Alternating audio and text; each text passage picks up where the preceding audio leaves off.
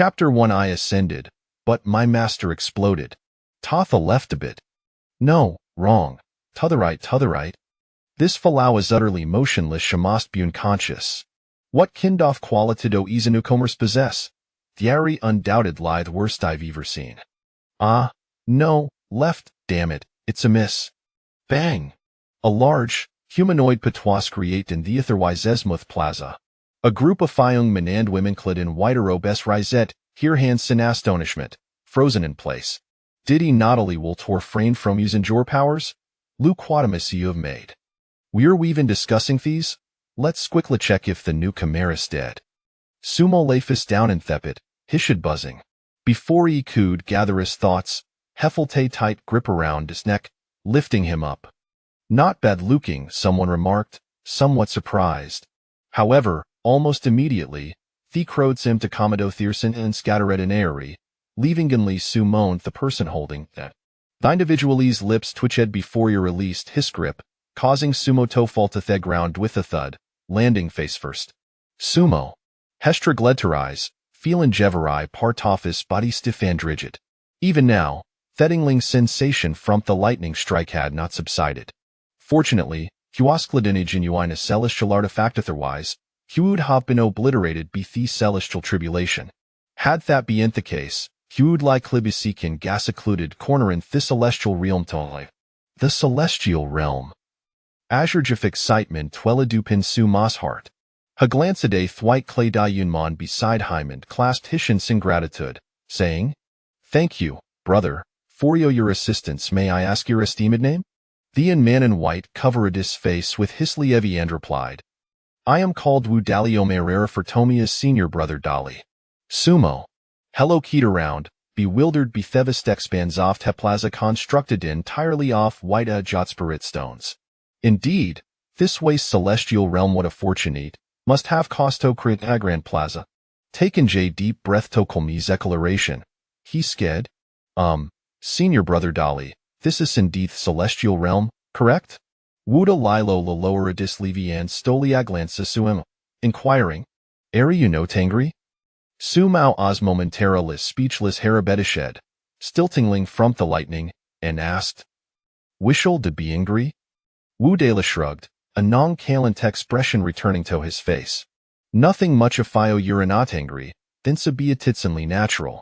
At that moment, Sumozen said that Wu Dela was rather enigmatic now, wonder he weighs in ascended celestial being ease words swear layered with meaning. Little did heck know, Wu Dala was genuinely revved. Thisna cummer saw no thing. That was fortunate. If I had seen him fail to catch Heim using gonlie their eyesight, I twould have revealed Thyron ability to steer powers. Thus, Nun would learn about Thyr wagerin whether they could catch a fooling person. But speaking of which, that group of scoundrels full after losing Thirbit. Each onoft hemitter lie shameless. Observing Sumo's blend off confusion and excitement, Wu Dela cleared his throat and said, Junior brother. Oh, I forgot to mention, this is indeed celestial realm. Belauer 3,600 Maher worlds, along with 100,000 minor worlds solwoi kive immortality and hiri. Oh, and it's not just those who ho become immortals. Those who ha transform in totemon sorbis, ornithingles, Ariel sa brought hair to make up the numbers. Mistin tilo arielms refertizes celestial realm, but what referred o calith supreme realm. Wu Dala patted Sumunt the shoulder, asking, And you, what is your name? Sumo prompt lyre plead. Just call Mo, senior brother. Heku'd feel the terrifying power radiating from Wu Dalia twasser tainly no list han he sown. Although Hahadon lie ascended after surviving, the tribulation it, the ninth level of celestial beings, this was the true celestial realm. The ninth level of celestial beings, washardly noteworthy here. Thus, before undergoing the tribulation and ascending, Sumo had resolved to abandon his post habit santo primordialo profili exist in saint celestial realm. Wu Dali, observing Sumo's humble demeanor, felt a surge of goodwill, primera lijuito high son vanity bay great lie satisfied. With a cheerful tone, he said, Sumo, in your supreme realm, there are division soft power the placey, kama for misconsider your world, known as Biming Major World, Sumo interjected. Wu Dala nodded. A highs, Biming major world is indeed the territory of for floating cloud sect, so naturally, you have bekomi disciplio for sexuponer ascension. Alt hagaur floating cloud sect this many members, we advocate for the principleoful methods follow fate, allowing for self-cultivation. Thus, allure disciples in lahavion nominel master the secta eater, immortal master floating cloud. According to customs, evrinoli ascended sur ipel must first pay respects to their master. Come, senior brother will take ye out a meath master. Sumaus overjoyed, hishi art fled with anticipation. A sect presidido verbi an immortal master. Without delving into theorems of humanity. In the realm of immortality, there are thelavail sophim and immortal, earth immortal, and heaven immortal, followed by mysterious immortal, golden immortal, thin immortal monarch, and finally, immortal master. The Siri undoubted lithe pinnaclefigure soft tea cultivation world. Aside from thelof the immortal emperors, there is no nimmer formidable than an immortal master. Most importantly, this sect, from what together, is free spirit and unrestrained. Top remote path of survival, a goal worth aspiring to. Su mosolently clenched his fists. Header Ned to Wu Dali, saying, "Thank you for your guidance, senior brother." Wu Dali smiled. Not at all. Just a schwas about to lead Sumo toward the teleportation area at the center of the plaza. The ground suddenly trembled. From afar, an overwhelming pressure swept toward them. With a thunderous roar, both Wudalians madrepetithirknes, unable to rise. Sumo managed to lift the shed, catching sight of numerous figures in white flying overhead. Each were recalm expression, some even laughing and chatting. Yet their postures were bizarre, as if they were not flying but rather swept away by a distant. So composed now under the air celestial beings, it seems to me cultivation is still far from adequate timest practice intelligently. Sumat Hotto himself. The pressure came swiftly and dissipated quickly. Once health await, Suma gradually stood up, brushing off his clothes. Glancing at Wu Dali, how is Salsa rising? Sumo curiously asked. Senior brother Dali, what was that just now? Wu Dali sighed. Nothing much will it is said toiden time. Sumo full tacit in solemnity. It seemed to beatis sit secretoft celestial realm. The level oft hat pressureu is clearly beyond discapacity it waswise not ost to many questions santo tread carefully. Then, senior brother, lead a shastan meath master. Nani to rush after 49 days, I will take you to meath master. Ah, why not no? Sumo was quite puzzled. Wu Dala looked at them with a strange expression. You didn't just feel it? The master self exploded. Sumo? Chapter 2 Suimo is this how they do things in Thupper realm? Sumo is utterly baffled. Such a grand immortal master, and Heself exploded without Tevin meeting him? The crucial question was, Senior brother, how can you speak of such a terrifying matter so calmly? Seeing the expression in Suma's face, Wu Dali understood his thoughts. Junior brother, in this supreme realm, one must at a variacto Evanson must maintain demeanor of composure. With his hands clasped behind his back, he spoke with the air of an experienced individual. Sumo found the reasoning behind this brother's word subtly nonsensical. He still could not accept the fact that his master had perished before a thigh of inmate. Junior brother, the master Hasmer livid long enough, told Syrian experience he mentioned that after 49 days, we can visit the Mayunid Oriental. Wudalai link thy explanation east, Sumo's anxiety Heffel tama kof admiration and longing. So, it is the master's method dak heaving mastery in 49 days? Wu daily shukashed.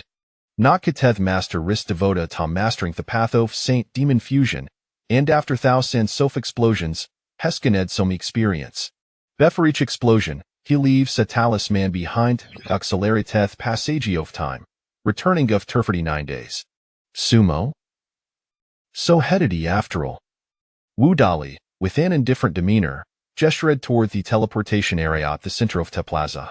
Let's not concern ourselves with these trivial matters for now. We'll first take ye out at the sectozita line, and then you canvasseth newcomer center to learn about the rules and precautions of supreme realm. Sumanode, realizing jit would but best tor shape high's worldview as possible. Suth I swasmeral yamanorisu. In fellow arioms, I famister exploded. theme tai resect would collapse. Indeed, the celestial beings soft realm, have livid so long that their main and phased biverithing. He must cultivate more diligently otherwise, that path of survival might be hard told. Wu dallied sumo toward the teleportation array, speaking gas the wakta, junior brother, do not be deceived be thevisness of the square, which seems to necessitate this of a teleportation area to depart the cis not more extravagance, but truth are all considered measure. West stand before a multitude of foveredos in grand world sand countless smaller once you cannot predict what manner of being may ascend next. Back in the day, winter elder Jai ascended, Thessinu was overwhelming thought in 20 new disciples were crushed on the spot, marking themis tragus vinto fascensions in 100,000 years. In response, our revered master expanded the square, fearing a recurrency of such calamity, lest the disciples find themselves with Norfiage. Sumanode, pondering the boundless wonder soft world. Heathen hard Wu Dala continue. In truth, well it returned the situation to our advantage while it Hesquare may be trap, we can always seek refuge beyond its boundaries. The second elder conducted an investigation and discovered that our master, in name for to conceal a shorted wheel from our master's wife, had crammed an abundancy of spirit stone sand treasures beneath the square. To prevent the spatial fluctuation soft t concealment array from being too conspicuous, the square was constructed ob immensely vast, to the point where noon current knows which brick conceals our master shidden riches. Evener master himself remains oblivious. In that instant, Sumao was overwhelmed with incredulity, uncertain whether to voice his thoughts. Heffelten overwhelming sense of despair regarding his future. Is the red truly hope for the sect? As that will proched heed of t teleportation array, Wu Dala glanced back at Su Mo, whose face Su set ched with solemnity, and said, Junior brother, the Sirmer Licorious stale Zide not shareth him with Justanion. You must not let these information slip beyond your circle. Shooter master catch when dofit, Would sure live face direct consequences. I, Wu Dali, have toiled hard to reach this point within the sect Tycan Italo Yorla slips to bring calamitayo. Even if the information were to spread, I would enemy involvement. Suma's lips twitted noted. Rest assured, senior brother, my lips are resealed. He musetto himself, woe among us without a bitoff scanless history? Rumor synth the martial world dario fanun reliable perhap, sour master reason deed quit pindable. Owel, with a master whose ascension started with such chaos, hakud possibly trust in his reliability? Suddenly, Sumor Khaled Samething, hurriedly inquired. Senior brother, Ijis Salman is near brother Sans sisters flying gover heterethi alright? Woodalus expression turned cold dash scoffed. Consider a tal eso for them theory unharmed. Merely blown away 4,000 soft miles our master has mastered the control effects, explosive a forcite will not be endured. Sumo. Wu Dala waved his hand dismissively. In 10 days to half a month, they will all return on thy ronits notas that they cannot find their way back, sawa that concern? With that, has stepped in toth the teleportation. Follow closely. Sumo quickly complete. Before Iku Devon appreciateth the intricacy of soft, he teleportation era, the scenery before him hadal reality transformed. Amidst him mountain sand forests, building of various shape has student harmonious disarray. Themalotikerping goth bird sand thefragrant blossoms filled the air, shrouded in mistaverita obliteratus. The zist the periphery of forsect. Wu Dalar marked, pointing toes lightly elevated Palaciado Pay Mountain. Verily is thul commangaria. What the newcomers specifically need to do, you may inquire the re. Or selfie have completed me task, and we shall part way share. Suma hastily clasped his shins in gratitude. Thank you, senior brother my to trouble you for our contact information. I am sure he will need to consult the future. Wu Dala waved his hand nonchalantly. In the realm of cultivation, Ida Sale bout fatellets forgo the contact details if atilos, we shall meet again. Senior Chin, what brings ye aware? Aren't he wattending to the newcomers? This is indeed a newcomer. A melodious femala voice rang out. Both Su moaned Wu Dala frazine place. Su ma blinked at Wu Dali. Chin, can senior brother? Wu Dala turned around, his voice flat. That was not directed at him. Senior Chin yo. Why are you ignoring? Ayun Gladian Whitey proched gracefully. Wu Dale acknowledged her with an O, then waved a hand, calling out loudly. Junior brother, Until we meet again. With acing step, he vanished amidst swirling clouds, disappearing from Suma's sight in an instant. He moved with astonishing speed. Suma was momentarily taken aback, unsure of what expression to ear. Event the name was fabricated. What was the point of this? Why's Senior Kinraning away so quickly? The Ingladian white stood beside Suemo, looking perplexed. Sumad Hado himself, I haven't either. I currently know nothing. If I hadn't called out this name, wouldn't think no wath is real mice. What's have I committed? Is it because a tribulation is not yet complete the tupin arriving in Thysaper realm, I am met with such a comical situation? This junior brother, I am Yu Xiao, ascended from the 100 spirit small world 6,000 year sigamine, query our name? The girl, Yu Xiao. With a charming smile, she gazed at Sumo and inquired, is Su Mo your true name? Or Morelli an alias, senior sister? Yu Xiao? Chapter 3. My senior brother suffers from obsessive-compulsive disorder and cannot tolerate disorder. Listening to Suemo elucidate the circumstances, Yu Xiao rolled her eyes and remarked, no need to speculate. It must be that scoundrel who made a bet and has indeed led you astray. Suemo hesitated slightly, given his demeanor. It seems he has indeed duped me in some manner. But how could one infer that he was betting? Yu Xiao let out a gentle sigh, placing her hand on Sumo's shoulder. Junior brother, the unparalleled realm is not an easy place to navigate. You will come to understand this in due course. Suemo nodded in agreement, reflecting on how their master had erupted in fury upon arrival, how his senior brother's name was fictitious, and how the hearts of those in the unparalleled realm were shrouded in darkness. With this thought, Sumo's gaze towards Yu Xiao turned somewhat skeptical. Why Yu Xiao, undeterred by his scrutiny, pointed towards the welcoming area atop the distant mountain. Now that master has self-destructed, you must first report to the welcoming area and settle in. Other matters shall be arranged once master revives. Yu Xiao's remarks contained numerous points of contention, leaving Suemo at a loss for words. So he merely nodded in agreement. I forgot to ask you, did senior brother Qin Yong just refer to himself as Wu Dali? Yu Xiao suddenly inquired. Suemo was taken aback. Yes. Yu Xiao's expression shifted to one of peculiarity. I see. Do not mention this to anyone else. Suemo fell silent, recalling that someone had previously made a similar request.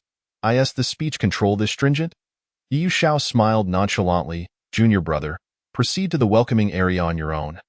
I have other matters to attend to, rest assured. The brothers in our sect are quite amiable. There will be no issues. Suemo clasped his hands in respect towards Yu Xiao. Then I shall not disturb you. Senior sister, safe travels. As for the amiability of others, Suemo had not a shred of faith in it. Watching Yu Xiao depart, Suemo straightened his attire and ascended the mountain. Along the way, he encountered no one. Observing the diverse structures lining the path, Sumo's understanding of the floating cloud sect deepened further. With an air of unrestrained exuberance, he arrived at the welcoming area and halted to gaze upward. Here, he finally perceived the grandeur befitting a celestial sect, elegantly styled, with roofs adorned in golden glazed tiles that shimmered brilliantly under the sun. The walls were embellished with intricate carvings of mythical beasts. And even with Sumo's experience, he could not identify them all. At the entrance stood two youthful disciples. Halt! Who are you, and why have you never been seen within the sect? One of them inquired. Suemo, responding honestly, said, Senior brother, I have just ascended and was directed here by the seniors I encountered. The two disciples exchanged glances, and the first one asked, which fellow disciple escorted you to the upper realm? Suemo pondered for a moment, recalling that the senior brother was named Qin Yong. Surely, he could not report Wu Dali's name. It was senior brother Qin Yong, he replied truthfully. The youth's expression shifted abruptly. But before he could speak, the other young man restrained him. No, do not take offense with him. The new junior brother must not be frightened. He then turned to Suemo with a smile. I am Lin Lei, and this is Lin Fong. We ascended 800 years prior. You may address us as senior brothers. Suemo promptly responded. I am Suemo. Greetings to both senior brothers. Lin Lei poked Lin Fong playfully. What relevance do your grievances with the surname Qin hold for our junior brother? Be magnanimous. Lin Fong, albeit reluctantly, clasped his hands towards Suemo. "Greetings, junior brother." Lin Lei, with a smile, said, "Junior brother, follow me. We shall first register you in the sect, and afterward, when Master revives, he will assign you tasks." Suemo expressed his gratitude repeatedly as he followed Lin Lei into the welcoming area, with Lin Fong trailing behind. Lin Lei rummaged through a row of cabinets, explaining as he searched, "Junior brother, be patient. It has been many years since we last saw a disciple ascend, so we lack experienced personnel for this task. Let me see where the registration book might be." "Ah, junior brother, do not be anxious," Suemo nodded, standing quietly to the side. "Junior brother, do not rush. I will search diligently. Please, be patient." Lin Lei coughed. "I wonder where the last batch's senior brothers placed the book. They truly lack attention to detail. Who the hell misplaced it? Where could it possibly be?" Suemo observed Lin Fong's expression, which remained unfazed, and noted, "You will soon grow accustomed to it." Suddenly, Suemo felt overwhelmed by the multitude of things he would have to adjust to. He quietly inquired, "Senior brother, is Lin Lei always this irritable?"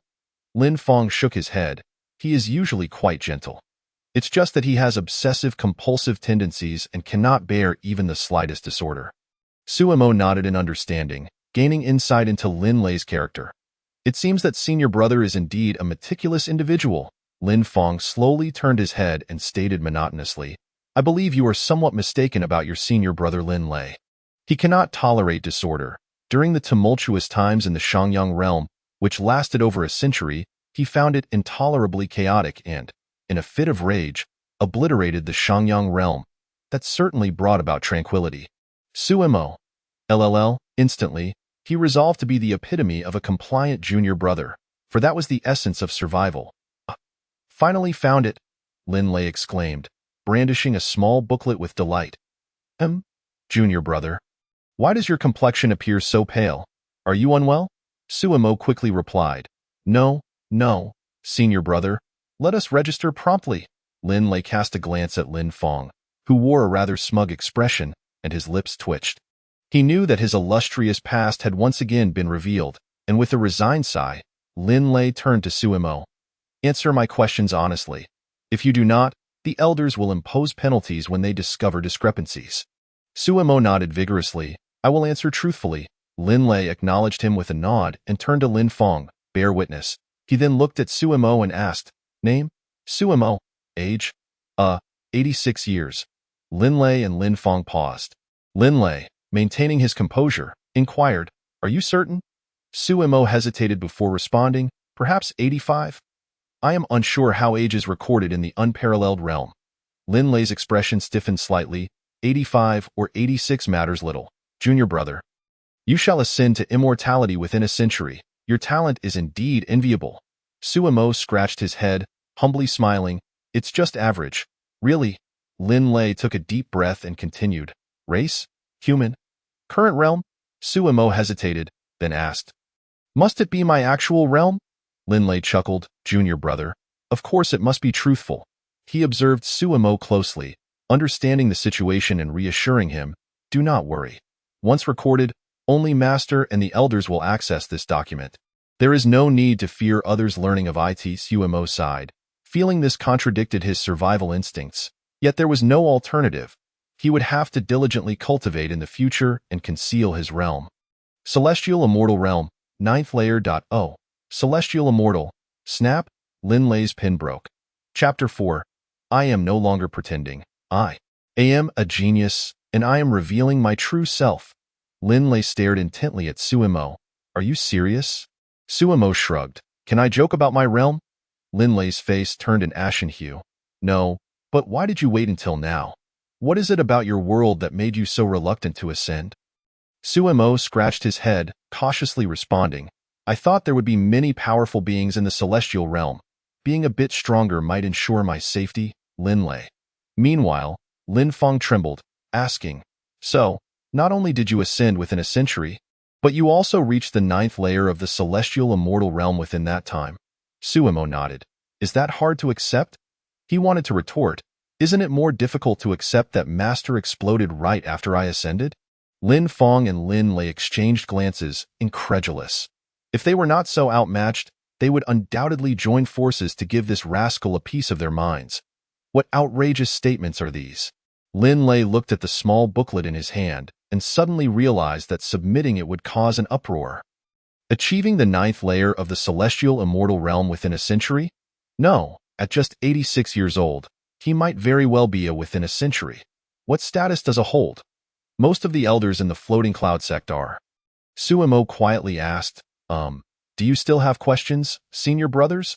Lin Lei clenched his fists. Yes, of course, we must ask. My resolve is steadfast.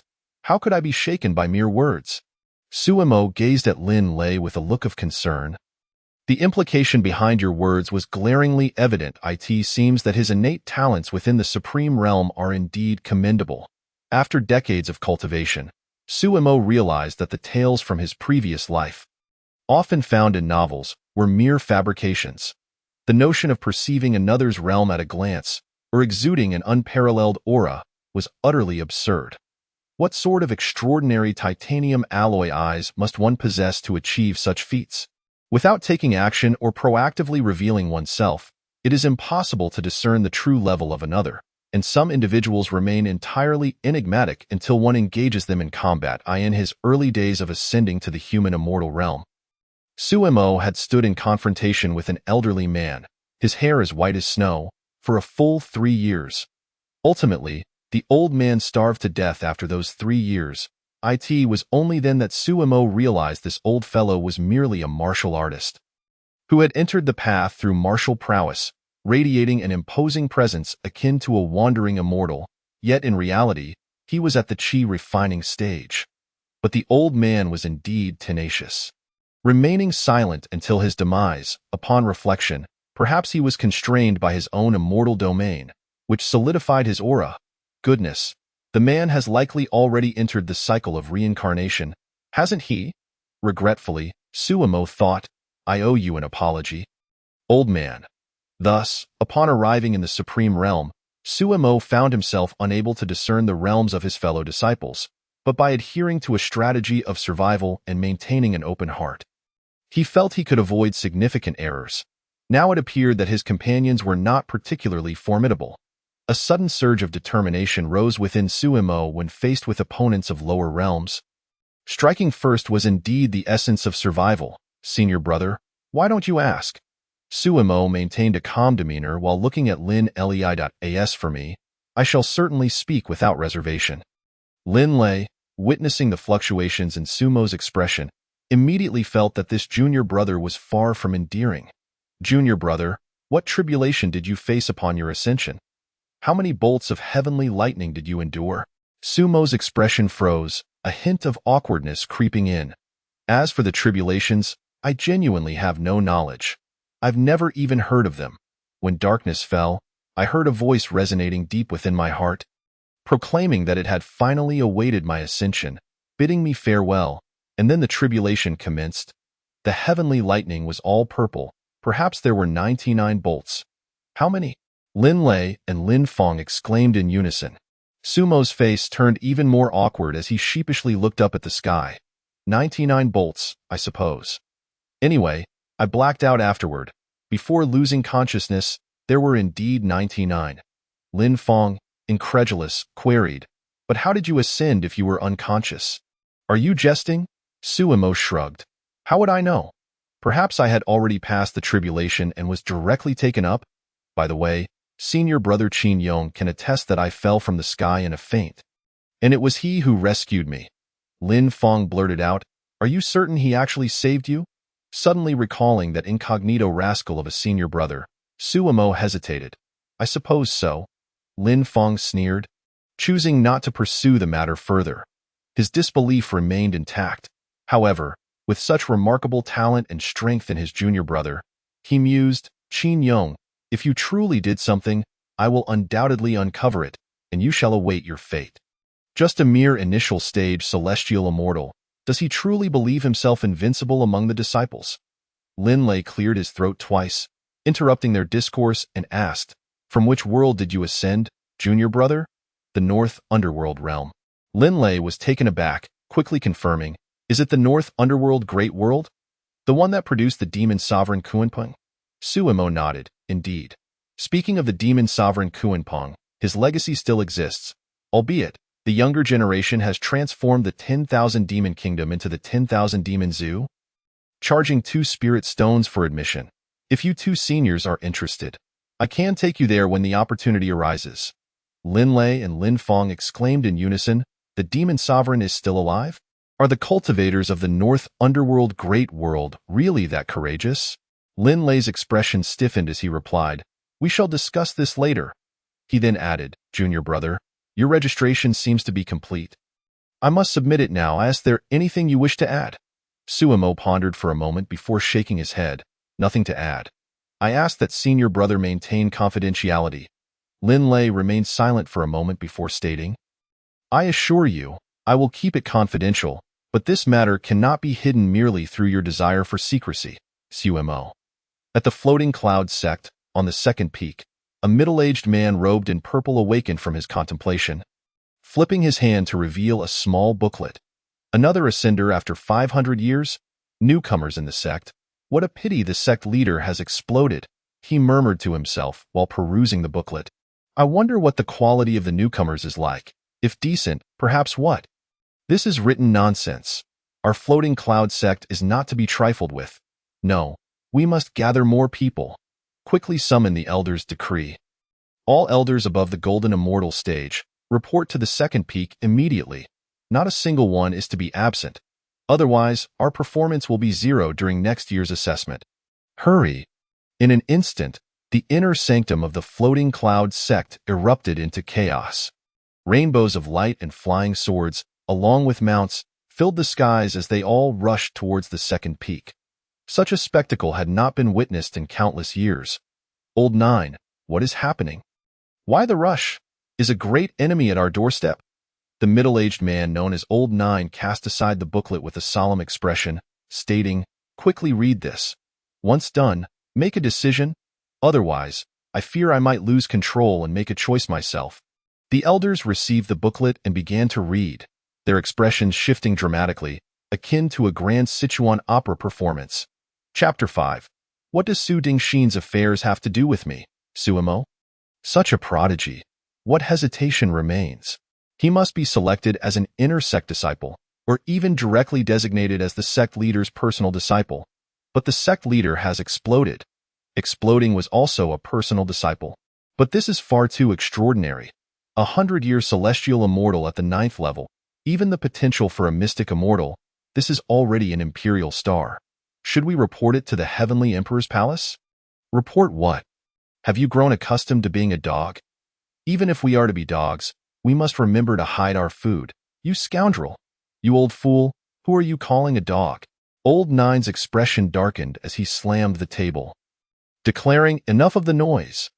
There are merely 2 ways to handle this matter. Point 1 is to report to the Heavenly Emperor's palace, and naturally, an imperial lineage will come forth to take him away.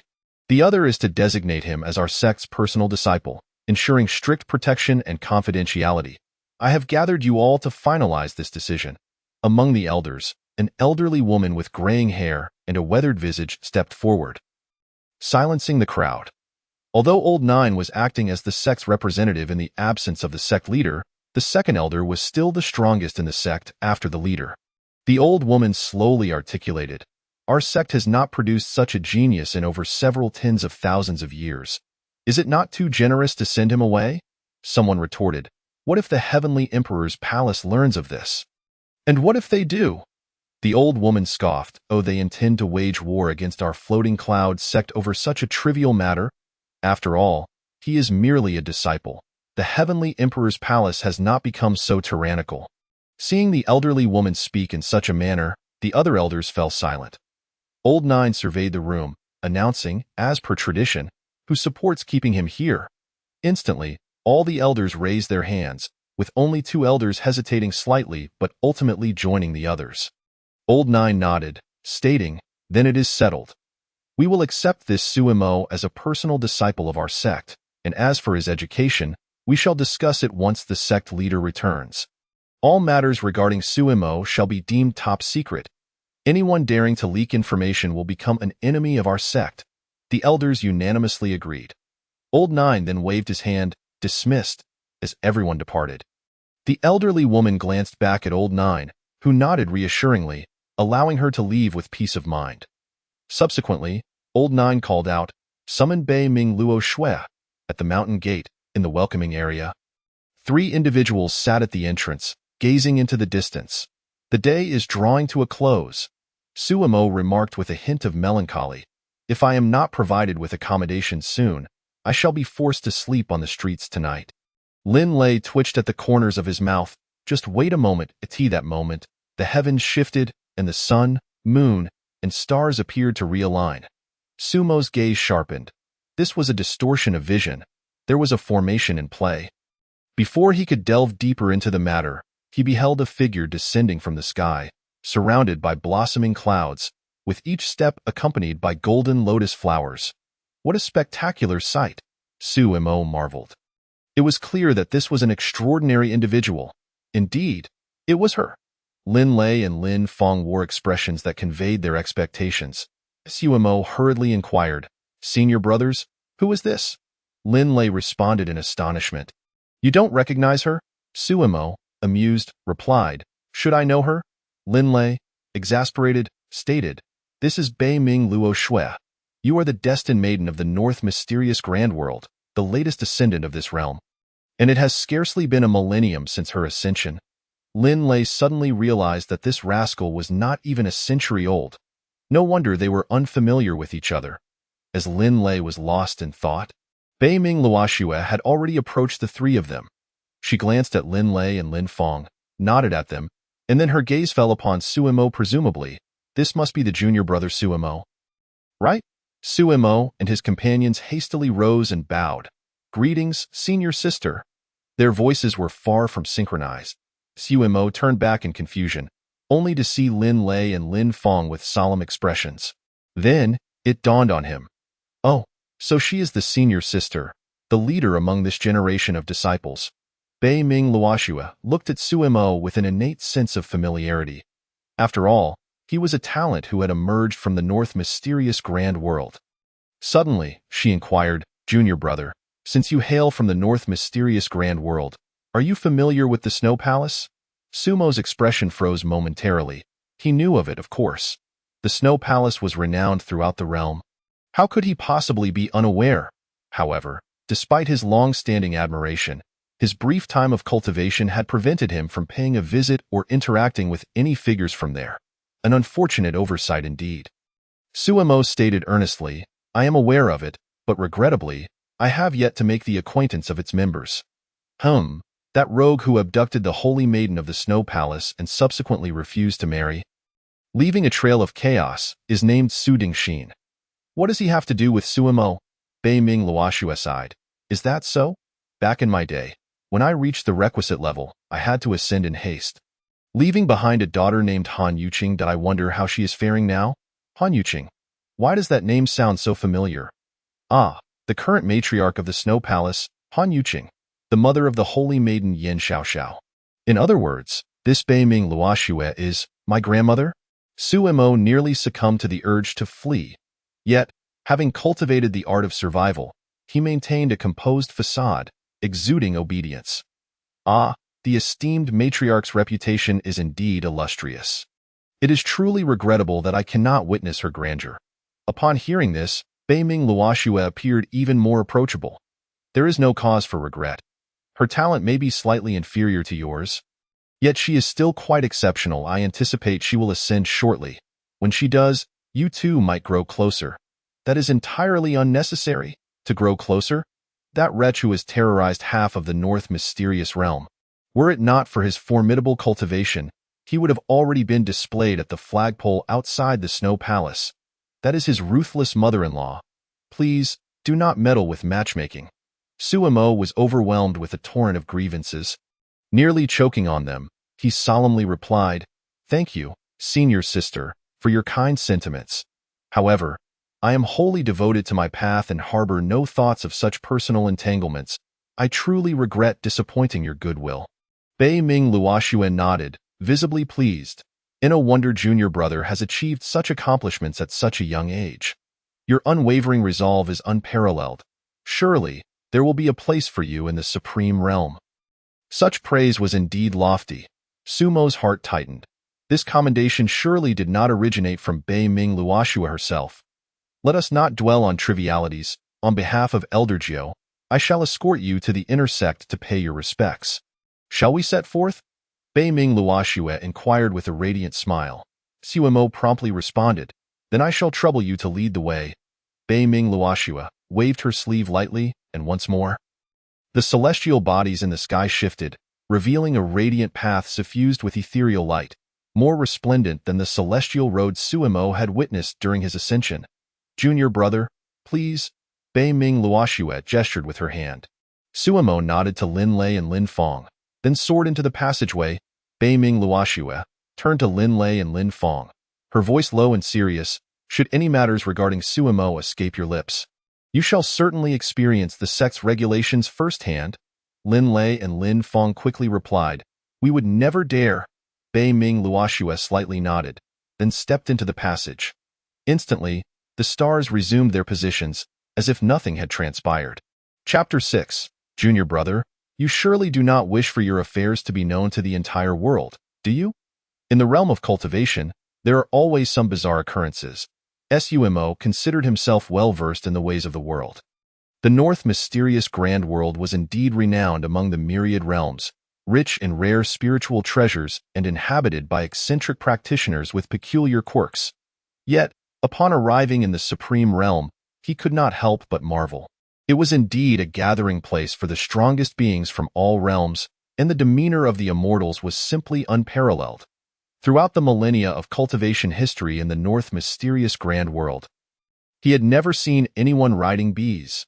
Indeed, Sumo gazed at the buzzing bee beneath him, pondering how this spiritual beast bore a weight of existence far beyond its intended purpose.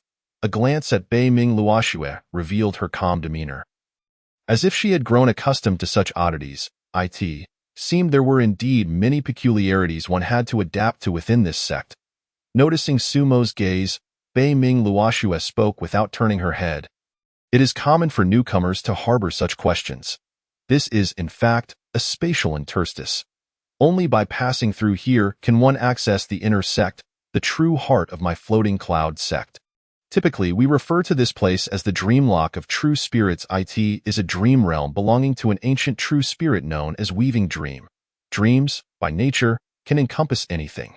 Riding a bee is not particularly strange. Previously, a disciple entered the inner sect and found himself dreaming of durians. Was he not riding something as well? Sumo promptly averted his gaze, sitting upright. Bees are quite fine, indeed. However, the true spirit weaving dream. He had heard legends of ancient true spirits and never expected one to exist within the sect. Such beings were naturally birthed from the essence of the world, predating all races, each possessing extraordinarily unique abilities. Truly, the Floating Cloud sect deserved its title as an immortal sect. Sumo resolved not to form hasty judgments. What if the sect leader was unreliable? Life is filled with absurdities. All is merely fleeting clouds. Ah, did the Floating Cloud sect derive its name from this concept? Attention! We have arrived, Bei Ming Luoxue suddenly exclaimed. Before Sumo could process her words, the bee beneath him vanished, and he found himself plummeting towards the ground. Still maintaining a seated posture. Fortunately, they were all celestial beings. He quickly soared upward, standing alongside Bei Ming Luoxue in the clouds. Yet, the embarrassment lingered, Sumo awkwardly remarked. That was rather sudden. Bei Ming Luoxue nodded. It is common for new disciples to experience this. Upon exiting the dream realm, the things conjured by Weaving Dream naturally disappear. Sumo's lips twitched as he said, I understand the reasoning, but senior sister. What is that recording stone you are holding? Bei Ming Luoxue glanced at the stone in her hand, her expression suddenly peculiar. I'm used to it, my apologies. Ha, no worries, but senior sister, why not delete the image from the recording stone? That is indeed an option. Then please hurry. 10 spiritual stones, please.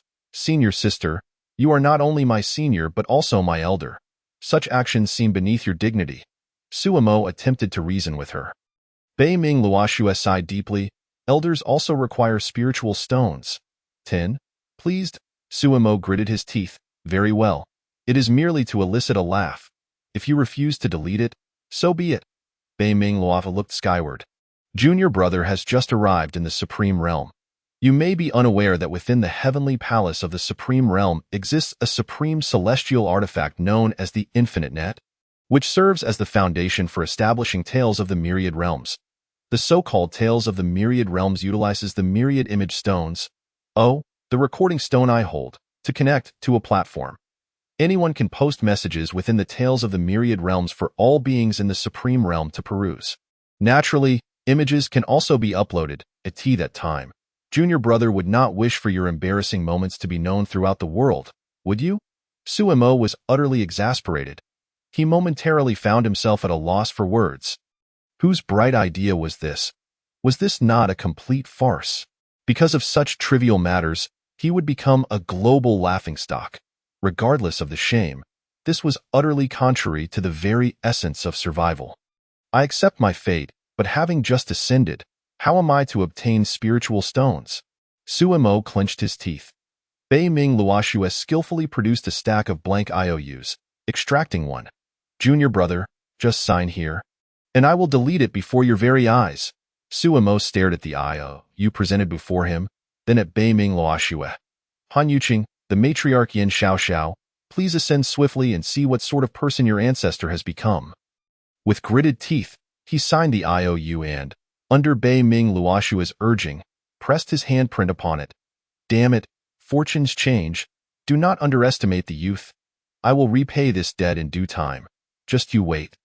Bei Ming Luoxue watched with a smile as Suemo completed the signing, then produced the Myriad Image Stone, twisting it a few times to reveal Sumo's earlier embarrassing visage. Behold, I have deleted it. Bei Ming Luoxue performed a series of actions, eliminating the image, her smile gentle. Senior sister always keeps her promises. Let us not tarry. Elder Gio is likely growing impatient. Sumo was utterly frantic. I have long wished to depart. You are the one who caught me and plundered my spiritual stones. Bei Ming Luoxue set off first, with Suemo closely following behind, her heart brimming with indignation, rendering her unable to appreciate the scenery of the inner sect. The entire sect seemed to be filled with incompetence. The two made their way to the second peak, where the middle-aged ninth elder in a purple robe had been waiting in the hall for quite some time. Greetings, ninth elder. Suemo brings you news. Luoxue bids farewell, Suemo announced, as Bei Ming Luoxue bowed to the ninth elder and turned to leave. The corners of the ninth elder's mouth twitched as he cast a peculiar glance at Suemo. With utmost respect, Suemo saluted, Greetings, ninth elder. After a moment of silence, the ninth elder inquired, How much did you lose? 10 spirit stones. Oh, that's not too much. Both fell into silence.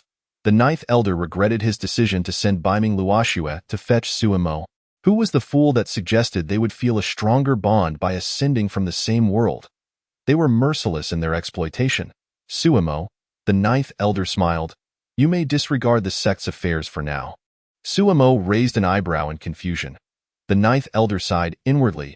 He had intended to ask Suemo about her impressions of the sect, but upon reflection, he thought better than to coax the child into deception. You were meant to be personally arranged by the sect master, but since the sect master is currently absent, I have taken the liberty of assigning you some tasks. Typically, new disciples are required to serve in the Outer Affairs Hall. But you are different. To speak frankly, given your talents, you could be recommended to the Heavenly Emperor's Palace. What are your thoughts on this? Chapter 7. The trouble caused by the Wancher Stone. Upon hearing the ninth elder's question, Sumo's mind raced through countless possibilities. Was this a test? Would a single misstep prevent her from leaving the second peak today? With caution, Suemo asked, Elder, may I inquire what the Heavenly Emperor's Palace is? The ninth elder replied lightly, The Heavenly Emperor's Palace is a loosely organized assembly created by several celestial emperors who have too much time on their hands. It oversees numerous matters, boasts many masters, and also serves the purpose of cultivating talent. However, the conditions for entering the Heavenly Emperor's Palace are rather stringent. Individuals like yourself barely qualify and may not receive much preferential treatment. At that moment, Sumo's heart was as clear as day. The Heavenly Emperor's Palace must be a splendid place. Yet, she needed to ensure her own development. Just as in the beaming great world, she intended to cultivate quietly, ultimately astonishing everyone upon her emergence. However, if she went to the Heavenly Emperor's palace, she might not be able to maintain such a low profile. The larger the force, the more intense the competition. This principle was universally applicable indeed. Should I choose to remain within the sect? The ninth elder's eyes brightened, a smile gracing his features. If you stay within the sect, we will naturally devote ourselves to nurturing you. There will be no compulsory tasks, granting you the utmost freedom. We will strive to allocate resources in your favor. Moreover, you will receive personal guidance from the sect master.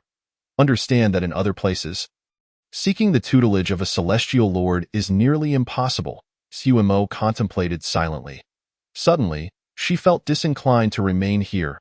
As for that master, it was better to let it be.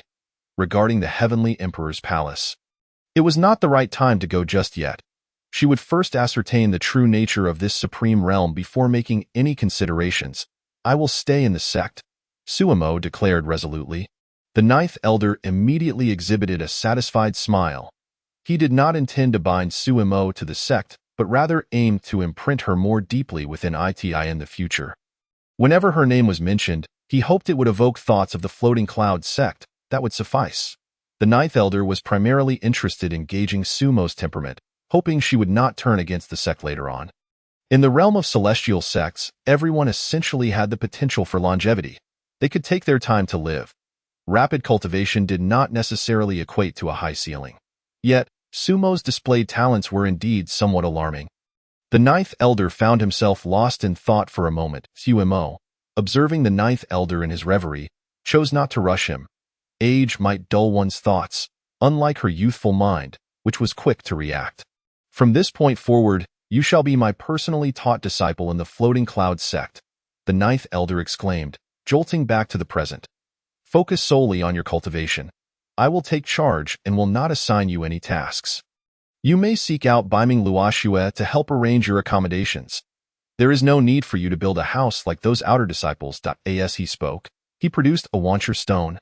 The moment Suemo laid eyes on the wancher stone, her expression changed. Was she about to be extorted? Had she done something wrong? The ninth elder, completely unaware of Sumo's inner turmoil, handed her the wancher stone and explained.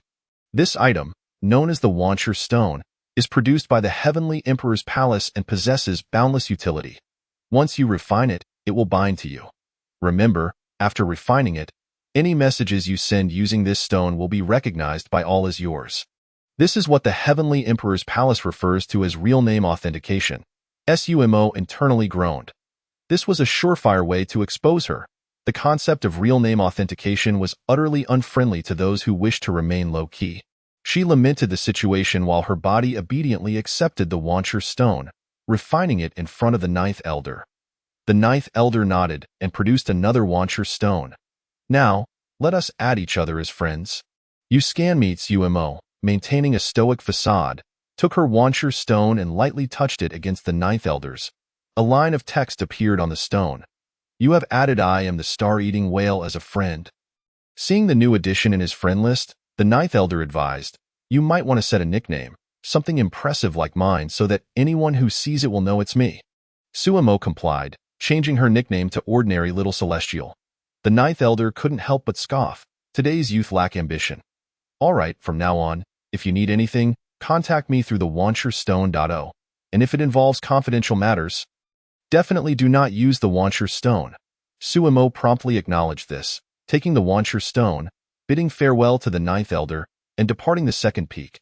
Then it struck her. Where on earth was she to find that incompetent Baiming Luoxue? She glanced at the wancher stone, noting I am the star-eating whale in her friend list, just as she was about to initiate a conversation when she noticed another feature. You can add nearby friends by shaking the stone. A fellow cultivator nearby is using this function. After a long moment of contemplation, Suemo picked up the wancher stone and shook it. With a series of clicks, the wancher stone chimed. Tomorrow's cultivation request to add you as a friend. Suemo effortlessly accepted the request.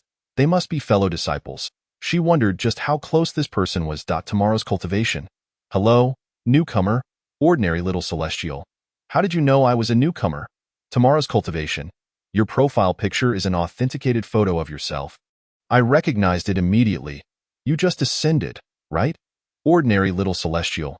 Brother, your eyes are sharp. Tomorrow's cultivation. Of course, but to be able to enter the inner sect right after joining is impressive. Your talent is astounding. Tomorrow's cultivation. Wait, you are Suimo, right? Ordinary little celestial. Huh, brother? You've heard of me? Tomorrow's cultivation.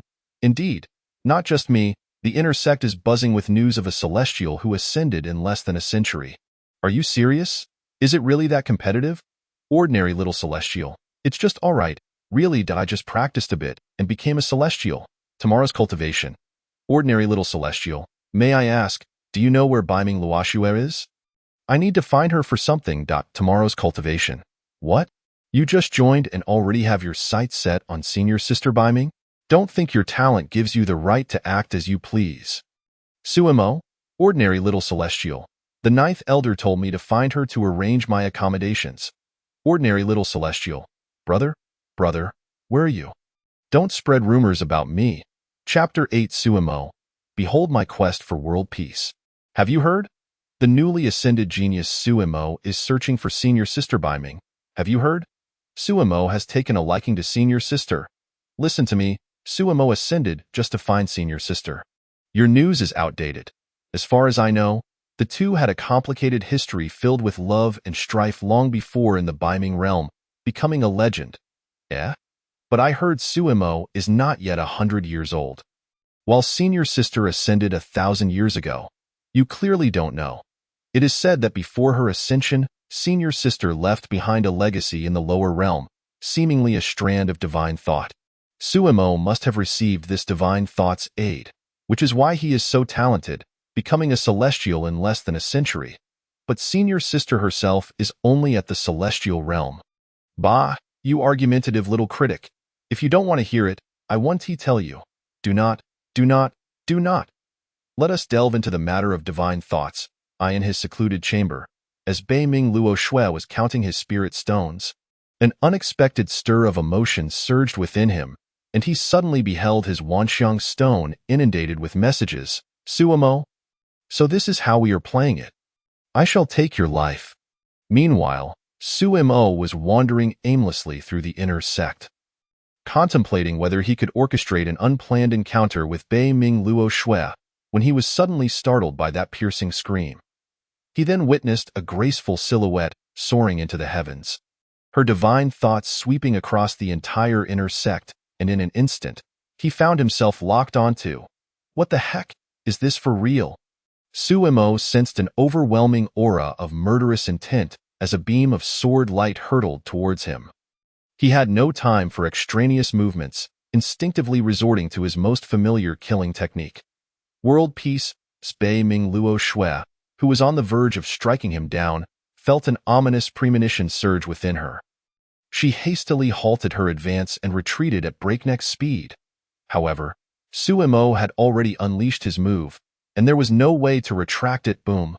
A gigantic mushroom cloud slowly ascended within the inner sanctum of the floating cloud sect. The onlookers, including the flora and fauna of the second peak and the ninth elder, who had just been savoring a roasted chicken, were all sent flying. Bewilderment, helplessness, and utter confusion reigned supreme. The entirety of the second peak was propelled into the air. The turmoil settled, the universe realigned.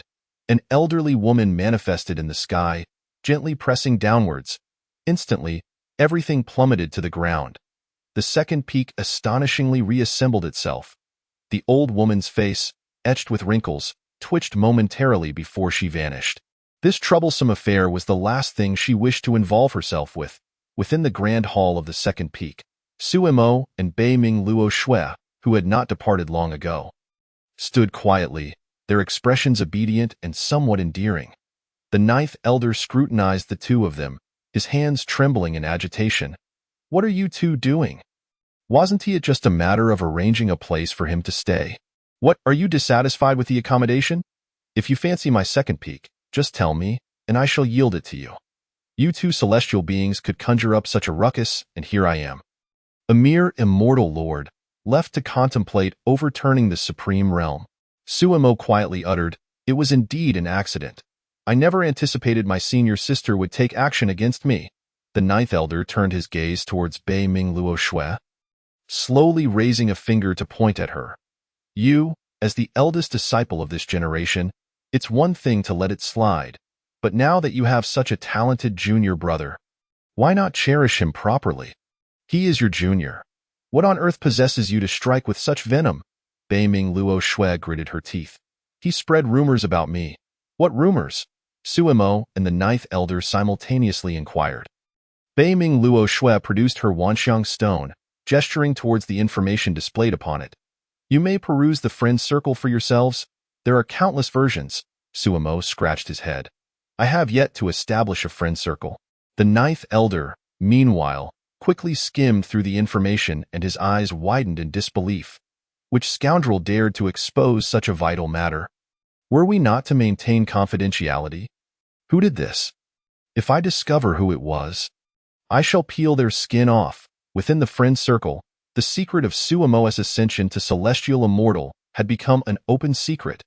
There were numerous versions detailing how Suimo achieved his elevation, with two-thirds implicating Bei Ming Luo Xue. In the wake of the ninth elder's fury, his gaze towards the two became tinged with suspicion. You two truly have no hidden agenda? Simultaneously, Suimo and Bei Ming Luo Shui exclaimed, absolutely not. The ninth elder waved his hand dismissively. Forget it, it's not important. You may leave. Fortunately, there was no substantial loss to the second peak. After the two departed, the ninth elder retrieved the shattered remains of the roasted chicken, tears welling in his eyes. A bunch of troublesome rascals. You are not at fault, but what sin did this chicken commit? Aside from being exceedingly beautiful, what fault could it possibly harbor? With a face full of indignation, Bei Ming Luo Shui glared at Suimo. It truly was not you, was it? Suimo swore to the heavens. Absolutely not. I am not that kind of person. He pondered for a moment and said, it must be that individual's doing. As he spoke, he produced his Wanxiang stone, indicating the message that stated he would practice again tomorrow, showing it to Bei Ming Luo Shui. A glint of cold light flashed in Bei Ming Luo Shui's eyes as she produced her own Wanxiang stone. Come. Let us first add each other as friends. Sumo's Wanxiang stone displayed. The invincible snow fairy request to add you as a friend. Sumo hurriedly accepted the request. Are you looking for a place to stay? Bei Ming Luo Shui inquired. Before Suimo could respond, she pointed towards a distant mountain peak. That area is sparsely populated, vast and undisturbed, with ample spiritual energy and ready-made dwellings. The previous owner ventured into a secret realm and subsequently reincarnated. Leaving it vacant, it is perfectly suitable for your residence. Sumo's lips twitched, and he nodded eagerly. Isn't it just a place to stay? Senior sister, you can arrange it as you see fit. He wore an expression of obedience. It was paramount not to provoke his senior sister's ire. Whether he could stand against her was secondary. Primarily, she was already on the verge of exploding with anger. He could not afford to let her wrath fall upon him. Suimo followed Bei Ming Luo Shui to the designated residence, and before he could settle in, she turned and departed, radiating an aura of murderous intent. Clearly, she had found her true target. Suimo swallowed hard, lowering the hand he had just raised. Well, now that we are friends, if anything arises, I can just inquire through the Wanxiang stone. Surveying his living environment, it was indeed as Bei Ming Luo Shui had described. The population was exceedingly sparse. As far as the eye could see, he was likely the only resident on this mountain. It was an excellent place to cultivate a hermit's way of life. However, he couldn't shake the feeling that something was amiss. While he contemplated how to enhance his humble abode, an unexpected chill enveloped him. It was snowing. Suddenly, the entire inner sect was blanketed in snow. Suimo's expression turned peculiar. Indeed, it would be wise not to provoke an angry woman, especially if that woman happened to be a celestial being. Chapter 9. The exposure of the Ascension video? Suimo unexpectedly becomes a sensation. So, it was a clandestine affair, was it? A secret blossoming, was it? You've had a leg up all along, haven't you? With a single phrase, a single blow, the entire inner sect fell into a profound silence. No one daring to lift their heads. Even the elders had retreated to their chambers early, shutting their doors and windows. Old age brings the need for more sleep. Whatever transpires outside, I know not. I dare not, senior sister, I shall never dare again. The youth, who had been battered into a pig's head, spoke with a slurred tongue. Bei Ming Luo Shui seized the youth by his collar, producing a blank sheet of paper. Sign here. You are certainly liable for the emotional damages.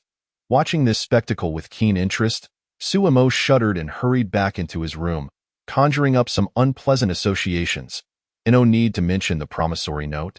The tumult outside gradually subsided, and Suemo began to familiarize himself with the Wanxiang stone. It appeared that the individuals he might recognize were all disciples of the Floating Cloud sect. Presumably senior brothers and sisters, he should add them first. He wondered what the Wanxiang numbers for Lin Lei and Lin Fong were. This one is. Suemo caught sight of a nickname in the list of potential acquaintances. Iron-willed Wu Dali. Oh my! It seems I have indeed found my target. Suemo contemplated for a moment, but ultimately refrained from directly adding him as a friend. After all, that senior brother Qin Yong seemed to have done nothing to him.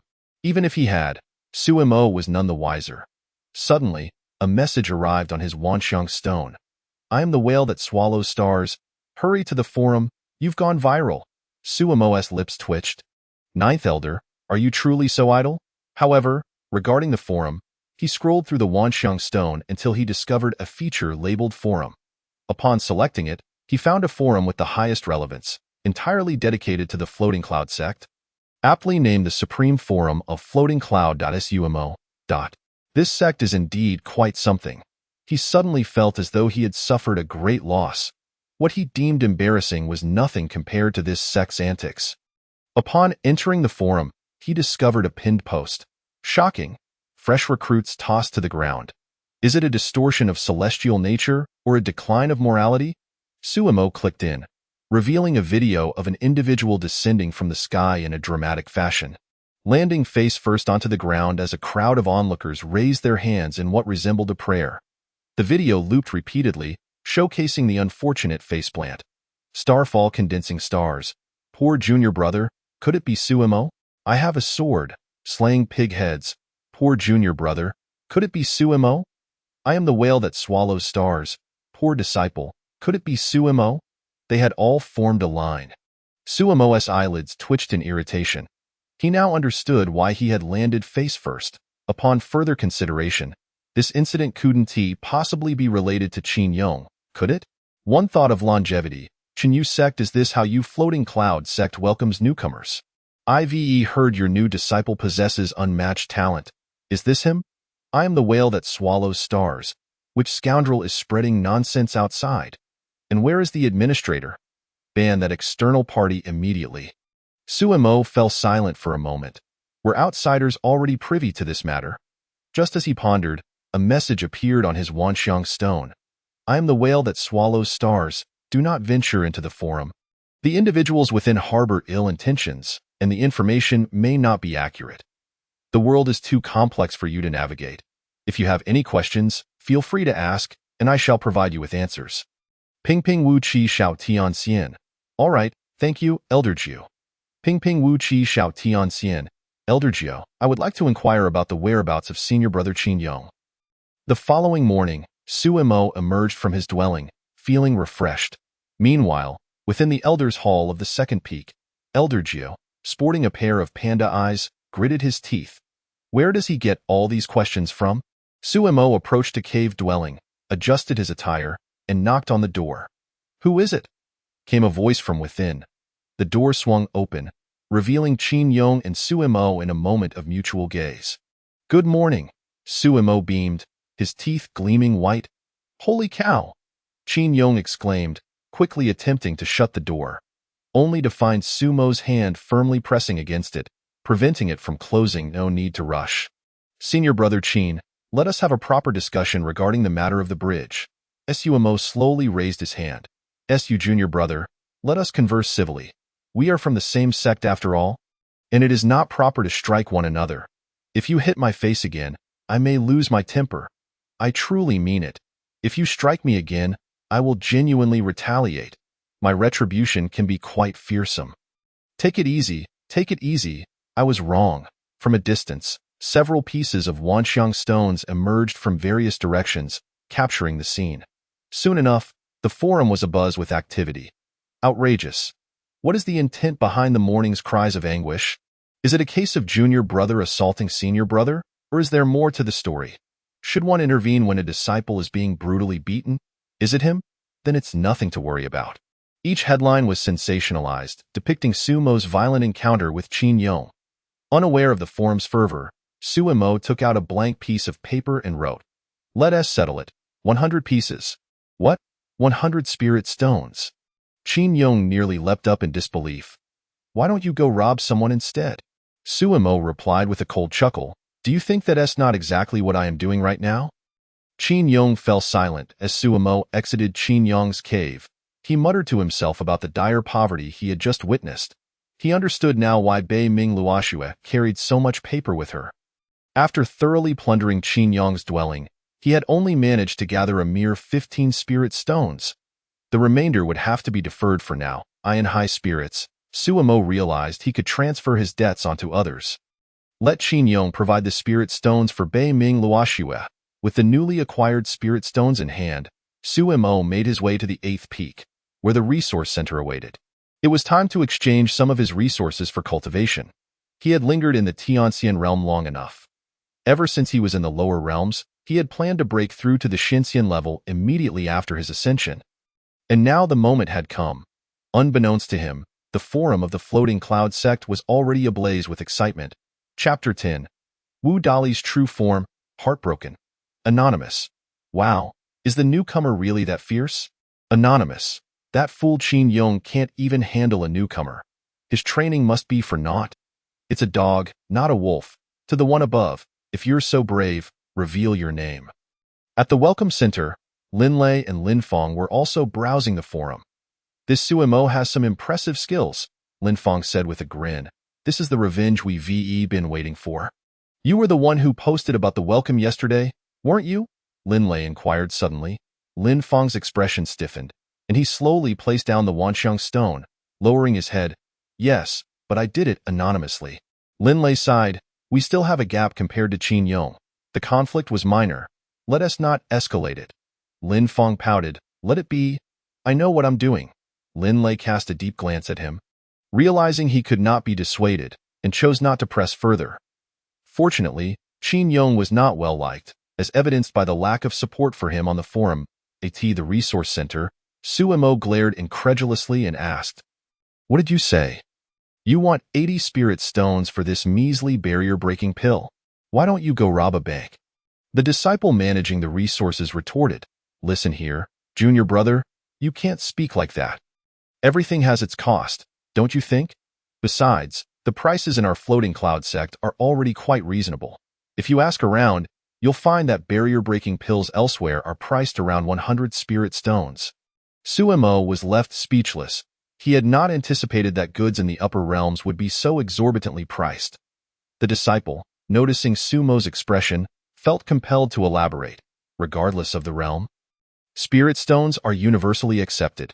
However, the consumption of spirit stones is certainly greater in the upper realms, and rare materials are also in high demand. Though they are plentiful, most are concentrated among the top cultivators. As ordinary cultivators, we cannot afford to spend recklessly, and since spirit stones from the lower realms cannot be brought up here, newcomers like you must save up first. Sumo felt a surge of goodwill upon hearing such a detailed explanation. Let us be friends, senior brother. I'll come find you once I've saved enough money. He pulled out a Wangxiang stone. The disciple smiled. Sure, it's a fortunate event to befriend a talented junior brother like you. My name is Wu Dali. Feel free to call me Brother Dali. Sumo's expression stiffened. Is it that you all are so fond of the name Wu Dali? He glanced at the Wanxiang stone. You have added the steadfast Wu Dali as a friend. This was indeed the true form. Sumo had a rather peculiar expression. You must have heard of my name, junior brother, Wu Dali suddenly said. Sumo was taken aback. Without waiting for a response, Wu Dali continued. I know Qin Yong has been pretending to be me, but it's all right. I'm quite magnanimous. From now on, I will deduct 1 spirit stone from his monthly stipend. It is not much for him. Sumo was drenched in cold sweat. This senior brother was not to be trifled with. I hold you in great esteem. Suemo quickly clarified his stance. No worries. I did watch the footage of you beating up Qin Yong, and you did splendidly. Wu Dali patted Suemo on the shoulder. He suddenly asked, has your identity been confirmed yet? What is your monthly stipend? Suemo was momentarily taken aback. It seemed he had yet to inquire about that. Wu Dali's face broke into a smile. Perfect. I oversee these matters. Let me check for you, as he spoke. He opened the roster, which was updated daily and sent from the second peak to as a new disciple. Suemo should be listed at the end of the roster. Typically, new disciples receive around 20 spirit stones per month. However, for a prodigy like Suemo, it should be slightly more, around 70 to 80.1 thousand spirit stones. Is this even feasible?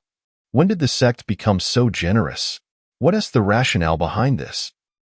Suemo cautiously retreated several steps. Brother Dali's eyes turned red. Brother? Suemo tentatively called out.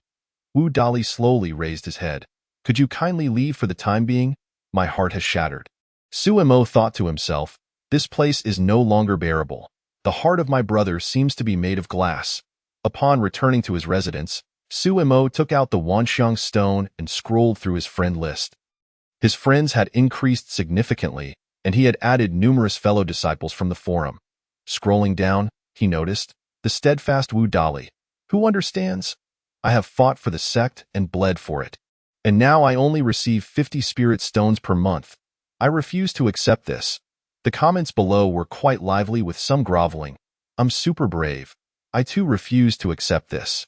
Brother Dali deserves a raise, brother. Can we negotiate my monthly stipend? Others were merely spectators. What has triggered this outburst from brother? Let us take a wild guess. Could it be that Suemo's stipend is too high? Suemo's lips twitched. Good job. I have remembered you. You keep riling me up. Just wait. Following that, numerous fellow disciples debated what would be a reasonable monthly stipend. Suemo lost interest in continuing to read. After all, no matter how they discussed it, none could surpass his own. Thus, he decided to lay low and await the distribution of his stipend. It was unfortunate that he had just entertained the notion of accepting tasks from the Outer Affairs Office. Recently, his prominence had been somewhat overwhelming, which was contrary to his desire for discretion. Best to hide for a while. Yet, it wasn't long before someone added him as a friend.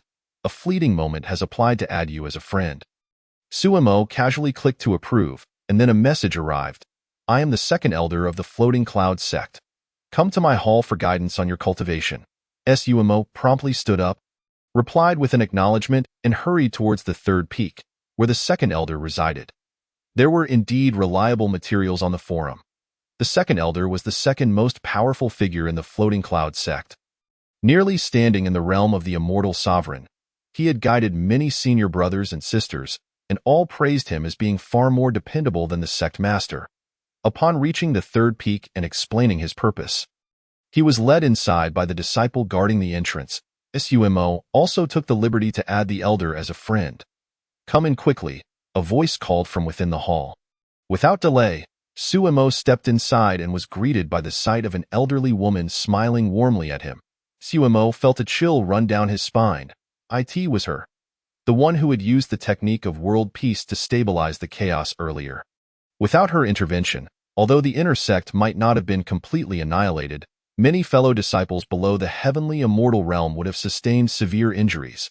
It was all thanks to Bei Ming Luo Shui's indiscriminate strike that compelled him to instinctively retaliate with full force. Greetings, second elder. Suemo bowed first, emphasizing his composure. Enough. No need for formalities. The second elder observed Suemo with increasing admiration. Let's not beat around the bush. Tell me about your cultivation techniques and the confusions you face. I shall see what guidance I can offer you. Suemo's expression turned peculiar. He did have confusions, but are you certain you can provide guidance? Chapter 11 Suemo. This is the core of my technique. The true essence. The second elder, noticing Suemo's hesitance, couldn't help but chuckle. You needn't worry. Simply pose your questions. If revealing the core content of your technique is inconvenient, you need not disclose it. She assumed Suemo was concerned about the potential leakage of his technique. After all, who among those who ascended did not have a few hidden treasures, especially in terms of techniques. If such secrets were to leak out, they might very well fall into the wrong hands. Leading to vulnerabilities. It is better to be cautious than to err, Sumo quickly clarified. It's not that I'm worried about leakage. Even if it were to leak, he sighed as he spoke, to be frank with you, the technique I practice has been with me since birth, imprinted in my mind. The second elder's eyes brightened. No wonder your talent is so extraordinary. Could it be that you are a reincarnation of an ancient powerhouse? Or perhaps a born saint? Sumo hastily shook his head. Neither. It might just be that heaven is favoring me. This matter was widely known across the northern underworld. At least half the people were aware. So there was no need to conceal it. On the day he was born, a remarkable phenomenon occurred. Not the usual spectacle of 100 birds facing the phoenix, but rather the southern forbidden zone. Known as the ancient sacred mountain, was half obliterated with a thunderous noise upon his arrival.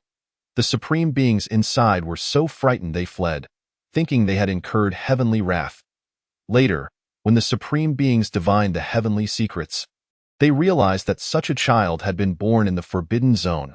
It was as if a bomb had been dropped from the sky. The supreme beings felt it was indeed divine retribution. They immediately cursed the heavens, severing their ties with the world. The tale was absurd, yet it was the truth.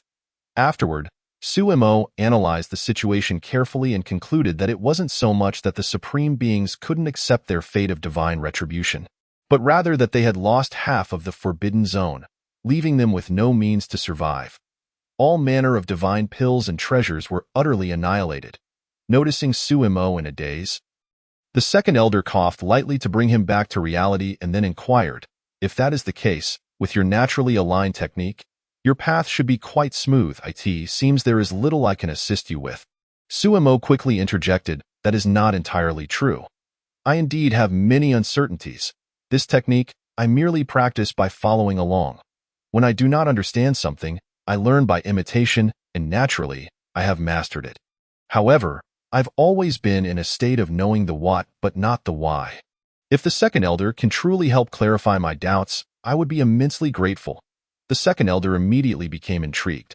Such situations of innate techniques were not uncommon, but generally, they were highly compatible with the practitioner, and there should not be any areas of confusion. Unless, of course, there were bindings or seals within the technique. If she could help Sumo break such seals, perhaps his cultivation speed could increase dramatically. Then please, tell me what your questions are. Upon hearing this, Sumo felt a glimmer of hope. Perhaps this could indeed work. His questions were quite specific, revolving around a few lines of text he simply could not comprehend. Sumo produced a sheet of paper and began to write as he spoke. First, it is this. The second elder leaned closer, and upon reading the paper, she saw written, Cultivation Reference Formula, U, 235 VinP, 239 AE-. The second elder fell silent. Her gaze filled with confusion. What ancient script was this, or was it a language unique to a certain realm? She had never encountered it before. Feeling a bit embarrassed, the second elder had initially been confident, only to be completely stumped by the reality of the situation. She truly could not comprehend it. Sumo, feeling somewhat disappointed, sighed. To be honest, I do not know what this text is either. I merely follow the description to practice. The meaning of this text suggests that I should use a bit of spiritual energy to induce another point of spiritual energy, making it unstable externally, thus triggering more spiritual energy disturbances to create a chain reaction. It has a bit of 4 ounces to move 1,000 pounds essence. The second elder immediately understood. If that is the case, it is much clearer now. What do you wish to learn? Sumo's lips twitched. I actually just want to know the essential meaning of this line of text. The second elder replied. Then I am afraid I cannot assist you. She suddenly seemed to ponder something and added, however, judging by the effects of your technique, once the sect master revives, you might ask him about it. I believe the explosion bears quite the resemblance to the sect master's style. Recalling the moment of the sect master's explosion and the storm it had stirred, Sumo found a striking similarity in the effects. The second elder scrutinized the reference formula on the paper. Her brow furrowed. She was the most knowledgeable person regarding the cultivation system of the floating cloud sect. In essence, she was the sect's transmission elder. For nearly 1,000,000 years, countless individuals had ascended, many of whom were geniuses. Among them were those like Suemo, deemed imperial stars, with cultivation techniques as diverse as they were peculiar. However, never before had a technique proven so elusive that the second elder found herself at a complete loss. "I shall note down your technique and study it," she declared, her eyes gleaming. It was no longer merely an effort to guide Suemo. This was a challenge. How could a mere newcomer, just having ascended, stump her? The title of the Floating Cloud Sect's 100-year sage was facing a significant challenge. Seeing the second elder's demeanor, Suemo could not help but marvel. Yet another person driven to madness. He pulled out another sheet of paper and wrote down another formula. Cultivation reference formula. DT Longertero Hien. The second elder trembled as she took the paper. "What is this?" Suemo sighed softly. "This is my second question that I do not comprehend."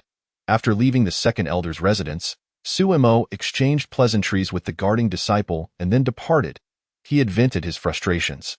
Now, the foremost task was to lay low. Wait, speaking of venting, he hadn't yet gone to confront the one who had been spreading rumors about him, had he? Perhaps it was time to collect some interest? Just as this thought crossed his mind, he extinguished it. He had been too high-profile recently. This was truly counter to the path of subtlety. Laying low. Upon returning to his residence, Suemo did not immediately begin cultivating. He had reached a bottleneck, standing at the pinnacle of the ninth heaven of the heavenly immortal realm, just a breakthrough pill away from the Xian immortal level. With nothing to occupy his time, he decided to peruse the forum for more information regarding the supreme realm. To his surprise, upon opening the forum, he found a pinned message. Floating Cloud Sect Bounty.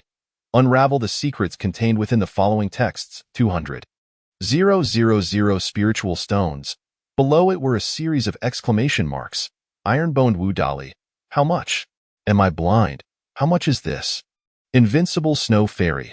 Offering a handsome reward for a linguistic genius. An 80 spiritual stone reward upon success. Floating Cloud's first sword. Senior sister, your calculations woke me from my seclusion. But is this really text? The content of the post was none other than the two formulas. U, 235 Vin P, 239 E-, and DT Longertero Hien. Chapter 12. The targeting was exceptionally precise.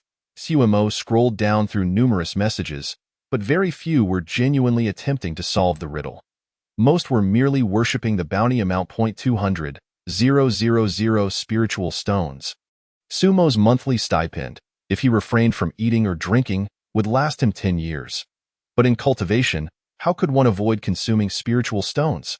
The more talented the cultivator, the more terrifying the consumption of spiritual stones became. Suemo was acutely aware of this. He was in dire need of funds. Gazing at the bounty, Suemo thought to himself that if he understood it, he would have surely claimed it. Merely translating is acceptable. One can easily guess the meaning. However, in terms of connotation, Suemo feels that she is entirely unrelated to the term genius in this regard. If she were capable of comprehending these matters, she would not have experienced a transmigration in the past. I digress. Closing this page, Suemo begins to search for useful information on the forum. Are the prices really this exorbitant? A single 9-turn enlightenment golden pill costs 2,000 spirit stones? And a single tail of enlightenment tea is priced at 800 spirit stones. This must be a robbery. Suemo initially believed she was destined to be wealthy, only to discover that she is merely scraping by. Back in the beaming great world, she was quite the formidable figure, except when facing off against the Snow Palace. In short, she could obtain anything she desired and utilize whatever she wished. Now, it seems she must be prudent with her resources. Alas, her strength remains too low, Suemo mused. Suddenly, a new post refreshed on the forum. Urgent recruitment, attractive salary, apply quickly. Curiosity piqued, Suemo clicked on the post. The Floating Cloud Immortal Sect is my home. A place filled with love and camaraderie. Due to recent personnel changes in the Foreign Affairs Office, we are urgently seeking one external staff member. The conditions are as follows. First, less than 1 year since ascension. Second, cultivation level above Celestial Fairy. Third, surname Su. Fourth, good-looking. Suemo? Is this recruitment so targeted? If I don't go, what can you do to me? The comments below exploded. Is dog, not wolf. Elder Wu, where's your integrity? Did you lose it? I am the star-eating whale. He ate your integrity. Is dog, not wolf. Damn it, be bold. I have a sword, slaying pig heads. Aren't you done typing? Morning. Close the door for 100 years. Morning. In Secret Realm Exploration, morning. The Floating Cloud Immortal Sect is my home, a place filled with love and camaraderie. Attractive salary, with an additional reward of 200 spirit stones for completing a task. Iron-willed Wu Dali. Me. My surname is Su. I'll descend to the lower realm immediately and ascend tomorrow. The Floating Cloud Immortal Sect is my home, a place filled with love and camaraderie. Declined. Iron-willed Su Dali. Elder Wu. I possess a different kind of beauty, masculine beauty. That delicate face of Suimo is outdated. I am super brave. Patted the unremarkable little celestial fairy, Su Gu. I don't know your character, but I can't tolerate it. Unmatched snow fairy, surname Su. Everyone, stop fighting. Elder Wu is referring to me. My name is actually Su Luoxue. What you see is merely my avatar. My true self is still in the lower realm and will ascend tomorrow. Injuries healed, continue cultivating. I've cracked the case. Everyone, it's truly a breakthrough. I told you it wasn't a rumor. Look, it's been admitted. There's an avatar in the lower realm, right? Upon seeing this, Suimo face-bombed. This guy's injuries may never heal. Snow began to fall again within the inner sect of the Floating Cloud sect. Suimo shut the window tightly, preventing the wind and snow, and also the infection of foolishness. However, the elder of the Foreign Affairs Office specifically mentioned her name. Well, not directly, but let us be precise. Could it be that there are indeed matters that require her personal involvement? All she wanted was to live a little more cautiously. Why was it so difficult? Suimo rubbed her nose, offering a bitter smile. This was an open call for her.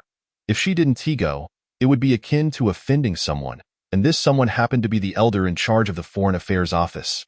She had seen some information on the forum, noting that the elder was extremely formidable, capable of challenging celestial lords even while remaining at the celestial monarch level. This was simply outrageous. Although she now felt confident enough to spar with celestial beings of the Shin level. She knew herself well. As for the elder, she had no clarity on that. It was just a task, and there were spirit stones to be gained. Why not go? Suimo currently focused on one thing, following her heart. In the Foreign Affairs Office, Elder Wu sat on a chair, her legs dangling, a conflicted expression on her face. Was the offered spirit stone insufficient? Or was her expression not clear enough? Or perhaps Suimo hadn't logged onto the forum? It must be that Suimo hadn't logged on. What if I added her as a friend? The two disciples guarding the door exchanged glances, both lowering their heads in silence. It was quite difficult to assess. They dared not speak, as they were still on their way to the boundary of the Supreme Realm after having spoken out of turn during Elder Wu's musings. Looking at the task on the taskbar to explore the boundary of the Supreme Realm. Their heads drooped even lower. They dared not look, brothers. Is this the Foreign Affairs Office? Upon hearing this, the two finally raised their heads, only to see a handsome youth standing before them. I am Suimo, here to apply to the Foreign Affairs Office, Suimo announced. She glanced around, noting the bustling activity on the forum, yet no one had come. The snow is still falling. That Biming Luoxue probably has no time to come. What about Wu Dali? Surely he hasn't really descended to the lower realm to ascend again. Shaking her head, she dismissed those peculiar thoughts. Suimo looked towards the two gatekeeping disciples. It was only then that they came to their senses. Oh, it's really junior brother Suimo. We've just been watching the excitement. It's good to finally see you in person. Hurry inside. Elder Wu is getting anxious. Suimo nodded and entered the Foreign Affairs Office alone. Ah, Suimo, you've finally arrived. Elder Wu quickly jumped down from her stool, hastening to Sumo's side. If there wasn't something important, I wouldn't have offered such favorable conditions. You must seize this opportunity. Upon seeing Elder Wu, Suimo was momentarily taken aback. Why had no one mentioned that Elder Wu was a lowly, and a double-tailed lowly at that? How could such a lowly possess such overwhelming combat power? Elder Wu, if you have any tasks, please feel free to assign them. How could a disciple dare to refuse your orders? Suemo hastily replied. Elder Wu exclaimed with delight. So the spirit stones can be waved? That must be paid. Suemo jolted. Realizing she had merely be Suemo protested. You are in the field, and you should obey the arrangements of the Foreign Affairs Office, the fifth elder stated matter-of-factly. Didn't I say that I could choose my own tasks? Suemo argued back. When did I ever say that? The fifth elder retorted. Well, this cunning little lowly indeed never said it. He suddenly realized. Wait a minute. I haven't explicitly agreed to become a field operative. The fifth elder tilted her head in thought and then looked at Suemo, who was nestled in her palm. Does it matter? Suemo exclaimed. You damn it, damn. Let's take a look at the task content. The fifth elder patiently explained to Suemo. The first item is a talent showcase. It's essentially an opportunity for you to demonstrate your abilities, the techniques you practice, and the insights you have gained. Generally, those with rather peculiar understandings have a significant advantage. For instance, in past competitions, there was a peculiar individual who grew stronger when scolded, able to accumulate rage. And once his rage was full, he could unleash a powerful ability. Naturally, the primary reason he scored high was that the judges enjoyed scolding him and felt embarrassed to give him a low score. Suemo added, there are also those who enter the path through literature or music, all quite extravagant, and they have a considerable advantage. Speaking of which, what is your path? Suemo paused for a moment. I can explode. The fifth elder was momentarily taken aback. Then after a long silence, she said, then you are rather suitable for our sect. She hesitated for a moment and continued, actually, it's not a big deal. As long as you showcase your celestial realm cultivation, you will dominate the entire arena. The second item is a physical presentation. Sumo? The fifth elder said earnestly, looks matter a lot. Physique is also significant. You have no idea how high the attention on this item is. Well, your looks are certainly commendable, at least above average, Suemo thought to himself. After all that you've said, this is the one statement I wholeheartedly agree with. The third item is actual combat, which assesses your true combat power. You will likely dominate here as well. The ones who ascended in the past 5 years probably won't be able to match you. The fifth elder counted on her fingers, her smile growing wider. See, I ascend the first place already in the bag. Suemo mused. If it really is as simple as you say, then it does sound that way. Could you please let me go now? He weakly remarked in your palm. I really can't express my opinions, and from this angle, your nostrils are quite large, smack. Suemo was directly slammed against the wall. The fifth elder coldly regarded him. For the glory of the sect, you must accept this task. Sumo's rebellious spirit surged. What if I refuse? Then you won't receive the reward of 200,000 spirit stones. Why didn't you say that earlier? I accept. Late at night in the elders group, I am the star-eating whale. Where is old 5? Come out. Calmly cultivating. What happened to old 9? At this time, old 5 should be scrolling through friend circles, admiring handsome men. I am the star-eating whale. What do you mean? What did I say at the beginning? Isn't Sumo's matter supposed to be kept confidential? What has she done? How could she make Suemo participate in that ridiculous rookie competition? Is she eager for the whole world to know that there is Suemo? Fleeting clouds. Pat's floating cloud immortal sect is my home. With family, love, and unity. Come out and explain. Floating cloud immortal sect is my home. With family, love, and unity. Hey, I think he is quite suitable. I am the star-eating whale. Suitable my ass.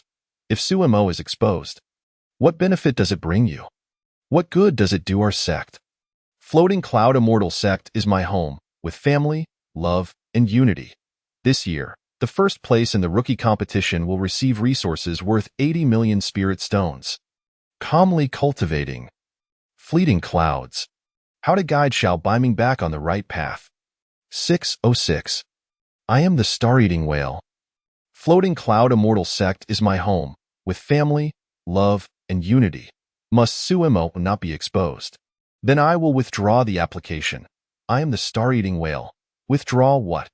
Who said Suemo cannot be exposed? Who? Chapter 14. The amusement of the Heavenly Emperor's Palace. The wonderful experiences of the Foreign Affairs Office. Early the next morning, Suemo arrived at the Foreign Affairs Office, fifth elder. When do we set off? He had rested for a day and adjusted himself to his best state. After all, competitions are his forte. Thinking of the 200,000 spirit stones, he felt invigorated. Where are we heading? The fifth elder did not even lift her head, responding, to participate in the competition. Who told you we were going to another place for the competition? Isn't our immortal sect the main venue? Not necessarily. The fifth elder explained while fiddling with her myriad stone, then handed it to Suimo. Look, there's a function on this called multiverse connection. It is quite simple. Just open it, enter the exclusive space, and everyone in that space will be able to see you. Sumo's eyes widened. Isn't this just live streaming? This myriad stone even has this function? Which senior has come from the future to create so many things? Is there no room for others to survive? Suimo inwardly complained, then looked at the fifth elder. So what do I need to do now? The fifth elder stood on a stool and patted Sumo's shoulder. You don't need to do anything. Just quietly wait for the competition to start and showcase the normal you. She squinted her eyes. There are still a few days left. Learn some decoration to look better then. Suimo fell silent. Isn't this still a beauty contest? Fine. For the sake of 200,000 spirit stones. I'll go all out. In the extreme north, above the clouds, in the heavenly emperor's palace. On the grand throne, a figure was shrouded in colorful clouds, obscuring its true visage. Is there any recent news? A deep male voice resonated from the throne. Among the attendants standing on either side, one Taoist with lowered brows stepped forward, reporting to the immortal sovereign, there are indeed a few pieces of news recently worth savoring. The man known as the immortal sovereign immediately became interested. Please elaborate. The Taoist nodded. The floating cloud immortal sovereign has died. What news is this? How many times has this happened over the past 10,000 years? The immortal sovereign on the throne suddenly felt disinterested. After a long while, he inquired, yes, still have not found the place of reincarnation, nor have we calculated the reincarnation body, unable to locate him. The Taoist replied succinctly. The immortal sovereign sighed. That's a pity that a silence fell in the hall. Without finding the place of reincarnation, one cannot lay plans in advance. Without calculating the reincarnation body, one cannot lock onto the target. As it stands, they can only allow the floating cloud immortal sovereign to return smoothly. What a splendid opportunity. Such a pity.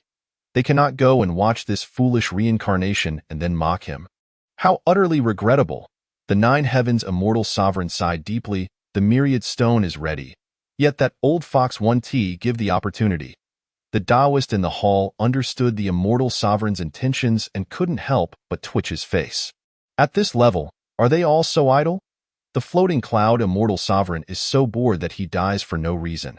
The nine heavens immortal sovereign is just a source of amusement. Fortunately, the Liu immortal sovereign is still somewhat normal, right? After lamenting the missed opportunity, the nine heavens immortal sovereign continued. Are there any other unusual tidings? The Taoist hurriedly flipped through the myriad stone.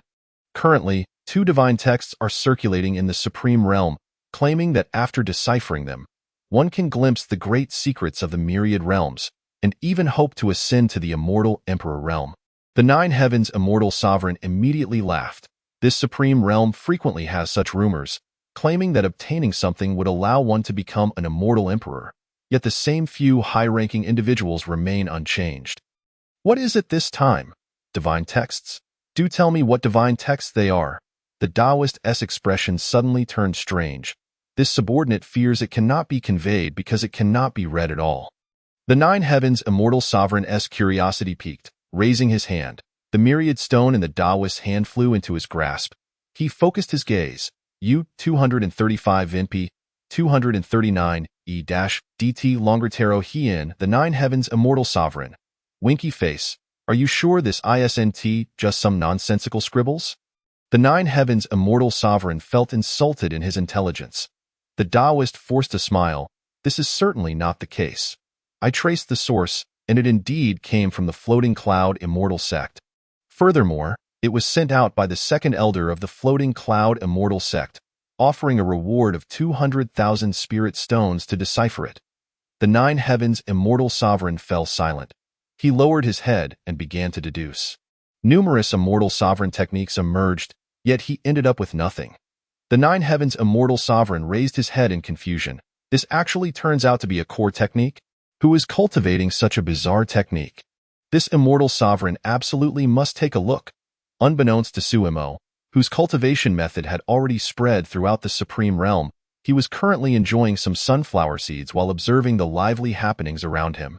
According to the disciples of the Floating Cloud sect, the most vibrant scenes within the entire celestial sect could always be witnessed at the Outer Affairs Department. Sumo had barely been there for a day when he had already witnessed no fewer than 5 uproarious events. Some couples had come to part ways in a fit of anger, others had arrived to issue bounties on love rivals, while some sought to protect their beloveds from being hunted down. A few were even there to pursue their exes, and others to safeguard themselves. Well, truth be told, it was just these 2 individuals who had not left the Outer Affairs Department at all. The frequency of task updates had shattered a decade-long record. Was this even permissible? Suemo, from a distance, munched on his seeds that, of course, it was not against the rules. It was merely the individuals handling the tasks who were rather unfriendly. Elder Wu, beside him, was also snacking on seeds. Suemo glanced at the couple embroiled in a quarrel and whispered, "Actually, Elder, I've been listening for quite a while now, and that so-called lover seems to be this senior brother's biological sister." Elder Wu paused for a moment and replied quietly, "Keep your voice down, or we'll miss out on the FUN." Suemo responded, "You truly are unfazed by the chaos over there." Luo Air exclaimed, "Listen to me explain." I want to listen. All right then, the truth will out. You no longer love me. You won't even clarify things."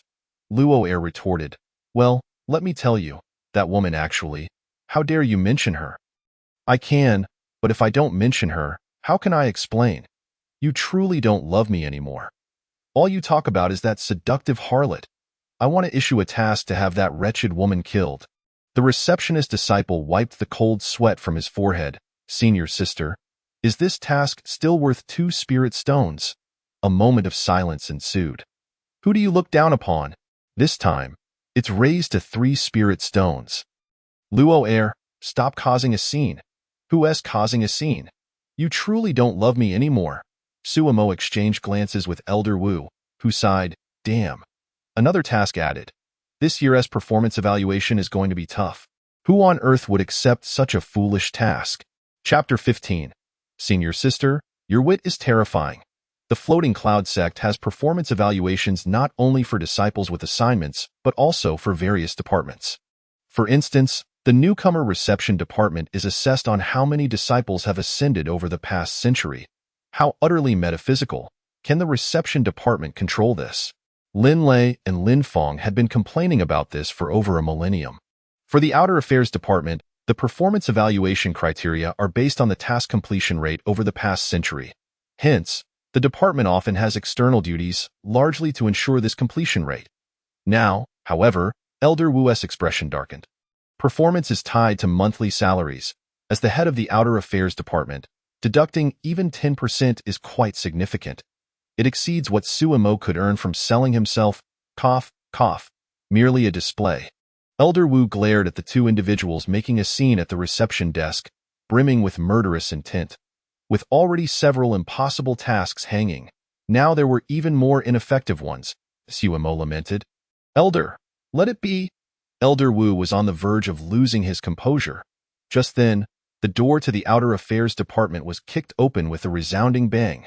The 2 bickering over whether they loved each other or could listen to explanations jolted into silence. Bei Ming Luo Shui entered with an expressionless face, holding onto a woman. "Ah, wretched woman." Upon seeing this woman, Luo Air's eyes turned red, and she sprang into action. Slap. Bei Ming Luo Shui slapped Luo Air across the face. A hush fell over the room. Suemo dropped the sunflower seeds from his mouth. "Damn. It's truly the senior sister. So fierce." Luo Air stood there dumbfounded, not daring to utter a word in front of Bei Ming Luo Shui. Even the most dramatic individuals trembled. The man hurried forward, offering a bitter smile. "Senior sister, you slap." Bei Ming Luo Shui retaliated with another slap to the man's face. The entire Outer Affairs Department felt a sense of relief. quickly put an end to this pair of dog lovers. They had wasted everyone's time with their tasks, not to mention spreading toxic love. The reception disciple clenched his fists tightly. The couple covered their faces, trembling, utterly unaware of how they had offended Bei Ming Luo Shui. Was being overly dramatic a crime? The girl, brought along by Bei Ming Luo Shui, had tears in her eyes. Brother, Ning Er has finally found you. Brother, slap. Ning Er was sent flying by Bei Ming Luo Shui's slap. Sumo. Eh? Elder Wu. The gathered disciples. The couple stood there stunned. This misunderstanding had been resolved with a single utterance of brother. So, senior sister, what on earth are you doing? Even if we were in the wrong, what fault does Ning Er have? She merely wanted to find her brother. What wrong had she committed? Bei Ming Luo Shui approached the reception desk. I want to issue a task. The reception disciple stammered. Faced with Bei Ming Luo Shui's gaze, the disciple jolted. Oh, senior sister, what task do you wish to issue? First, a task to hunt down Song Lian. The reception disciple blinked. Bei Ming Luo Shui pointed at the slap mark on Song Lian's face. Does this count? The reception disciple hesitated for a moment. The task is to hunt down. Counts, senior sister. You are absolutely right. It certainly counts. Watching Bei Ming Luo Shui lift her hand, the reception disciple felt cold sweat trickling down his forehead. Although Elder Wu was right beside him, it was utterly useless. He wouldn't intervene at all. Second, protect Song Lian.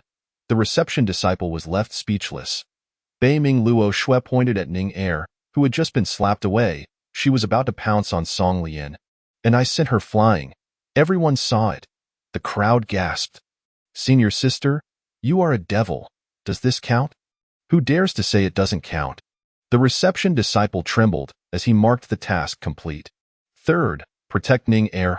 Wait a moment. The reception disciple could no longer bear it. Suppressing his fear under Bei Ming Luo Shui's intimidating presence, he finally spoke up. Senior sister, we all saw you slap Ning Er away. Where's the protection in that? Where? Bei Ming Luo Shui pointed at the slap mark on Luo Er's face. Initially, you all forgot, didn't you? She truly intended to kill Ning Er. I acted to protect her. So that must count as completing a task, right? The reception disciple fell silent. The entire Outer Affairs department was engulfed in silence. Senior sister, did you plan this from the start? Your wit is truly terrifying. Fourth, hunt down Ning Er. The crowd followed Bei Ming Luo Shui's gaze, staring at Ning Er, whose eyes were swirling in confusion. At this moment, the silence was deafening. The reception disciple waved his hand. Quickly finish this. My heart can't take it. Bei Ming Luo Shui nodded in satisfaction and then turned to the couple. Payment. Song Lian and Xiao Luo Er both shuddered simultaneously. They searched their pockets and produced 9 spirit stones. Senior sister, here? Bei Ming Luo Shui accepted the spirit stones with a radiant smile, her icy demeanor melting into warmth. Thank you, employers. If you have any more tasks, please entrust them to Luo Shui. I will complete them with excellence. Song Lian and Xiao Luo Er were instantly alarmed. Song Lian quickly dashed to pull the still dazed Song Ning along, while Xiao Luo Er followed suit. No need. Absolutely not. We shall never return to the Outer Affairs department. Never again. The two rushed out, supporting Song Ning. Lian Gu, let us make sure to treat each other well from now on. Luo Er, let us never argue again. Lian Gu, Luo Er, the Outer Affairs crowd exclaimed. Senior sister, for goodness sake, chase after them and give them a proper lesson.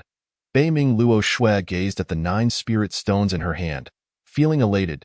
Oh dear, little Bei Ming, come here for a hug from your uncle. Elder Wu was overjoyed. This troublesome task had been resolved in an instant. Little Bei Ming is truly a good person. A great good person. Bei Ming Luo Shui felt a shiver as she saw Elder Wu rushing toward her. Her expression shifted slightly. First, she shot a fierce glare at Suimo, then formed a seal, and in a flash, several phantoms appeared, and her true self vanished without a trace. Elder Wu lunged forward but grasped at air. She pouted. Another butterfly shadow escape. Little Bei Ming is truly learning bad habits. Confounded by the unexpected glare, Suimo was left bewildered. What on earth? Why are you glaring at me? What did I do to you to deserve that? Unable to contain his frustration, he glared back at the direction in which Bei Ming Luo Shui had departed. Bah, and you call yourself a senior sister? Is it really worth getting so excited over a mere 9 spirit stones? Coming from the grand Bei Ming world, haven't you seen spirit stones before? Chapter 16. 100,000 and 200,000. According to Elder Wu, the rookie showcase competition will not commence until 5 days later. As for what Suimo needs to prepare, it seems that nothing is required. He merely needs to quietly maintain his image as a handsome young man. Suimo mused to himself, this is indeed a beauty pageant. After a series of internal struggles, the allure of spirit stones outweighed his dignity. After all, the rewards were simply too generous. Following the incident with Bei Ming Luoxue and the pretentious individuals, Suimo found himself increasingly concerned about the mental state of the practitioners from the Supreme Realm. Primarily, he wondered if he too would eventually succumb to such a fate. As he scrolled through the forum, he couldn't help but reflect on how idle the Foreign Affairs Department had become. The tasks were assigned by them, yet they were not the ones to fulfill them. Once the tasks were completed, it counted towards their performance metrics. The entire sect was essentially working for them. Unless it was close to the deadline for performance evaluation, the external affairs were in a state of laissez-faire. Elder Wu had not assigned Suimo any tasks, leading to him spending his entire day in the Foreign Affairs Department, simply enjoying the spectacle. Thus, 3 days passed, and an unfamiliar disciple arrived at the Foreign Affairs Department to post a task, to locate the reincarnation of senior brother Wu Dali and escort him. The reward was set at 10,000 spirit stones. Instantly, the entire sect erupted into a frenzy. The Foreign Affairs Department became overcrowded as numerous disciples rushed in, vying for this lucrative task. Was it really that enticing? Suimo found himself cornered against the wall, observing the near-violent competition among the disciples, and couldn't help but inquire. Elder Wu, also squeezed into the corner, cast a sidelong glance at Suimo and replied, "The reward for this task is substantial, and though it may not be exceedingly difficult, it is certainly worth competing for. Have you ever seen a task with a reward exceeding 1,000 spirit stones? This is 10,000 spirit stones. Out there, it would be a fierce struggle to obtain." Suimo was taken aback, his mind racing to the final reward for winning the rookie showcase, 200,000 spirit stones. Was the wealth disparity truly this vast? Elder Wu sighed. This 10,000 spirit stones might very well be the entirety of Wu Dali's savings accumulated over many years of cultivation. Suimo felt as though he had been struck by lightning. It was difficult for him to fathom. Wu Dali had ascended for thousands of years. Even if he saved 10 spirit stones a year, he should not be limited to just 10,000. Elder Wu gradually withdrew her gaze from Suimo and remarked softly, "It appears your understanding of the Supreme Realm is rather superficial." She continued, "For now, refrain from coming to the Foreign Affairs Department. I will provide you with a token. Go to the library and peruse the records concerning the customs and culture of the Supreme Realm. It may prove beneficial to you." Suimo was momentarily taken aback, noticing the little girl radiating a guiding aura, and cautiously asked, "You won't be charging any spirit stones, will you?" Elder Wu stumbled slightly, gritting her teeth as she replied, "No charge." Suimo nodded in acknowledgement. Suddenly, he posed another question. "If senior brother Wu Dali is doing well, why has he reincarnated?" Elder Wu's expression immediately turned peculiar. "You don't know why he has reincarnated?" Suimo, perplexed, responded, "How could I possibly know?" He? Suddenly realizing, Suimo gasped in shock. "Could it be that he wishes to emulate me because of the favorable treatment I receive, seeking to reincarnate for a higher qualification?" Elder Wu sighed, her tone measured. "That is one of the triggers. However, the primary reason is that in this world, even ordinary geniuses can hardly survive." Suimo fell into a contemplative silence. He felt it would be prudent to visit the library first. As for the task concerning Wu Dali, why hadn't senior sister Bei Ming come? I thought she was particularly fixated on spirit stones. Suimo suddenly inquired. Elder Wu thought to herself, "How delicately you phrased that. Fixation? That's akin to a dog fixating on excrement. Perhaps it bears a hint of mutual sympathy." She chuckled softly. Suimo once again lapsed into silence. He accepted the token from Elder Wu and slowly made his way through the crowd. It would be wise to visit the library sooner rather than later. Suddenly, Elder Wu's Wanxiang stone received a message. I am the star-swallowing whale. What are you doing? He has only just arrived, yet you wish to send him to the library? The floating cloud immortal sect is my home. It has love and unity. It's only a matter of time, and it would do him good to learn sooner rather than later. I am the star-swallowing whale. It is too early to ask him to make a choice. The floating cloud immortal sect is my home. It has love and unity. He is already at the 9th layer of the celestial realm. I foresee his breakthrough to the profound immortal realm occurring soon. You wouldn't want him to make a decision when the time comes, would you? I am the star-swallowing whale. Never mind, given his talent, he is indeed distinct from others, so you must manage the balance. Elder Wu closed the Wanxiang stone, sitting back in her chair with her legs dangling, her expression peculiar. Balance? In the supreme realm, there has never been a notion of balance. Senior brother, this is the token. Elder Wu instructed me to come to the library to review the materials. Sumo arrived at the library and presented the token to the disciple at the entrance, also requesting a Wanxiang number. Although referred to as a library, it was essentially a tower with 7 levels. It was not particularly tall, yet the aura of formations was undeniably potent. Anyone with a slightly deeper cultivation could discern that at least 10 different major formations were inscribed within. The prominent warning was clear. I am formidable. Do not provoke me. The disciple at the entrance took the token, his expression shifting dramatically, before returning it to Suimo. Junior brother, with this token, you may freely browse all levels except the 7th. Remember, do not venture to the 7th level, or you will attract grave trouble. Suimo hastily nodded. Rest assured, senior brother. I am very much a rule-abiding individual. During the initial stages of having weak strength, adhering to the rules was crucial. At the very least, the overt rules must not be disregarded, for this is the essence of survival. Following that, the disciple opened the door, allowing Suimo to enter. Upon stepping through the entrance, he found himself in an expansive space that seemed to have no end. An array of spatial formations. Sumo murmured softly, these must all be divine soul imprints. He gazed at the flickering lights swirling around, quickly recognizing their nature.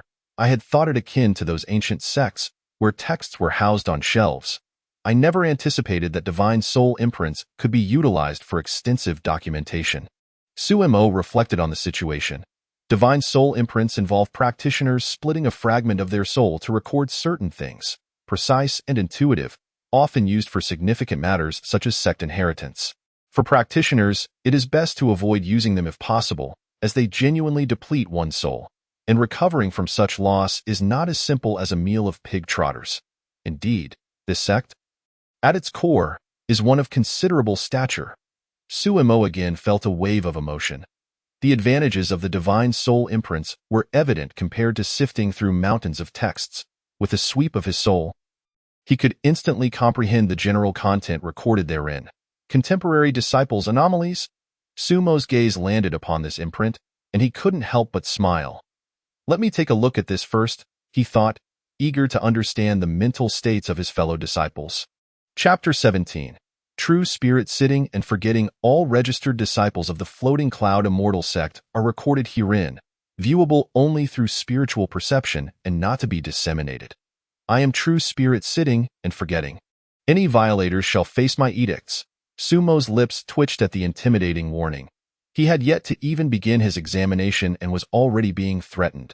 After a moment, he steeled himself and turned his attention to the first name. The current grand disciple of the floating cloud immortal sect.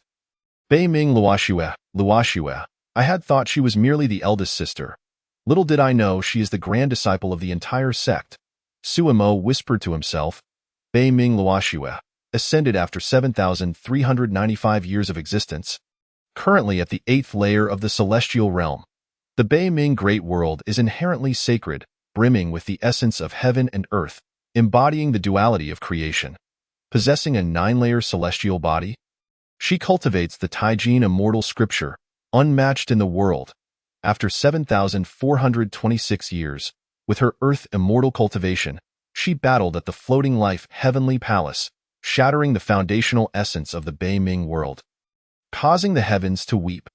The floating cloud immortal sovereign, using the power of reincarnation, guided her soul back to the sacred mountain of the ancients, suffering profound loss, and was confined for 10,000 years. Sumo's heart sank. He was utterly bewildered. What could have driven her to such extremes? Moreover, the foundational essence of the Bei Ming world has collapsed. After a lengthy stupor, he murmured, I had initially believed the Bei Ming was a grand world, thus possessing a high threshold, which led to my rejection upon reaching the celestial realm. Now it appears that the foundational essence has already crumbled, insufficient to respond to beings below the celestial realm. Hence, many beings in the Bei Ming Great World have reached the human immortal realm yet remain unable to ascend. So, Senior Sister Bei Ming, what on earth happened to you? Due to the significant depletion of the power of reincarnation, Bei Ming Luoxue owes 30 million spirit stones, making her the rightful bearer of the sect's greatest debt. Sumo remained silent for a moment.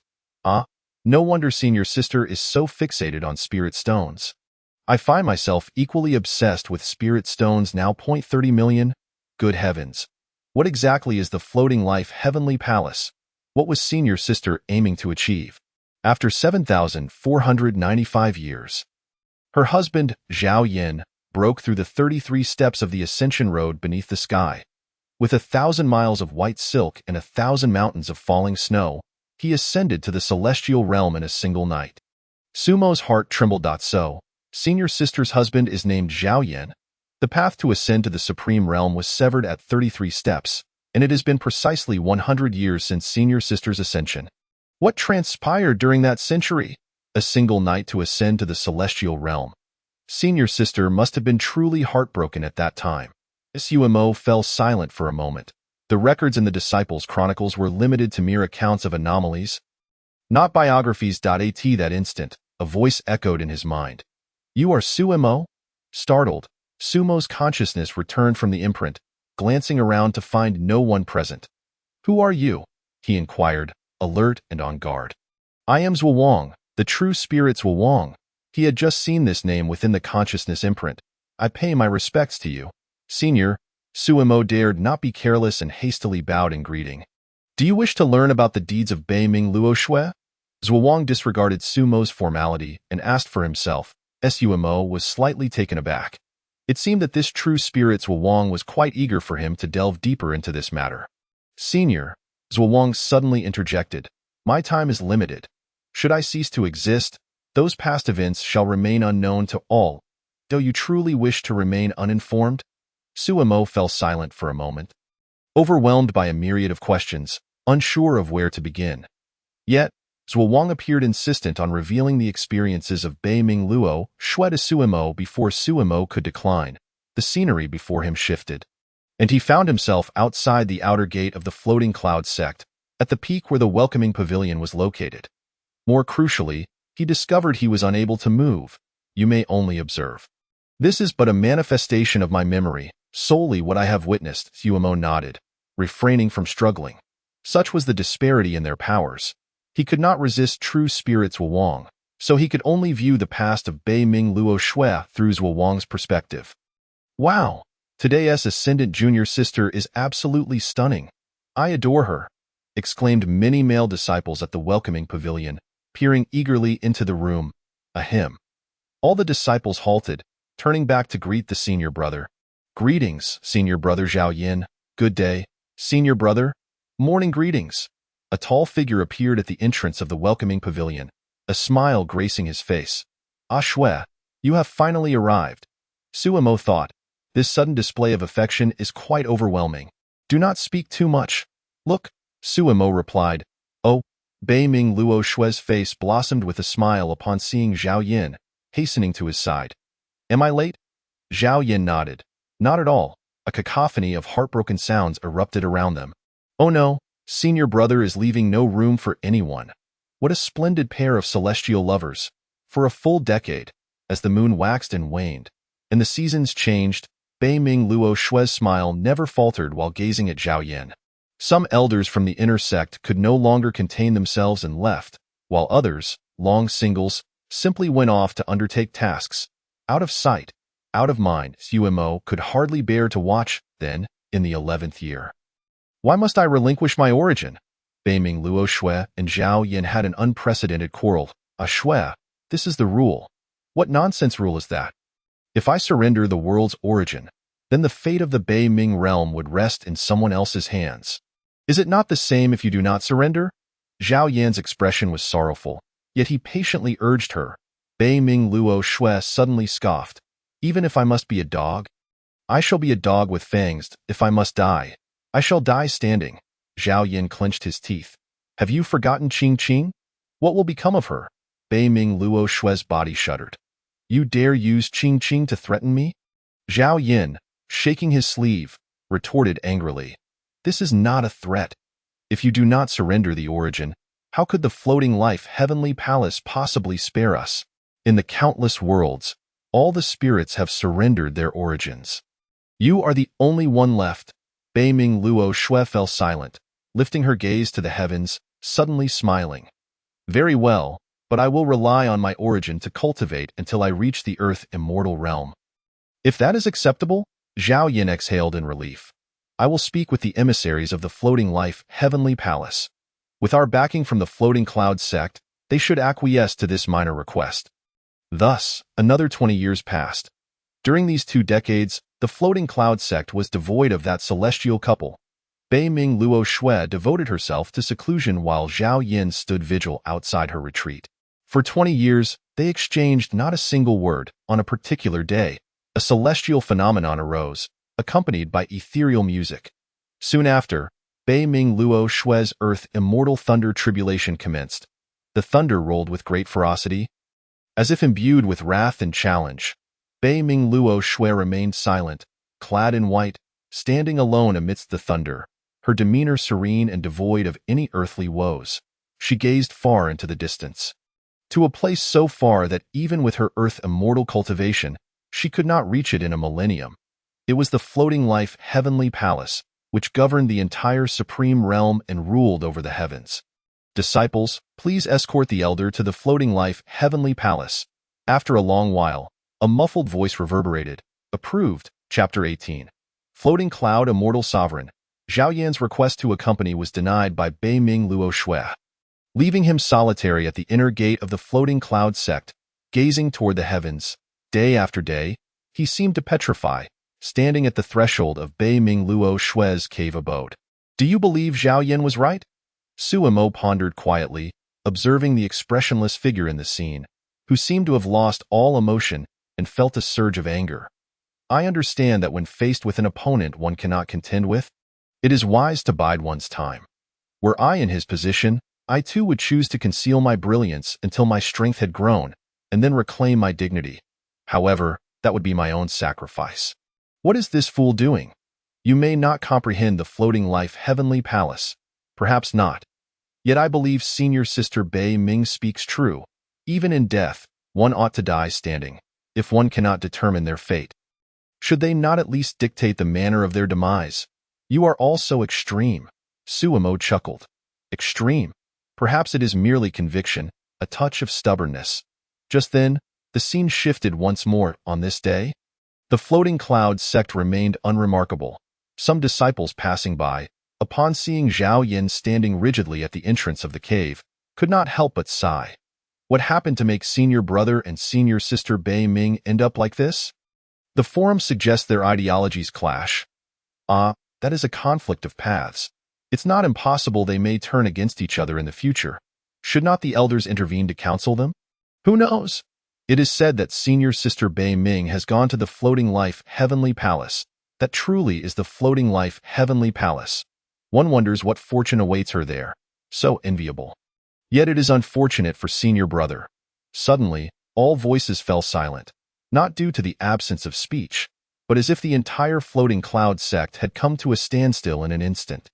At the first peak, a middle-aged man clad in a purple-blue Taoist robe stood quietly atop the mountain.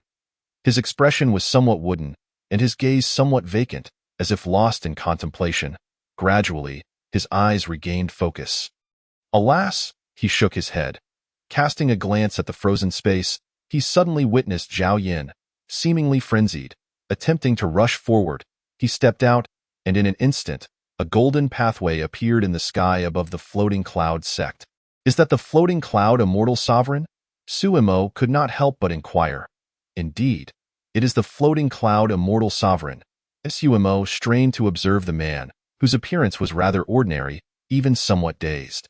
The golden pathway did not lead people away, but rather, it beckoned those from elsewhere to return. A figure plummeted from the golden light, bearing wounds that could only be described as numerous and grievous. Ah shue, Zhao Yin bellowed, leaping into the air, only to fall back to the ground. The floating cloud immortal sovereign slowly extended a hand, performing a spell with his fingers, then flicked them. A muffled grunt echoed through the sky. Floating cloud, how dare you? You are the truly audacious one. Having entered my domain, you still dare to act and dare to harm my people. The floating cloud immortal sovereign spoke coldly. He gazed upward with great authority. Leave at once. If you do not, I shall obliterate you. Suimo remarked, the immortal sovereign has always had such a temperament. His perception of this leader, who resorted to explosive displays at the slightest provocation, suddenly shifted. Floating cloud, do you truly wish to oppose me? The floating life heavenly palace. The floating cloud immortal sovereign replied nonchalantly, that is not my intention. However, does the floating life heavenly palace truly wish to make an enemy of me over such trivial matters? The voice in the void abruptly ceased. After a long while, another voice resonated, ethereal and illusory, as if it belonged to another time. Floating cloud, you have done well, but this is your only reprieve. The floating cloud immortal sovereign trembled, remaining silent. Subsequently, the celestial phenomenon vanished, leaving the disciples of the floating cloud sect in bewilderment. What just transpired? I do not know. It seems we can no longer move. Strange, do not delve too deeply. Our sect has seen its fair share of oddities. Indeed, let it be. Let us earn spirit stones quickly. Recently, there has been a limited supply of elixirs. We may need to venture outside to purchase some. By the way, where is senior brother Zhao Yin? Indeed, just moments ago, the first peaks Zhao Yin rushed here in desperation, only to witness the shattered remnants of Baiming Luoxue. Though outwardly inconspicuous, this was merely a facade. Her very essence and primordial spirit lay in ruins. Her temperament was exceedingly fierce. The floating cloud immortal lord observed for a long while before exclaiming, I beseech you, master, save her. Please, save her. Without hesitation, Zhao Yin knelt before the floating cloud immortal lord. He immediately discerned that Baiming Luoxue's origin had been obliterated. This young girl, in her efforts to avoid implicating my floating cloud sect, had deliberately requested that I send an elder to escort her, conveying our sect's stance to the floating life celestial palace. That old coot, floating life, is surely fuming. Do not be deceived by his earlier generosity. He harbors deep grudges. He is precisely that sort of person. Even if this young girl is rescued, her future seems bleak. For having incurred the ire of an immortal emperor is daunting, even to me. The floating cloud immortal lord shook his head with a sigh, yet his hands remained busy, calming the fragmented principles entwined around Baiming Luoxue. Such a trivial matter as a mere immortal realm was far too effortless for an immortal lord. However, the crux of the matter was that she ought to have perished. This was fate. The floating cloud immortal lord pointed at Baiming Luoxue's pallid visage, stating, it is said that fate is determined by the heavens. Yet it is truly in the choices we make that our destinies are forged. She has sealed her own fate, sacrificing herself for the return of Baiming Realm's origin, but alas, she overestimated her own capabilities. What kind of place is the floating life celestial palace? The abrupt shattering of her origin was unforeseen, and the subsequent events are impossible to fulfill. Zhao Yin could only weep, please, master, save my junior sister. The floating cloud immortal lord cast a disdainful glance at him, replying coolly, I never said I wouldn't save her. Why the rush? Do you think I would go through such great lengths just to witness her demise? Zhao Yin was instantly elated. The floating cloud immortal lord added, do not rejoice too soon. It will require a substantial sum. Zhao Yin was taken aback. A considerable amount of money. The floating cloud immortal lord revealed, a slight grimace of pain crossing his features. Then, with a thought, he invoked the cycles of reincarnation. under Zhao Yin's astonished gaze. Beiming Luoxue slowly opened her eyes. She blinked in confusion, surveying her surroundings. Is this the Floating Cloud sect? Master? The Floating Cloud Immortal Lord replied indifferently, you should consider relocating to a different cave dwelling. The sacred mountain of the ancients possesses a terrain conducive to nurturing your primordial spirit, which will benefit you greatly. Beiming Luoxue's mind raced, and she swiftly grasped the situation. Her expression turned bitter as she respectfully said, Thank you, Master. The Floating Cloud Immortal Lord nodded, stating, From this moment forth, you are forbidden from leaving the Floating Cloud sect for a millennium. Beiming Luoxue trembled, gritting her teeth, As you command. She gradually rose, not casting a glance at Zhao Yan. Limping down the mountain, Zhao Yan slowly extended his hand, only to withdraw it hesitantly, too apprehensive to follow. The Floating Cloud Immortal Lord regarded him deeply, uttering no further words before departing. The peak of the first peak. Only Zhao Yan remained, standing in a daze. Chapter 19. The white-clad maiden's cheerleading squad. The perspective returned to Suimo, who stared blankly at the floating mark of the primordial spirit. What happened next? Did it not all become inscribed in that mark? Zhao Yan perished, slain beneath the 33rd step of the ascension path in the floating life celestial palace. Then, Beiming Luoxue ascended to the celestial realm overnight. I could only observe the happenings within the Floating Cloud sect, thus I remained oblivious to why Zhao Yan ventured to the floating life celestial palace and why he met his demise there. Rendering it unnecessary for you to witness those events, Sumo opened his mouth, yet found himself at a loss for words. Why did the floating life celestial palace gather the origins? Was it merely to dominate the myriad worlds? I am not privy to the workings of the floating life celestial palace. Uninformed, Sumo exhaled deeply. He suddenly found himself harboring less resentment towards Beiming Luoxue for compelling him to draft an IOU. So, must I unearth the truth myself? Not at all. In this world, there exists no absolute truth, only choices. Once the path is chosen, the truth becomes inconsequential. Sumo fell silent for a moment, then smiled. Do you have any recommendations for primordial spirit marks I should view? There are many, but your time is insufficient. 3 days have already passed, Sumo. His eyes widened in shock. In just this brief moment, 3 days have elapsed. The true spirit sat in silence. Sumo's lips twitched, and he turned to exit. After such a long duration, he had not even left the doorway. The disciple on guard had changed shifts and, upon seeing Sumo emerge from the tower, was momentarily taken aback. Yet did not impede his exit. What was there to obstruct someone emerging from the door? He then watched as Sumo hurriedly departed. In the Foreign Affairs Department, the fifth elder's face was darkened. Opposite her sat the burly ninth elder. I told you, you were too hasty, weren't you?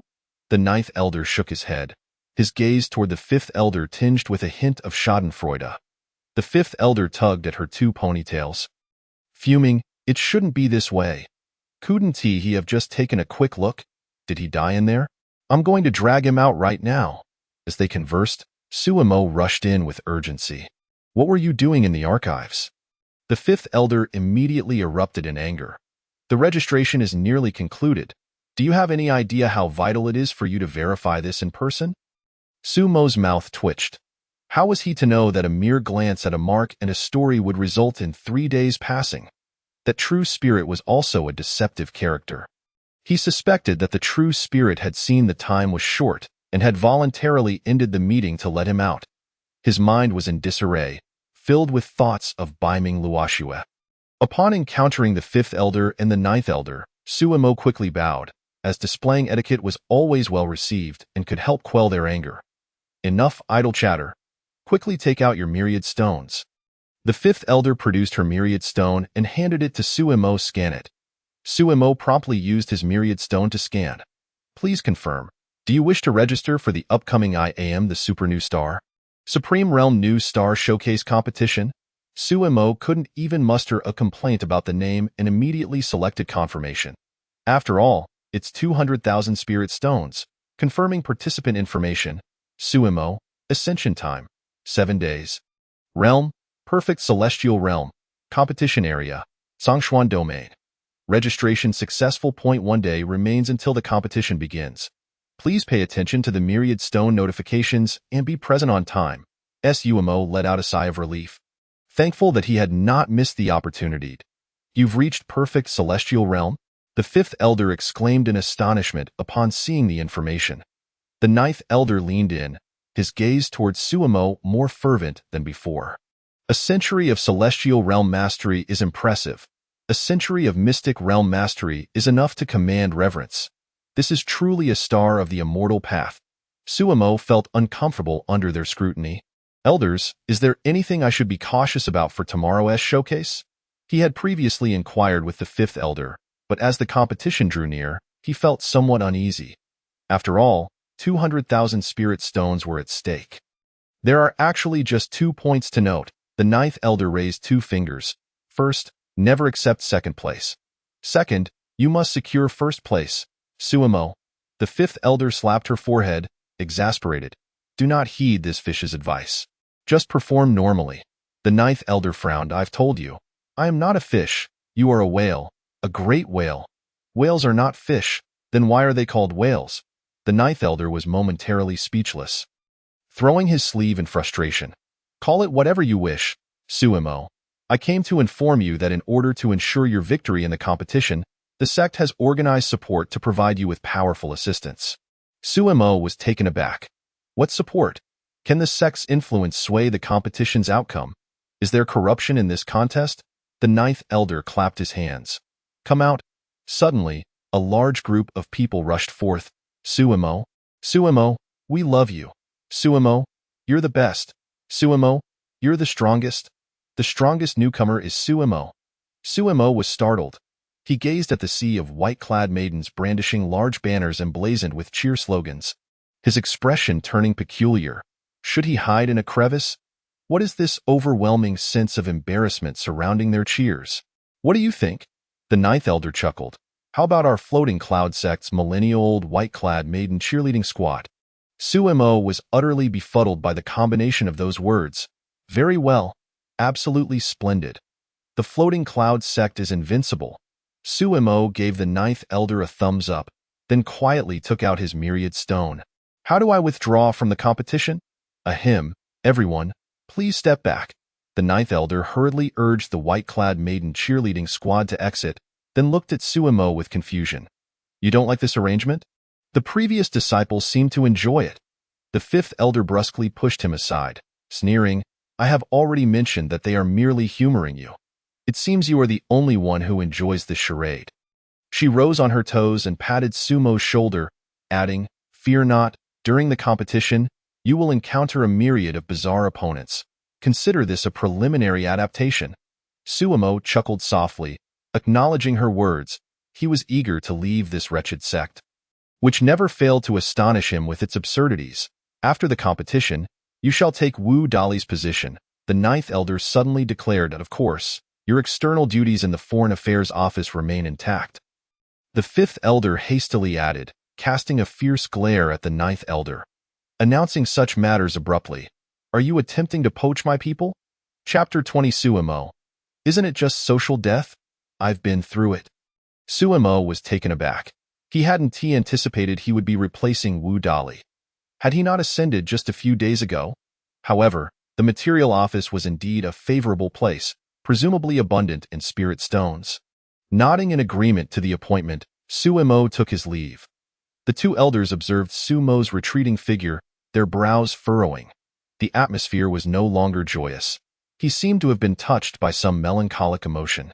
What did you see? I don't know. Each disciple's background is rather tragic, except for his own. Well, that's a fair point. His short life resembles that of a terrorist. Wherever he goes, there's an explosion. I believe the sect master might take a liking to him. I think so too. The 2 elders exchanged glances, excitement evident in their eyes. The competition was imminent, with a reward of 80 million spirit stones at stake.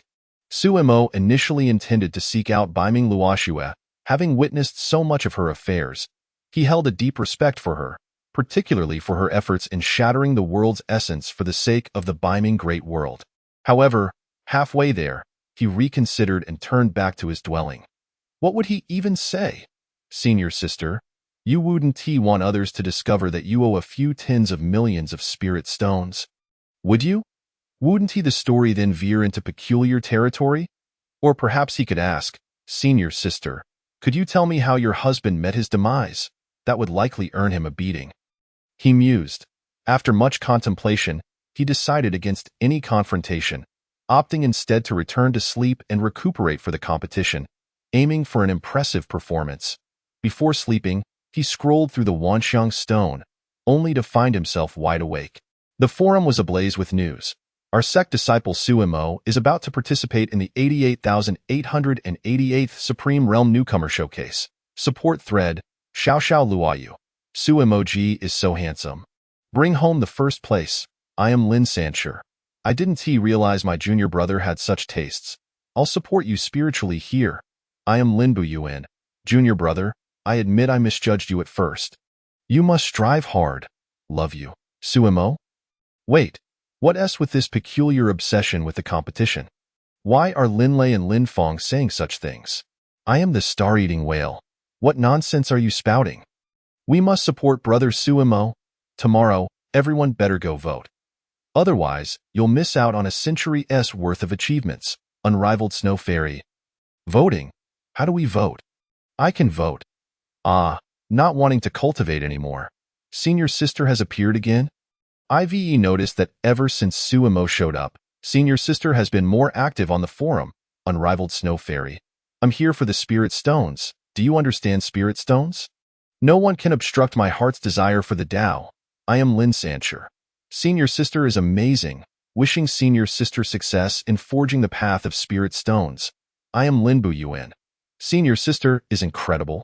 Wishing senior sister success in forging the path of spirit stones. At this point, the thread had veered completely off course. Sumo smirked. His understanding of the situation was still woefully inadequate. For instance, regarding the competition, having registered, backing out at the last moment would likely result in the fifth elder tearing him apart. With a heart full of trepidation, Suimo awaited the dawn of the next day, as the sun rose. Before he had even begun his day, he received a message on the Wanxiang stone. The floating cloud immortal sect is my home, filled with love and warmth. Are you awake? Get up and come with me. Suimo jolted awake, hastily opening the door to find the fifth elder standing there. Greetings, elder. Without a moment's hesitation, the fifth elder grasped Suimo by the collar and soared into the air. No time for chit-chat. We must head to the sect's martial arts arena. The talent showcase is about to commence. Suimo instinctively wanted to inquire why the talent showcase was being held at the martial arts arena, but quickly realized, his talent demonstration was indeed explosive. As they flew past the floating cloud sect, Suimo was astonished to see disciples gathering in small clusters, all engrossed in their Wanxiang stones. Connecting this to the impending competition in the previous day's forum post, he murmured to himself, am I about to face social death? No matter. 200,000 spirit stones will suffice for my moment of social demise. A sudden determination surged within him. Upon arrival, the fifth elder came to a halt, and Suimo gazed at the vast martial arts arena of the floating cloud immortal sect, unable to suppress a twitch of his lips. I know what you're thinking. Just like the Ascension office. Beneath this plaza lies the sect master's stash of secret funds, the fifth elder remarked with a sardonic smile. However, the sect master's wife is no longer concerned about such matters. After all, the sect master has been exploding every few days. A little private stash can be considered a contribution to his expenses. Sumo pondered silently. The sect master's wife truly has a broad perspective. Contributing to her husband's expenses is quite something. But was the sect master's wife still within the sect? He had never encountered her before, Sumo inquired, and the fifth elder shot him a glare. Is it your place to pry into adult matters? The competition is about to begin. Focus on that. Suimo was momentarily speechless, slowly pulling out the Wanxiang stone. Observing the clearly marked prompts, he followed the steps to enter the competition interface. As he did so, a magnificent scroll appeared in the sky above the floating cloud immortal sect, displaying the competition scenes. The sect's disciples hastily put down their Wanxiang stones to gaze upward. Wow, does our sect have such grand benefits this time? The Eternal Scroll is being used for a live broadcast. Welcome to the Wanjia Ewan live broadcast. We present to you the 88,888th Supreme Realm Newcomer Showcase. I am your beloved host, Wang Shanghua. This competition is sponsored by the Heavenly Emperor Palace, commissioned by the Floating Life Heavenly Palace, aimed at promoting the prosperity and stability of the Supreme Realm. Blah blah blah. Believing that everyone had grown weary of his lengthy introduction, Wang Shanghua continued, "Now, let us invite the judges from the Zhangxian domain. First, we welcome the renowned and illustrious Zhuxiao Xinzuan from the Heavenly Emperor Palace." In an instant, dazzling lights illuminated the entire screen. "Oh my eyes, it's blinding." As the light faded, a middle-aged man in a purple robe appeared at the center of the screen, grinning widely. "Hello, friends. Long time no see. I am Zhuxiao." The disciples who had been cursing suddenly fell silent, deterred by the presence of the esteemed figure.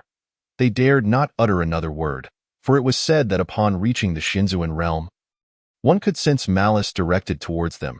Should they utter a few disparaging remarks, and Zhuxiao Xinzuan materialized before them, it would be exceedingly awkward.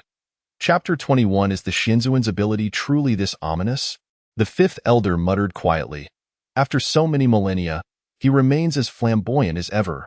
Pointing at the screen, she continued, "Behold, that is Zhuxiao Xinzuan, one of the three great Xinzuan of our Zhangxian domain, and also the chief of the Heavenly Emperor Palace. You've heard of the Heavenly Emperor Palace, haven't you? That organization which seems to have nothing substantial to do, perpetually concocting some form of mischief." Suemo replied, "I have indeed heard of the Heavenly Emperor Palace, but it hardly aligns with your description. In the portrayal of Elder Jiu, it appears as a colossal entity." Contemplatively, Suemo glanced at the screen, only to feel his heart sink. The Zhuxiao Xinzuan was casually munching on a plate of peanuts, lounging as if he were merely an onlooker enjoying the commotion. Is this truly how Xinzuan conduct themselves? Suemo felt a sense of disillusionment in the memories of his true spirit. He had seen the floating cloud Xinzuan's grace, seemingly having confronted genuine celestial emperors. Thus, he had hoped to regain some faith in figures of such stature, only to find a frivolous Xinzuan on the live stream, utterly unconcerned about his image. In the broadcast, Wang Shenghua's expression visibly stiffened, yet she refrained from dwelling on it, knowing that raising such concerns would be futile. Who would dare to suggest that a Xinzuan maintain an appropriate image? Now, let us invite the next judge. Renowned throughout the Zhangxian domain, idolized by countless maidens and dreamt of by countless young men. The embodiment of wisdom and beauty, the master of the crystal pure land, Liu Xinzuan. As the screen displayed fluttering pink petals, a woman in a pink dress gracefully descended, her skin as smooth as jade, her beauty unparalleled. Barefoot, she walked on air, her skirt billowing elegantly. "Ah, I'm dead. Sister, Xinzuan's sister. My sister's legs are longer than my life. I simply cannot get enough of them, utterly unable to look away. Enough with the competition broadcasts. I yearn for just a few more glimpses of the celestial elder sister. I wish to become the loyal hound of the celestial elder sister." Upon reading the last barrage of comments, Sumo's lips twitched slightly. Could that be the infamous big black dog from Floating Cloud Sect, whom I have never met? In the scene, the celestial elder of Liue gracefully took her seat, a gentle smile adorning her face as she waved at the screen, softly saying, "Greetings to all my fellow practitioners. I am Liu." She exhibits no airs whatsoever, truly deserving of the title, Miss Liue. "My idol, I have made my decision. I shall leave my sect and journey to the Glazed Pure Land." To the one just mentioning their intent to visit the Glazed Pure Land, "I have already reported you. Your sect should be aware of the news now." "What the heck? I thank your entire family." The barrage erupted into chaos. Suemo cast a sidelong glance at the fifth elder, who was gnashing his teeth at the screen. Is this the resentment of a lowly towards a mature woman? Bah, just acting. Let me tell you, Suemo, you must not be deceived by this old hag's facade. The fifth elder proclaimed loudly, "This old hag is the most insidious and truly despicable. You must be cautious of her in the future." Suemo nodded repeatedly, displaying a look of shared enmity. "I shall heed the elder's words." The fifth elder, pleased, patted Suemo on the shoulder. See? I was certainly not mistaken. Listening to me will ensure you face no losses in the future. Suemo agreed, reflecting on how hopeless this lowly was. Moreover, considering her own status, how long would it take to cultivate enough to be on par with the celestial elder of Liyue? Complaining about someone so unrelated, while following the elder's lead, seems quite reasonable, doesn't it? At that moment in the scene, Wang Shanghua took a deep breath and announced loudly, "Next, we invite our third judge. He is a legend of the Supreme Realm, having emerged from humble beginnings to single-handedly establish the 10,000 Realms immortal sect. The name Floating Cloud resounds throughout the myriad realms. He is nothing less than an immortal myth of the Supreme Realm. Let us welcome the illustrious celestial elder of Floating Cloud." As the scene shifted, an empty seat suddenly revealed a spirit tablet, the spirit of the esteemed celestial elder of Floating Cloud. What is going on? The celestial elder of Floating Cloud has fallen? Such a significant event, and there was not a whisper of it? No, the celestial elder merely underwent reincarnation due to his techniques. He will return soon, or so it is said, in just a few days. That is good news. But wait, the issue is, if he is no longer present, how can he still serve as a judge? That is merely for show. It is the prestige of my Floating Cloud sect. Truly admirable is our master. Even in death, he can still serve as a judge. I take great pride in you. Suemo was left dumbfounded. Truly, the sect leader is astonishingly impressive, even in death. The fifth elder clenched his fist. Suemo turned to the fifth elder, his eyes filled with disbelief. Are you serious? I have just one question. How can our master, in the form of a spirit tablet, serve as a judge? Suemo could no longer contain himself. The fifth elder shot him a disdainful glance and retorted, "Do you think you can comprehend a celestial elder's methods? Focus on your competition." Suemo felt utterly silenced by the retort. Indeed, he knew nothing of the celestial elder's ways, yet as a celestial elder, such methods should not be so sinister. Moreover, there is another question. Why do you have so many questions? The fifth elder glared at Suemo. Speak quickly. Suemo's lips quivered. Ever since this lowly laid eyes on the celestial elder of Liyue, her temper had flared. She was not to be trifled with. I simply wish to say, if our sect leader, meaning my master, can serve as a judge and do so earnestly, doesn't that imply there is foul play in this competition? The fifth elder scoffed. You underestimate the celestial elders. To be a celestial elder, one must possess commendable character. Especially in front of so many people, broadcast live. Do celestial elders not value their reputation? Tell me, is your victory more important, or the elder's dignity? Suemo instantly understood. Certainly, the elder's dignity holds greater importance. As soon as he finished that thought, he spotted the celestial elder of Jiuxiao pulling out a box of honey from seemingly nowhere, gleefully indulging in it.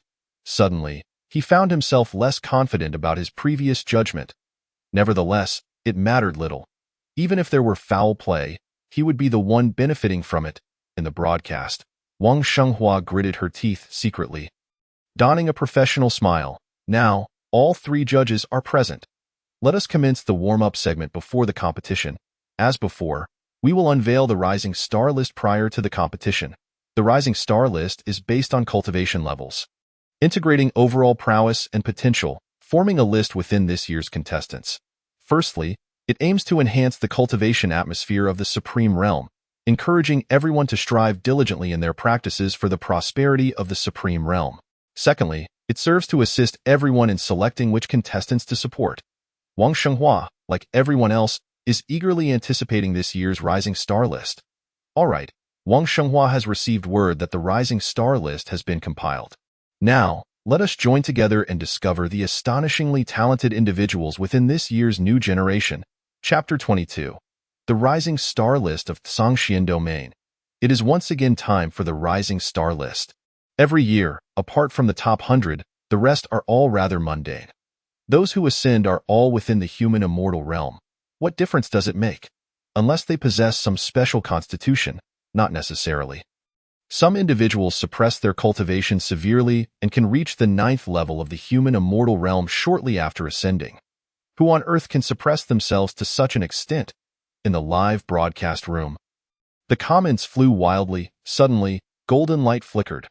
The rising star list is now revealed. Zhongxian Domain, top 1000. The list flashed by in an instant, countless names gliding across the screen, sinking beneath the surface. To view them, one must scroll down the list. However, aside from those directly involved, no one paid attention to those who sank. Wang Shenghua was aware of the audience's interest, glancing at the obscured names on the list with a smile. Now, allow me to unveil the top 100 figures of the new generation from Zhongxian Domain. 100th place, Chang Wuming, Human Immortal Realm, 3rd level, hailing from the Zhongming Small World, possessing the Zhongming battle physique. We hope Chang Wuming can achieve excellent results. The comments erupted once more. 100th place is just the 3rd level. 3rd level and only 100th? You two should just fight it out. This Zhongming battle physique is quite impressive. I encountered someone with it before, and despite being a level higher, I simply could not best them. What is the point of looking at 100th place? Let us move on to the top 10. As the host of the competition, Wang Shenghua remained unfazed, unperturbed by the barrage. She smiled sweetly. Next, we reveal the 99th place. As she continued her introductions, the contestants' levels steadily increased, and their physiques became increasingly astonishing. By the time they reached the top 50, they were all of the sacred body caliber, and among the top 20, even the immortal body appeared. In 11th place, from the 100 Refinement Sect, Lu Shanshan, Human Immortal Realm, 8th level, hailing from the Yin Great World. As for her physique, Wang Shenghua elongated her tone. Lu Shanshan of 100 Refinement Sect, possessing the all-spiritual resonance immortal body. A future Grandmaster of Weapon Refinement, she has already successfully forged divine weaponry of the celestial immortal realm. Truly a prodigy, a shining new star. The comments went wild. Isn't this Lu Shanshan a female? The all-spiritual resonance immortal body is remarkable, but I heard that. Oh my, a diamond Barbie. I can hardly contain my excitement. Let us focus on the competition ahead. Suddenly, the colors in the broadcast room shifted, and even the background music became exhilarating. A dazzling array of lights filled the broadcast room. Everyone, we are about to reach the most thrilling moment, the top 10 of the Rising Star list. Historically, those who have made it to the top 10 of the Rising Star list, as long as they do not fall midway, have achieved monumental successes, with at least a celestial monarch foundation. Becoming a celestial elder is not a dream. Not to mention, the first place of the Rising Star list from 12,000 years ago is none other than the current emperor of the primordial realm, who commands the myriad realms, shining like the sun. Friends in the broadcast room, we are now revealing the 10th place on the Rising Star list. When all flowers have withered, I bloom. The current saintess of the 100 Flowers sect. Luo Mingyue, Human Immortal Realm, 9th level, Mingyue Mountain River Immortal Body. The comments erupted instantaneously. What the heck? The legendary first support immortal body? Under the moonlight, nothing escapes. Wherever the moonlight shines, within the Mountain River realm, all is under my control with the Mingyue Mountain River immortal body. And this is only the 10th place? You mean to tell me this is merely the 10th place? Beside him, the 5th elder nudged Suimo with his elbow, saying, Have you noticed? Up until now, your name has not appeared. Suimo silently deleted the barrage he had just typed. Meeting the excited gaze of the 5th elder, he nodded slightly. He glanced at the screen displaying the Mingyue Mountain River immortal body. A sight he was familiar with. The Snow Palace Saintess, Yin Xiaoxiao, was indeed the embodiment of the Mingyue Mountain River. This was how the invincible duo that once traversed the North Underworld was born. To his astonishment, the ranking of this immortal body was so high, claiming the title of the foremost support in the Supreme Realm. Subsequently, there were several other immortal bodies at the 9th level of the Human Immortal Realm, though they sparked considerable controversy. While the Biluo Huangquan immortal body was formidable, I believe it pales in comparison to the Mingyue Mountain River immortal body. In my opinion, the Mingyue Mountain River immortal body deserves a higher rank. After all, it is merely a support type. I think the innate martial arts immortal body at 6th rank could easily overshadow the Mingyue Mountain River. The barrage flew wildly. Now, let us unveil the 5th rank of the rookie list. Wang Shenghua proclaimed loudly, a cup of wine in the midst of 1,000 miles of sorrowful autumn, Drunken leaves fall as the sword dispels worries. 5th place, Jian Wuqiu, a disciple of the heavenly emperor palace. With a clear sword heart, he is the sword immortal body, born a sword immortal, unmatched in offense. At the first level of the earth immortal realm. What the heck? He is already in the earth immortal realm, ascending for a year. And yet the suppression is so overwhelming. Is he even human? The 9th level of the human immortal realm is acceptable. After all, being an immortal body, supplemented by the spiritual energy of the supreme realm, it could still be achieved. But the earth immortal realm is simply unfathomable. Perhaps it is due to being a sword immortal, thus suppressed by the world's rules. Wait, if 5th place is like this, what kind of freaks are ahead? Wang Xinghua smiled slightly, pointing to the 4th name, Wujuan Wujia, a thought of carefree. 4th place, Shangjiao, a disciple of the heavenly emperor palace, the Wujin immortal body, mastering the authority of space. Upon achieving great success, directly reaching the end of the laws, at the first level of the earth immortal realm. Oh my goodness, I knew something big would come. The laws of space. If this grows, he will undoubtedly become a figure of immense stature. Sumo's expression also turned grave. The supreme realm is filled with hidden dragons and crouching tigers. It is hard to say how many powerful figures there are. But just from this rookie list, there are some individuals that must be taken seriously. In the future, they will be formidable adversaries on the path to proving their way. Although he was confident in his invincibility among his peers, he would never underestimate anyone. Feeling the pressure, the 5th elder looked at Suimo, chuckling. This rookie list, before this exhibition match, was called the Heroes List, updated annually. 12,000 years ago, the Taichu Immortal Emperor, upon his ascension, held the first place on the Heroes List, not only as the first in his realm, but also as the top of the entire Supreme Realm. Make it onto the list is to be considered a prodigy. Even being ranked 1,000th is still a prodigy. Furthermore, this year's competition is rather special, so all the talented individuals from various factions will sign up, making the rankings quite reliable for future reference. Suimo nodded. He no longer underestimated this exhibition match. This was merely the list of the Zhongshuan domain. The Supreme Realm comprises 24 domains, and Zhongshuan is not the strongest among them. Yet, even so, reaching the top 10 of the rookie list is sufficient to warrant his attention. Chapter 23. Suimo, the Supreme Body, wishing for world peace. On the screen, the barrage diminished significantly. Everyone held their breath in anticipation. The top 3 of the rookie list. This was no longer merely about honor. These were future powerhouses of the Supreme Realm. Each name could potentially shine through the ages, becoming an eternal presence in the annals of the cultivation world.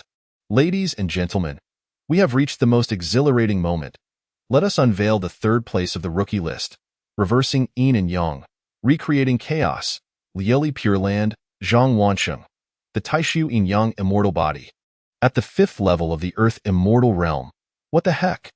The Taishu Yin Yang Immortal Body. How can such a physique not be in first place?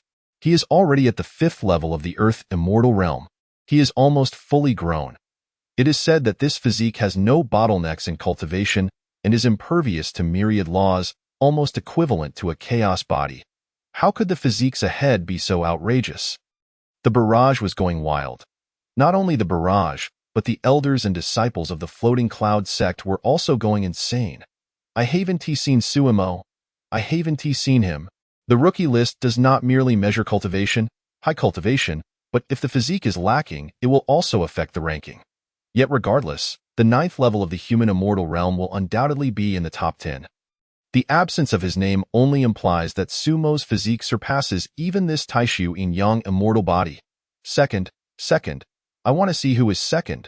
Wang Xinghua smiled slightly, knowing that even she was stunned by the physique of the 3rd place. However, as an excellent host, she restrained her emotions and eagerly clicked to reveal the 2nd place. Knowing me, knowing you, therefore knowing each other. The successor of the star illusion, Murong Xin, the Ming Jian Tianxin, causality reincarnation immortal body. At the 8th level of the Earth Immortal Realm. I'm utterly speechless. The successor of the star illusion actually appeared in my Zhongshuan domain. This is beyond my ability to express my thoughts. The causality reincarnation immortal body, said to be able to perceive causality and fate at a glance, combined with the legacy of the star illusion. I can't even think about it. Who can provide a location? I want to find Fairy Murong for a divination. I also want to. No wonder it can overshadow the Taishu Yin Yang immortal body. This immortal body has already surpassed the constraints of the laws. In the image, the 9 heavens immortal sovereign, who had been continuously eating, finally paused, his gaze fixed on the list, clearly regarding this immortal body with great importance. The Liyue immortal sovereign still wore a gentle smile. But his gaze was also focused on the list. The causality reincarnation immortal body is a rarity that appears once in a million years. It must be taken seriously. However, what intrigued them even more was the first place. The rookie list is determined by the supreme immortal artifact of the Heavenly Emperor Palace, the Infinite Net. The deities involved were left by the Heavenly Emperor who founded the Heavenly Emperor Palace. Since its inception, it has never made a mistake in its judgments. Thus, both immortal sovereigns did not doubt the authenticity of the list, and precisely because of this lack of doubt, they placed even greater importance on it. Wang Xinghua's voice trembled. If the shock brought by the Taishu Yin Yang body was something she could accept, then the suppression of the Yin Yang reincarnation body was completely beyond her comprehension. That is an exceedingly rare supreme immortal body that only appears once in a million years. Moreover, he is at the 8th level of the Earth immortal realm. So, what kind of monster will emerge from this competition? Trembling, she pointed to the final name. That name gradually became clear. As dust settles, light is born. Not seeking longevity, only world peace. Either this world achieves peace, or I bring peace to the world. Floating Cloud Immortal Sect. Suimo, the supreme body, at the peak of the heavenly immortal realm. Am I blind or deaf? What realm? The peak of the heavenly immortal realm? He just ascended and is at the peak of the heavenly immortal realm? I cannot accept this. What the heck? Is there something wrong with the world's rules? Are you all only concerned about realm? Did you not see? The supreme body. What is the supreme body? This is unfathomable. My worldview is collapsing. The supreme body transcends the immortal body. However, from the introduction, this Suimo should be a very gentle person, right? Such a strong goodwill towards the world. In the Tsangshuan domain, within the Heavenly Emperor Palace, 2 individuals who were originally engaged in a subtle power struggle suddenly deflated, staring blankly at the words on the screen. To be chosen by the Heavenly Emperor Palace as a direct disciple is already a testament to their remarkable talent and strength. But upon seeing that glaring peak of the heavenly immortal realm, Jin Wuchou and Shangjiu fell silent. The gap was too vast. Jin Wuchou felt as though his sword heart was shattering. The supreme body, he murmured. Soon after, his gaze hardened. What of the supreme body? What of the peak of the heavenly immortal realm? He would soon reach this realm. It was merely a target for him to surpass. Shangjiu quickly calmed down as well, exchanging a glance with Jin Wuchou, both recognizing the intense fighting spirit in each other's eyes. Within the Lioli Pure Land, chaos energy pervaded. Zhang Wanqing looked at the rankings, his eyes flickering. The supreme body, how exhilarating! In the Tsangshuan domain, amidst the nameless mountains and forests, an elderly man with graying hair was advising. Look at his physique. It is different from others. It is only natural for his cultivation to be high. You were never reliant on cultivation to establish yourself. Did you not foresee that you would not be able to secure first place this time? The young girl in green, Murong Xian, cried until her face was a mess. I thought it would be revealed, but it could be altered. Yet he even has the supreme body. How can I change anything now? 80 million spirit stones just vanished. Woe is me! The old man's body trembled slightly, his lips quivering. No, it is just 80 million spirit stones, is it not? Fear not, for we have ample opportunities to recover. The elders and disciples of the Floating Cloud sect were rendered speechless, as the spiritual fruit in Qin Yang's hand tumbled to the ground, leaving him in a daze as he stared blankly at the words on the screen. Su Dai. My goodness, what have I done before this? Lin Lei and Lin Fong were in tears, realizing that the gap between people can sometimes be even greater than that between a person and a dog. They had initially thought it was merely a suppression of realms that it was a matter of world rules, but how naive they were. The supreme body. It was something they had never even heard of. Bei Ming Luoxue gazed at the scene on the screen, standing still for a long time.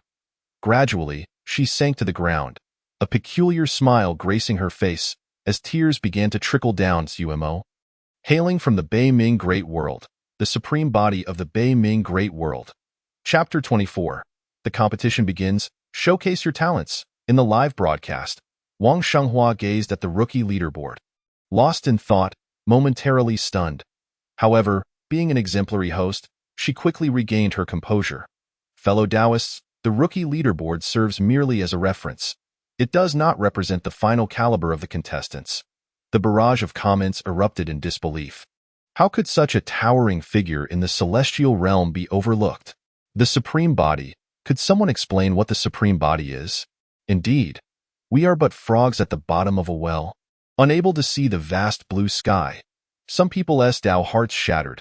Yet, the smile on Wang Shenghua's face remained undiminished. Whether others' Tao hearts crumbled or not was of no concern to her. She was simply here for the money. Besides, her own Tao heart had already shattered, hadn't it? With a smile, she announced, in just half an hour, the competition will officially commence. Now, supporters of each contestant can enter the live broadcast room through the rookie competition interface on the Wanxiang Stone to cast their votes for their favorite contestants. The support from outside the arena will also influence the contestants' final scores, so please cast your crucial votes for your favorite contestants. Sumo stared at the Wanxiang Stone in his hand, feeling utterly numb. What the hell is the supreme body? How come I didn't know I was this remarkable? I admit, my physique is a tad superior, and my accompanying cultivation technique is somewhat unique. But now, isn't the name Sumo known throughout the entire Zhangxian domain, or perhaps even the entire Supreme Realm? How can I possibly survive this? Am I to let my esteemed lineage, the authentic path of survival, be crushed in such a trivial competition? It cannot be. Beside him, Elder Wu had already activated the Wanxiang Stone and was fervently rallying. Everyone, snap to it, vote if you need to. The moment to showcase the strength of our floating cloud sect has arrived. Let me know who hasn't voted for Sumo. I'll knock some sense into your thick skulls. On the floating cloud sect forum, the voting post was pinned at the top with fervor, and all replies were uniform. Voted, do not disturb. There was also a post from someone named Dog Not Wolf, expressing strong opposition to the targeted nature of this thread, but it was ignored. Sumo watched as his vote count climbed to 31,822. Elder Wu sighed with regret. Alas, some elders and disciples are away and likely couldn't participate. But fret not, I am confident that this support will place you in the top 3 at the very least. This was her unwavering faith in the floating cloud sect. For numbers do speak volumes. Sumo's lips twitched. This was all too familiar. The culture of fandom. Half an hour passed swiftly, and finally, the live broadcast shifted, with Wang Shenghua reappearing. Fellow Taoists, the competition is about to commence. Each contestant will have their own live broadcast room, and you may choose which one to watch based on your interests. The supreme artifact of the Heavenly Emperor's Palace, the Infinite Net, will filter the preliminary round's content, ultimately selecting the top 100 for the judges' final evaluation. Now, let us welcome the Nine Heavens' Immortal Sovereign. In the broadcast, the Nine Heavens' Immortal Sovereign slowly rose and declared, I hereby announce the official commencement of the Supreme Realm Rookie Display Competition for the Zhangxian region. Sumo's Wanxiang Stone flickered with light, and he saw his own image appear on the screen, vividly clear. Sumo swallowed hard. It was time to go live. Regardless of past or present, this was a first for him. Greet the audience. Quickly greet them. Elder Wu whispered a reminder. Sumo quickly donned a friendly smile. Greetings to all fellow Taoists. Instantly, the barrage erupted with a flurry of comments. Who is this pretty boy? He looks so pretentious. He's bound to fail in the competition. Didn't anyone check the names before entering the live room? Holy cow. This is the live room of the great god Sumo, the one and only supreme body in the ages. Please accept my homage. Host, showcase your talents. We can't wait any longer. Sumo glanced at Elder Wu in confusion. Is this for real? Should I sing a song for everyone? He tentatively suggested. The comments went wild. What the hell? Singing? Are you entering the Tao through music? Is this supreme body truly a peacemaker, singing to touch the hearts of mortals? Perhaps the host should observe how others showcase their talents. Upon seeing this message, Suemo felt a sudden epiphany and hastily clicked into a highly popular live room. It featured a stunning beauty. Hello, everyone. I am Lu Shanshan. The figure on screen was a slender beauty, appearing delicate and soft, her voice sweet and melodic. Who is she? Did I stumble into the wrong live room? Where's the blacksmith? Lu Shanshan's face flushed slightly as she adjusted the Wanxiang stone, revealing a multitude of muscular men wielding massive hammers, surrounded by roaring flames and molten iron. A colossal banner arched across the sky. Sister is invincible, aiming for first place in the competition. The live room erupted with the roars of the muscular men. Sister, go for it. Sister, rise to glory. Lu Shanshan's face reddened further as she adjusted the angle of the Wanxiang stone and shyly spoke. This is the atmosphere of our sect, very harmonious and welcoming. We invite any fellow Taoists interested in refining tools to join us. The comments went into a frenzy. This vibe is all wrong. Host, your atmosphere doesn't match that of your sect. Host, where's your talent? Show us your talent. Lu Shanshan's expression turned serious as she crossed her arms, took a deep breath, and declared, Today, I will showcase my talent, spirit communication. She gazed earnestly at a massive stone before her and softly uttered, Stone, oh stone, can you transform into the shape of the spirit weapon I envision? Then, the stone trembled, and with a shower of stone chips, it swiftly morphed into the form of a hammer. The stone transformed on its own. The comments fell silent, the stillness deafening. Suemo was left dumbfounded. This spirit communication was astonishing. Surely, that stone wasn't manipulated by a person, was it? What a remarkable talent, he marveled. Yet, he returned to his earlier predicament. Should he simply go all out? Should he consider a support group of young maidens? Elder Wu sighed softly. Suemo shivered slightly. Although Lu Shanshan's senior brothers also made appearances, showcasing their impressive physiques, it didn't seem so out of place alongside her delicate demeanor. But the moment his group of maidens appeared, the embarrassment would be palpable. Besides, being one who specializes in explosions, what use would he have for maidens? He couldn't even explode clothing. Shaking his head, Suemo continued to click into the next live room, seeking inspiration, as the competition would last for an hour, plenty of time. Chapter 25. The sect master's secret funds are exposed. As Suemo clicked into the next live room, the screen burst open with a flying sword. It surged towards him. Suemo nearly dropped the Wanxiang stone in shock. The comments in the live room were equally bewildered. Who is this? Trying to scare us. Opening with a critical hit. My heart can't take it. A millennium of a mortal path, and it comes to this. Suemo steadied himself and saw that this live room belonged to the 5th-ranked Jian Wuchou. Could it be that a mere swipe would reveal a top 5 contender? Suemo felt that his luck was through the roof. Have you considered that a higher ranking means higher popularity? Elder Wu remarked thoughtfully. Suemo paused, nodding, his gaze turning towards the live room. That makes sense. His own live room was on the verge of exploding. Just a reference will do. I mean, do you realize that your popularity is the highest? I just came from Jian Wuchou's live room, and now you want me to watch this. Suemo glanced at the comments. Unfazed, if you have the ability, come through the screen and hit me. In this Jian Wuchou's live broadcast, he stood with his hands behind his back, surrounded by 3,000 flying swords, an infinite sword intent cascading down, shredding everything around him. Even the space itself began to fracture, stone shards flying everywhere, the atmosphere thick with a sharp energy. How impressive! Suemo exclaimed in awe. The comments section exploded with those in the know. Big shot? Stop being amazed. This is just a competition among senior brothers. Otherwise, why would sword intent be shattering space? My esteemed friend, do take action swiftly. Have you not noticed the peculiarities of this live stream?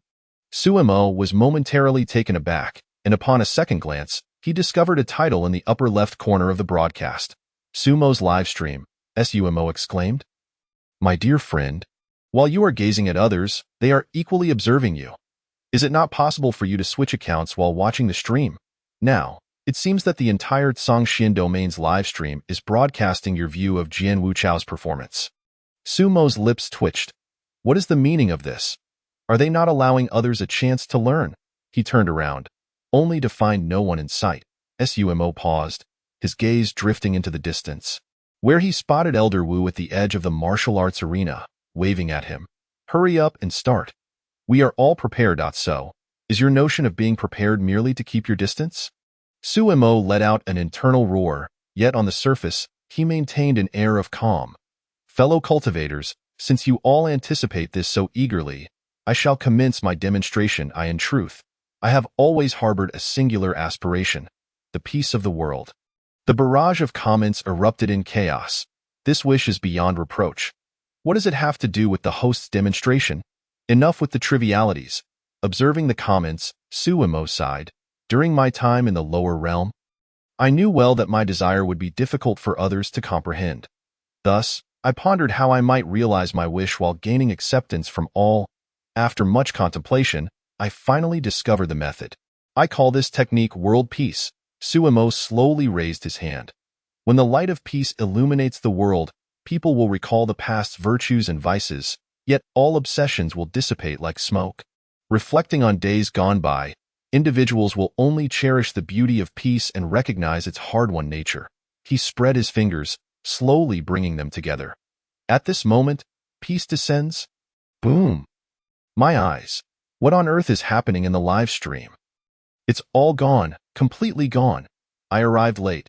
I heard the host was imparting wisdom, but what is with this kaleidoscopic light? The perspective of the live stream suddenly zoomed out.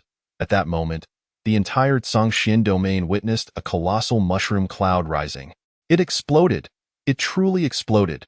The host was speaking when it blew up. Everyone observing Sumo's live stream was rendered dumbfounded.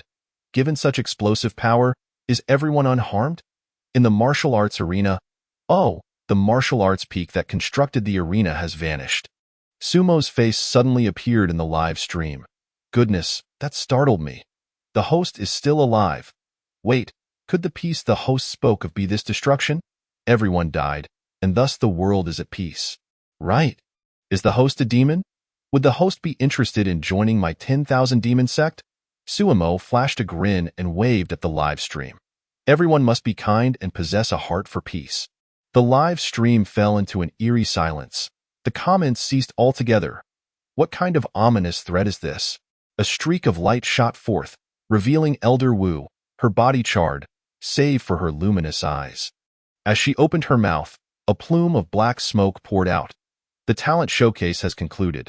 Only the scoring remains. Sumo addressed Elder Wu. Elder Wu's hands trembled. She had already attempted to overestimate Sumo's strength, only to realize she had still underestimated him. In the martial arts arena, below the golden immortal level, no damage could be inflicted, and to achieve the current scene, only an immortal monarch's power could suffice.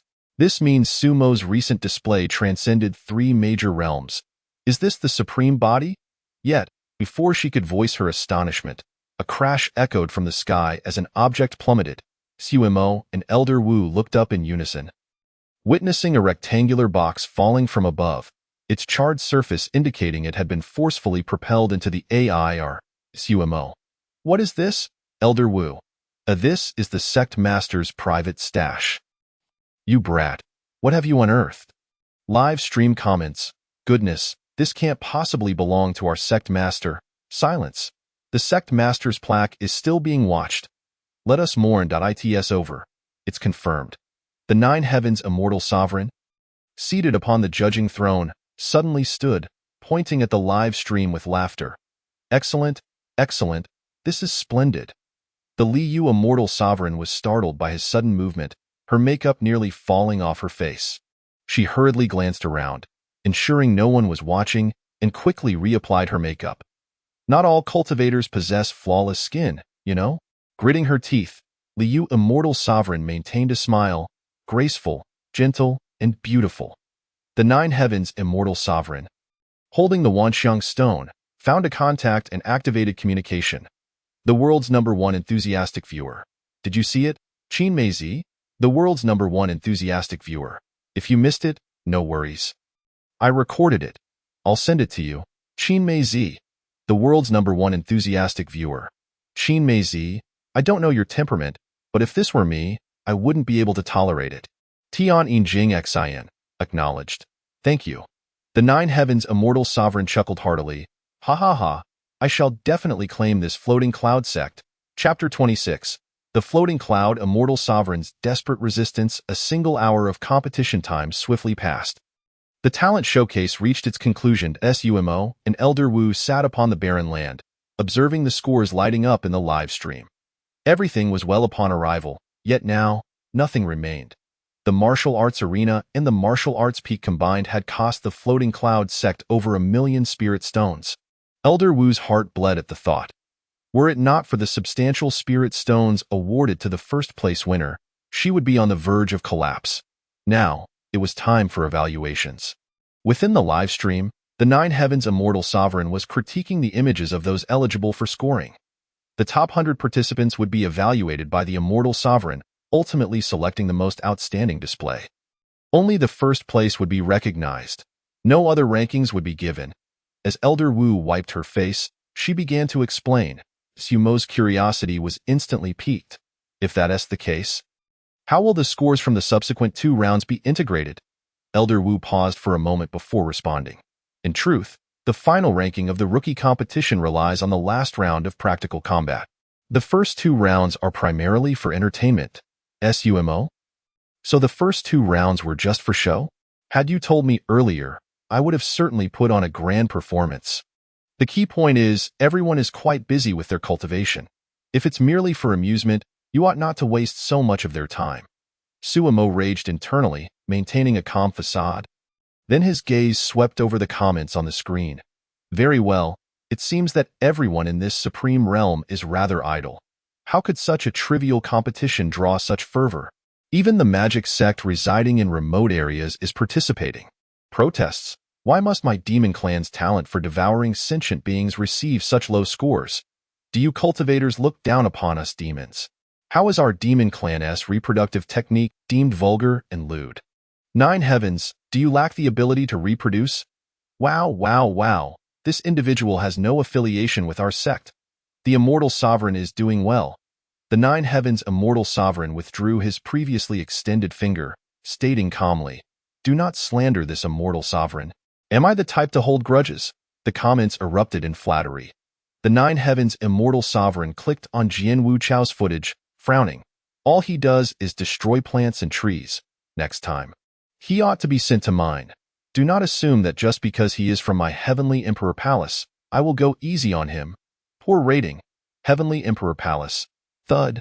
Jian Wu Chao plummeted from midair, landing amidst a pile of rubble, jarring his backside. His lips twitched. Maintaining this sword intent was quite taxing, yet he received no commendation from the Immortal Sovereign. Soon, he noticed that Shang Jue's complexion had turned purple. In an effort to showcase his ability to stabilize space, he had infinitely increased the surrounding spatial density, rendering himself nearly breathless. Unsurprisingly, he also received a poor rating. The two exchanged glances, simultaneously huffing and turning their heads away. This round shall be a tie. In the live stream, the Nine Heavens continued evaluating. This Lu Shanshan is quite impressive. There's a delightful surprise. If stones can transform, can other things change as well? Let us keep this on hold and see if anything better comes along. This is Mu Rong Xian. No wonder she is the cunning daughter of destiny. Her ability to calculate the heavenly mechanism is not something an ordinary person can achieve. Let me see, is this calculation pertaining to Sumo? The final conclusion is, Sumo has no cough. As a young lady, do mind your influence. Is there such a deep-seated resentment? Let us put this on hold. Now we come to Sumo personally. I believe this footage deserves first place. Do either of you have any objections? The Nine Heavens pointed at Sumo's footage. This explosion was earth-shattering, showcasing flair, elegance, and an impressive display. It was simply splendid. Liu Immortal Sovereign's lips quivered slightly as she softly remarked, "Quite well. I believe awarding him first place in this competition is indeed well-deserved." She can already fathom what thoughts linger in Jiu Xiao's mind. The image that has been awarded first place in the competition is destined to be played on a loop within the myriad tales of the Wanxiang stone. This is akin to a public execution of the floating cloud immortal. The explosive footage of her private stash soaring into the heavens is bound to leave the floating cloud immortal in utter devastation upon her return. Crash! The tablet of the floating cloud immortal has toppled. Zhou Li Yue, the audience in the live stream. The floating cloud immortal expresses her dissent. Zhou extended a hand to right the tablet, nonchalantly remarking, "What a strong wind! Even the tablet has been blown over." Observing Zhou trembling hands as he steadied the tablet, Li Yue gradually shifted her gaze, signaling to Wang Xinghua. Wang Xinghua understood immediately. She hastily declared, "According to the unanimous decision of the judges, Su Mo has secured first place in this talent showcase of the rookie competition." The live stream erupted in excitement, mourning for the floating cloud immortal. "A valiant resistance. Congratulations, junior brother Su Mo. Living is indeed favorable. It grants one a voice." Wang Xinghua wiped the sweat from her brow, acutely aware that her actions might offend the floating cloud immortal, but failing to act would surely antagonize both Zhou and Li Yue, one a potential future threat, the other an immediate peril. "Why apologies, great immortal. I shall pay my respects another day." Upon being declared the first-place winner, Su Mo felt no thrill whatsoever. Instead, the elder five beside him leapt with excitement. "First place. UVE secured first place.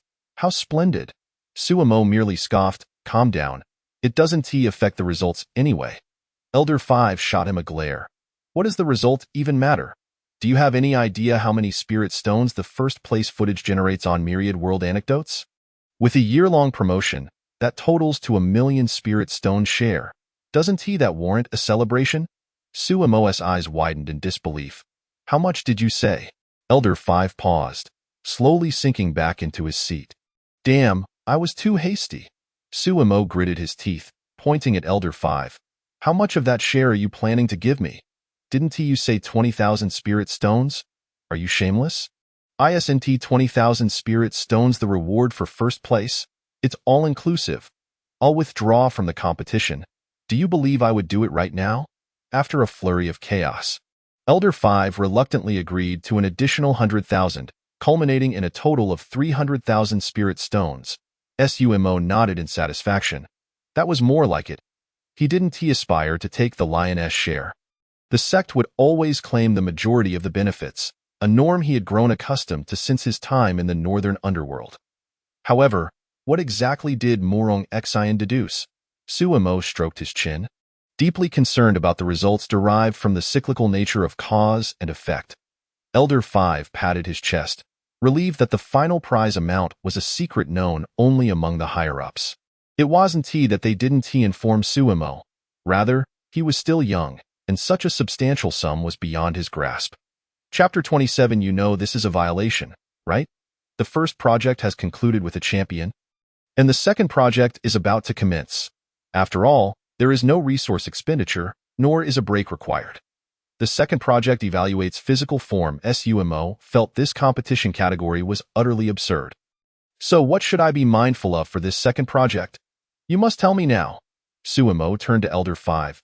Elder 5 wiped his face clean, adjusted his twin ponytails, and with wide, fluttering eyes replied, "You don't need to do anything. I've already uploaded your footage. The rest is up to the judges, Sumo."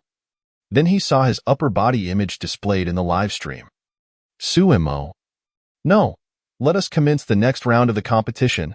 Please observe, this is the image of each contestant. First, we have the champion from the previous round, Sumo." Wang Xinghua's face flushed crimson. "Why are you blushing for no reason?" Sumo nearly smashed the Wanxiang stone in frustration. He glared at Elder 5, steam practically billowing from his head. "I'm going to fight you." Elder 5's expression turned stern, and in an instant, Sumo felt himself enveloped in darkness, only to find himself suspended by a ponytail. "Sumo. What the hell?" Elder 5 glared at Sumo, coldly chuckling. "You're not even at the Shinxian level, and you're already contemplating treachery?" Sumo immediately surrendered. "I didn't Don't say such things. I'm very obedient." Elder 5 flicked her head, causing Suimo to crash to the ground, utterly despondent. Family, being struck by a ponytail hurts so much. At that moment, the live stream erupted in chaos. Why can't we keep it? The recording function is unavailable, so we can only watch. I want to what's your perspective?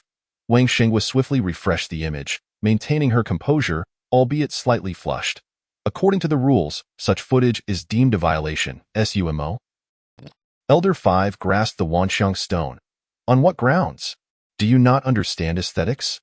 This is definitely a conspiracy. Suimo exhaled in relief. Quite good. If this image were to hang in the myriad world anecdotes for a year, he wouldn't need to step outside. While he may be hiding, it certainly wasn't comfortable. At this moment, Elder 5's Wanxiang stone was genuinely on the verge of exploding, inundated with messages bombarding from the elders within the sect. I am the star-eating whale. Old 5, what are you doing? Ephemeral clouds, little 5, come to my hall after this. We need to have a serious talk. Calmly cultivating immortality, little 5. I will recommend you receive a negative performance review this year. Upon reading the final message, Elder 5 felt as if struck by lightning. No, great elder. You cannot treat me this way. Suimo cast a glance at the now frantic Elder 5, silently withdrawing his gaze. Feeling no sympathy whatsoever, at this juncture, the competition had escalated to a fever pitch, driven by the rivalry between two individuals. They overshadowed a multitude of powerful contenders. Everyone recognized that the selected individual would serve as the sect's image for promotion. Hence, only the most prominent sect members were chosen. Ultimately, the fierce competition arose between Baihua sect and Lieli Pure Land. Originally, Baihua sect could not possibly compete with Lieli Pure Land, yet for some unknown reason, Jiu Xiao seemed to hold significant reservations about the two contestants under his wing.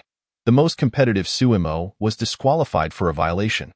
Lieli Pure Land's Zhang Wansheng, a single image, wielding the sun, moon, and yin yang, amidst a snow-laden mountain, standing proudly at the pinnacle, shattering the hearts of countless maidens. Elder 5 wiped his drool, then remarked disdainfully, "Is this it? Not direct or straightforward at all." Suimo's lips twitched. Remaining silent. Why don't you be direct and straightforward yourself? Can the psychological trauma of the parties involved even be quantified? The live stream was in a frenzy, mocking, fawning, infatuated. Everything was present. Teske, so ostentatious. Where is my Su goddess elegance? My idol, from now on, I declare myself a member of the Zhang family. Zhang Wansheng, it's snowing. Wansheng, it's snowing. Zhang Wansheng, an avalanche. Jiu Xiao shook his head. Not a shred of originality, vulgar, exceedingly vulgar. Li Yue, seated beside him, slowly turned her gaze and fixed her stare upon him. Where is the vulgarity? Jiu Xiao pointed to the image. Look at that attire, that expression. It's clearly posed for the sake of photography. Devoid of any natural charm, the photographer is at fault too. Li Yue pointed to herself. I took that. Jiu Xiao nodded. The photographer's skill is too refined, inadvertently overshadowing the subject's realm. Li Yue frowned. Jiu Xiao gestured to himself. In that image, if it were me, the realm would be sufficient. Li Yue, you must be shameless. She suppressed her fury. Then tell me, what constitutes a non-vulgar image? Jiu Xiao cleared his throat. This is a truly exceptional work. It transcends base tastes, presenting a beautiful scene that appeals to both the refined and the common. Li Yue gazed at the image Jiu Xiao was indicating. Baihua sect, Luo Mingyue. Clad in white, standing amidst a sea of blossoms, petals falling like butterflies in dance. Li Yue's lips twitched. Whether it was vulgar or not was inconsequential. The truth was, she was undeniably formidable. Is it any wonder she excels in assistance? The barrage of comments exploded once more. I've died again. Goddess. This figure is absolutely first. Bah! You lot of shallow men. How could this compare to my idol? Are you even in the same league? Truly a goddess. She possesses beauty, physique, and grace. Li Yue pointed at the image and asked, Not vulgar? Jiu Xiao nodded. Not vulgar. Just tell me, is her beauty not striking? Li Yue paused for a moment, glancing at the suddenly soaring vote count. which instantly eclipsed Zhang Wansheng. When the men of the cultivation world went wild, it seemed that the women had little to do with it. "Let us vote," proposed Zhou Xiao. "Agreed," Liu concurred. Among the celestial beings, matters were dealt with decisively. Zhou Xiao immediately cast his vote for Luo Mingyue, while Liu unhesitatingly voted for Zhang Wansheng. The two simultaneously turned their gazes towards the plaque of the floating cloud immortal. To their astonishment, the plaque spun around, pointing towards Luo Mingyue, and even swayed a couple of times in the direction of her image. Liu? Upon witnessing this scene, Wang Xinghua was rendered speechless. According to the rules, the results of this round of the competition were to be announced by immortal Liu. Liu revealed a gentle smile and waved to Wang Xinghua, who immediately breathed a sigh of relief. Truly the immortal Liu. So gentle! The live stream camera zoomed in on immortal Liu, whose lips curled slightly upward. "I hereby declare that the first place in this round of competition belongs to Baihua sect." Luo Mingyue, the live stream erupted in cheers. For some unknown reason, Suimo felt a chill run down his spine upon seeing immortal Liu smile, sensing an underlying menace within that expression. The fifth elder pointed at Liu and exclaimed loudly, "Did you see that? Did you see that? I told you this old hag is hypocritical. Who knows what she is really thinking?" Chapter 28. The Reincarnation of Divine Consciousness. Recording all ascenders. Sister Qin, that is the situation. Indeed, I have recorded everything. Though it is merely a fragment of spiritual consciousness, it better reflects the essence of this person. Yes, just like that, my sister is surely on my side. Liu ended the communication with the Wuxiang stone and took out her makeup kit to touch up her appearance. Beside her, Zhou Xiao was sweating profusely. Liu glanced at him and offered a gentle smile, prompting Zhou Xiao to chuckle awkwardly, quickly averting his gaze. This woman was utterly terrifying. The competition was soon to enter its third phase. Wang Xinghua was announcing the rules of the contest. The third event of the rookie competition is about to commence. The long-awaited practical combat. According to the judgment of the infinite net deity, the top 100 combatants would be selected for duels. While it was true that some moderately skilled friends were directly eliminated in every competition, this ensured the efficiency of the contest. The deity had comprehensively evaluated all participants based on their performance in the lower realm, their current realms, their cultivation methods, and their innate physiques, ensuring the fairness of selecting the strongest. This round of the competition will select the 10 most formidable rookies of the Zhongshuan domain to participate in the overall rookie contest of the Supreme Realm. Contestants will connect with the Supreme Celestial Artifact, the Infinite Net, by infusing their spiritual consciousness into the Wuxiang Stone, thus entering the competition space. The Supreme Celestial Artifact will perfectly replicate the contestants' abilities. Contestants can rest assured that the Supreme Celestial Artifact will safeguard their privacy. Aside from the strength they choose to display, all other information will remain concealed. Even the Supreme Celestial Artifact will not pry. Friends in the live stream can also extend their blessings to the contestants they support. All right, the matchups have been formed. Let us leave the stage to the contestants. Suimo glanced at the fifth elder, who shrugged. Don't worry, the Supreme Celestial Artifact is not under the control of any individual or faction, nor will it disclose any information to anyone. It is the artifact of the former Supreme Celestial Emperor. Suimo thought to himself, I still don't feel at ease. But do I have a choice? He suddenly realized that the first two events of the rookie competition, seemingly frivolous, were actually imprints of information etched into the Supreme Celestial Artifact, possessing distinctive recognizability. The final event, however, was the crux. Would all ascenders be recorded? Suimo suddenly inquired. The fifth elder was taken aback, glancing at Suimo in surprise, before nodding. Indeed, everyone will be recorded, regardless of their participation. Moreover, those who do not participate may be recorded even more comprehensively. Suimo could not fathom why non-participation would lead to a more thorough record, but he felt no fear. After all, he had yet to unravel the core of his cultivation method. If that Supreme Celestial Artifact were to truly comprehend the meaning of his core method, he might as well express his gratitude. Suimo had already lost confidence in deciphering those two formulas by himself. Impossible. Absolutely impossible. Suimo glanced at the matchup table in the first round. He was to face Gu Qinshin. Seems like someone from the top 100 rookies? No notable memories. Sumo infused his spiritual consciousness into the Wuxiang stone, feeling a slight dizziness. In an instant, the surroundings transformed into a pure white space. There was no earth, no sky, yet various forces of law could be distinctly felt. The myriad laws intertwined.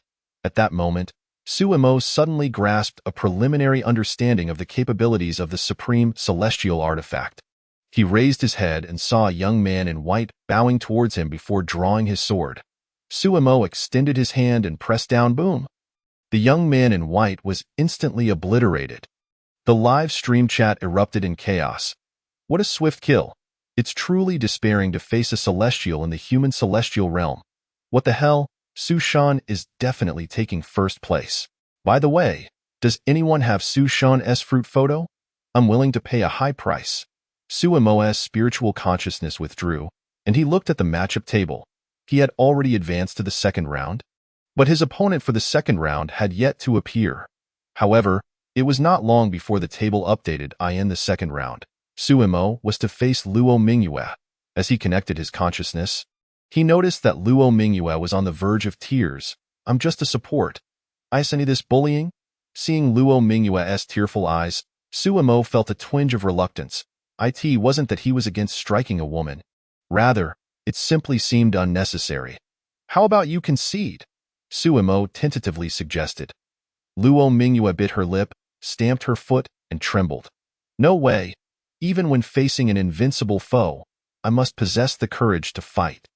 Sumo looked at her raised peachwood staff, thinking to himself, that's not even a sword. The landscape shifted dramatically, revealing towering mountains and a majestic river winding through them.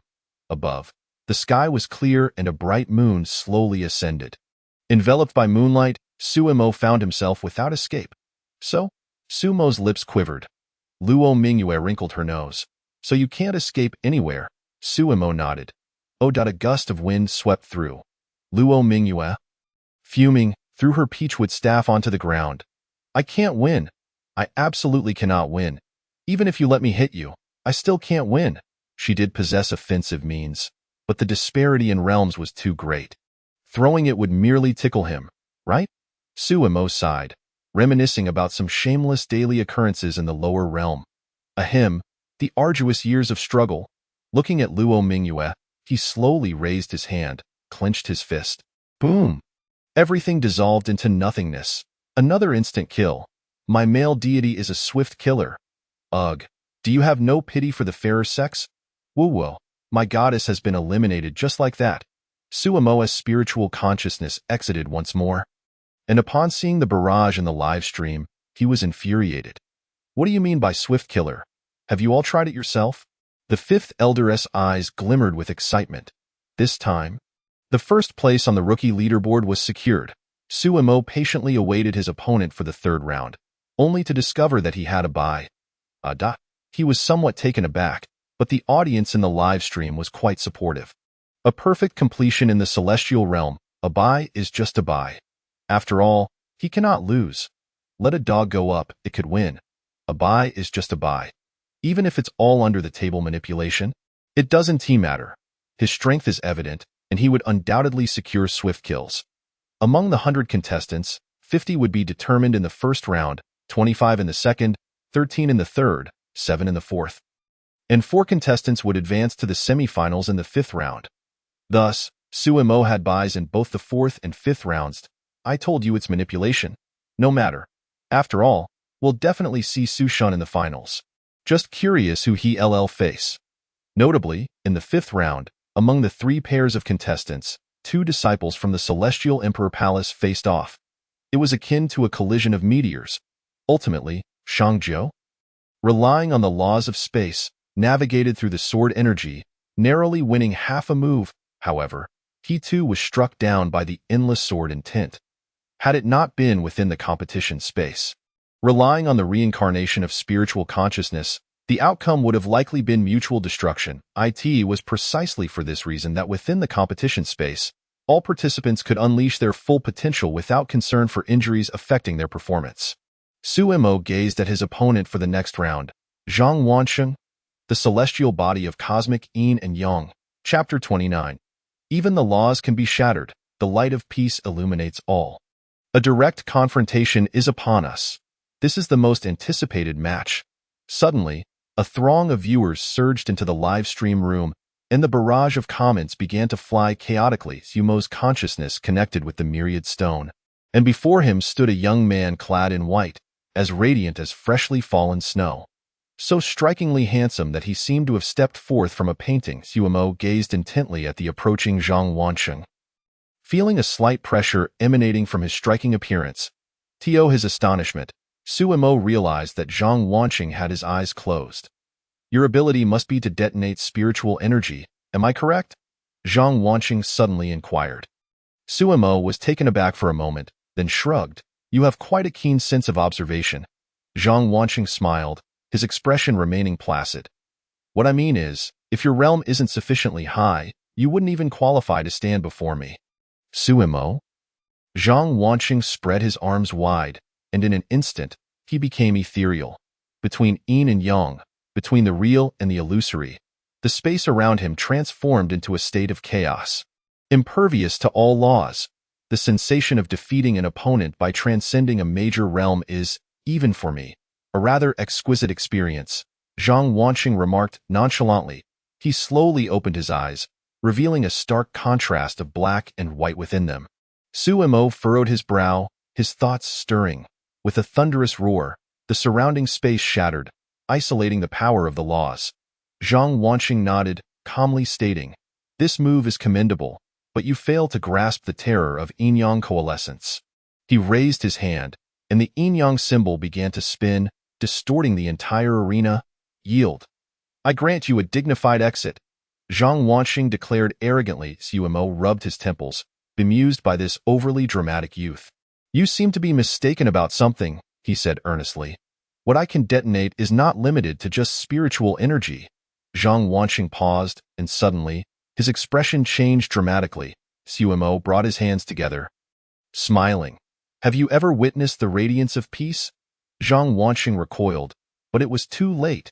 The entire arena, everything he could see, was ablaze with light. Boom. What the hell? My eyes are blinded again. Don't unleash such brilliance without warning. If I'm not mistaken, that was the power of yin-yang detonated. Good heavens, can laws explode too? The viewers in the live stream were dumbfounded. Not only them, but Zhou Xiao and Li Yue also wore grave expressions. The laws, once elusive and intangible, appeared as if they had taken on a physical form before Sumo, ready to explode. The chaotic body, impervious to all laws, and Zhang Wansheng's manipulation of yin-yang to create chaos had an equivalent effect. Even if they intervened, they could only break through with sheer force, relying on their higher realms to crush the opposition. Engaging in a battle of wits would be futile, yet Sumo could directly detonate the laws, even shattering chaos before them. This was utterly unreasonable. One could only say, is he not worthy of being called an unparalleled body? Sumo gradually withdrew his consciousness. He glanced at the live stream room, now flooded with comments, and couldn't help but scoff. This level of grandeur should belong to me. How dare you show off before me? Seeking death? Elder Wu turned to look at him, as if he were a monster. Meanwhile, on the other side, Shangjiu was facing Morong Xian. Morong Xian possessed an exceptionally high realm, but her advantage did not lie in combat. Initially, everyone thought the battle would be closely contested, yet it turned into a one-sided farce. Dodging left and right, Shangjiu's mastery of spatial laws was indeed formidable. Each attack was unexpected, sending chills down the viewers' spines. Yet, Morong Xian's predictive abilities were nothing short of invincible. Not only did all her attacks miss their mark, but Shangjiu also endured a few punches and kicks. Don't underestimate those punches. The fist of an 8th-layer Earth Immortal, I ask you, does it hurt? By the end, Shangjiu could no longer bear it. His face was bruised and swollen, looking nearly pig-like. If this continued, would he even retain his image?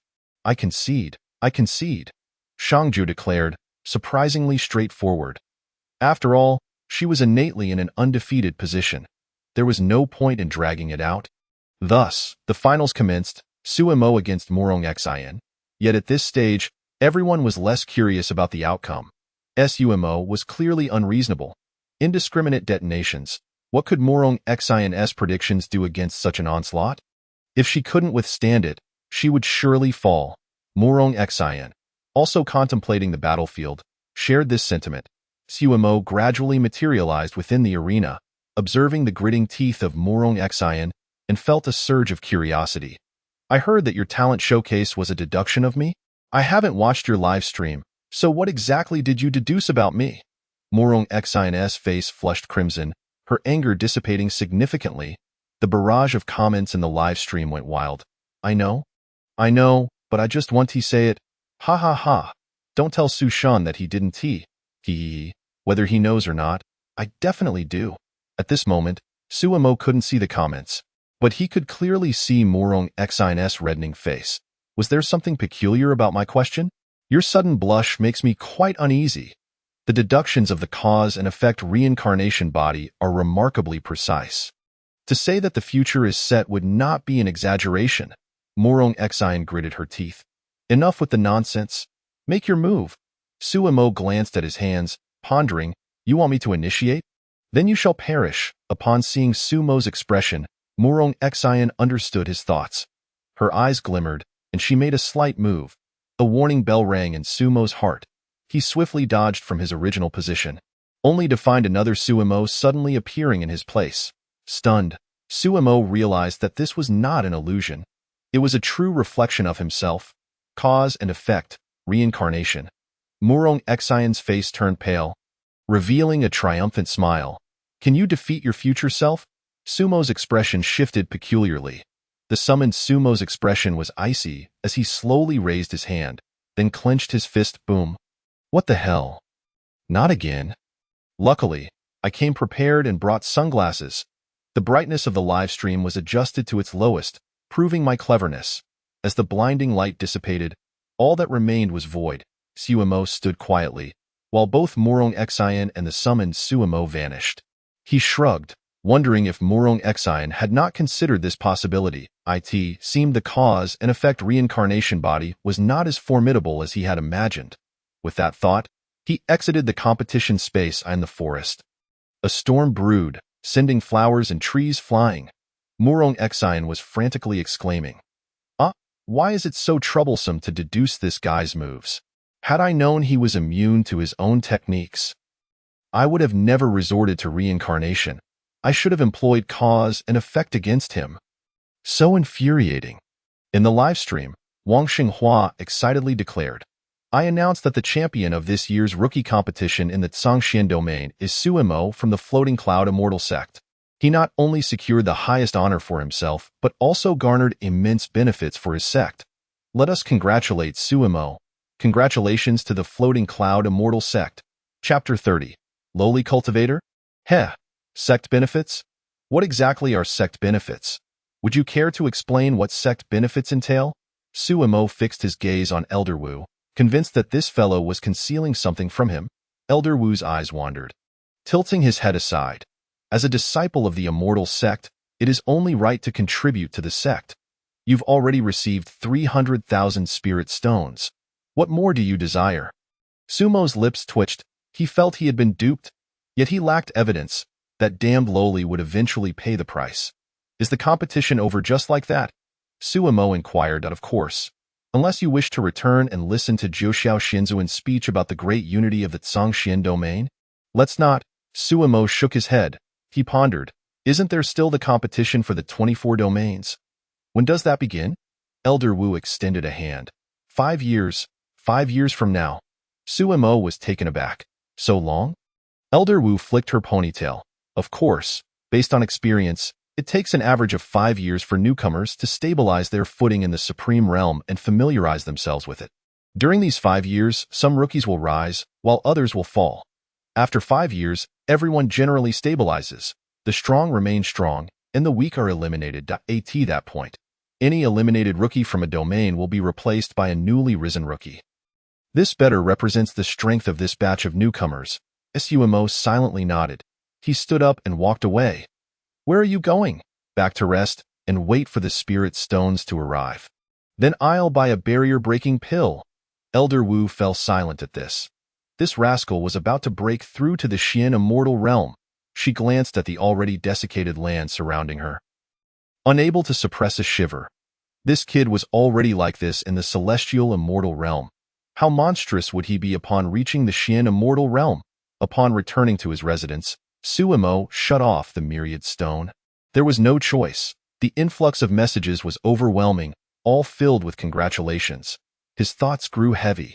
This competition felt more like a farce, yet it was intricately tied to immense benefits.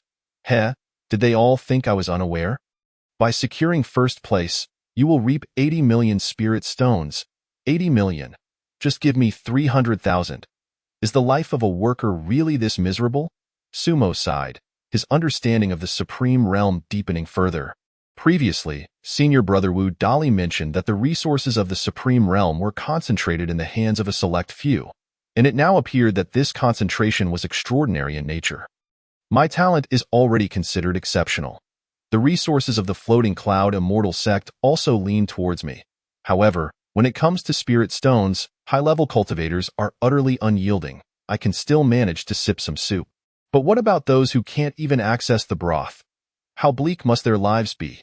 Suemo suddenly thought of the diligent Lin Lei and Lin Fong at the welcoming desk, of Qin Yong, who was constantly betting spirit stones, and of Bei Ming Luoxue, who wouldn't let go of even the smallest tasks worth a couple of spirit stones. Was this the sorrow of low-ranking cultivators? Suemo felt a tumult in his heart. He curled his lip. Forget it. What does it have to do with me? I just want to survive. With so many immortals in the supreme realm, even the emperors have no control over certain matters. How could I possibly manage them? Just then, someone knocked on the door. Suemo sighed helplessly, wondering who had come to congratulate him this time. Putting on a humble smile, he opened the door to find Qin Yong. Suemo fell silent, about to close the door. Hey, junior brother. Don't. Qin Yong awkwardly blocked the entrance, presenting a gift box, a mere token of respect. Nothing grand. Seeing Qin Yong's demeanor, Suemo felt a surge of irritation. Speak plainly. What brings you here this time? I've made it clear that I have no interest in your schemes. The audacity of betting on whether Elder Jio would eat the left or right leg of the reed chicken tonight was beyond him. No. I'm not here to ask you for anything. Qin Yong quickly interjected. I just want to establish a good relationship with you. Nothing more, truly. Suemo frowned slightly. Qin Yong hastily continued, Junior brother, you're new to the supreme realm and may not know some of the rules. Originally, we are peers, and competition among peers is expected, regardless of the means used. It won't be pursued afterward unless you retaliate yourself. However, once you make it onto the newcomer rankings, especially as the one at the top like you, your status changes. I heard you are about to break through to the Shinxian stage. Suemo thought, who had told you that? Was that little lowly so loose-lipped? Just as he was about to speak, Qin Yong pressed on, Junior brother, don't rush to deny it. I know you went to buy a barrier-breaking pill. Once you break through to Shinxian, you won't just be a disciple anymore. You will surely take on an elder's position, and not just any elder, but one within the ranks. So, I came to seek forgiveness for my previous actions, hoping you won't hold it against me. Suemo paused, looking at Qin Yong, and said in a deep voice, Senior brother, there's no need for such formalities. Qin Yong's lips twitched slightly. It's the rule. If you accept it, I can rest easy. Suemo furrowed his brow, scrutinizing Qin Yong. After a long while, as sweat began to bead on Qin Yong's forehead, Suemo finally said, let us consider it settled then. Our previous matters are forgiven. Only then did Qin Yong breathe a sigh of relief, promptly placing the gift down and bowing with a smile. Congratulations, junior brother, on securing the top spot in the newcomer rankings of the Zhangxian domain. To be honest, I believe you are undoubtedly the best in the supreme realm. It's beyond doubt. Watching Qin Yong leave, Suemo opened the gift, revealing a full 100 spirit stones. Suemo took a deep breath. Low-ranking cultivators, the scene of disciples from the sect coming to congratulate him with blessings and gifts did not materialize. Even those who had interacted with Suemo before only offered a few words of congratulations through the myriad stone before retreating, as if to draw a line between themselves and him. This only deepened Sumo's gloom. The next day, On his way to the External Affairs Office, his fellow disciples greeted him with bows. Further dampening his spirits, Elder Wu, overjoyed by counting money, noticed Sumo's gloomy demeanor and felt an odd discomfort. Why the long face? She glared at him. Sumo took a seat, remaining silent, feeling as though his status had shifted. Elder Wu chuckled. So, what were you like in the lower realms? Really, did you manage to achieve world peace and equality for all? Chapter 31. In charge of the material department, specialty of the floating cloud sect, the lower realm? Sumo closed his eyes, his thoughts drifting far away. World peace. Perhaps, since those unwilling to embrace peace had already been subdued under his reign over the northern underworld, at least during his rule. The situation had improved, fewer people starved, birth rates increased, and the cultivation success rate rose. He wondered if the systems he had established would endure after his departure. After all, cultivators enjoyed long lifespans, and by the time one reached the human immortal stage, they could attain immortality. Those old fellows might just overturn everything once he was gone. With that thought, Sumo suddenly chuckled. I'll only focus on the present, not worry about so many past matters. Elder Wu? What did I ask, and what did you answer? Sumo bowed to Elder Su. Thank you for your guidance.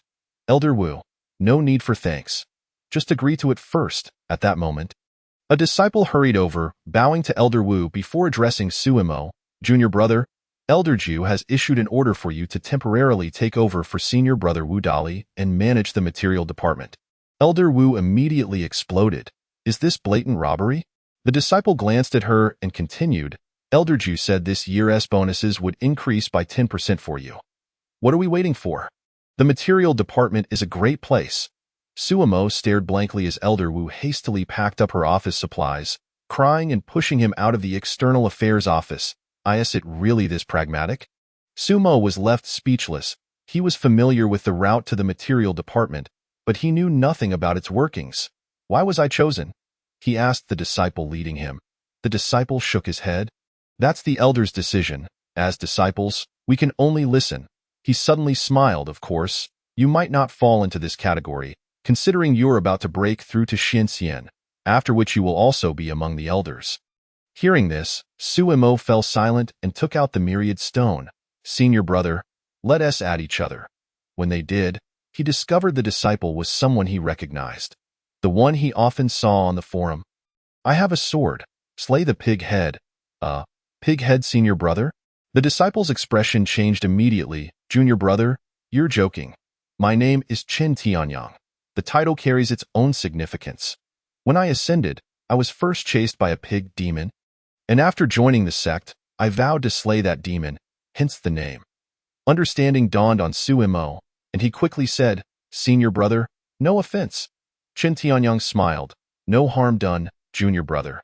They proceeded to the material department, where Sumo unexpectedly encountered a familiar figure, the girl who had exposed Qin Yong's identity when he first joined the sect, Yu Xiao.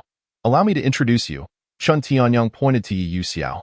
This is Sister Yi, who has worked in the material department for 300 years and is familiar with its operational procedures. She will be your assistant. Then he pointed to Sumo. This is junior brother Su, who just claimed the top spot in the newcomer competition. The sect has appointed him to oversee the material department's operations. Sister Yi, you are to assist him diligently. Sumo cupped his hands in greetings, Sister Yi. Yu Xiao squinted and smiled. Long time no see, little junior brother. I didn't expect you to become so formidable, even surpassing me. Make sure to let me share in your fortune once you hit it big. Sumo could only chuckle bitterly. Qin Tianyang bowed to the two. My task is complete. All operational matters of the material department are now in your hands. Farewell. With that, he turned and left without a hint of hesitation. Junior brother. Yu Xiao turned to Sumo as soon as Qin Tianyang departed. Now that you're in charge of the material department, don't forget to allocate some spirit stones for me. Sumo was taken aback. I see the monthly salary fixed? How could I dare to cut corners? Yu Xiao blinked, revealing a mysterious smile. It seems you are truly unaware of the workings of the material department. As she spoke, she pulled over a chair for Sumo to sit, retrieving a board from who knows where. Let me first teach you what the material department actually does. Sumo promptly sat upright, prepared to learn. There exist certain immutable rules that must not be transgressed. In addition, there are unwritten regulations that also warrant adherence. Yu Xiao cleared her throat and stated, "Let us focus on these unwritten rules. First and foremost, the most crucial of all, we must never leave Baiming Luoxuer alone at the resource center." Suemo raised an eyebrow. "Isn't it rather unfortunate that senior sister Baiming is so overlooked?" The second rule is that the sect master's monthly stipend cannot be directly handed to the sect master. It must be deposited into the Qingkuan pouch over there, from which a designated individual will come to retrieve it. However, there is an exception. If the sect master personally comes to collect the funds, the amount should indeed be given, but it must be discreetly recorded for when the designated person arrives to collect it. Sumo's lip twitched. "Isn't it quite constraining for our esteemed sect master to endure such treatment?" The third rule mandates that when the resources are down to 70%, we must publicly declare them as depleted. Unless an elder personally comes to collect, no sales are permitted. Suemo was taken aback. "What is the reasoning behind this?" Yu Xiao cast him a sidelong glance. "You will come to understand the rationale in due time." The fourth and fifth rules, and the 108th rule.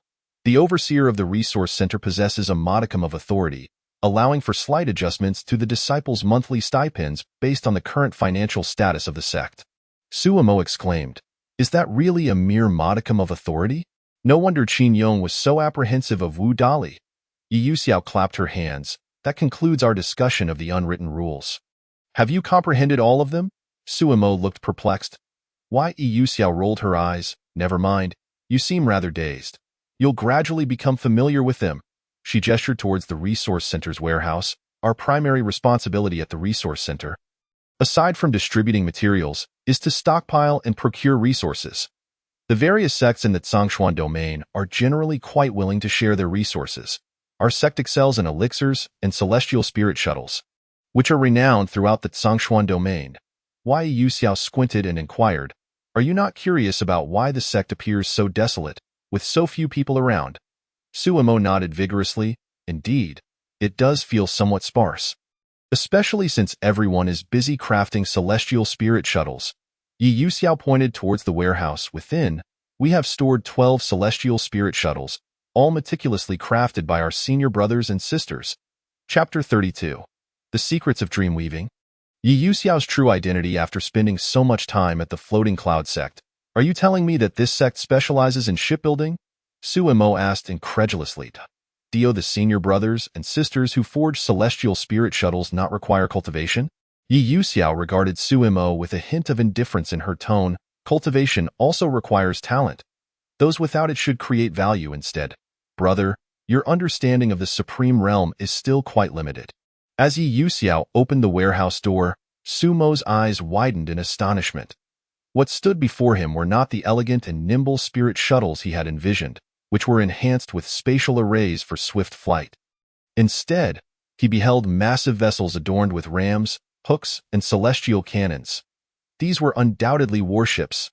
The mere presence of such formidable equipment within the sect indeed instilled a sense of security. Suemo swallowed hard as Yu Xiao spread her arms wide. Throughout the entire Zhongshuan domain, nay, throughout the entire supreme realm, no one but our sect possesses such shipbuilding technology. The celestial spirit shuttles of the Floating Cloud sect traverse the supreme realm, even shining brightly in times of war. As Suemo gazed at the warships that dwarfed the typical celestial spirit shuttles by more than tenfold, he suddenly felt that his knowledge of the supreme realm was not merely limited.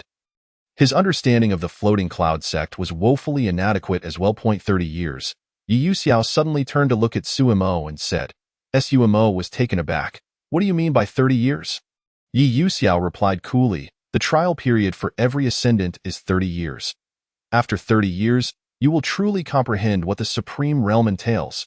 Suemo glanced back at the enormous celestial spirit shuttles and then surveyed the emptiness of the Floating Cloud sect. 30 years? He suddenly recalled the records he had seen in the archives about Baiming Luoxue. Baiming Luoxue ascended after 7,395 years in the floating life calendar. 7,426 years later, she battled the floating life heavenly palace with her earthly immortal cultivation, shattering the foundational essence of the Baiming world, causing a great lamentation in heaven and earth. That was during the 31st year. Yet when Baiming Luoxue was compelled to surrender the essence of the Baiming Great World, it had only been her 11th year in this realm. Are there exceptions? Suemo asked. Yi Yuxiao paused, casting a surprised glance at him. Naturally, there are exceptions. You might very well be one of them, she remarked, adding silently in her heart, primarily due to your rapid ascension and cultivation. If your cultivation hadn't reached such heights, and if you did not possess the unique supreme body, how could you be entrusted with responsibilities at the resource center? Suemo suddenly inquired, was Wu Dali's reincarnation preordained? Yi Yuxiao looked astounded, her hands clasped behind her back as she regarded Suemo with curiosity. I find myself intrigued by you. How did you come to that conclusion? Suemo stepped closer. Caressing the celestial spirit shuttle, it is because Wu Dali has a strong affinity for the resource center. He felt the spiritual energy emanating from the celestial spirit shuttle, envisioning the impact such an imposing vessel would have on the battlefield. The spiritual energy contained within was far beyond what an earthly immortal could possess, evoking a sense of vastness akin to an ocean. Perhaps it belonged to a celestial monarch, or even a celestial sovereign. How many celestial sovereigns are there in the Zhongshuan domain? Only 3, it seems. And in the entire supreme realm, perhaps no more than 80. He counted the 12 celestial spirit shuttles before him. What rationale supports this? Yi Yuxiao regarded Suemo, finding his reasoning quite unfounded. Suemo replied nonchalantly, he lacks the spirit stones necessary to forge celestial spirit shuttles, implying that his talent is commendable. Therefore, he wouldn't reincarnate out of jealousy or the desire to usurp my place. Who precisely compelled him to reincarnate? He locked eyes with Yi Yuxiao. Can you divulge this information? Yi Yuxiao spread her hands. What does this have to do with you? Suemo pointed towards the heavens and then the earth. Heaven and earth bear witness. This is a matter of cause and effect. I despise causality without reason. Yi Yuxiao tilted her head, contemplating the potential consequences of revealing such matters to Suemo and whether she could bear the fallout. In truth, the sect had already taken notice of you prior to your ascension, she finally stated. Suemo's heart remained unperturbed. I am aware of that. However, the level of scrutiny was likely minimal. Otherwise, it would not have been Qin Yong who came to greet me upon my ascension. Yi Yuxiao was even more intrigued. How did you come to know this? Sumo's expression grew somewhat peculiar. That is not for you to inquire. Suddenly, Yi Yuxiao's eyes lit up, and she asked, half amused and half exasperated. Did you see this while residing on that small hillside? Suemo was taken aback. How did you know? Yi Yuxiao face-palmed in exasperation. I suspected as much. How could you possibly feel such pressure after just ascending? Now, tell me, what have you learned? Sumo's lips twitched. Everything I ought to know and not know. I've acquired quite a bit, though it's mostly conjecture. Yi Yuxiao rubbed her temples, slowly retrieving the Wanxiang stone. Please hold on for a moment. I need to report this. Xiao falling rain. Ah Jing, I need to tell you something. I am the star-swallowing whale. What is it now? Have I not already arranged for Suemo to be with you? Xiao falling rain. It's not that. Dreamweaver has been having bizarre dreams again. Are you aware of this? I am the star-swallowing whale. Huh? Xiao falling rain. Isn't Suemo residing in Dreamweaver's slumbering domain? I am the star-swallowing whale. And then? I am the star-swallowing whale. What the actual? A figure clad in purple robes soared into the air, heading straight for the mountain peak where Suemo was located. Before long, a terrifying voice reverberated within the inner sanctum of the floating cloud sect. Dreamweaver, are you still sleeping? The ground of the entire sect trembled, and the fluctuations of spiritual energy reverberated through the void, causing the inner disciples to hide in fear, too terrified to show their faces. This is disastrous. Dreamweaver's sleep-talking has been discovered. Many disciples lamented. The channel for gossip has been shut down. Suemo observed Yi Yuxiao's expressionless demeanor and could not help but inquire. How does Dreamweaver's actions affect you? You hardly seem like an ordinary disciple. Yi Yuxiao retorted coldly. Dreamweaver has exposed the sect's secrets. Originally, you were to be kept in the shadows as a trump card. But now everything has been laid bare on the forum. The privileges and opportunities that were to be afforded to you were all meant to remain confidential. Yet Wu Dali is now privy to them. Moreover, This is not the first time Jiming has acted in such a manner. If she were not a true spirit, she would have perished 100 times over. Suemo furrowed his brows and remarked, I understand the reasoning, but everyone is eager to uncover some hidden truths. What advantage does this bring you? Yu Shao pointed to herself and replied, It is as follows. I have an older sister named Yu Qin. Yu Qin married a man named Fu Yun, who happens to be the sect leader of this establishment. Hence, I am? Suemo gasped in astonishment. Your aunt? Yu Shao immediately broke down, exclaiming, Master Uncle. I am indeed your master uncle. Chapter 33. Unsold goods. Yu Zhao's true intentions. Suemo regarded his aunt with a perplexed expression. Looking at my master uncle, weren't you the one who claimed to have ascended from some lesser realm? Having been deceived too many times, Suemo had grown numb and chose to believe only half of Yu Zhao's words. Why, Yu Shao scoffed. Have you heard of the innate spirit? Your senior sister from Baiming, she is one of them. Suddenly, she paused and glanced at Suemo. It seems you are also an innate spirit, aren't you? Sumo's expression stiffened, and he murmured, Is that relevant? There's no need to revisit the past, do you understand? Yu Shao appeared not to have heard Sumo's words. I came across your information in the archives. You were the one who suddenly appeared in the forbidden zone of the Baiming Great World, forcing its master to commit suicide, correct? Suemo jumped up as if someone had stepped on his tail, pointing at Yu Shao and declaring, This is slander. I tell you, the entire Baiming Great World has already dispelled that rumor. The master of the extreme merely couldn't bear the weight of his own mind. How is that my fault? Yu Shao seemingly ignored Sumo's expression and continued, The moment you descended, it triggered a massive explosion in the Forbidden Zone, obliterating half of it. The master of the Forbidden Zone thought he was facing divine punishment and fled, only to deduce later that it was due to you. Originally seeking revenge, upon returning to the Forbidden Zone, he discovered that all his foundations and resources had been annihilated by you. With no roots or capital to ascend, he fell into despair and, indifferent to you, took his own life. In essence, it has little to do with you. Sumo's expression turned strained. At that time, I couldn't even crawl. How could it possibly concern me? Yu Zhao's lips curled slightly. Then who was later dubbed the Terror Bomb Man? Sumo's expression shifted, and he glanced around before whispering, That true spirit, Jiming, in her awakened state, can she still see other secrets? Yu Zhao's smile deepened. Jiming can only wield her powers within dreams. Once awake, such abilities are lost. Suemo let out a sigh of relief and then, with a serious expression, looked at Yu Shao, Master Uncle.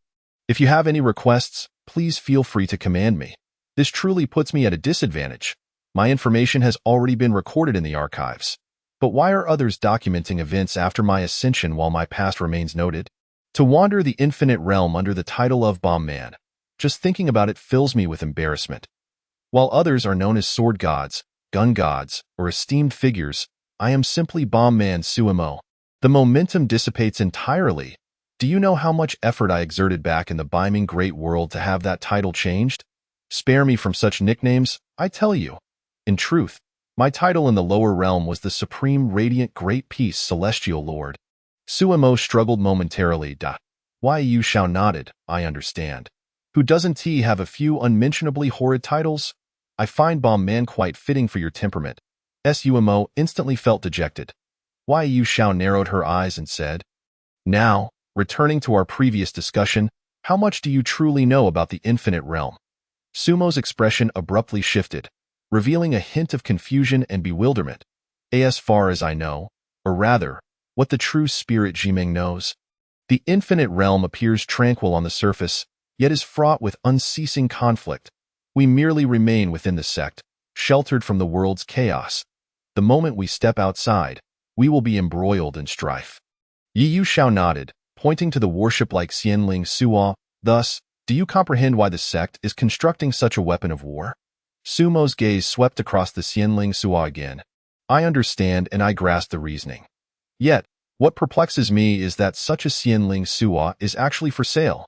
Yu Zhao's expression turned somewhat helpless. There's no choice. The sect also requires sustenance. Moreover, the current market for Xianling Suo is quite poor. Otherwise, we wouldn't have such an excess in inventory. Sumo was taken aback. This item is actually struggling to find buyers? Has it been priced too exorbitantly? Sumo inquired. Yu Xiao shook her head. Actually, the entire business landscape of the Infinite Realm is quite dire at present, primarily due to disrupted trade routes and rampant chaos instigated by rogue cultivators. Those who purchase cannot receive their goods, so they simply refrain from buying. Sumo's heart jolted slightly. The Infinite Realm is in such disarray. A certain power surfaced in his mind. The Floating Life Celestial Palace. Was it not said that the Floating Life Celestial Palace reigns over all realms? Has this order truly collapsed? Sumo pondered, but ultimately chose not to voice this concern. From the incident with Baiming Luo Shui, it was evident that the Floating Life Celestial Palace is a taboo. It harbors true celestial emperors. Even the occasionally explosive Fu Yun holds them in high regard. He merely sighed. This damned world. Yu Xiao chuckled with narrowed eyes. Indeed, this damned world. She clapped her hands. Now then, dear Sumo, who is burdened with numerous inquiries, what else would you like to ask? Sumo pondered for a moment. Master Uncle, why do you refer to me as your junior? Yu Xiao inhaled deeply, staring intently at Sumo before finally sighing. Because I ascended late, thus my rank is lower, Sumo. Yu Xiao internally grumbled about her disdain for those who cannot engage in conversation, yet maintained a smile on her face. Sumo, are you certain you wish to know? Sumo shivered and quickly replied.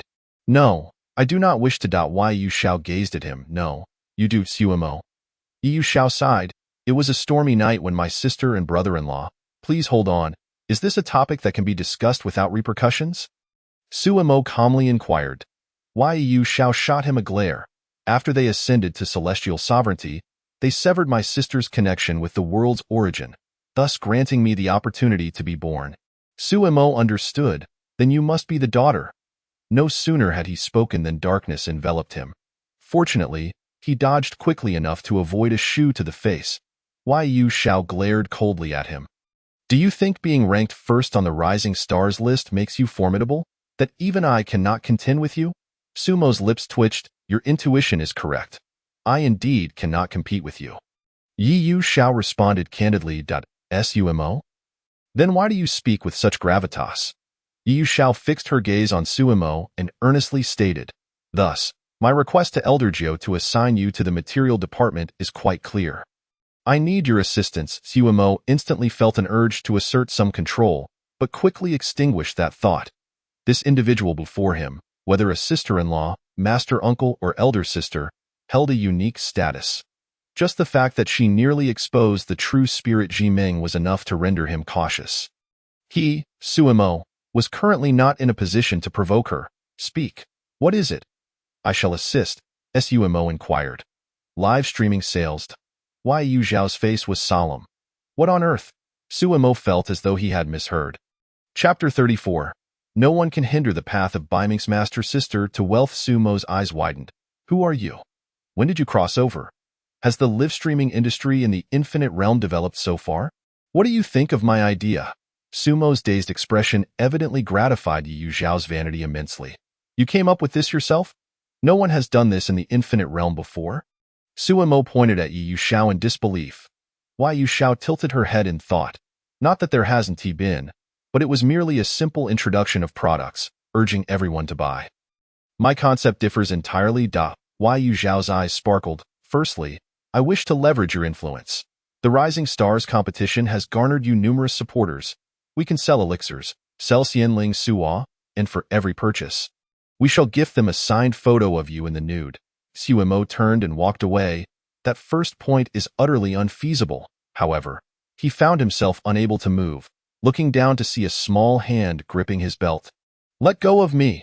Sumo's face darkened. A 50-50 on the profits. The sect's rewards will be split between us. Yu Xiao insisted earnestly. Sumo turned his head, engaging in a tug-of-war with her. 60-40. You get 60, I get 40. No further concessions. 70-30. Is it acceptable for you to take 7 while I take 3? I must tell you, Sumo, do not overstep your bounds. You think I cannot earn money without you? Yu Xiao exclaimed in anger. Money? What money? A cool voice interjected. Both Sumo and Yu Xiao froze in their tracks. turning to see Bei Ming Luo Shui staring intently at them. Her eyes gleaming. What money? Where is the money? Who said there was any? Yu Xiao asked in rapid succession, her mind reeling with disbelief. When did Bei Ming Luo Shui arrive? Sumo's expression became complex. Senior sister Bei Ming, what brings you here?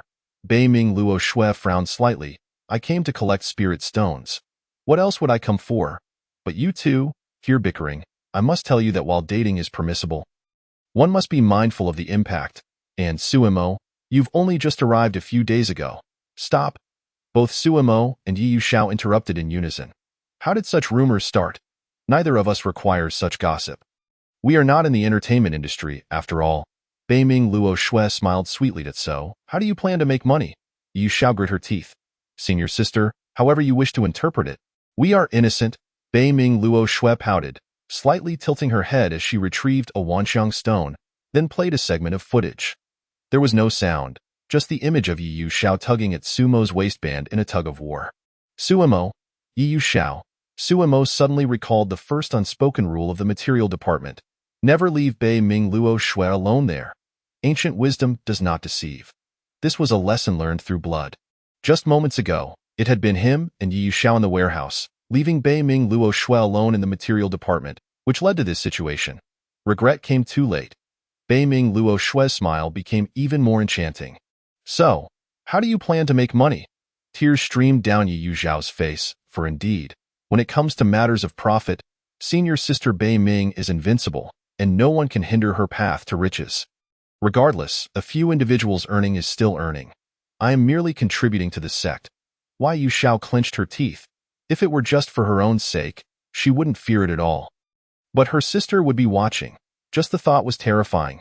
Thus, under Bei Ming Luo Shui's expectant gaze, Yu Xiao outlined her live-streaming plan. Leveraging Sumo's influence is our first step to success. Yu Xiao stated. Indeed, junior sister speaks wisely. We shall proceed as such, Bei Ming Luo Shui responded, her eyes sparkling with the shape of spirit stones. Sumo felt a wave of dismay wash over him. Did you consult my opinion before deciding? I do not agree. Senior sister Bei Ming turned to Sumo, smiling sweetly. I believe it would be wise for you to agree, Sumo scoffed coldly. If you wish to spread rumors, so be it. I will not suffer any loss. Bei Ming Luo Shui shook her head. It is not a matter of rumors. I have been quite curious about someone and wish to inquire. Who? Yin Xiao Sumo felt as if he had been struck dumb. He looked at Bei Ming Luo Shui, forcing a smile that was more painful than tears. How did you find out about that? Bei Ming Luo Shui replied softly, you probably do not have descendants, so you are unaware that the younger generation pays homage to their ancestors. Sumo. Bei Ming Luo Shui produced a small piece of paper and tossed it to Sumo. This is a note for the ancestral offerings. Sumo opened the paper.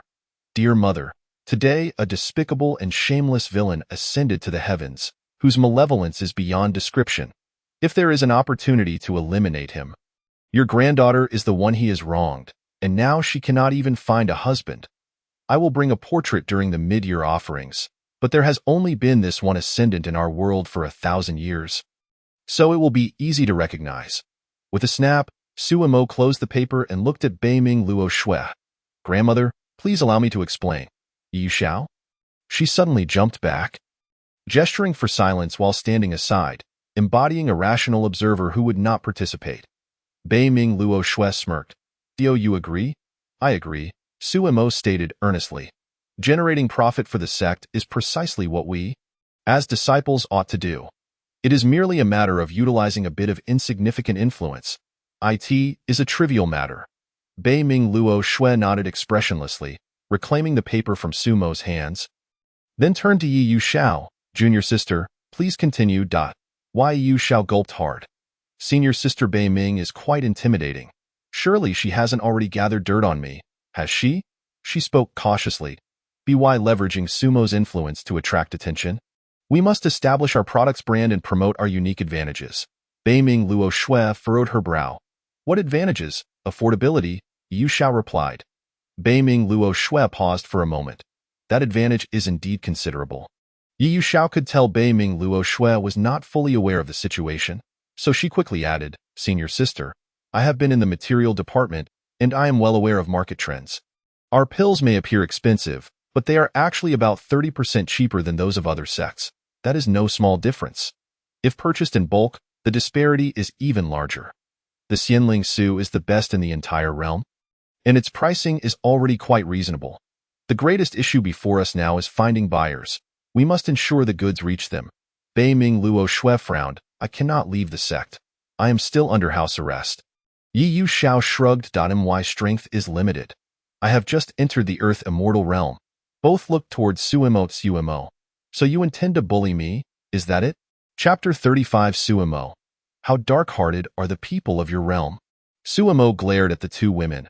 They had previously claimed that the upper realm was unstable, with trade routes disrupted and rogue cultivators everywhere. It was quite dangerous. Yet, these two had unhesitatingly pushed him forward to establish trade routes. What is this? A human-shaped bomb to level everything? Which is more important, money or reputation? Yi Yu Xiao coaxed gently. Both are important, Suimo replied sincerely. Bei Ming Luo Shui rolled her eyes. We are already live-streaming to sell goods. What do we need for face? Suimo rubbed his temples. This matter requires further deliberation. I cannot be the one to transport every shipment, can I? Yi Yu Xiao narrowed her eyes. When opportunity knocks, it lands on your doorstep. This responsibility must fall to you.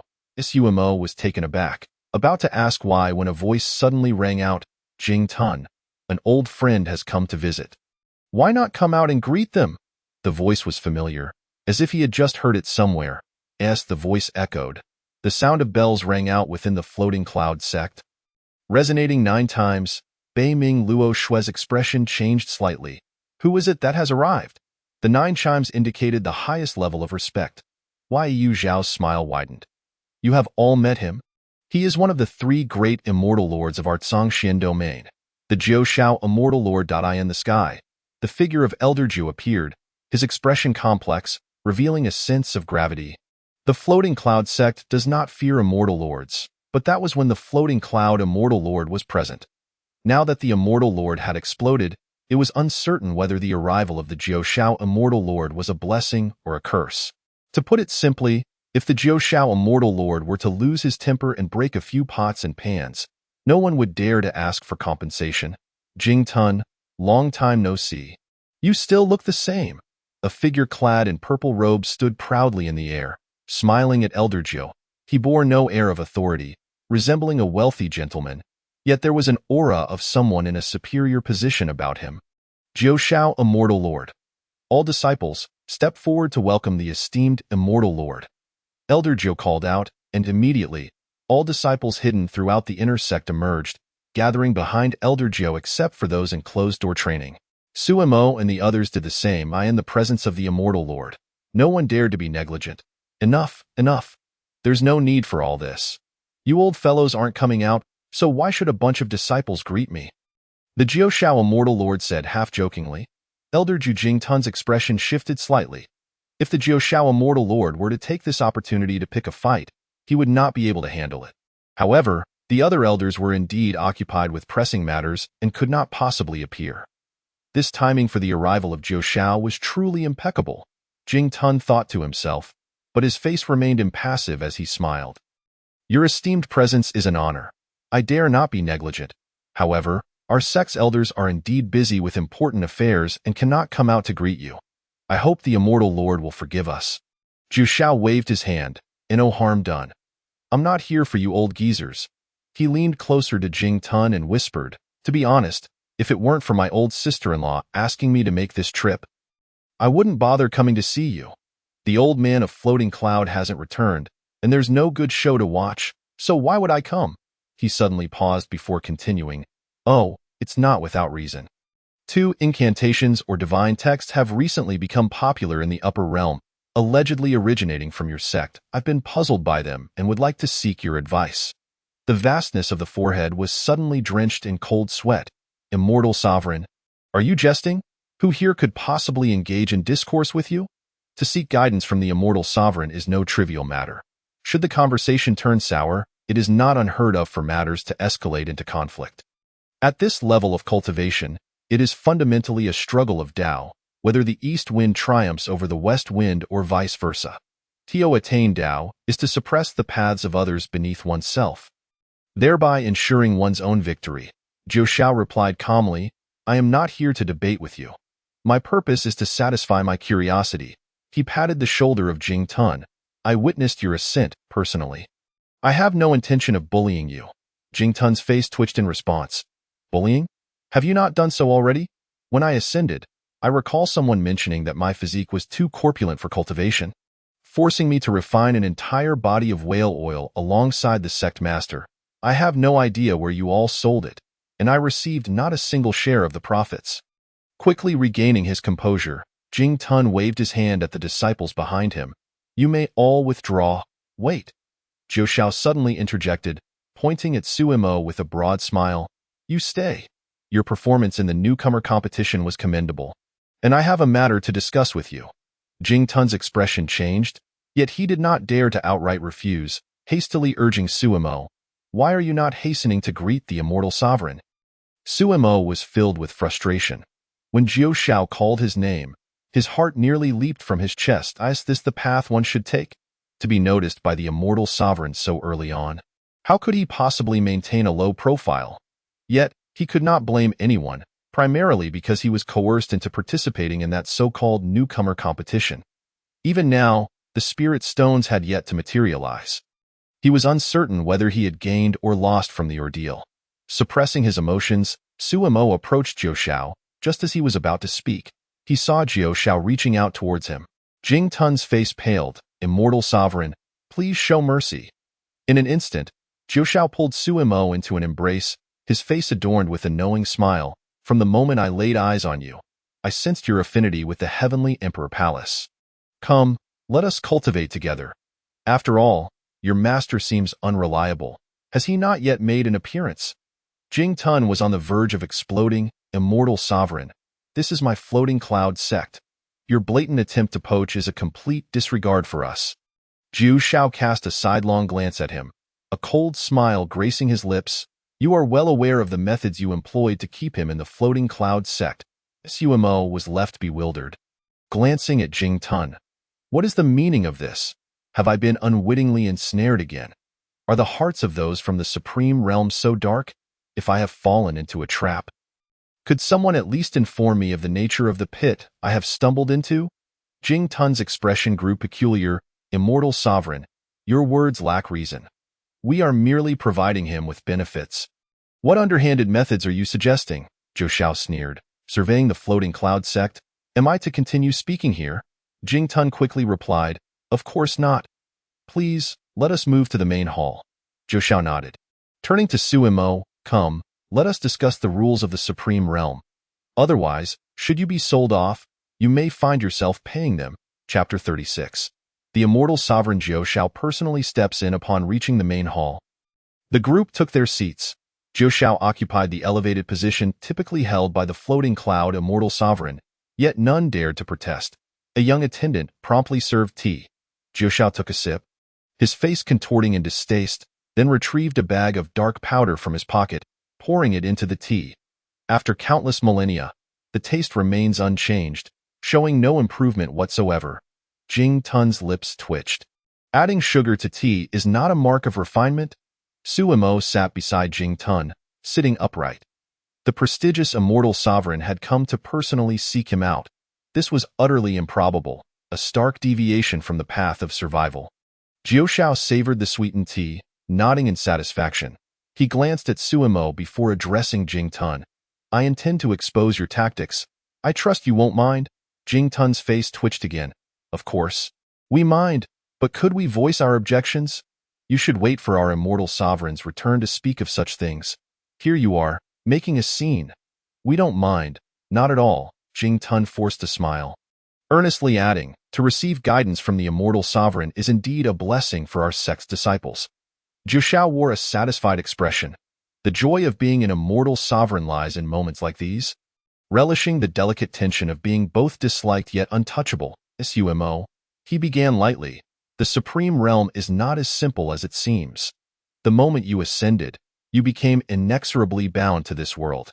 Ascension marks the branding of the supreme realm upon you. Only through the tribulation of heavenly thunder can one be acknowledged by the supreme realm and survive without exclusion. I trust you are aware of this. Suemo nodded in agreement. Any being of a certain level from the lower realms understands this truth. Zhao continued with a smile. However, what you may not know is that after ascension, every being is free, able to choose their realm and sect at will. They are not bound to the sect that brought them here. Reflect carefully. Has anyone from the floating cloud sect ever mentioned this to you? Or did the disciple who guided you here even know this? A tremor ran through Sumo's heart. Indeed, no one had ever mentioned it from the moment of his ascension. It seemed he had been subtly conditioned to believe he belonged to the floating cloud sect. Qin Yong had told him that this was the territory of the floating cloud sect, and all who ascended from the North Sea Great World had to arrive at the floating cloud sect. He had been informed that upon joining the floating cloud sect, he was inherently a disciple of the floating cloud immortal sovereign. He had learned some basic rules of the sect, yet no one had ever told him that he had other options, that he could freely join other forces. Jing Tun's expression darkened, yet he remained silent. Could he possibly refute Zhao? Moreover, Zhao was correct. This was indeed a small scheme of the floating cloud sect. It was not solely directed at Suemo. All disciples who ascended faced similar circumstances. Over the years, only those with established backgrounds and connections to the supreme realm were aware of these matters. After ascending, they would leave the floating cloud sect for other sects or realms. The majority, however, remained within the floating cloud sect. Yet when Zhao voiced this, it felt as though it was aimed specifically at Suemo. After a moment of silence, Suemo spoke. Immortal Sovereign, what you describe may simply be standard procedure. He was not naive. This individual was here to sow discord. By saying so much, he aimed to incite feelings of rebellion against the floating cloud sect within him. Upon reflection, which sect would willingly let talented disciples depart? At least Zhao had inquired whether he wished to join the Heavenly Emperor Palace. In any other sect, the Heavenly Emperor Palace would be a mere legend. Young people should not aspire too high. This is where your true home lies. Zhao paused momentarily, realizing this young man was not so easily manipulated. It was said he was not yet 100 years old. Yet his mindset resembled that of an old man. Clearing his throat, he inquired, and what of the newcomer competition? How much do you know about it? Are you aware of its underlying significance? Jing Tun's expression shifted as he clenched his fists tightly. Zhao was directly attempting to undermine them, and he was struggling to maintain his composure. Yumo glanced at Zhao before suddenly asking, Immortal Sovereign, I find myself curious. You, who ought to be high above, have come all this way to discuss this with me. So what is your true intention? Zhao stroked his chin, a peculiar smile forming. It seems you understand. The newcomer competition serves as a form of identity verification, does it not? Once you participate, you can no longer extricate yourself from the floating cloud sect. Suemo sighed, gesturing towards the entrance. I am well aware, especially since a certain loquacious individual divulged everything to me. How could I possibly be ignorant? The issue, however, is what does it matter? The elders, in their good intentions, aim to facilitate my growth by shielding me from the harsh truths of the supreme realm. Yet my cultivation level is too high, compelling them to engage in seemingly contradictory actions. They wish to conceal my talents while simultaneously ensuring I do not miss this newcomer competition, which appears to hold great benefits for both myself and the sect. Jing Tun's expression darkened further, his demeanor becoming increasingly strained. Before Suemo, a spirit beast that resembled neither horse nor deer lay prostrate on the ground, drooling onto the floor. Suddenly, it jolted awake, sensing a palpable malice. Yet, after a brief moment, it flipped over, exposing its belly, and returned to slumber. Malice is what it is, but nothing is more important than sleep. Zhao remained silent for a moment, casting a glance at Jing Tun before curiously asking, Your sect's confidentiality measures are so stringent. How is it that you have yet to be annihilated? The whale's mouth twitched slightly, and he found it impossible to continue the conversation. Zhao merely made a casual remark, his gaze once again resting upon Suemo. As for the specific matters, I shall not elaborate further, but I demand a 30% share of the profits. Suemo? His eyes widened in disbelief as he pointed at Zhao. Exclaiming in shock, You? You are actually involved in this too, with a flourish of his sleeve, Zhou Xiao replied. Regardless, this esteemed presence is not live streaming for sales, so what is there to fear? Suemo felt utterly numb. He had initially believed this was merely a tale of junior disciples uniting to revitalize their sect. Instead, it turned out to be a grand scheme orchestrated by a supreme figure preparing to monopolize the market. Just how idle is the revered Zhou Xiao to personally oversee such matters? Upon hearing this, the whale suddenly understood. He looked at Suemo, his eyes sparkling. No wonder the little lady insisted you go to the resource department. It was all part of the plan. Truly, Suemo, you are a treasure of our sect. Suemo shivered. Elder Jiao, please regain your composure. Your previous demeanor was quite different. Could you please revert to that? Chapter 37. The unspoken rules are as obvious as passing gas. The esteemed Zhou Xiao and Elder Whale engaged in a friendly and intimate discussion regarding Sumo's live streaming venture. They spoke of collaborative development, mutual benefits, joint protection plans for trade routes, and comprehensive supply chains. Sumo felt utterly lost, unable to comprehend the convoluted intricacies of their dialogue. You two have certainly conspired beforehand. Haven't you? Who would believe such a complex plan could be conjured up so easily? So, was it all just an act? Though frustration coursed through him, he felt powerless in the presence of a celestial lord and a celestial venerable. He could only stand idly by. Oh, right? Zhou Xiao suddenly smacked his forehead, chuckling as he said, Look at me.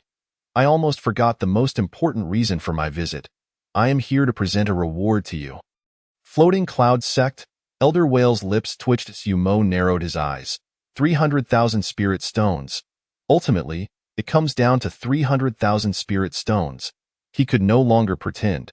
To do so would mean working for nothing. All his efforts had been for the sake of spirit stones, and now was the critical moment. He could not waver. What 300,000? Zhou Xiao feigned ignorance, though the smile on his lips betrayed him. He turned to Elder Whale. If I recall correctly, it should be 8. Yes, you are right, esteemed lord. 800,000 spirit stones shall be delivered forthwith.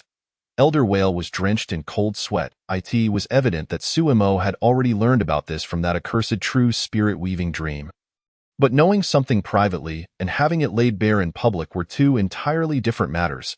He certainly had the means to provide Suemo with more spirit stones, but the sect was in dire need of them. Otherwise, they would not have sent so many disciples to manually weave spirit stones, nor would they have considered allowing such a gifted disciple like Suemo to live stream sales. Did they truly believe that the esteemed lord would act without consequence? He would compensate Suemo later, but this time, the spirit stones could not be increased as for the 800,000 spirit stones promised to Zhou Xiao that had already been accounted for in the budget. After all, how could a celestial lord transport spirit stones without remuneration? How much is a celestial lord worth? If he were underpaid, would he be pleased? Zhou Xiao discreetly suppressed his mirth, adopting a serious demeanor. This esteemed presence is a person of integrity. Suemo and Elder Whale nodded in agreement. Thus, these spirit stones shall be accepted by this esteemed presence. Zhou Xiao declared nonchalantly. The two of them exclaimed, But esteemed lord, your integrity and your acceptance of spirit stones, what is the connection? These two matters are diametrically opposed. Zhou Xiao smiled faintly. Suemo, this esteemed presence has high hopes for you. Do not let me down with that. He rose to depart. Esteemed lord, please wait. Elder Whale called out from behind. There is no need for farewells. This esteemed presence does not concern himself with such trivialities. But esteemed lord, did this esteemed presence not make it clear that no farewells are necessary? Do you imply that my words bear no weight? But esteemed lord, you have yet to provide the spirit stones. Ultimately, Zhou Xiao departed. Suemo stood within the hall, wiping the cold sweat from his brow. Despite the seemingly tranquil exchange, the pressure he felt was immense. Zhou Xiao had been probing him, as if any honest admission of his thorough understanding of the supreme realm, or any hint of dissatisfaction with the floating cloud sect, could lead to dire consequences. Fortunately, he had managed to endure. This was his first encounter with a celestial lord, a figure at the pinnacle of the supreme realm. The pressure he felt was overwhelming, Unlike the depictions in novels where celestial lords appeared and caused the heavens to tremble and the sun and moon to lose their light, Jiu Shao simply stood or sat there, exuding an effortless majesty, devoid of any flaws. Suo Mo briefly contemplated how, should he confront Jiu Shao, the outcome would likely be 1-9 in Jiu Shao's favor. He would strike once, and it would shatter into 9 pieces. Elder Whale wiped the sweat from his brow, turning to present Suo Mo with a storage ring. This contains all the spirit stones. You will no longer lack funds. Elder Whale's face bore a smile. Suo Mo smiled in return. Both were acutely aware of each other's understanding of their situations, yet they pretended otherwise. Bah, old fox. Bah, little fox. Both silently mocked each other in their hearts. Taking the storage ring from Elder Whale, Suo Mo departed the main hall and returned to the resource department. The sect had reached a cooperative agreement with the esteemed Jiu Shao, and one could even say with the Heavenly Emperor's palace, leaving him with no choice but to return and discuss the live streaming details. Primarily because the compensation was too generous. Although the sect and the Heavenly Emperor's palace stood to gain the most, Suo Mo himself would still reap substantial benefits. Selling a spirit stone vessel for 800,000 spirit stones would yield him 80,000. This was not mere profit. It was outright extortion. Live streaming was truly wonderful. Upon returning to the resource department, he discovered Bei Ming Luo Shui sitting alone at the front desk, idly counting spirit stones. 1 spirit stone, 2 spirit stones. Wait, no, start over. 1 spirit stone, 2 spirit stones. The unspoken rules are as blatant as passing gas. Where in the world did Yu Shao run off to? Suo Mo inwardly complained. Noticing the absence of anyone else, he approached Bei Ming Luo Shui. Startled, Bei Ming Luo Shui quickly hid the 2 spirit stones behind her back, watching Suo Mo with suspicion. You're back? Suo Mo nodded. Yes, I am back. You shouldn't have returned, but I did return. Why did you come back? Are you serious? I'm in charge here. Why wouldn't I return? Bei Ming Luo Shui narrowed her eyes. How dare you speak to me in such a manner? Suo Mo felt an inner conflict. What kind of absurd hierarchy was this? He had repeatedly been warned against romantic entanglements in the realm of cultivation, yet she refused to heed such advice. Gritting his teeth, he declared, If you wish for me to treat you like a senior, you must first act like one. Bei Ming Luo Shui stared at him in surprise. Good grandson? Suo Mo, damn it, perish. Gritting his teeth, he placed the storage ring he had just acquired on the table. This is for you. Bei Ming Luo Shui. What is this? She accepted the storage ring, probing with her consciousness, and was immediately taken aback. Gradually, she lifted her gaze, her eyes glazed with disbelief as she probed again and again. How much is this? Bei Ming Luo Shui's voice trembled. Not much, 29,000 spirit stones, Suo Mo replied, having kept 1,000 spirit stones for himself to suffice for the time being. 29,000?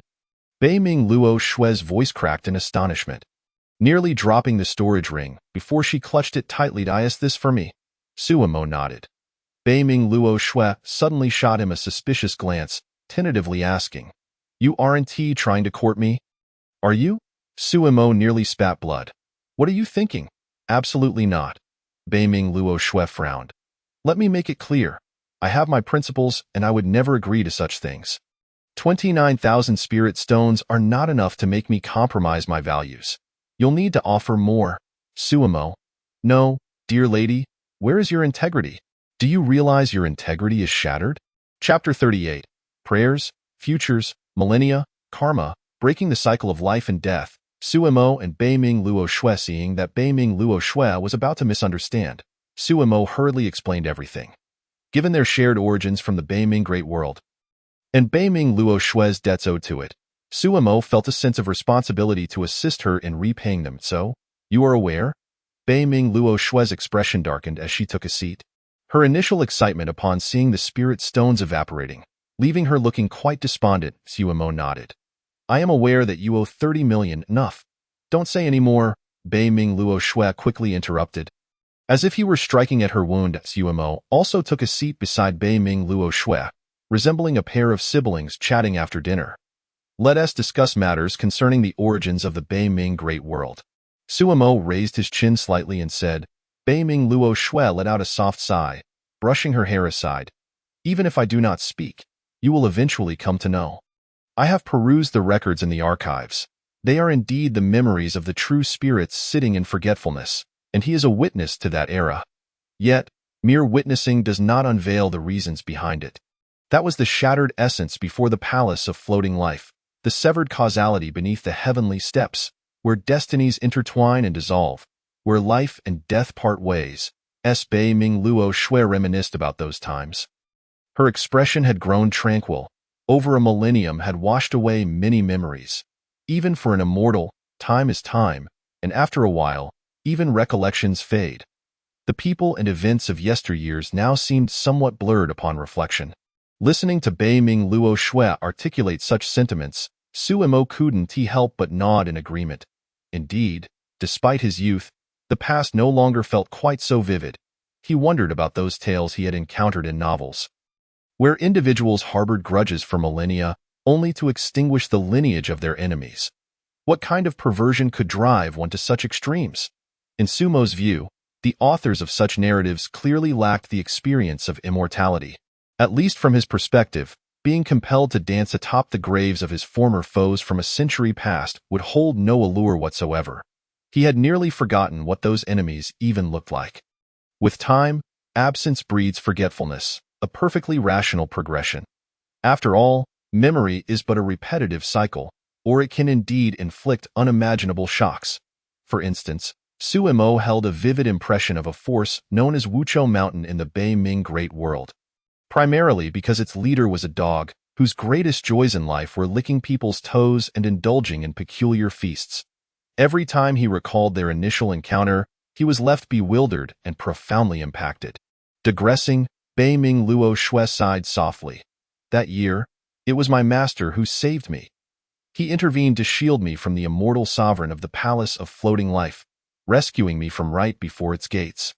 Even standing firm against the floating life immortal emperor without flinching. Yet, my master was ultimately unable to contend with the immortal emperor. Thus he confined me, bestowing upon me a heavy debt as a form of punishment. However, the essence shattered remained shattered, and the floating life immortal emperor's plans were thwarted, leaving him seething with anger. Many in the supreme realm, eager to curry favor with the immortal emperor, contemplated taking action against me. Yet this was where my master's foresight came into play. I was confined within the floating cloud sect, and outsiders could not enter, rendering any attempts against me impossible. After all, the immortal emperor is fearsome. And the immortal sovereign is equally terrifying, Su Mo nodded. I had anticipated this. When the floating cloud immortal sovereign spoke of your confinement, I surmised its meaning. But what transpired with Zhao Yan? Why did he venture to the palace of floating life? And why did he perish there? Upon mentioning Zhao Yan, a gentle expression graced Bei Ming Luo Shui's face. She glanced at the somewhat antiquated jade bracelet on her wrist and softly remarked, "He was but a fool. Your understanding of the world's essence is insufficient for comprehension. He, however, was different. He spent every moment with me, knowing much. For instance, even if the essence I wielded were shattered, I myself embody the tangible manifestation of the world's essence. If I were refined, the essence would naturally re-emerge. If the floating life immortal emperor's desire to extract essence from me cannot be dispelled, my calamities will never cease." A sudden realization struck Su Mo, and he exclaimed, "The method of severing causality and reincarnation.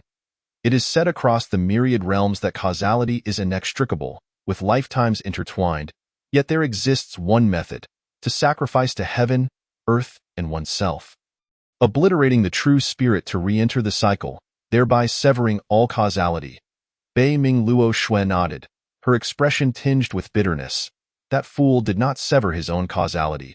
He severed mine. He sacrificed himself to cut the ties between me and the Bei Ming Great World. Henceforth I am I, with no connection to the Bei Ming realm. The reason he ventured to the Palace of Floating Life was that there lay the 33 steps to ascension, home to the Supreme Realm's highest laws and paths, where the immortal emperor bears witness and the great Tao resonates. Otherwise, with his mere celestial immortal cultivation, achieving such a feat would be inconceivable. Su Mo remained silent for a considerable time. recalling the image of Zhao Yin he had glimpsed within the memories of the true spirits sitting in forgetfulness. At that moment, the true spirit had asked him if Zhao Yin had acted rightly. His response had been that in the face of formidable foes, self-restraint and self-sacrifice are permissible. However, Zhao Yin's actions imposed sacrifices upon others, rendering him a thoroughly despicable individual. Reflecting on this now, was Zhao Yin's desire to achieve such an end truly a spur-of-the-moment decision? Zhao Yin, the senior brother, how valiant! Suimo marveled. What Zhao Yin severed was not merely the connection between Beiming Luo Shui and the Beiming realm. He also extinguished the floating life immortal emperor's ambitions of controlling the essence of the Beiming realm. For the essence was no more. The most direct essence had been shattered by Beiming Luo Shui, and she was no longer the essence. Should the floating life immortal emperor wish to regain control of the Beiming Great World's essence, he could only patiently wait through the passage of time. The future may hold possibilities, but that is a matter for another day. Suimo regarded Beiming Luo Shui with admiration in his gaze. To dare shatter the essence before an immortal emperor is indeed an act of audacity. Moreover, he was one of the direct beneficiaries of this event. Had it not been for Beiming Luo Shui and Zhao Yin, he could only speculate what his existence in the Beiming Great World would resemble. Listening to Sumo's praises of Zhao Yin, Beiming Luo Shui could not help but smile. In truth, our initial intentions were not so grand. He acted for my sake, while I sought to avoid being controlled. There is no need for you to harbor such sentiments towards us. Rather than expressing gratitude or praise, it would be more practical to simply provide me with spirit stones. Sumo's expression stiffened as he suddenly recalled that he owed Beiming Luo Shui 100 spirit stones. He promptly produced them, exclaiming, "Consider this debt settled."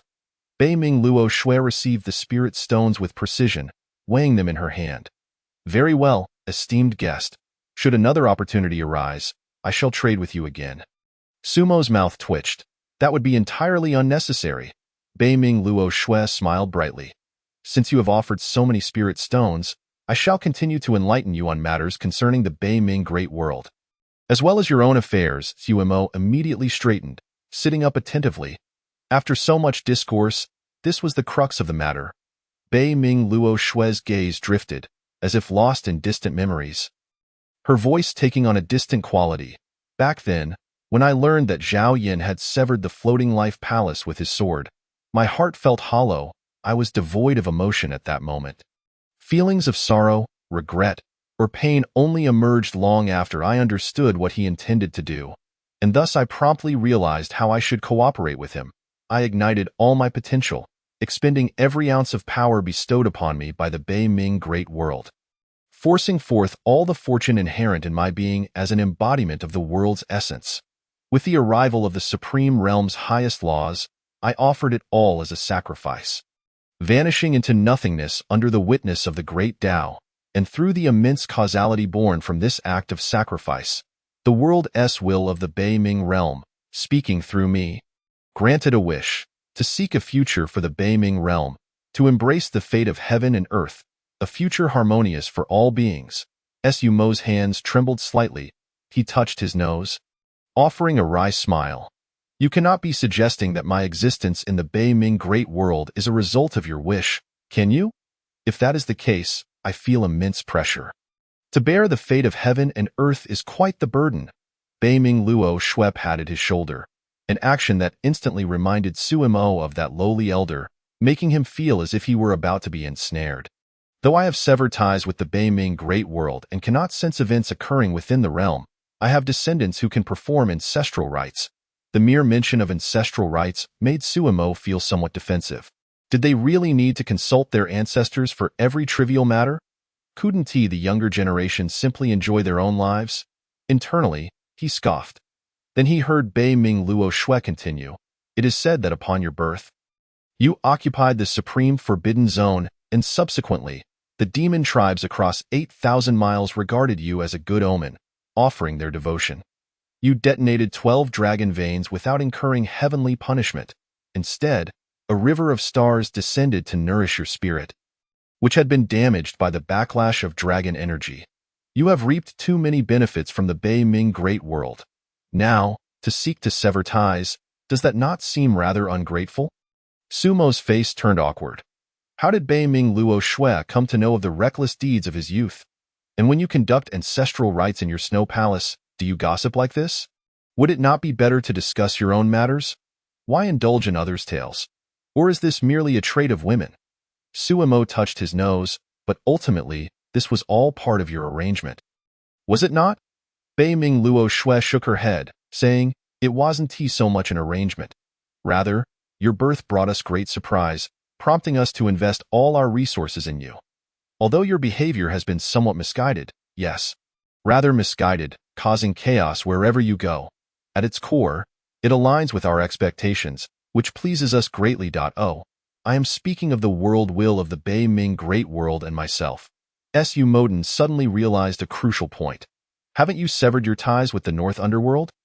Bei Ming Luoxue nodded. From a causal perspective, yes, it has been severed.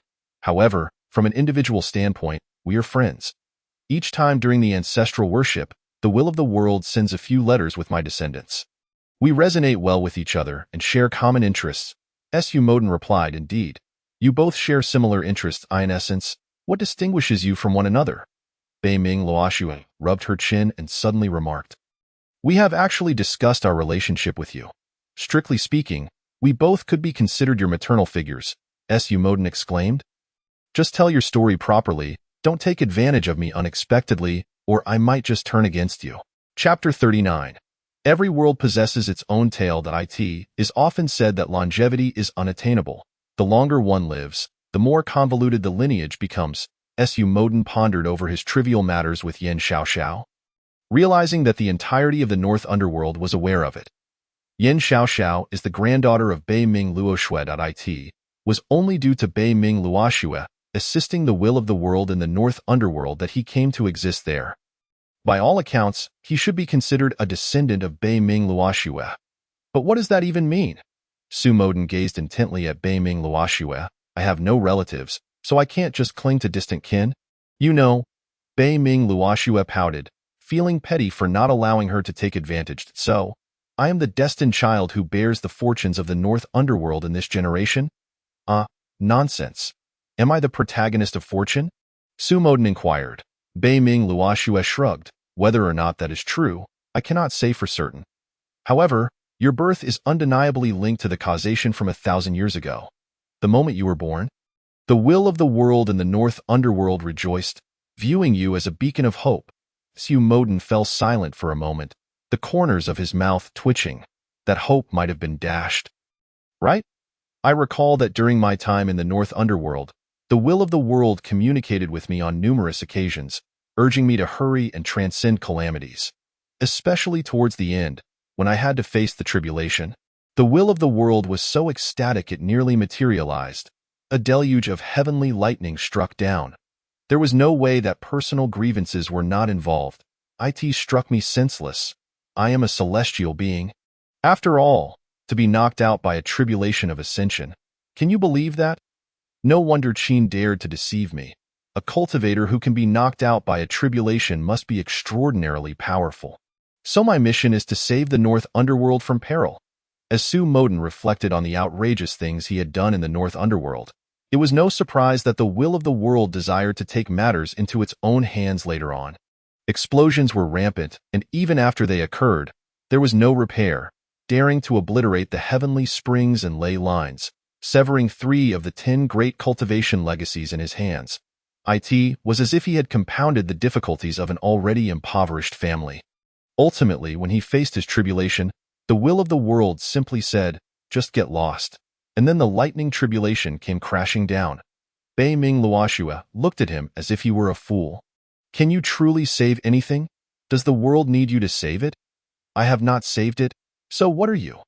Su Moden's expression froze momentarily, but you just mentioned bearing the fate of heaven and the beauty of all living beings. Bei Ming Luoxue's eyes flickered, and she replied coolly, in truth, over the years, we have come to understand a principle. As long as everyone lives happily, it suffices. For beings like us, it is better to meddle less in the affairs of our own worlds and to seize fewer resources. Allowing everyone to live well, Su Moden remarked, your insight is quite profound. Bei Ming Luoxue patted Su Moden's shoulder. I have just one request of you. Strive to gain benefits and opportunities for the North Underworld in the Supreme Realm.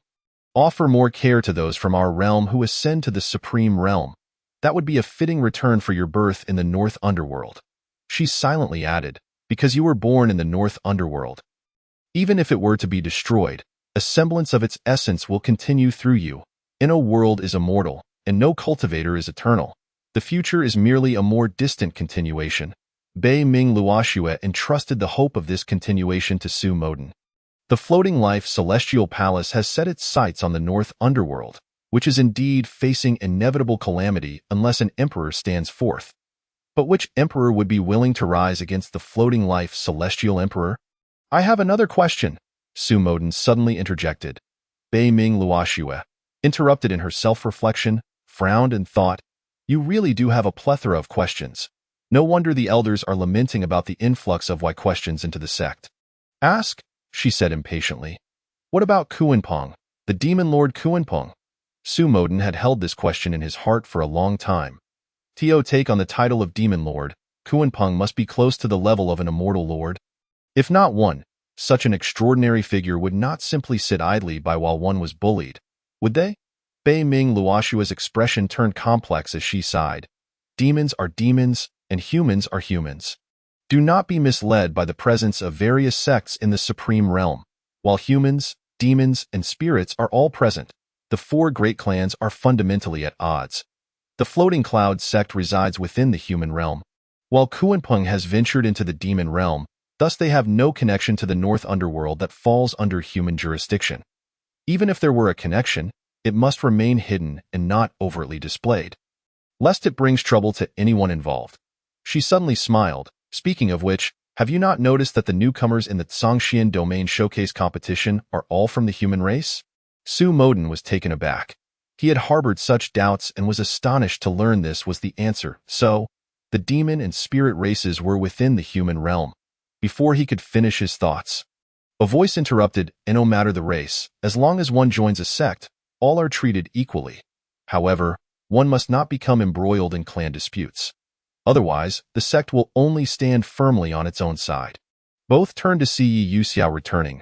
Yi Yuxiao rubbed her forehead and said, your stories are truly fascinating, but shouldn't we discuss matters of importance? She had listened for a while, refraining from interrupting their conversation. And this was not a great secret. Beneath the Supreme Realm, countless small worlds exist. Among them, there are 3,600 major worlds and 108,000 minor worlds that bear names. Each world has its own story, and every cultivator emerging from these realms has their own legend. Those who ascend to the Supreme Realm are often the legends that could be inscribed into the ancient histories of their respective worlds. Even when involving immortal emperors, to Yi Yuxiao, it is merely a curious tale. In the realm of the myriad phenomena, there are countless such stories. Certainly not fewer than 8,000. Thus, what truly matters is the live stream and the profits to be made. She was simply looking for live streaming tools. I just contacted Elder Joe. The white-clothed girl support group originally prepared for you will now assist us in the live stream. Moreover, the items for sale this time are not just redundant elixirs from our sect, but also some magical tools and spiritual treasures that the disciples find unnecessary. Oh, and Elder Wu has listed a few tasks to be sold together. Whoever claims them first in the live stream will have them. Su Moden and Bei Ming Luoxue looked at Yi Yuxiao, utterly bewildered. The shift in mood was too abrupt. They had just been worried about the future of the world and were now discussing live stream sales. Moreover, what was the deal with posting tasks? Wasn't this live stream directed towards external sects? Which sect's cultivator would be idle enough to take on tasks for the Floating Cloud sect? Chapter 40. Su Moden. You truly have no idea of your own status. Yi Yuxiao paid no heed to the emotions of the two, fully immersed in her own endeavors. I reached out to the Heavenly Emperor Palace, and they are willing to assist us in communicating with the deities of the Infinite Network to establish a dedicated column for us on the Myriad Realms Oddities board for preheating.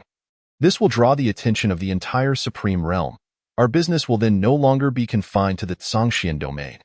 Our goal is the entirety of the Supreme Realm.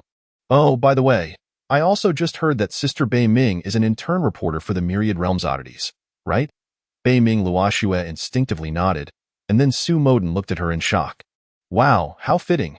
No wonder you were so skilled at taking photos and providing services. It turns out this is your profession. Yu Xiao clapped her hands, her eyes sparkling. What a coincidence. Sister Bei Ming can conduct some pre-live stream interviews and then publish articles on the myriad realms oddities, such as how excellent the elixirs of the floating cloud sect are, or how incredible the immortal spirit shuttle is, if necessary. We can also create some twists, like someone questioning the elixirs of the floating cloud sect, only for them to perform exceptionally well, slapping them in the face. Su Moden felt his head buzzing, looking at Yu Xiao with wide eyes, overwhelmed by the thought. Marketing genius. These tactics might seem trivial in his past life, but in this world, where the main business is cultivation, they were indeed extraordinary. Previously, there were no successful cases of live-streamed sales to reference, yet this Yu Xiao orchestrated everything so smoothly. Suddenly, Suemo spoke up. Change is inevitable, yet some things remain constant? Yu Xiao was taken aback. What? Suemo shook her head. It's nothing. Why? Yu Xiao furrowed her brows. This is perplexing. Do not interrupt my train of thought.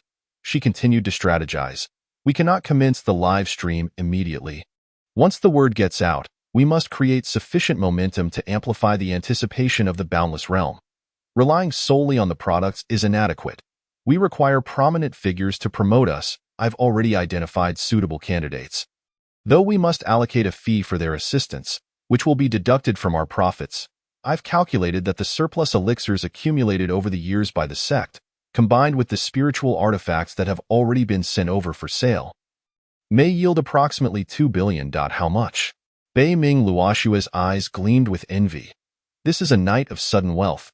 How much will I receive according to the profit-sharing ratio? I can't even calculate it. Her gaze was filled with determination. Yu Xiao, whatever you decide, I will follow your lead. Yu Xiao squinted her eyes, revealing a captivating smile. Rest assured, senior sister, this time we shall ensure your rise. For the initial build-up, there is one more element we require. Our current most popular live streamer, Suemo viewers can enter a draw to win Sumo's signed photos. Signed portraits. Just imagine, a future immortal sovereign, perhaps even an immortal emperor. The first of the boundless realm's transcendent beings. What a sensational gimmick. Once we spread the word, we will surely reap tremendous rewards. Suemo rubbed her head, realizing she had been drafted into this plan. Why didn't you do the live streaming yourself before? You seem quite familiar with the process. Yu Xiao's expression stiffened. She clenched her teeth and shot Suemo a glare. That's easy for you to say. Ideas are one thing, but realizing them requires opportunity. On her own, she would be stuck at the first hurdle. The Heavenly Emperor Palace would never grant her such resources, let alone open a column in the Myriad Realms Chronicles. If she were to directly request this from the Heavenly Emperor Palace, she might find herself featured in the next edition of the Myriad Realms Chronicles. After all, such fools are rare in the entire boundless realm. Even with her unique status, the Nine Skies' immortal sovereign would not favor her so openly. If her sister, Yi Yuqin, were to undertake this task, perhaps there would be a chance of success. Had it not been for Suemo winning first place in the newcomer showcase, which granted her preferential access to the Myriad Realms Chronicles, and the stir caused by the transcendent body, how could she ever hope to persuade the deities of Infinite Net to agree? The Dream Weaver would not dare to entertain such a notion. Did the Nine Skies' immortal sovereign visit Floating Cloud sect merely to act as Yu Xiao's advocate? She came to extend goodwill towards Suemo. Had Suemo even hinted at wanting to visit the Heavenly Emperor Palace, the Nine Skies' immortal sovereign would have turned against Floating Cloud sect on the spot. Unbeknownst to Suemo, she was entirely unaware of her current standing in the boundless realm. Yu Xiao raged internally for a while, only to finally utter, I just remembered. It seems fortuitous Suemo reluctantly accepted this explanation. Though she expressed her discontent and resistance regarding the use of certain overly personal photos, ultimately, Yu Xiao had no choice but to concede, instructing Bei Ming Luoshua to find a way to obtain a few presentable photos of Suemo, at the very least. Something far more striking than that of Zhang Wanqing from the Glazed Pure Land. This time, our main products will be elixirs and immortal spirit threads. Everything else will be supplementary. Yu Xiao emphasized, therefore, as the host.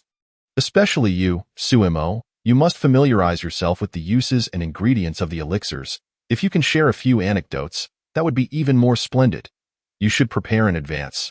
I believe you are capable. Suemo nodded. This was imperative. If she agreed to their requests, she needed to be well prepared. The immortal spirit threads were straightforward enough. Everyone knew their purpose. However, when it came to elixirs, one could not speak carelessly. Each elixir had a distinct purpose. Some were meant to aid breakthroughs, others to enhance innate talents, some for detoxification, and others could be toxic. Consuming the wrong one could be fatal, even for immortals. So, how many elixirs shall we sell during this live stream? There are three main categories: cultivation elixirs, foundational elixirs, and enhancement elixirs. Ye Xiao stated. Sumo nodded. That was manageable. In total, there are 5,672 subcategories. And if we delve into their specific effects, there are a staggering 29,886 distinct uses. If you are well versed in elixirs, farewell. Suemo stood up to leave. What the hell? Familiar with what? I wouldn't be able to memorize all that even if I tried. Having been reborn into this world for nearly a century, she suddenly felt as if she were cramming for an exam. What kind of nightmare cycle was this? There's a hint card. There's a hint card. Ye Xiao quickly grabbed Suemo, internally lamenting the lack of expectations for these host qualifications, while awkwardly explaining. Finally, Suemo calmed down as Ye Xiao completed her explanation of the live streaming plan. Our first task is to gather items from the entire sect that need to be sold, aiming to enrich our product offerings beyond the main items. We shall ensure that this live stream will be a resounding success. Everything for the spirit and for the sect. Chapter 41. Forum Benefit Post. Dreamweaver at the door. The night deepened. After a long day, Lin Lei sat on the steps of the welcoming area, taking out the myriad manifestation stone, preparing to embark on his diving journey. The sect's forum was a daily must for him. After perusing the forum, he would browse the myriad realms chronicles, check his circle of friends, exchange messages with a few companions about the day's amusing events, and then commence his cultivation. Tedious yet somehow filled with anticipation. Suddenly, Lin Lei noticed a new post that had rapidly been pinned to the top of the forum. Breaking news. The sect is offering benefits, live streaming surprise, high heat, explosive, official. A plethora of exclusive phrases instantly captured his attention. Let me see what new trick the sect is up to. He casually clicked on the post. To benefit the sect's disciples. Floating Cloud sect's disciples Suemo, Beiming Luoxue, and Ye Xiao will join forces with a support team of white-clad maidens to launch a livestream on the Myriad Realms Chronicles. Selling the sect's accumulated treasures, elixirs, immortal spirit threads, and other essential materials for cultivators across the boundless realm. This livestream has received substantial support from Floating Cloud Sect, Heavenly Emperor Palace, and other powers. Even the deities of Infinite Net have praised it. All profits from the livestream will be directed towards the development of the sect, enhancing disciple benefits, and improving welfare. Furthermore, to allow our sect's disciples to directly profit. We are now soliciting items from all disciples. If you possess anything you no longer require and deem valuable, feel free to present it to the live stream. The profits will be split 70-30. With the live stream only taking 30%, the remainder belongs to you. Act swiftly. Seize the opportunity to secure additional resources for your cultivation journey. Registration method. Directly approach Beiming Luoxue at the material desk. Note: due to the limited duration of this live stream, opportunities are on a first-come, first-served basis. Don't let this chance slip away. Lin Lei rubbed his eyes, nearly convinced he was hallucinating. What am I seeing? The sect's official live stream selling goods, and they're even sharing profits with the disciples? Since when has this blood-sucking sect begun to do such things? He was not new to the boundless realm. After enduring nearly a millennium of trials, he had long seen through the facade in this realm. Lower-tier disciples were akin to slaves, barely surviving on the meager spirit stones dispensed, while acquiring cultivation resources required efforts that were grossly disproportionate to the spirit stones received. Welfare benefits? Absolutely non-existent, and those who became scattered cultivators upon arriving in the boundless realm faced even harsher conditions, relying entirely on the world's spiritual energy for cultivation. While resources were obtained through theft and plunder, one misstep could lead to being hunted down by major powers as a rogue. Now the sect claims to be improving disciple welfare? Surely, I have not been ensnared in a dream by the Dreamweaver. Lin Lei couldn't help but question his existence. Senior brother, quick, look at the post on the forum. Lin Feng yelled as he rushed out. Lin Lei turned back, holding up the myriad manifestation stone. I've seen it. I'm reading it now. Lin Feng appeared excited. This is great news. Previously, Senior Brother Wu Dali mentioned that our sect's benefits have been declining yearly due to poor revenue. If we can boost our income this time, perhaps our welfare can genuinely improve. I heard that 1,000 years ago, each outer sect disciple received 500 spirit stones a month.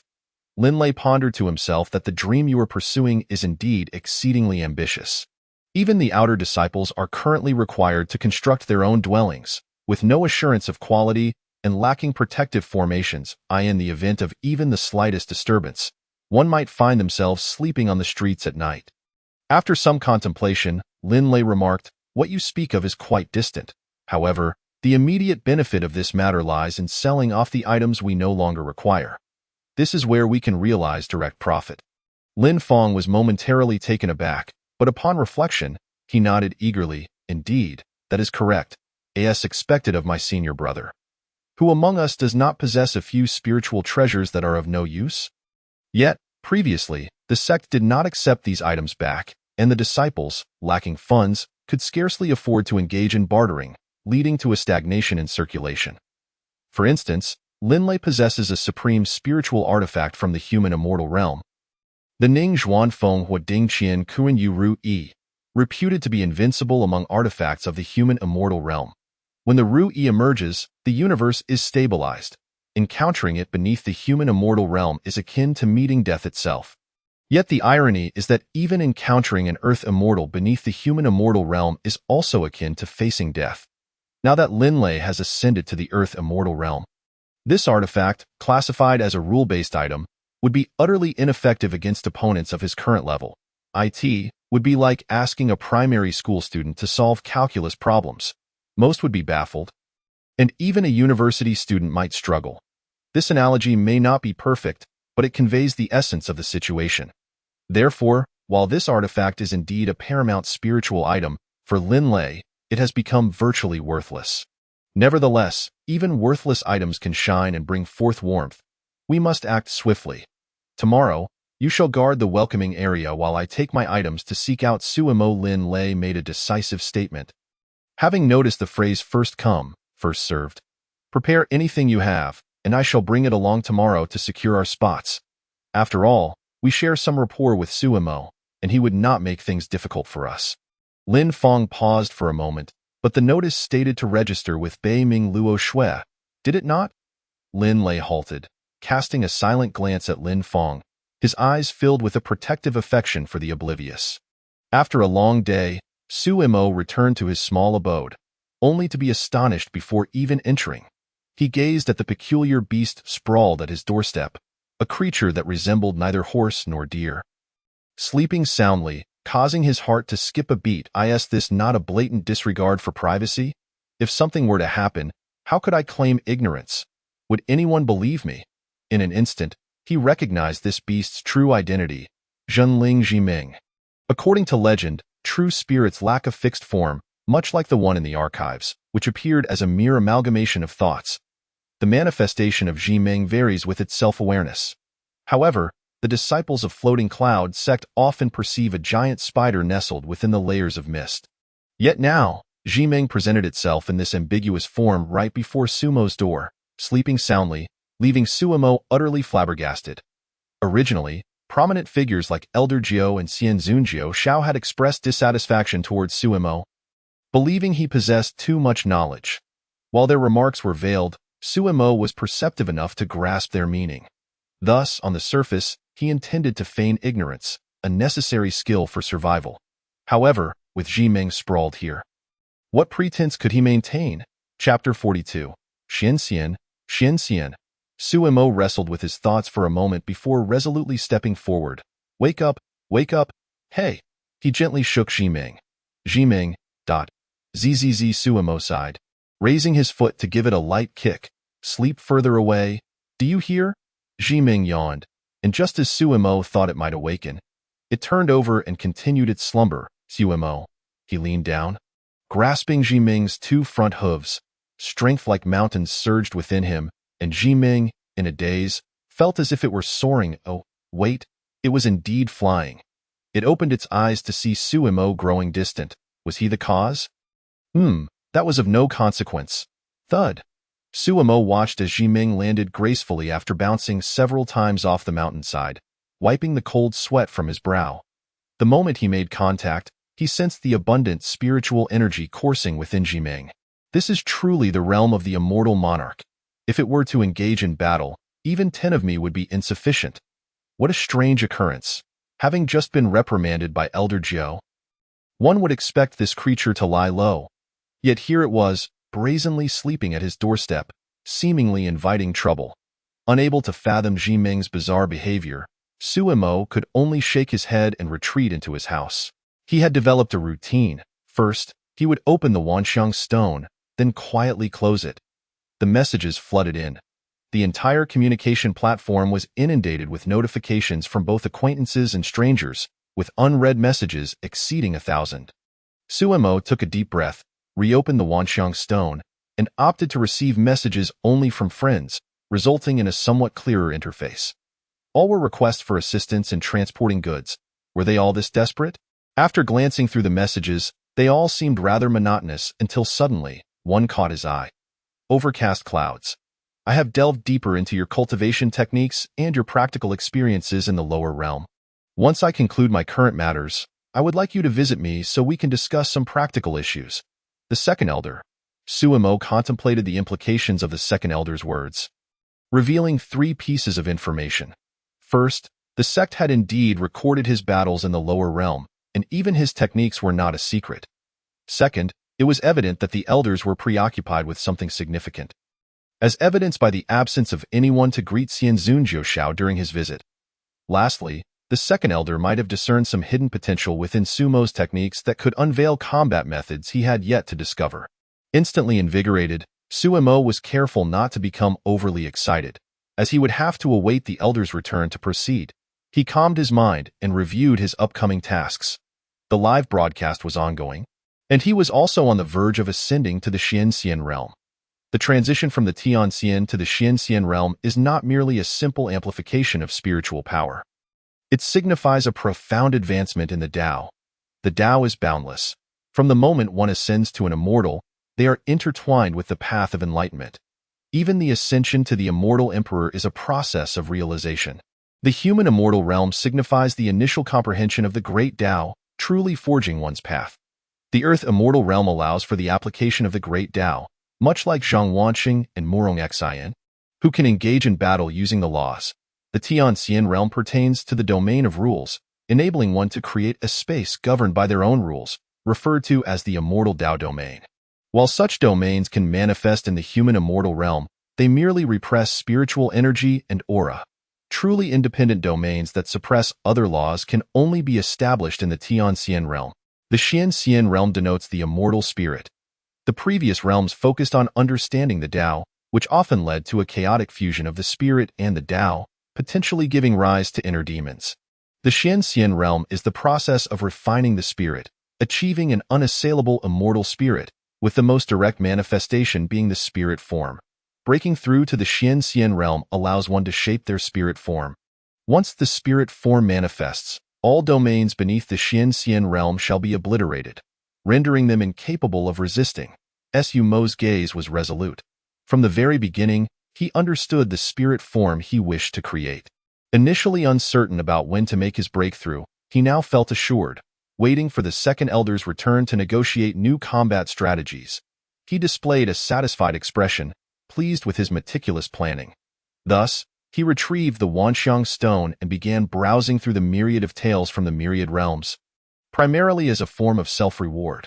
The next day, Suimo, still bleary-eyed, arrived at the foot of the mountain where supplies were located, only to discover that he could not ascend the mountain at all. The line, extending from the supply station halfway up the mountain, was a sea of people. This was the first time Suimo had witnessed such a crowd at the Floating Cloud sect. Yet, that was not the crux of the matter. What truly caught his attention was the sight of Bei Ming Luo Shui, who was also queuing a few people ahead. Suimo? He activated the Wanxiang stone and sent a message. Ordinary little celestial. Wait, Why are you also in line? What are they waiting for? Unrivaled Snow Fairy. I told them I must go first, but the people ahead said, who do you think you are to go first? So, here I am, standing in line. Ordinary little celestial? They don't recognize you? You are the inner sect's Grandmaster Sister. How could they not know you? Unrivaled Snow Fairy. I am merely the Grandmaster Sister of this generation's disciples. Did you not see how many people are here? They are all from the previous generations, or even earlier, disciples who have no talent and are still stuck in the Tianxian realm. Ordinary little celestial. To have cultivated for so long and still be in the Tianxian realm, they truly lack talent. Unrivaled Snow Fairy? You ought to leave. Many individuals in their lifetime may only reach the celestial realm. Do you think attaining the profound immortal level is that effortless? Do you presume everyone possesses the bearing of an immortal emperor? Sumo's lips twitched as she suddenly recalled Beiming Luo Shui severing her own path. Without other opportunities, it seemed she would indeed fulfill her own prophecy of merely achieving the celestial realm in this lifetime. Mundane little celestial. So what? Are we just going to wait in line like this? Unrivaled Snow Fairy. What else should I do? I said I wanted to pass, but they wouldn't let me and even threatened to beat me. It's frightfully intimidating, Sumo chuckled softly. Realizing the limited intellect of this individual, at that moment, someone in front turned around and immediately exclaimed with delight, Make way, quickly make way. Su Shidi has arrived. Instantly, all eyes turned towards Sumo. Oh my goodness. I've only seen the live stream before. Finally, I see the real person. Su Shidi, please, what are you all doing? How can you let Su Shidi stand in line? Exactly. If Su Shidi doesn't enter first. What sort of queue is this? Sumo's mouth twitched. Wasn't he agreed that none of them belonged to this generation of disciples, and that they were strangers? Why did it feel as if everyone knew her? Chapter 43. Yu Shao, are you an undercover agent? As Sumo walked, basking in the brilliant sunshine, everyone greeted him as if they were intimately acquainted. Beiming Luo Shui followed behind with a stern expression, feeling as though she, the current senior sister of the Floating Cloud sect, was completely unrecognized. What was most distressing was that she was the one responsible for collecting items. Shouldn't she be the one to curry favor? Why was everyone wagging their tails at Sumo? Upon arriving at the entrance of the supplies office, before Sumo could make a move, the door creaked open. Yu Shao peeked out, and upon seeing the scene before her, her expression shifted. Spotting Sumo and Beiming Luo Shui, relief washed over her. You finally arrived. I didn't dare open the door. As she spoke, she ushered the two inside and quickly shut the door. Isn't this all your idea? Gathering so many people is exactly what you wanted, right? Beiming Luo Shui inquired. Yu Shao nodded in acknowledgement. Indeed, it was my intention, but having to entertain so many people is simply overwhelming. I've been waiting for you to arrive. Beiming Luo Shui?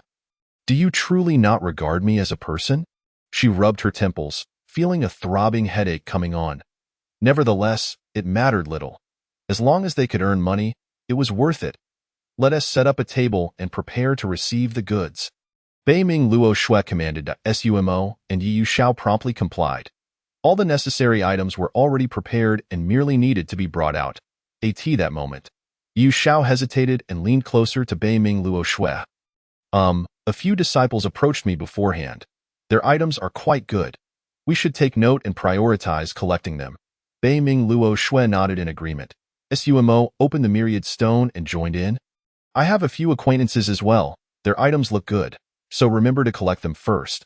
Beiming Luo Shui, you two are truly something. With everything ready, the door to the supplies office opened, revealing a sea of anxious and excited faces.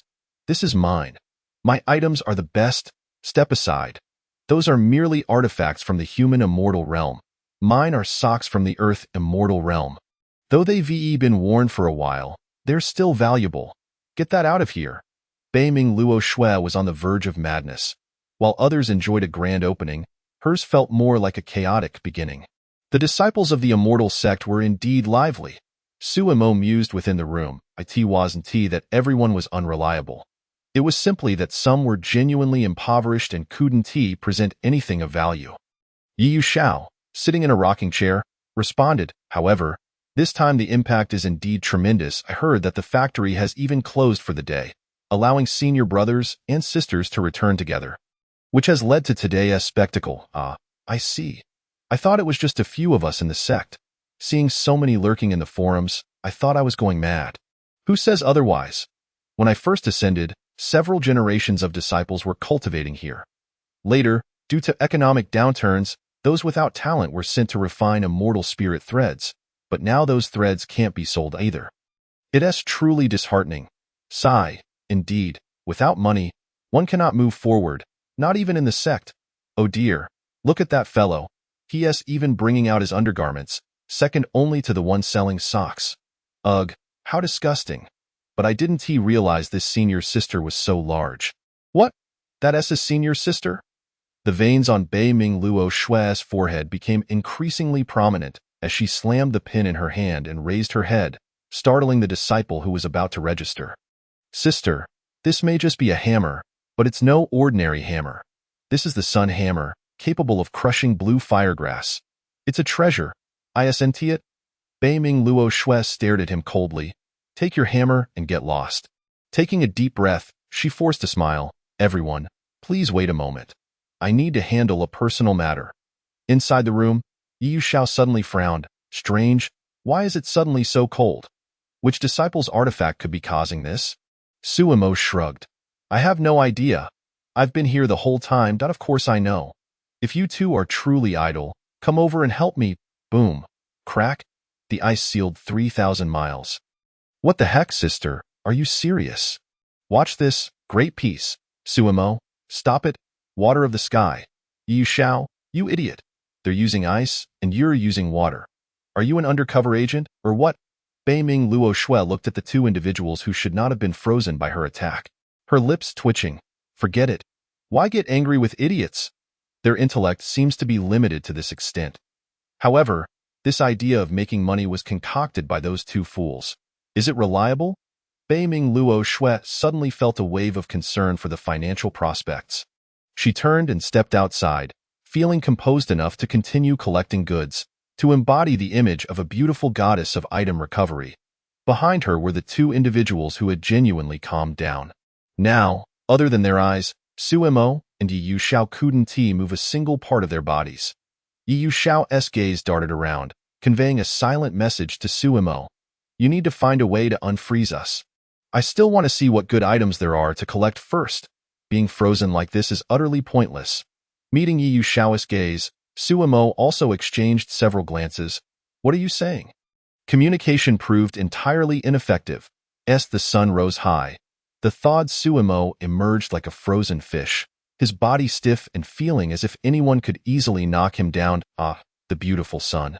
Suimo sighed, only to notice a heap of garbage ahead. He couldn't help but pause in bewilderment. What is this? Yu Shao also stepped out, having changed into a fresh set of clothes after her previous ones were soaked, nearly blinding Suimo in the process. What on earth? Yu Shao stared at the garbage pile, utterly dumbfounded. In such a short time. Who on earth was so inconsiderate? Just then, a shoe flew through the air and landed in the trash heap. What was that? Both exclaimed in surprise, only to see a delicate white hand reaching out from the garbage pile. Sumo and Yu Shao exchanged glances, both reflecting shock in their eyes. They circled around the garbage pile and spotted Bei Ming Luo Shui seated at a table. Holding a fruit pit, Bei Ming Luo Shui scrutinized it closely. The disciple standing at the table blushed deeply.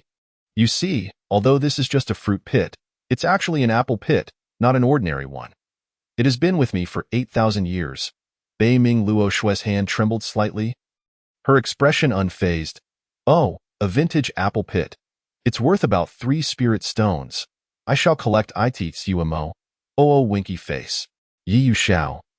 Chapter 44. The secret plan for the return of the immortal Lord Yu Shao was left dumbfounded. She had assigned Bei Ming Luo Shui the responsibility of collection, believing her meticulous nature would ensure that no genuine treasures were overlooked. However, this level of meticulousness was excessive indeed. She seemed to operate on the principle of better to mistakenly take than to mistakenly leave. With such items, why even bother with a live stream? Is it merely a broadcast of junk? 3 spirit stones, after deducting the sect's profits and splitting, would mean that a single spirit stone is being stretched to its limits. The entire Supreme Realm doesn't have such a minuscule unit of measure. Items valued below 1,000 spirit stones should not be presented to avoid embarrassment. Yu Xiao shouted, startling a large black dog holding a bone the size of a basin that had come to queue. Is this aimed at me? I ask you, is this aimed at me? The large black dog's eyes turned red. Why had the rules changed when it came to him? Suemo's eyes brightened. Oh, isn't this the dog brother from the forum? I've always been curious, and now I've finally seen the real deal. Please, dog brother, I'm still quite curious about your items, but don't bring leftover bones to barter. We already have enough garbage to collect, Suemo approached.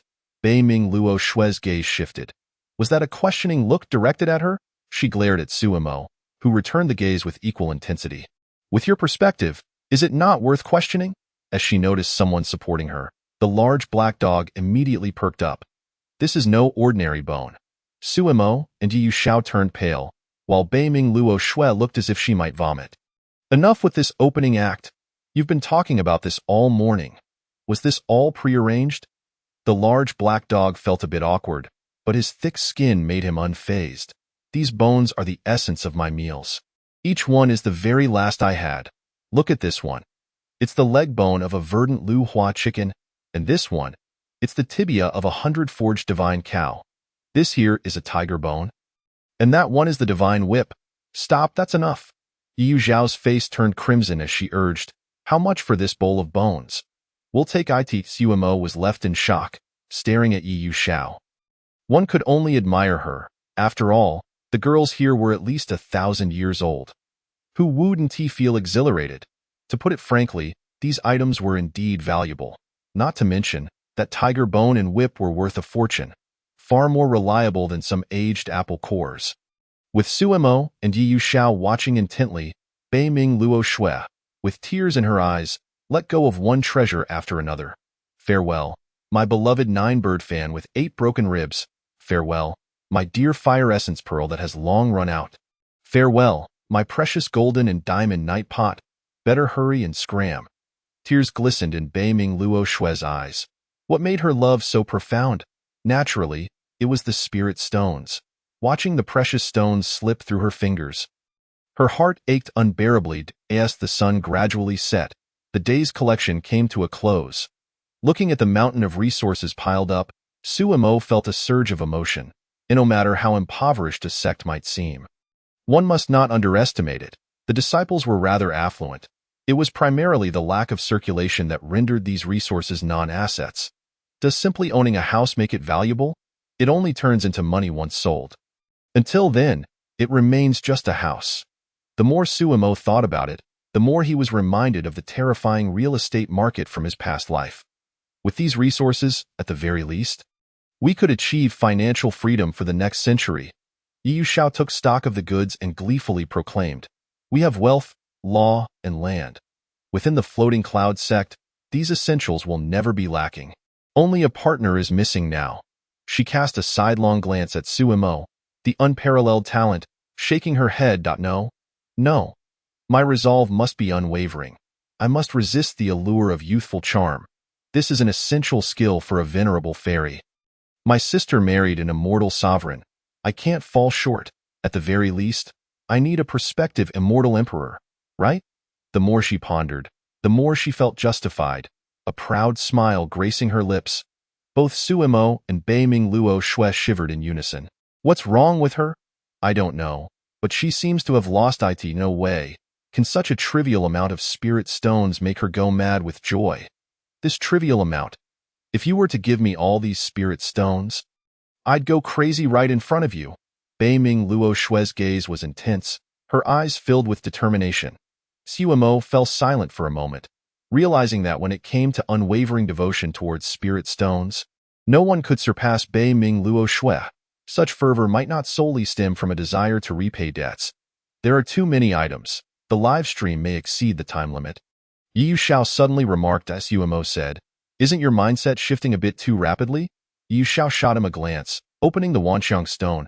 Hurry, let us edit the post and set some restrictions.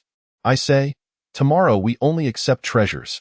Anything valued under 10,000 spirit stones, we won't even glance at. Suimo and Bei Ming Luo Shui exclaimed in unison, Sister, have you gone mad for money? Which disciple possesses a treasure worth 10,000 spirit stones that they'd be willing to sell? Just as the three discussed their plans for the next day, within the inner gates of the Floating Cloud sect. Towards the sacred mountain, yes, the very sacred mountain where the Floating Cloud immortal sovereign welcomed Bei Ming Luo Shui back. The elders of the inner gate, organized in sequence, gathered here, 33 celestial lords in total. This showcased the foundation of the Floating Cloud sect, one of the three major powers within the Zhangxian domain, a force capable of standing against immortal emperor-level factions. Yet, the main reliance remained on the Floating Cloud immortal sovereign. How many times has it been over the millennia? I've participated in 360 of them, on average. It explodes every 3 years. Doesn't anyone ever try to dissuade them? Who could? No one knows what kind of madness possesses them to study the path of the sacred demon. Can such a thing even be researched? The second elder couldn't help but grumble. At her age, she should be wary of the sect leader exploding at any moment. It's not that I'm worried about the sect leader. It's merely that my residence is too close to hers. If it blows up unexpectedly, I might be caught in the blast as well. Ever since that old rascal, Floating Cloud, brought me to the sect, I've truly had my share of misfortune. How many years has it been? How many millennia?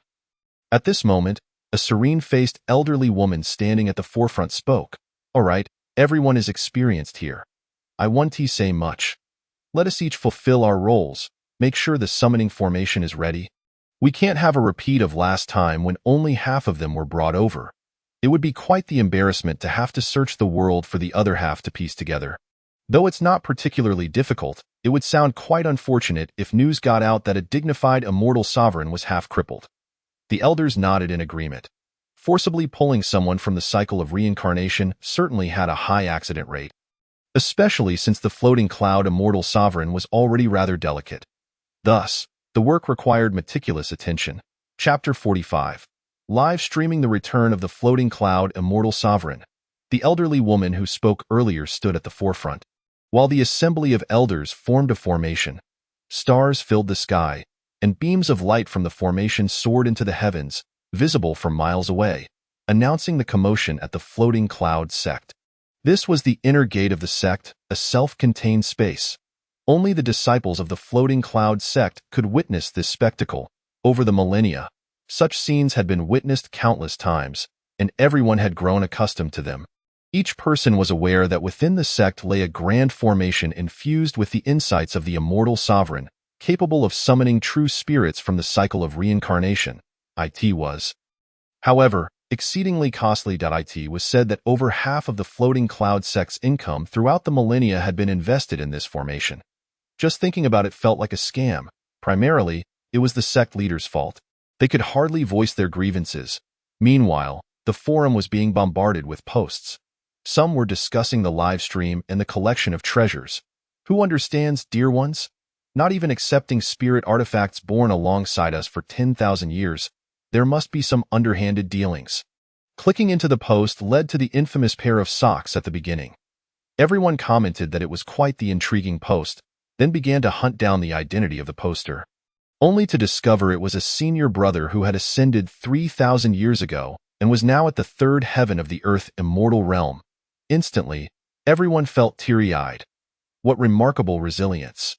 If it were them, they would have already been reborn and ascended several times by now.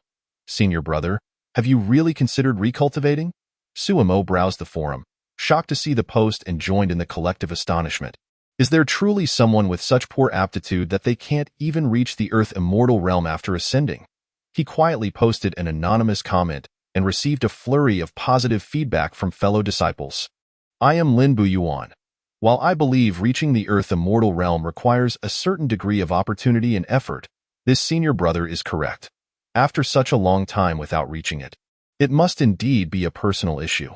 May I ask, senior brother, could you share your name? I would like to seek your guidance in person. Did you cultivate today? In truth, reaching the earth immortal realm is quite simple. Just do it once and then again, and wouldn't that be a breakthrough? The brother who posed this question might indeed have some confusion. So I kindly ask him to reveal his name so I may clarify matters for him. That year, that day, that cultivator. Please inform us of your noble surname. Come out and let us see. Suemo silently exited the thread. Everyone seemed to have ulterior motives. Who were they to know my name? He then clicked on the pinned hot post and perused the comments below. All were expressing, I have good things. Please take me along. They had formed a line that it seemed there were indeed quite a number of disciples from the Floating Cloud sect. And they were rather idle, Suemo scoffed. A forum is beneficial for understanding the current state of the sect and the mental state of the disciples. Well, so what if I enjoy the forum? Am I being boastful? After contemplating, Suemo edited a post and sent it out. Dear ones, I'm about to construct my divine form. What should I do if I'm feeling nervous? The post included a picture of himself contemplating under the moon. Turning his back to the world, future #1 cultivator. Front row, caught a poser. I am Lin Sanshur. Su Shitty, you're about to break through to the Shin immortal realm? I'm super brave, great one. Please take me along. I have good things, many, many good things, but I just can't line up. It's a dog, not a wolf. Woof, woof, woof. You're the real dog. Suemo watched as the comments surged rapidly, a subtle smile forming on his lips. Though it didn't align with the path of survival, the feeling of posturing was indeed delightful. He continued scrolling down and soon spotted a post skyrocketing in popularity. Tears of joy? The elders join forces to summon the immortal sovereign's return. Floating Cloud sect stands united. To her astonishment, Suemo hastily clicked into the live stream, only to find the host was none other than the whale of Star Devouring. Wow, Elder 9, you truly are everywhere. The scene displayed the elders of the Floating Cloud sect forming an intricate array, with endless starlight cascading down, transforming the sacred mountain into a sea of stars. How breathtaking! While it was indeed beautiful, it was also terrifying. With so many celestial beings joining forces, even if a celestial sovereign were involved, the outcome could not possibly be favorable, could it? You underestimate the celestial sovereigns far too much. Do you understand? I understand all too well. I know that the celestial sovereign of Liyue is an exceptionally stunning beauty. Oh, someone's in the wrong scene. Wait, that suffix is incorrect. Why is a disciple from the crystal pure land here in our live stream? Have you seen how many people have gathered? It's not just crystal pure land disciples. The chance to witness a celestial sovereign's reincarnation offers invaluable insights, don't you think? Everyone, quiet down. Do you see who the chief in the live stream is? Oh my goodness, am I blind? The celestial sovereign of 9 heavens has also arrived. The chief's nickname in the live stream boldly proclaimed him as the most handsome in the 9 heavens. Suemo expressed his own astonishment, but what shocked him more was the sheer straightforwardness of the celestial sovereign's name. How daring to voice such thoughts! It was no wonder he was a celestial sovereign. He felt himself utterly outmatched. However, he was also curious about the contingency left behind by a celestial sovereign, allowing their spirit to return unscathed after death.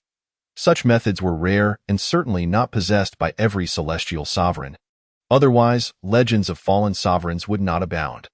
The live stream was now teeming not only with disciples of the Floating Cloud sect, but also with numerous individuals from various major sects, and even many wandering cultivators had gathered.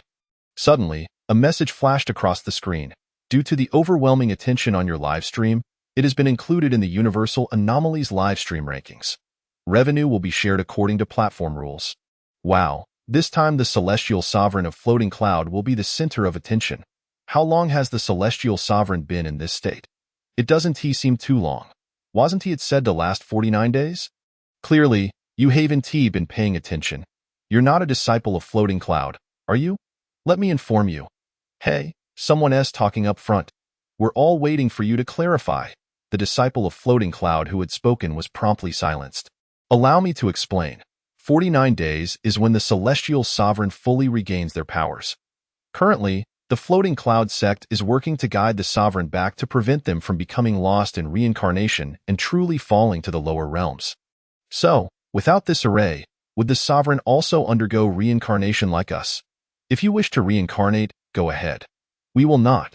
The key point is that the Celestial Sovereign of Floating Cloud is not undergoing a normal reincarnation. She is descending with her cultivation intact, and the lower realms cannot accommodate her. which could even lead to the collapse of reincarnation itself. This is a significant causality, and the floating cloud sect would certainly prefer to avoid it. Less chatter in the comments. It's starting. The guiding array is beginning to operate. Suemo immediately turned his attention back, witnessing starry light descending, forming a magnificent pillar of light, with sounds of wailing echoing from within. Blossoms bloomed, vibrant red and dreamlike, appearing amidst the sacred mountain. Ethereal mists rose within the grand array, revealing countless figures. Chapter 46, The Egg of the Devouring Beast. An unexpected turn of events. The Whale of Star Devouring observed the number of viewers in the live stream and nodded in satisfaction. Originally, this matter was meant to be kept secret, but after discussions with the Grand Elder and others, they deemed it time to garner some attention, also to support Suemo and the others' livestream. What truly required secrecy was the preparatory phase. Once the array was completed and the starlight descended and reincarnation commenced, everything would be set in stone. Even if a celestial emperor were to intervene at that moment, it would be futile. Moreover, the floating cloud sect possessed various contingencies left by celestial sovereigns, even means to counter a celestial emperor. There was no room for cowardice. The Whale of Star Devouring placed the universal stone aside, beginning to execute a series of incantations. Everyone, commence the array. The leading Grand Elder shouted, then initiated the movements.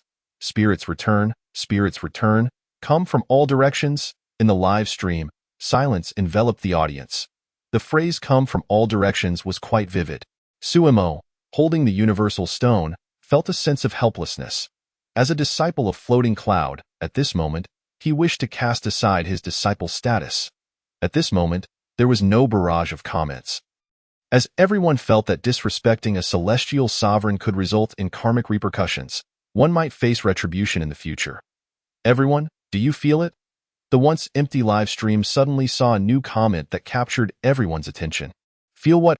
Wow, don't say that. Is it pressure? Spirit pressure? I feel like I can't breathe. Where are you located? In the Tsangxian domain. I can't believe it. I'm also in the Tsangxian domain. I feel like I'm suffocating. I'm at the Floating Cloud sect. Can I say that my spirit power is not flowing smoothly? I've never felt this before. What's going on this time? Could it be a repeat of past failures? Fail? Is that even possible? In the past, when we guided the spirits back, if the true spirit didn't emerge, it exploded with a force greater than a celestial sovereign's self-detonation. Wow, why are the disciples of Floating Cloud still waiting? Hurry and run. Suemo glanced at the comments, stunned, for he did not perceive any so-called spirit pressure or the alleged obstruction in spirit power. He shook his head. As expected, the viewers in the live stream enjoy spreading rumors. Suddenly, he received a private message. Upon opening it, he saw it was from Beiming Luo Shui, the invincible snow fairy. Caution. It seems something is truly amiss this time. My spirit power is also being suppressed. Suemo felt a stir of anxiety and quickly stood up, exiting his small room. Although there was a distance from the sacred mountain, based on the previous fluctuations caused by the celestial sovereign's explosion, he anticipated some impact, but there would be some buffer. However, he was not stepping out to hide. If the celestial sovereign's true spirit were truly to explode, there would be nowhere safe to hide, unless one left the sect entirely. But then again, what if the celestial sovereign did not explode? Leaving the sect at this moment would imply unwillingness to face adversity together. He had to trust in the strength of the elders. After all, they were closest and would likely act first to protect the sect if anything were to occur. Sumo's current thought was to find Jimeng, whose strength was certainly sufficient. Being near Jimeng would be safer than anywhere else. They were all part of the same mountain and should support one another. As for going to the library, it was a bit far. He feared that the road might explode before he even arrived. At this moment, he no longer paid attention to the live stream. Meanwhile, the viewers in the live stream were nearly going mad. Wow, wow, wow. I can't describe my current feelings other than wow. What's the situation with that egg? It appeared directly during reincarnation. This cannot be the sovereign's true body. So, what exactly did Floating Cloud sect guide over? Where is the Floating Cloud celestial sovereign? Was she devoured by the egg? The most handsome in the 9 heavens. Fellow Taoists of Floating Cloud, this is the egg of the devouring beast. If there are no surprises, then this is indeed an unexpected turn. The elders of Floating Cloud, currently forming the array, were all in a state of confusion, unable to sense the celestial sovereign's presence. "This is a serious matter," the Whale of Star Devouring exclaimed. In the live stream, the celestial sovereign of 9 heavens declared this is the egg of the devouring beast. The Grand Elder felt a jolt of alarm and quickly cast a spell to activate the array, causing the starlight to shine even brighter. Within the beam of light, a golden celestial egg sparkled brilliantly, its radiance overwhelming. Yet, no one felt inclined to appreciate it. Only shock filled the air. "This egg has replaced the Floating Cloud celestial sovereign? Are you kidding me? Even the devouring beast cannot usurp the sovereign's contingency." The comments surged wildly. No wonder there's spirit pressure. "It's actually the devouring beast. It's said that from birth, it is at least at the celestial realm, and upon maturity, it reaches at least the status of a celestial monarch. One might not even encounter one in 100,000 years. It devours the true essence of beings, consuming souls and spirits. It's a terrifying creature. Could it be that, by mere chance, it has devoured the Floating Cloud celestial sovereign? Wow, don't tell horror stories. If the devouring beast has consumed the celestial sovereign, what level would it reach? A celestial emperor?" At that moment, within the grand array, amidst the intertwining starlight, countless points of light converged, forming a small human figure. Under the gaze of the entire live stream, a chubby little infant suddenly appeared, then plummeted rapidly. The elders on the sacred mountain were momentarily taken aback. Yet, the Whale of Star Devouring reacted swiftly, reaching out to catch the infant. "Celestial Sovereign, it's the esteemed Celestial Sovereign." With a heart finally at ease, the Whale of Star Devouring exclaimed in excitement. The Celestial Sovereign had returned safely. Floating Cloud sect would face no peril. "Welcome back, esteemed Celestial Sovereign." The gathered elders bowed deeply to the infant, who, oblivious to everything, giggled at the kneeling crowd in the live stream. No one dared to underestimate this infant. It was indeed the Floating Cloud celestial sovereign. The barrage was filled with greetings for the esteemed immortal lord. Jiao Shao gazed at the live stream, where a chubby little infant, holding the myriad stone, snapped a picture with a crackling sound. His attention then shifted to the nearly forgotten egg of the devourer beast. A rare sight not seen in 100,000 years. He chuckled softly, recognizing it as fate. 100,000 years is far more than mere numbers. When did the immortal emperor of floating life begin to reign over the supreme realm? Jiao Shao raised his cup towards the live stream. "I wish you good fortune, little ones." Suddenly, the devourer beast's egg, suspended in the air and shimmering with starlight, began to move. The elders of the Floating Cloud sect, who had been distractedly focused on it, acted almost simultaneously, unleashing spells that illuminated the night sky. Yet, the egg of the devourer beast, seemingly sentient, found a path amidst the multitude of spells, absorbing the magical energies and glowing brilliantly.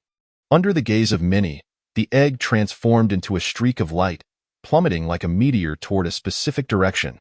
A distant scream echoed. Someone was hit. Chapter 47. The unfathomable bond between Suimo and the devourer beast Jiming awoke with a start. A meteor of such magnitude had nearly struck him. If he fell asleep again, he would truly be lost in eternal slumber. Beside the golden egg, a trembling rabbit was present.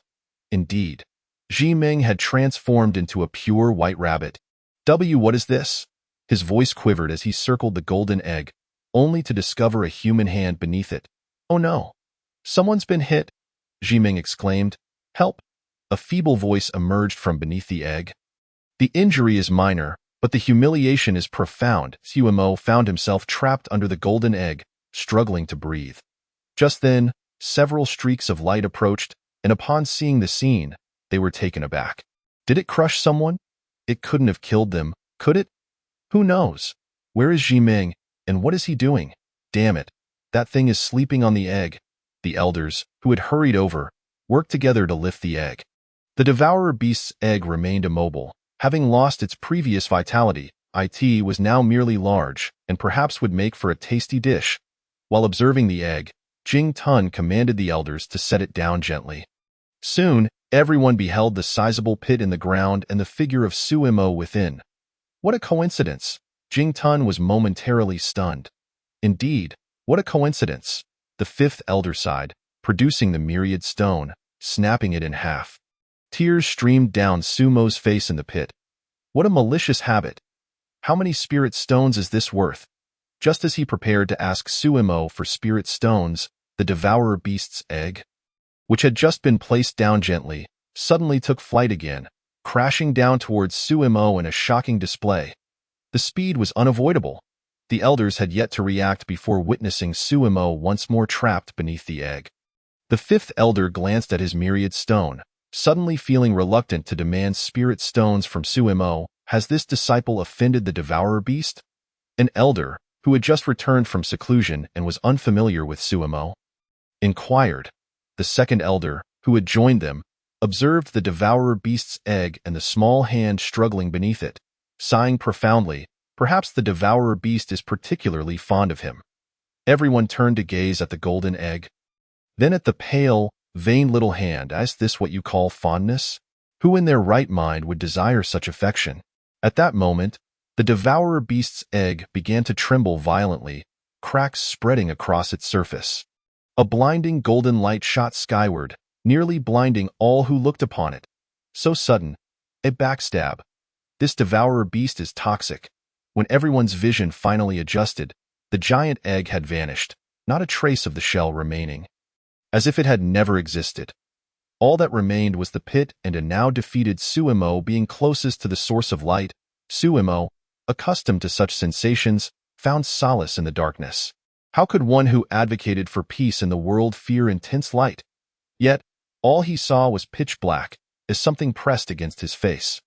The devourer beast had emerged with its snowy fur. Emerald eyes, long tail, and black paws. It was the devourer beast, a rare sight in 100,000 years, no less than a black glove. Suimo slowly extended his hand, grasping the nape of the devourer beast's neck. Mew, mew, mew. The devourer beast froze, feeling bound by fate. Who dares to treat the great sovereign of Star Source in such a manner? The devourer beast cried out, I tell you, my Miao clan shall never be enslaved. Suimo sat up slowly, regarding the writhing devourer beast in his grasp with an impassive expression. Silence enveloped the surroundings, save for Jiming's soft snores. Jing Tun's forehead twitched with irritation. Sleep, sleep, just keep sleeping. Let it be your end. As for the devourer beast, the fifth elder's eyes sparkled with excitement as he leaned closer. May I pet it? Pet what? The devourer beast shouted. I am the great sovereign of Star Source. The end of all beings, the calamity of the gods. Do not touch my tail. If you dare touch my back, I shall be furious. And if you go further, no, no. I tell you, I am fierce, very fierce. You dare touch my belly? I am no longer clean, woman. You shall pay dearly. Sumo's lips twitched as he swatted away the fifth elder's hands from the devourer beast. This cat is mine. Without hesitation, he embraced the devourer beast and stood to leave, his tone declaring it was not a request, causing the surrounding elders to exchange glances. Jing Tun chuckled wryly and waved his hand. Let him go. This child possesses extraordinary talent, an elder remarked, watching Sumo's departing figure with admiration. Such a young celestial being, on the verge of becoming a profound celestial. He is indeed a rarity, perhaps even rarer than the devourer beast. The devourer beast and he share a true affinity, the second elder stated, her keen eyes perceiving the threads of fate. But I wonder how this connection manifests. Could it be that the devourer beast clan has also laid plans in the lower realm? No matter, as long as they remain within the sect, they can still make a difference. The elder who had led the formation approached slowly, cradling the infant form of the floating cloud immortal lord. Great elder, why not place the immortal lord in the Hall of Immortals? Jing Tun, upon witnessing this, couldn't help but twitch his mouth. Carrying the immortal lord in such a state is one thing, but filming the entire process is excessive. Your actions leave no room for doubt regarding your intentions. I am documenting the growth of the immortal lord, accumulating experiences for the next cycle of rebirth. The great elder shot a glare at Jing Tun. This sycophant had been entrusted with managing the sect in the absence of the floating cloud immortal lord since he ascended.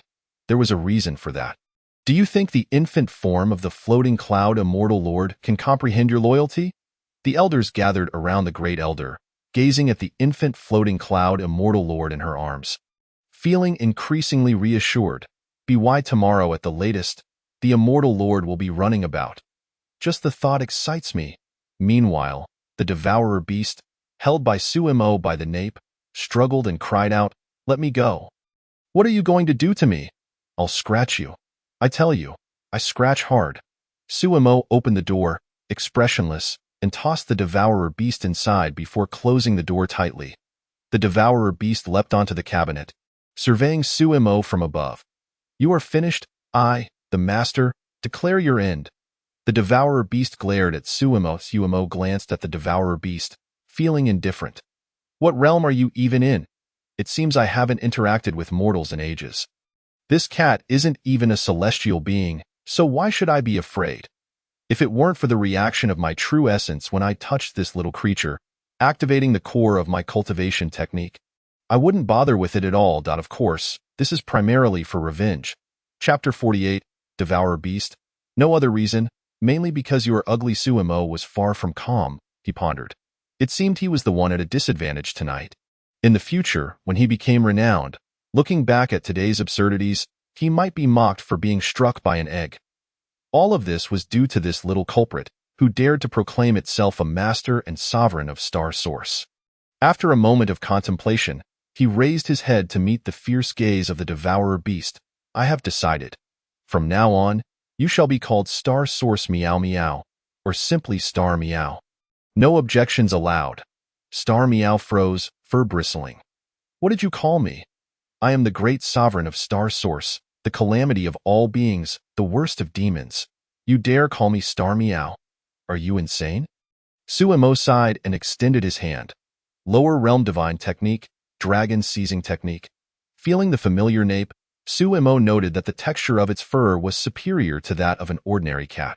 Could it be that the devourer beast truly differed from cat demons? During his time in the lower realm, he had not refrained from petting cats. The issue was that he preferred dogs over cats. Ahem, drifting off topic. Star Meow was dumbfounded. What sorcery is this? What kind of despicable, immoral human are you? The Star Meow let out a fierce roar. Just wait. Once this Star Master grows stronger, I shall be the first to devour you. Meow. Suimo flipped the Star Meow over, casting a glance that changed his expression. What the? The Star Meow seemed struck by lightning, its fur trembling uncontrollably. "Ah, this Star Master will kill you. I must kill you." Suimo cleared his throat and tilted his head, saying, "I didn't do it on purpose. Who raises a cat without first distinguishing its gender?" The Star Meow was nearly ready to explode, flailing its front paws desperately, yet lacking any strength. Damn fate. Sumo's expression darkened as he fixed his gaze on the Star Meow. "Enough. If you keep causing a ruckus, I'll confine you to a cage." The Star Meow. A cage. There's even a cage. Suddenly, the Star Meow ceased its struggles. The majestic master of Star Source, the calamity of all creation, confined within a cage. Such a scene was too dreadful to contemplate. Observing that the Star Meow had quieted down, Suimo gently placed it on the table, scrutinizing it. "It seems everyone holds the devouring beast in high regard. Do share your origins." The Star Meow shot him a disdainful glance and turned its head away. Whack! Suddenly, an iron cage appeared before the Star Meow, crackling with flickering lightning. A cage from which escape was impossible. The Star Meow was taken aback. What is the purpose of such a twisted cage? Suimo pinched the back of the Star Meow's neck. "So, how about it? If you don't cooperate, I'll put you in there. Let me tell you, I can be very cruel to little kittens." "Very, very cruel." The Star Meow's back arched in fear. "Let's talk this out. There's no more obedient devouring beast in the world than I." Gazing at the cage crackling with fiery lightning, the Star Meow capitulated. What a monstrous pervert to bully even a little kitten. The Star Meow's eyes brimmed with grievance. The inheritance was all lies. Hadn't it been promised that the devouring beasts were the true lords of the supreme realm? Hadn't it been said that they would be respected and treated as masters from birth? Hadn't it been promised that they were synonymous with nobility? All lies. Suemo gently patted the star meow's head and pulled out a bag of dog food from his storage pouch, saying, "You've just been born. You must be hungry. Try this food I brought from the lower realm." The star meow glanced at the large characters on the bag that read dog food, its eyes wide with shock. "You feed a cat dog food? You must be a devil." "No, wait. Who is the cat?" "Your entire family is the cat. I am the devouring beast, the great master of Star Source. I am a woo." Suemo seized a handful of dog food and forcefully stuffed it into the star meow's mouth. The star meow's eyes shifted from shock to disbelief, then to dazed wonder, ultimately savoring the flavor. "This is dog food? This is actually dog food? This must be the most delicious, exclusive food for devouring beasts in the world. It must be. Why is it so delightful to my palate?" The star meow felt itself becoming addicted. Suemo silently concealed the catnip in his other hand, then looked on with satisfaction at the star meow's current state. "So, how is it? Tasty, right?" The star meow nodded vigorously. "Want more?" The star meow nodded wildly. "How about a master-servant contract?" The star meow suddenly regained its wits, leaping back cautiously. "Not a chance. Devouring beasts have never signed a master-servant contract with humans." Suemo spread his hands. "Then what kind of contract is customary?" "At most, equality. TSK. When did I ever say I wanted to sign a contract with you?" The star meow, fur bristling, retreated. The man before her harbored ill intentions. "Do you still want to eat?" "Of course. Want to sign a contract?" "No way." Suemo fell silent for a moment, pondering the misfortune of having a companion who only seeks benefits without bearing any responsibility. "You chose me, didn't you? Do you wish to shirk all accountability?" Sumo's demeanor suddenly turned melancholic. The star meow's emotions became incoherent. Just moments ago, she was playing tricks on children, and now, what was happening? That forlorn gaze was making her heart race. "What choice? Back when you were still an egg? You were the one who chased me and smashed into me. When you were born, you sat on my face. Have you forgotten?" Upon hearing this, the star meow froze in place. "Sitting on my face. My innocence is ruined. What joy is left in a cat's life? Bring destruction upon me." "Impossible. Absolutely impossible. I could never choose you." The star meow vehemently rejected, denying it thrice. Suemo was almost amused. If this creature hadn't shown clear signs of selective behavior, would the elders of the floating cloud sect allow him to take her away? The devouring beasts, especially those summoned from the cycle of reincarnation by the esteemed floating cloud immortal, were of utmost importance. If not for the unusual circumstances, how could they allow a disciple to take one away? Even with astonishing talent, it would be impossible. "Tell me, why could you never choose me?" Suemo asked with a hint of annoyance. "You're ugly," Suemo retorted. "Be quiet, damn it. If you don't sign this contract today, I swear I'll end you." Meow, meow, meow, mew. "Meow your sister.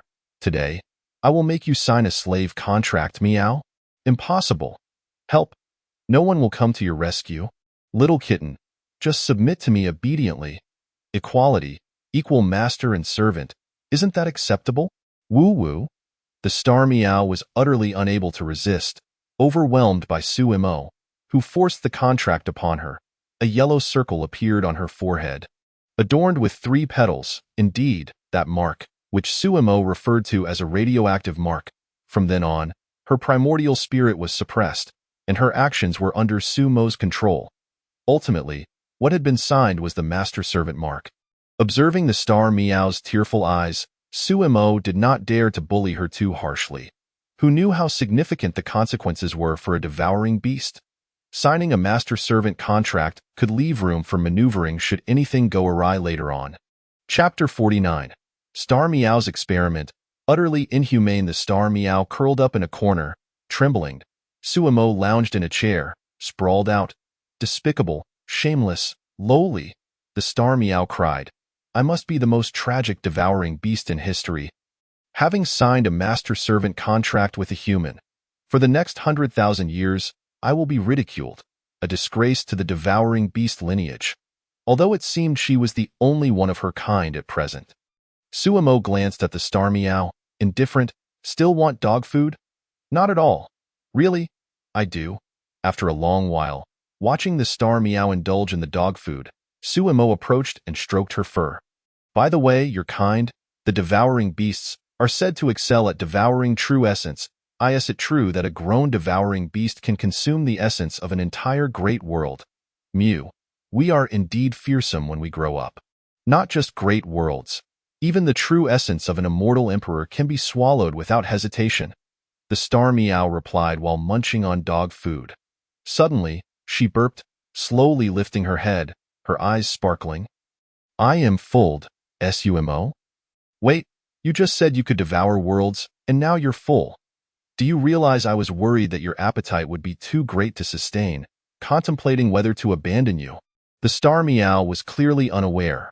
Otherwise, she would have endured until Suemo abandoned her before considering death. Is there still any power left among your kind, the devouring beasts? Suemo inquired. The star meow instinctively wanted to answer no but suddenly paused. Her eyes darting, her expression serious. Yes, of course. Our devouring beast lineage produces true geniuses only once every 100,000 years. Devouring true essence makes us incredibly powerful. Even immortal emperors fear us. As far as I know, at least 9 immortal emperors have emerged from our lineage, and there should still be at least 5 alive. Suemo nodded, understood. The 5 immortal emperors of the Supreme Realm are all transformed from your devouring beasts. The star meow nodded in agreement. Exactly, the 5 immortal emperors. There are only 5 immortal emperors in the Supreme Realm. That can't be right. As I recall, no, in my inheritance, it should. She suddenly looked bewildered. Sumo's gaze flickered slightly. In your inheritance, is there a different account regarding the number of immortal emperors? The star meow's face immediately exhibited a wary expression. What are you up to? Fishing for information or coveting my inheritance? Suemo rubbed his temples and casually patted the star meow's head. We belong to different species. I couldn't care less about your inheritance. Also, I am your master now. You'd better adjust your attitude. The star meow bared her teeth for a moment, but soon slumped down onto the table. A master-servant contract. My life is ruined. How many immortal emperors are there in the Supreme Realm? Suemo pressed. According to my inheritance, there are actually 24 immortal emperors in the Supreme Realm, ruling over 24 domains. However, that was all from over 100,000 years ago, or even longer. If you say there are only 5 immortal emperors now, that is likely true, as the number of immortal emperors cannot be concealed. The star meow spoke slowly, rubbing her somewhat swollen belly. Because the realm of immortal emperors is quite special, each immortal emperor leaves their mark upon the great Tao. Unless an immortal emperor falls, their mark will not vanish. Thus, the number of immortal emperors is practically evident. Sumo nodded in acknowledgement of this assertion, yet what troubled him was the notion that upon achieving immortality, one could live forever. Even a mere human immortal could enjoy eternal life, let alone an immortal emperor. However, after several 100,000 years, only 5 immortal emperors remained from a once illustrious lineage, 4 of whom had vanished without a trace, possibly no longer existing within the Supreme Realm. Only one, the immortal emperor of floating life, reigned over the myriad realms. Such a scenario, with a single immortal emperor reigning supreme, was unprecedented. The realm of the immortal emperor felt distant, and thus it was prudent to focus on immediate matters, such as releasing the master-servant contract first, and then he would instruct her on how to cultivate into an immortal emperor. Xing Miao tentatively inquired. Suemo cast a nonchalant glance her way. Do I appear to be a fool? Xing Miao resolutely nodded. Indeed, Suemo sighed. With a stern expression, he glared at Xing Miao and slowly raised his hand. What are you planning to do? Xing Miao regarded him warily. To test to what extent you can devour true essence, Suemo replied indifferently.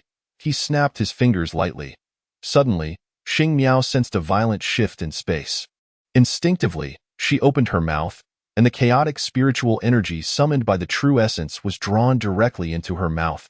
Burp. Xing Miao let out a loud belch, her eyes glazed with delight. She stared at Suemo. and an overwhelming sense of satisfaction surged within her. She was truly full, physiologically and psychologically sated. If her previous state had merely been a fullness from food, now she was brimming with true essence. Sumo's eyes flickered. 1/10 of my power. Xing Miao was immediately taken aback, astonished yet elated.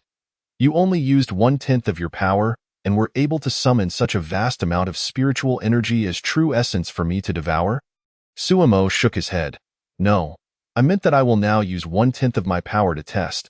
Xing Miao's expression swiftly morphed into one of terror. No, please don't. I can't handle it.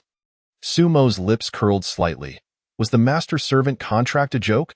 He was fully aware of what this little feline was thinking. There must be some remaining capacity, right? Perhaps she could still consume another snap of the fingers? If she couldn't finish it all, could she store it away? He was now curious about how she managed to store it. Behold me, the light of peace.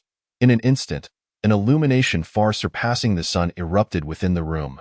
Xing Miao nearly became blinded by the brilliance, yet instinctively, she opened her mouth and inhaled vigorously. The radiant sphere was drawn into her as a beam of light. Even light could be consumed. Hua! Xing Miao gasped, a wisp of black smoke emanating from her mouth, gradually transforming into a mushroom cloud. That's enough, truly enough. Xing Miao was on the verge of tears. Being full was a joy, but overindulgence was sheer folly. Sumo squinted, stroking Xing Miao's fur, and inquired. The energy that just erupted could obliterate any being below the celestial realm. The fact that you can consume it at your level is simply astonishing for your race's innate talents. Xing Miao mused that whether it was astonishing or not was unclear, but she certainly wished to obliterate this ungrateful disciple. Damn it. While others cherished their devouring beasts as if they were delicate treasures. He, on the other hand, used his devouring beast for experiments. Did he have no humanity left? So, what is your limit for storing true essence? Can it be released again? Sumo felt as if he had discovered a new continent. Coupled with the possibility of new combat techniques developed with the assistance of the second elder, he anticipated significant progress in diversifying his methods. Good news was coming in thick and fast. Chapter 50. Xing Miao. My cat life is all about tempting fate. Xing Miao had reached a point of utter disillusionment. Each devouring beast was destined to have a good companion. Even the once pinnacle devouring beasts had protectors during their growth phases. From the moment of her birth, Xing Miao had envisioned having a supportive and powerful partner. Later, she merely wished for a companion. Eventually, she sought a good master. Now, she just desired a master who wouldn't incessantly pester her with questions. Why are there so many questions? Where do all those true essences go if your body is so small? The laws of space form true essence clusters within the body. Oh, so they are like little pills. Is it possible to throw them at an opponent? Be a decent human. That's my reserve food. So, Xing Miao, how long is your growth phase? At what age do you consider yourself grown? 50,000 years. What? That long? Can one hasten the maturation process? Xing Miao no longer wished for this master to perish. She just hoped he would keep quiet.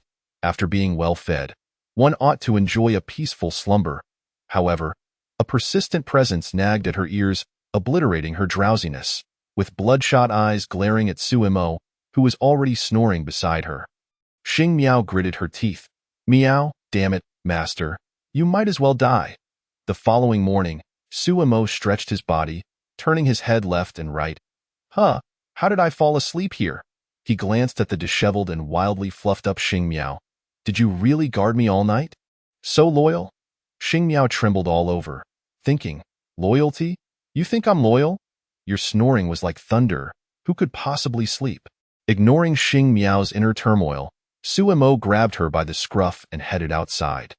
From a distance, he spotted Dreamweaver, now resembling a small lion, peacefully asleep. Sumo spat out a soft curse. How unreliable! He had placed so much trust in him, yet at the critical moment, he was utterly useless. Carrying the disheartened Xing Miao, Sumo made his way to the resource center. Today marked the second day of resource collection. The return of Floating Cloud Immortal Lord had ignited a fervor throughout the Supreme Realm, and the excitement had yet to wane, causing a surge in the popularity of Sumo's live stream. Elder Whale Swallow's plan had achieved resounding success. Consequently, even those initially hesitant to part with their treasures were now resolute, clutching their bottles and jars as they approached. By early morning, the foot of the mountain was teeming with people. However, the scene where Bei Ming Luo Shui was blocked outside had not reoccurred. After a day of collection, the entire sect was aware that this current Grand Senior Sister was quite remarkable. She truly accepted even the most dilapidated items. Hey, ISND that's Su Shitty? Greetings, Su Shitty. The item in your hand, that's a devouring beast, right? It's so adorable. May I pet it? Su Mo greeted his fellow disciples with a smile. As for letting others touch the devouring beast, that was out of the question. Xing Miao was now his exclusive pet, and he had to consider her feelings. Did they not see that this little cat was now ready to fight? Xing Miao bared her teeth. For countless ages, devouring beasts had been associated with calamity and fear. Why was it that in her generation, only she remained adorable? Upon arriving at the resource center, Yu Xiao and Bei Ming Luo Shui's eyes lit up at the sight of Xing Miao. Xing Miao immediately sensed impending doom as she met their gazes. Sure enough, her irresponsible master, Su Mo, raised his hand and tossed Xing Miao toward them. This is my newly acquired pet. Can one of you help take care of her? Yu Xiao reached out and grabbed Xing Miao by the scruff of her neck. Xing Miao, who had been flailing her four little paws in chaos, instantly froze.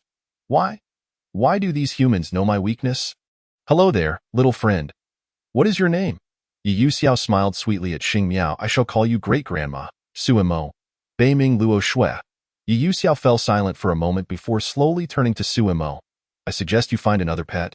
Su Mo picked up a table and headed outside, wondering why he was being so dramatic. Bei Ming Luo Shui followed him out, carefully closing the door behind them. The last scene within the room was of Xing Miao.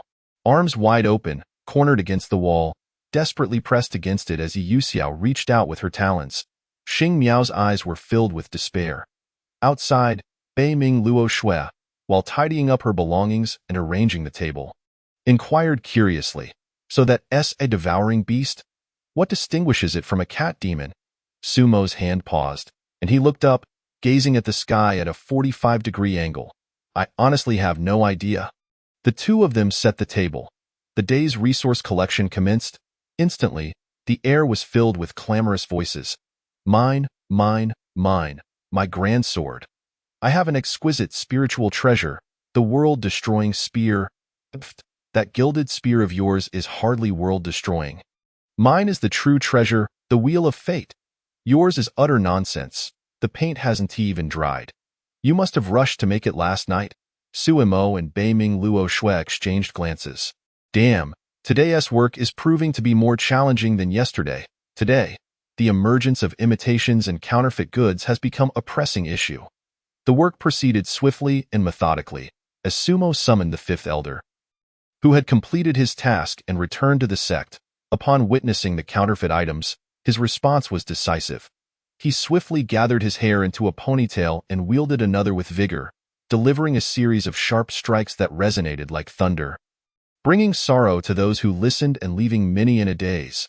The fifth elder was relentless in his efforts, having accepted payment in spirit stones. Those who had intended to take advantage of the chaos quickly recoiled. For a mere beating was inconsequential.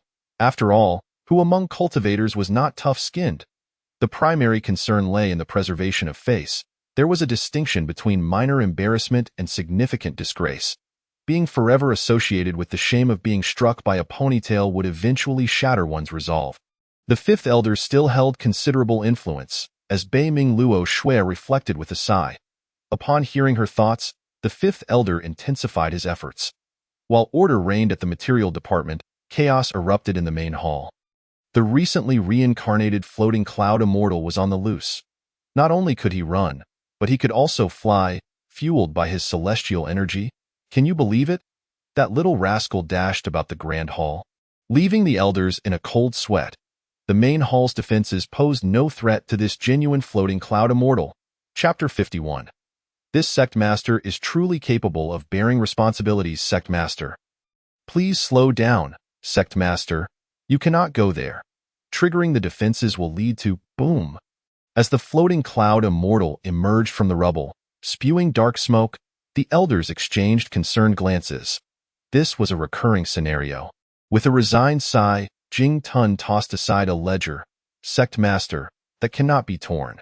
Please, why do you not heed our counsel?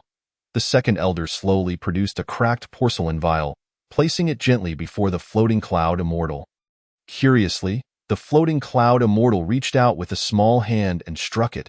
Smash! A golden artifact, nearly at the level of a celestial lord, shattered effortlessly. Oh dear. How could you so carelessly destroy public property? This will be noted against you, and you shall need to repay it in the future. The great elder's lip twitched slightly. It had always been like this. No one knew exactly when the floating cloud immortal's reincarnation began to yield such benefits, taking the blame. He was genuinely capable of shouldering responsibilities. Any artifacts inadvertently damaged during this period could be disposed of without hesitation, as long as they were thrown to the immortal on the day following his reincarnation. They would undoubtedly be obliterated without a trace. However, Jing Tun, was it truly appropriate to toss the ledger in front of so many witnesses? Several individuals shot him disapproving glances. Jing Tun held his head high. Unperturbed. After all, he had already thrown it. So what would they do? Whose sect's accounts were ever transparent? It was the sect master himself who had torn it, so he would be the one to take responsibility.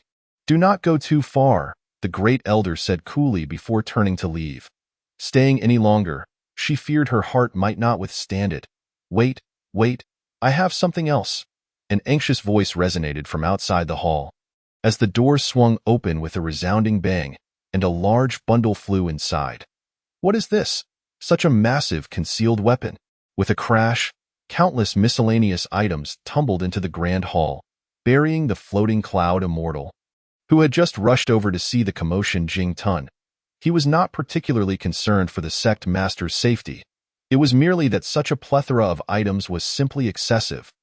Old Five, what on earth have you been up to all these years? Jing Tun glared at the newcomer, irate.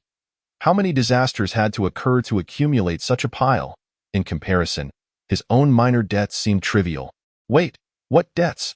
What debts were there? The perfectly good ledger had been torn by the sect master, rendering his centuries of work in vain.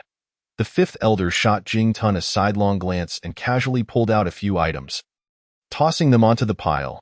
These are not mine. Suemo and the others collected a bunch of junk and asked me to handle it. Jing Tun was momentarily stunned. What? You processed all this? Those disciples must have suffered a severe loss. We cannot engage in such actions. Even if we cannot sell it, we must genuinely attempt to sell it. We, as a righteous celestial sect, must have our principles. So we handed it over to the sect master, the fifth elder shrugged. Regardless, it will be destroyed by the sect master, and he will compensate accordingly. Jing Tun's expression remained calm as he replied, This is all the sect master's personal action. Let everyone bear witness, it has nothing to do with the sect in front of the material department. Suemo regarded the three individuals standing before him with a subtle change in expression. The trio looked nervously at Beiming Luo Shui beside Suemo. They were familiar faces who had once caused him significant psychological impact. Song Lian, Luo Er, and Ning Er. A moment of silence ensued. Are you here to face the wall? Where are the items? Suemo finally broke the silence. Song Lian trembled as he produced a small pouch. No, Brother Lian, you must not. It is nothing. For Luo Er's sake. I must do this, brother. You have sacrificed so much for sister-in-law. Do not worry about Ning Er. She will be just fine. Smack! Beiming Luo Shui slammed her hand on the table, causing the three to fall silent. Trembling in fear, what you intend to sell us is this pouch? She asked coldly. Song Lian's voice quivered. No, it is not the pouch. It is what is inside the pouch. Then why are you not opening it? Song Lian, startled, hurriedly replied, I cannot open it. Inside is my and Luo Er's token of affection. Had it not been for our dire financial situation, I would never trade this item. Beiming Luo Shui took a deep breath. If you do not open it, how am I to assess its value? Am I to guess blindly? Luo Er interjected, her voice trembling. It is our family's heirloom. An illuminating pearl, worth a fortune. Beiming Luo Shui's expression softened slightly as she nodded and turned to Suemo. Suemo rubbed his chin thoughtfully. Generally, the price of an illuminating pearl was not too low. The pearls from the upper realm contained spiritual energy capable of enhancing one's cultivation, serving as common auxiliary items. However, their price was also not excessively high, as they were rather commonplace. The claim of it being worth a fortune seemed somewhat exaggerated. Yet, looking at the three individuals before him, it was understandable to make such grand assertions. "And how large is this illuminating pearl?" Suemo inquired. Song Lian paused, considering. "Almost 900 pounds. Sumo. LLL. Beiming Luo Shui. Are you serious? 900 pounds for an illuminating pearl? Is that even still a pearl?" Suemo maintained a stern expression as he accepted the pouch. "I must examine the goods." He swiftly opened the pouch. "No. Junior brother, stop. Quickly prepare a net." A burst of emerald light shot forth from the pouch. Momentarily blinding Suemo, before him appeared a round, plump figure, soaring into the air. The figure was entirely emerald, with two small wings fluttering on its back as it ascended. Suemo. Bei Ming Luo Shui. The onlooking disciples. The illuminating pig is escaping. "Hurry and catch it," Song Lian shouted, hastily throwing out a golden rope. However, the airborne illuminating pig disdainfully glanced back, flicking its tail and effortlessly swatting the rope away. "What kind of illuminating pig is this?" Suemo was left utterly astonished. He had indeed lacked exposure to such exotic beasts. However, what was the purpose of this creature? Were they to slaughter it for food? Just as he pondered, the illuminating pig hovering above suddenly let out a couple of grunts and trembled. Song Lian's expression shifted. "Oh no! Quick! Catch it!" He immediately pulled up his robe to form a pouch, tilting his head forward as he ran. Behind him, both Luo Air and Ning Air mimicked his actions. Then, they witnessed the illuminating pig shudder, dropping two enormous illuminating pearls. The entire hall fell silent. What in the world did I just witness? Is this how illuminating pearls are produced?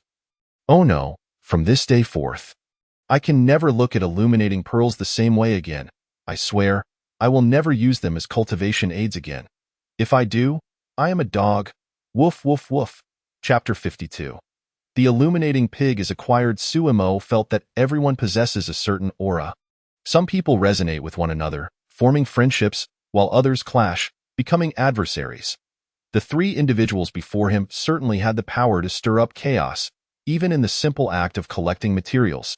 As he gazed at the illuminating pig circling above, Suemo realized that it was indeed a treasure, albeit one that required a certain psychological resilience. However, cultivators were known for their resilience, so they likely would not be overly concerned. Wasn't it merely a matter of emergence from behind? If they could accept the dragon's pearl, how could they not accept the pig's pearl? There was simply no logic in it. Beiming Luo Shui gradually rose, pointing towards the sky, 1,000 miles of ice. Frozen solid, with a series of sharp cracks, the chill permeated the air, rendering it almost palpable, awakening a thrilling sensation within. Her eyes were reddened, reflecting the weight of a treasure that promised sustainable wealth, something to be grasped firmly in hand. Were they truly planning to sell such a gem? What hardships had they encountered? Suemo initially harbored no desire to engage with the trio. Once the luminous pig appeared, one could easily deduce the market value of the night pearl with just a thought. Yet, the intrinsic worth of the luminous pig was beyond measure. Song Lian hesitated, casting a glance at the two women behind him, and whispered, "Indeed, we are devoid of funds. We can no longer sustain it." Suemo wore a perplexed expression, but the night pearls produced by this luminous pig could fetch a handsome sum. "How can you claim you cannot afford it?" Song Lian lowered his gaze. "Primarily, we can no longer afford to keep the pig itself, Suemo." In a hushed tone, Song Lian continued, "This pig requires 10 spirit stones for daily feeding and yields 2 night pearls annually. If they are of the finest quality, we might break even. If not, we suffer losses." Suspended in midair, Beiming Luoxue, who was diligently trying to pull the luminous pig back with the ice columns forming around it, suddenly froze, her movements slowing. The surrounding disciples, who had previously gazed at the luminous pig with fervent interest, now turned indifferent. The golden swallowing beast, with its low yield. What's the point? But it is still a treasure. "Brother Lian, You have sold such a gem for my sake. I feel utterly heartbroken. No, Luower. While the item may be lost, we can always seek another. However, the love we share cannot be reclaimed once lost. Brotherly and Luower, the 5 directions technique, wind. With a whoosh and a crack, as the two ascended to the heavens, transforming into twin stars, the onlookers collectively swallowed hard. Yi Yuxiao, cradling the star cat, stood behind Suimo, slowly lowering one hand. Meeting the gazes of the crowd, she flicked her hair and declared, "Continue." The crowd shivered in unison. "I will go check on my brother and sister-in-law." Ninger spun on her heel and fled. The senior sisters within the sect, each fierce and robust, appeared nothing like the delicate demeanor of her family. Order was swiftly restored. Bei Ming Luoxue had stowed the luminous pig back into her bag. "Now that it's safely stored, I have an idea worth exploring." Suimo glanced at the bag. Bei Ming Luoxue contemplated Sumo's wealth and casually handed the bag to him. "You have the means?" "Do as you wished." Sumo's lips twitched slightly. Was there a hint of jealousy in her tone? The second round of collection proved far more fruitful than the first. Many disciples, having observed the proceedings, began to produce their most cherished treasures. Even a few elders discreetly slipped items to Suimo and the others, hoping for a little profit from the sale. This led to a successful collection, with the trio not daring to entrust their items to Bei Ming Luoxue for safekeeping. Indeed, even Bei Ming Luoxue hesitated to guard them, fearing she might succumb to the temptation of selling them under cover of night. Since emerging from the resource depot, the star cat had remained silent, its gaze vacant even upon returning to Sumo's abode. After arranging the supplies, Sumo's eyes fell upon an unexpected newcomer in the room, a large white rat. "Dreamweaver, are you intent on sleeping in every nook and cranny of this mountain?" Suimo could hardly muster the energy to care. Approaching the star cat, he waved a hand in front of its eyes. Yet it remained unresponsive. "What troubles you? Speak, or there shall be no dinner tonight." "What on earth did Yi Yuxiao do to you?" Suimo asked, genuinely curious. Despite his efforts to suppress the star cat, it possessed a hidden depth and strength that belied its outward appearance. At the very least, the true essence he had infused within it should still linger, though the little creature had never explicitly responded. It could surely unleash its power when provoked. Suddenly, tears brimmed in the star cat's eyes. I did it all. Everything I shouldn't have done. I am no longer pure. Meow." Sumo's lips twitched. Yi Yuxiao, are you even human? Not even sparing a cat? The star cat looked up at Suimo with a pitiful expression. "Master, I crave delicious food to soothe my wounded spirit." After a moment of silence, Suimo activated the Wanxiang stone and sent a message to Yi Yuxiao. "Ordinary little celestial. What did you do to my cat?" A swift response arrived. "Xiao xiao falling rain. I petted its head, rubbed its face and belly, and attempted to spay it. To no avail. The differences between a devouring beast and a cat demon are quite pronounced." Suimo keenly seized upon the key word. "Spade? Why the heavens?" Silently, he added 2 extra spoonfuls of food to the star cat's bowl. Observing the star cat burying its head in the food, tears still glistening, Suimo rubbed his temples. "Forget it. Let it eat first. Experiments can wait until after dinner." He rummaged through the supplies until he found the bag containing the luminous pig. As he opened it, he prepared himself. The moment the luminous pig emerged, he reached out and seized it. With a rumble, the luminous pig struggled, emitting an eerie green glow that illuminated the entire room. Nearby, Dreamweaver seemed to sense something. Rolling over with its belly exposed, continuing its slumber. In that moment, the room was filled with a gathering of a cat, a pig, and a rat. Almost like a miniature zoo. Not bad. Its cultivation is superior to that of the star cat. Suimo scrutinized the luminous pig, confirming it was indeed a living creature, not some crafted spirit tool. The wonders of creation were remarkable. If it required 10 spirit stones daily, could he instead offer equivalent spiritual energy?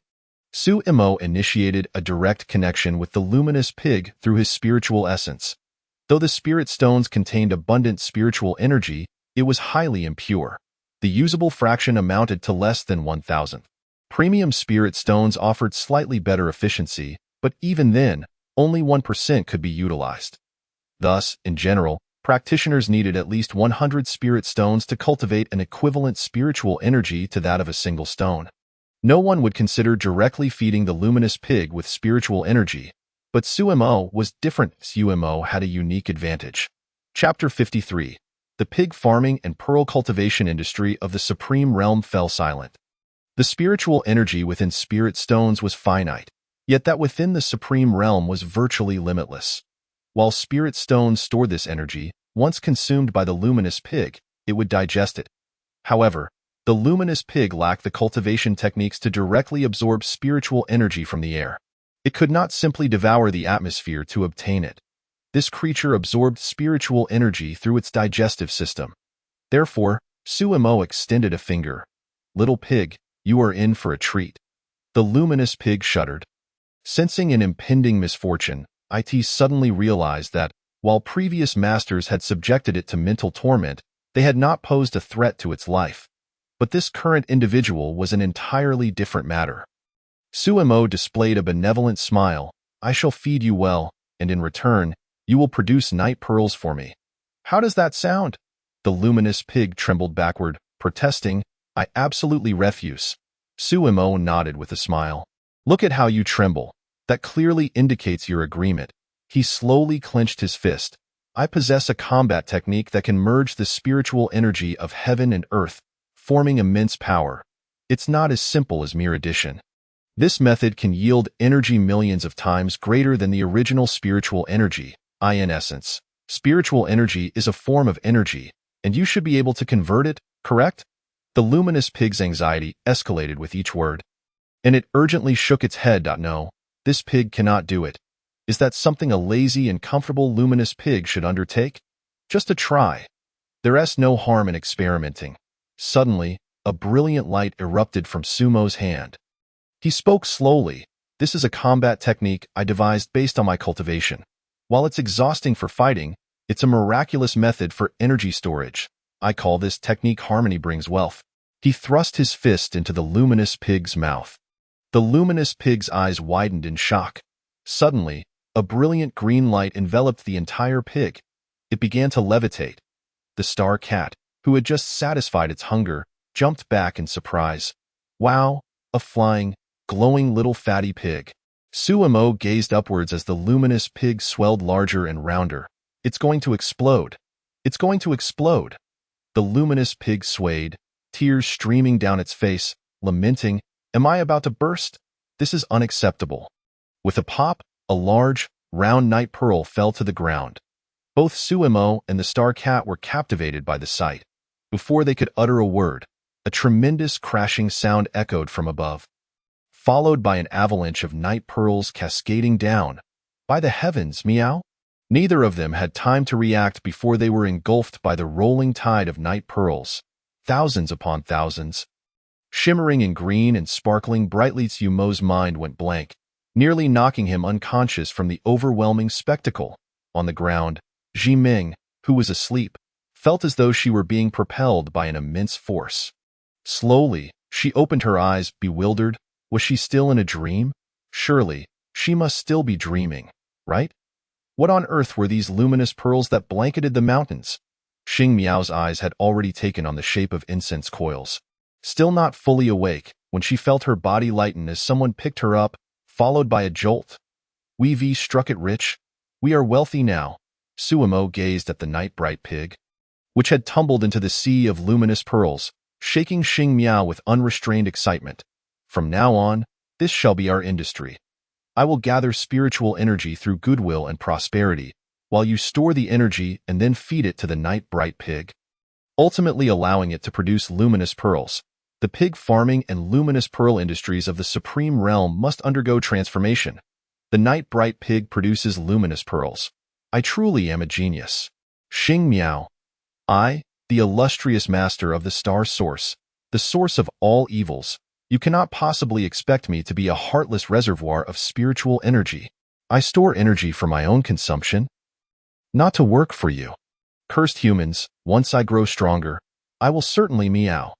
Sumo casually placed a sprig of catnip in Xing Miao's mouth. then stroked her fur as he approached the night-bright pig. The night-bright pig had already fainted, wearing a blissful smile. I have never eaten this before. I am so full and happy. From this point onward, it shall be a blissful pig. Sumo nodded in satisfaction. Sensing that everyone seemed content with his arrangements, he truly was a natural-born excellent boss and master. Henceforth, the industry of luminous pearls in the supreme realm would be dictated by me, Sumo. A business without capital, Sumo could already envision himself reclining amidst a pile of spirit stones, counting them. That night, all of Sumo's dreams were vividly green. The next morning, Sumo packed the day's night-bright pig into a bag and, while dragging Xing Miao, who was in a stupor from the catnip, headed towards the supply area. As he left, he casually kicked the sleeping Ji Ming out of the way, striding confidently, a true embodiment of the affluent. However, he had barely taken a few steps when a thunderous boom echoed. A powerful shockwave surged from afar, sending him flying. Sumo was utterly bewildered. What on earth was happening? What was wrong with the sect? Constantly exploding, regaining his balance mid-air, he saw that the explosion had originated from the Lord's Hall. No, wait. Hadn't he just returned? What now? Sumo's heart trembled. Surely the sect leader hadn't blown up again? He hadn't even had a proper meeting with his nominal master yet. How could one endure such consistent calamity? However, he soon breathed a sigh of relief, for a spectral figure appeared in the air above the hall. It was a child who appeared to be only 6 or 7 years old, sitting cross-legged in mid-air, with eyes that reflected the ebb and flow of yin and yang, as if time itself was encapsulated within their gaze. He sat there, seemingly immortal, surveying all beings. For the first time, Sumo felt the terrifying might of the immortal sovereign. Unassailable, that was the first thought that arose in his mind. However, once he grew stronger, that might would not be insurmountable. The immortal sovereign? Sumo's heart stirred. It wasn't the gap that frightened him, but rather the need to understand just how vast that gap was if he illuminated his health bar. Victory would be within reach. The apparition appeared abruptly and vanished just as quickly. Based on his experience, Sumo deduced that this must be the awakening of the floating cloud immortal sovereign's primordial spirit. From this moment on, Floating Cloud sect could be considered a true sect with an immortal sovereign presiding over it. After calming his emotions, Sumo continued on his way. Along the journey, he couldn't help but feel as though the senior brothers and sisters he encountered suddenly became remarkably serious. Each one courteous and seemingly transformed. At the foot of the supply area, the queue was surprisingly short. That shouldn't be the case. Sumo blinked in confusion.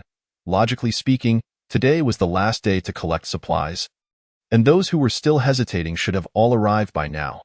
Why were there only a few cats in line? Upon reaching the supply area, he saw that Yu Xiao had already moved the table out. However, her expression was solemn, devoid of the previous playful demeanor she had when setting traps for Sumo. Chapter 54. I want money. What does my wife have to do with it?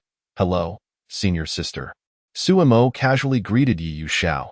Her expression changed slightly, and she hurriedly stepped forward to cover Sumo's mouth. Sumo? Yu Xiao whispered urgently. Speak softly. Didn't you see what just happened? What did I see? Sumo replied. Are you referring to the statue of the sect leader? Exactly. You saw it and still spoke so loudly? Are you trying to get us killed? Sumo's eyes widened in bewilderment. What was the connection between the two? Yu Xiao paused, glanced around cautiously, and then asked quietly, Did no one explain anything to you? Sumo shook his head in confusion. Why? Yu Xiao rolled her eyes. Who knows what the elders of the sect are up to? Listen, this is a critical moment for the revival of the immortal sovereign. It's divided into phases. Right now, we are in the sovereign's youthful stage. You may think he appears frivolous now, but in his youth, he was quite serious and had a penchant for meddling in affairs. If your voice is too loud, he will. A childish voice interrupted. What is going on here with all these people? Both Sumo and Yu Xiao froze, slowly turning to see a little boy walking up from the foot of the mountain. Although he seemed to walk slowly, each step appeared to transcend space. And in just a few steps, he was before them. Xiao Xiao, what are you doing here? The little boy's eyes lit up upon seeing Yu Xiao, and he asked. Suemo glanced around and noticed that all the disciples who had been queuing at the foot of the mountain had vanished. He couldn't help but swallow hard. This was trouble. Yu Xiao shot Suemo a look, but he failed to comprehend her unspoken warning. "Greetings, immortal sovereign," Yu Xiao exclaimed, dragging Suemo to bow. Suemo finally reacted. "Greetings, immortal sovereign." The floating cloud immortal sovereign immediately revealed a satisfied smile. "Ah, this is more like it. This is how good children behave. What are you two doing?" He then turned to Yu Xiao. "Is this young man also a disciple of our sect? His talent seems excessively remarkable." As the immortal sovereign's gaze fell upon Suemo, he felt an overwhelming pressure. The weight of it was far greater than when he had faced the Jiao Shao immortal sovereign. This sovereign had yet to fully master the art of suppressing his aura. Yu Xiao was sweating profusely. "No, it's nothing. The supply area is currently gathering some old items for recycling to alleviate the disciples' spirit stone crisis." The floating cloud immortal sovereign nodded in understanding, his youthful face serious. "What you are doing in the supply area is commendable. You should work to improve the benefits for the sect disciples." "But what about Wu Dali? Wasn't he managing the supply area?" Yu Xiao quickly explained. "Dali's senior brother has reincarnated. He felt his talent and potential were lacking and wanted to start anew." The floating cloud immortal sovereign paused, calculated for a moment, and then his expression became enlightened. "This child has faced many tribulations in this life. Arrange for a disciple to protect him shortly. It is truly too unfortunate. I can't bear to watch Suemo." "Yu Xiao? Poor Dali's senior brother. What have you experienced in the lower realm?" The floating cloud immortal sovereign looked at Yu Xiao. His expression suddenly becoming peculiar. He cleared his throat. "So, I need spirit stones now, and I must obtain them from you." Yu Xiao nodded. The floating cloud immortal sovereign replied, "Then give me 80,000. "Yu Xiao? Have you gone mad, immortal sovereign? When have you ever had 80,000 spirit stones in your pocket? Forget 80,000. When have you ever had 8,000? Don't think that just because you look young. My sister won't have her way with children." The moment Suemo heard the word spirit stones in conjunction with the floating cloud immortal sovereign, he suddenly felt as though he couldn't breathe. "What do you need so many spirit stones for?" Yu Xiao's lips twitched. "That's the procedure. It's necessary to ask." The floating cloud immortal sovereign nodded. "I understand. Rules must be followed." He looked somewhat forlorn. "You see, I have reincarnated, and just a few days ago, my primordial spirit had yet to awaken. I was muddled, possessing only brute strength. As a result, I accidentally destroyed all the treasures belonging to the disciples that were piled up in the hall. Even if I cannot wield any spells, I am still an immortal sovereign, with the laws of an immortal sovereign at my side.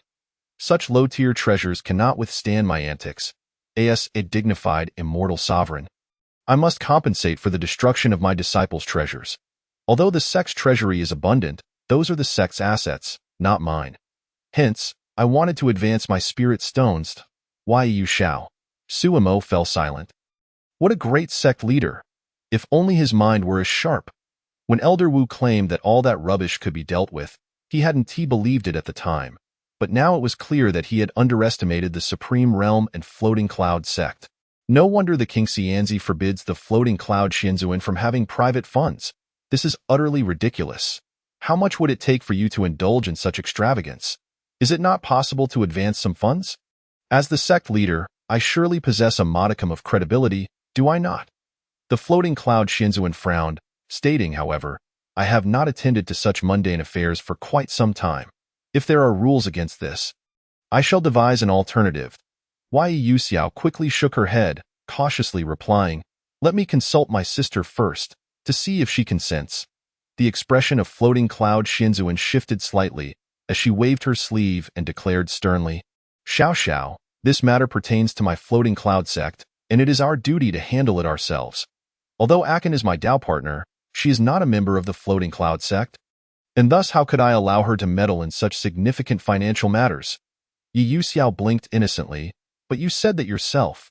What you say today, do not go back on tomorrow." Suemo, standing nearby, was astonished. "Are you this bold? Yet, sect leader, Your previous actions regarding private funds did not reflect someone of such high standing in the family. Is there anything inappropriate? Floating Cloud Shinzuin inquired blandly.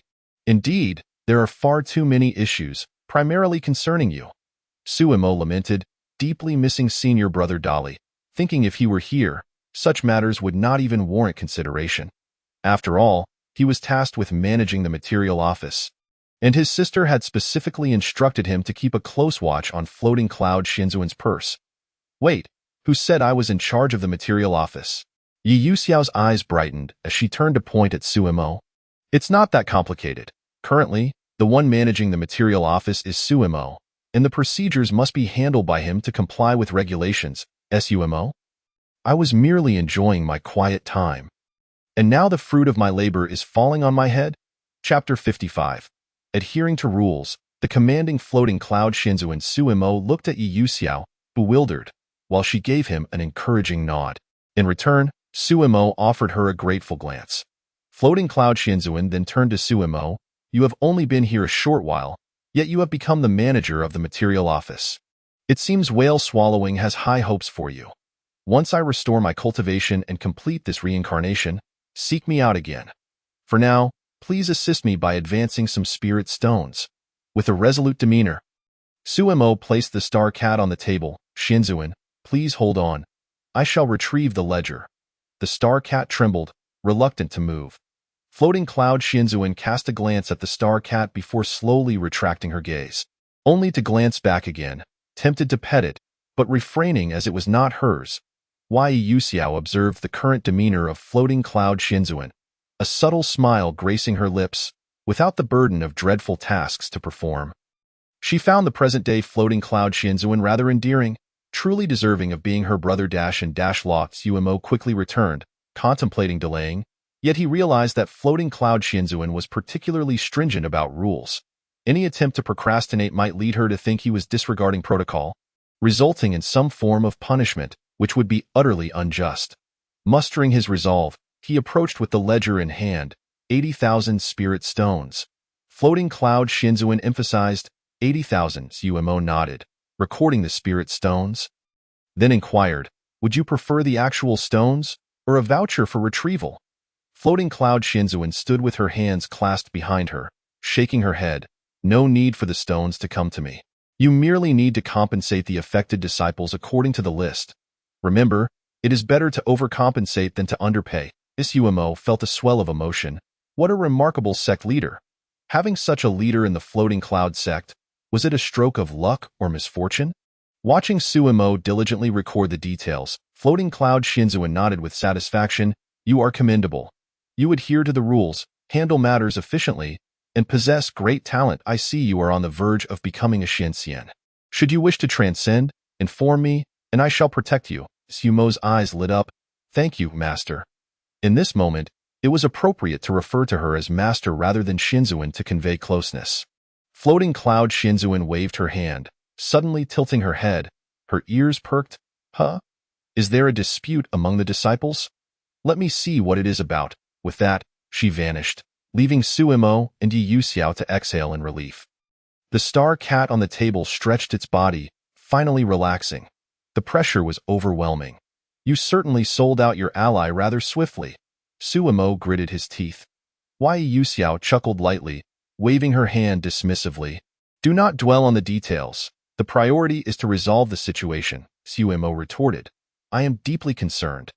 Yi Yuxiao paid no mind to Suemo's feelings, gazing at the desolate scene at the mountain's foot. Remarking, despite all calculations, we did not account for the impact of the Shinzuin's return from reincarnation. However, he instructed you to distribute spirit stones, so you must act quickly. Otherwise, by tomorrow, you may miss the opportunity. Suemo was taken aback, staring at Yi Yuxiao in disbelief. So which side are you on? He had assumed that due to King Xianzi, she would be reluctant to let Floating Cloud Shinzuin expend such a substantial amount of spirit stones. Yi Yuxiao found his naivety amusing. You do not think 80,000 spirit stones is a significant sum for a Shinzuin, do you? My reluctance to handle it stems solely from concerns about my sister. Allowing the Shinzuin to settle those trivial funds was part of our original plan. I shall leave this to you. I believe in your capabilities.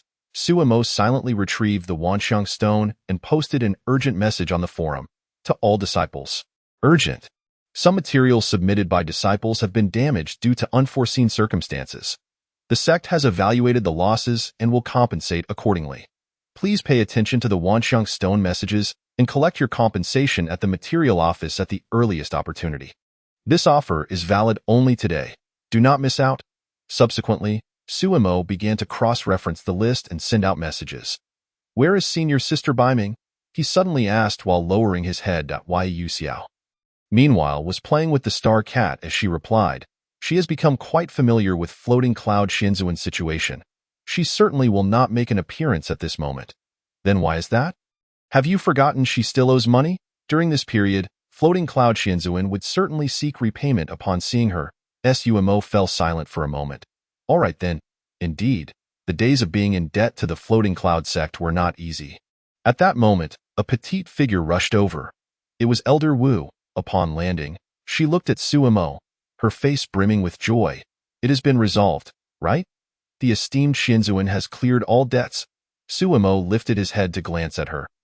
Expressionless, pointing at the list and then at the Wanxiang stone. Hurry and get to work. If we delay, the Shinzuan will catch wind of it, and those items will be left to rot in our hands. Elder Wu nodded vigorously, hastily approaching to open the Wanxiang stone, sending messages to the disciples. As she sent them out, she grumbled. I wonder what little Baiming is thinking. If she hadn't coincided with the Shinzuan's return from reincarnation. Accepting so many damaged items would have resulted in pure loss. Her intentions are noble, wanting to spare the disciples from hardship, but did she not consider the consequences? Suemo paused. Loss? I doubt it would amount to loss. At worst, we might be unable to sell them. After all, we did not spend money to acquire these items. Elder Wu agreed. That is true. As the messages were sent, the base of the material office became lively once again. Well, not exactly lively, but simply more people had gathered. Everyone remained silent, standing in orderly queues, showcasing a remarkable adherence to rules. It was not that they did not respect floating cloud Shinzuan. Rather, they were genuinely intimidated. Suemo had learned from Yu Xiao that during this period, floating cloud Shinzuan not only demanded adherence to rules, but also enjoyed getting involved in matters, often suggesting impractical ideas. Originally, Yu Xiao had been racking her brain to provide Suemo with some illustrative examples. But before she could formulate any, they spotted floating cloud Shinzuan in the distance, carrying two individuals, a Song Lian and a Luo heir, heading towards the second peak. This is a matter for adjudication. Yu Xiao pointed at the spectacle in the sky, her voice trembling. Did you see that? Did you see? This is the terror of floating cloud Shinzuan. If it were us, we would simply beat them into silence. But the Shinzuan insists on determining right from wrong. It seems she intends to summon the ninth elder for judgment. Sumo swallowed hard, keeping his head down, pretending to see nothing. The disciples, whether there to collect spirit stones or to seize the opportunity to sell materials, also lowered their heads in unison, thinking, let us stir up as little trouble as possible, and may you also refrain from meddling in our affairs. Chapter 56. Floating Cloud Shinzuan. A 10th of Honey Badger bloodline, surely you wouldn't dare to covet my spirit stones. Would you? Beside him, Yu Xiao could no longer endure the situation. She gestured with her chin towards Lin Fong, conveying with her eyes that he should follow her, as she intended to provide him with spirit stones. Lin Fong. Wow, I don't quite comprehend. The entire resource department was operating with excruciating inefficiency. Suemo, gritting his teeth, seized a handful of spirit stones and slapped them onto the table. Startling Lin Fong, Suemo pointed at Lin Fong, then at the spirit stones, implying they were all his. Lin Fong opened his mouth, gesturing towards himself, questioning if he was being asked to assist in distributing the spirit stones. Suemo nodded. Lin Fong's lips twitched as he reluctantly moved to the back of the table, beginning to sift through the accounts. Suemo? Is it my expression that's problematic, or is it your mind that's muddled? Lin Fong, observing the next disciple who approached the table, appraised him and produced 15 spirit stones, handing them over with a wave of his hand. The disciple promptly left, elated. Suemo exclaimed, Damn! It seems it was indeed my issue. Subsequently, Lin Feng took over the task of distributing spirit stones. Remarkably, the efficiency improved significantly. Ye Xiao, cradling her star cat, turned and returned to the Resource Department's office, beckoning Suemo to follow. Observing Lin Feng's sudden burst of enthusiasm, Suemo sighed and followed her inside.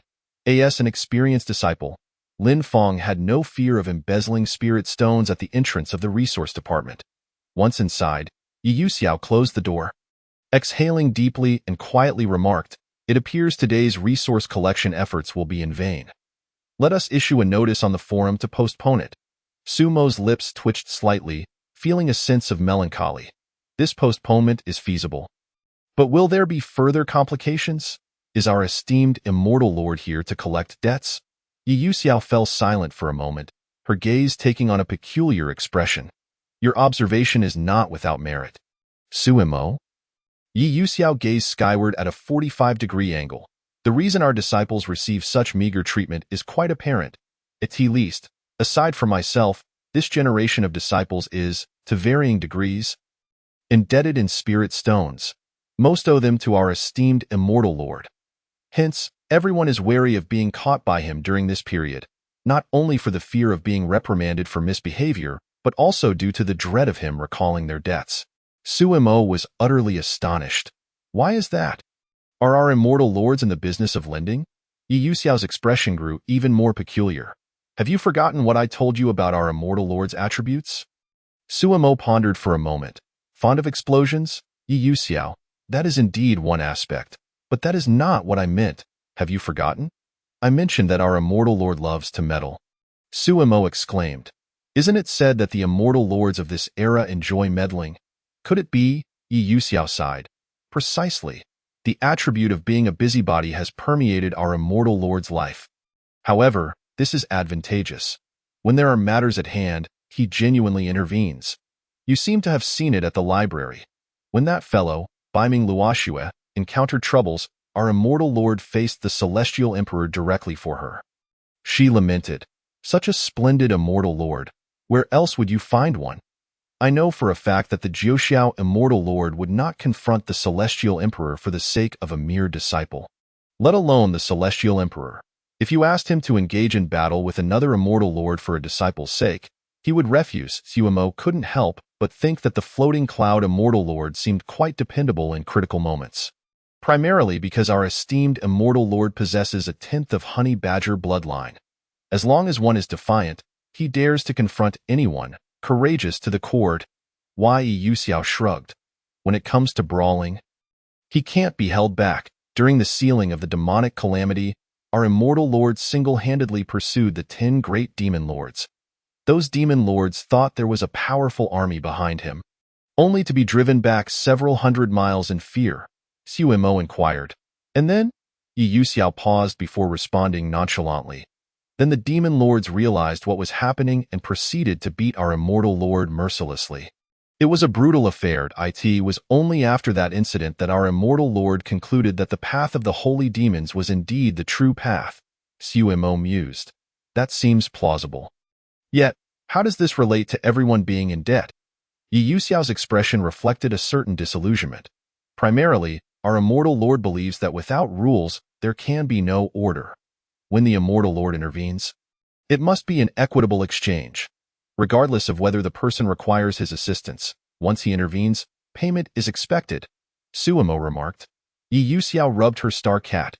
So, you've been involved in external affairs, and you understand the cost of a celestial's intervention, correct? Currently, there are tasks in the External Affairs Department requiring the involvement of Xinxian and Jingxian, but you've seen how alarming those rates can be, right?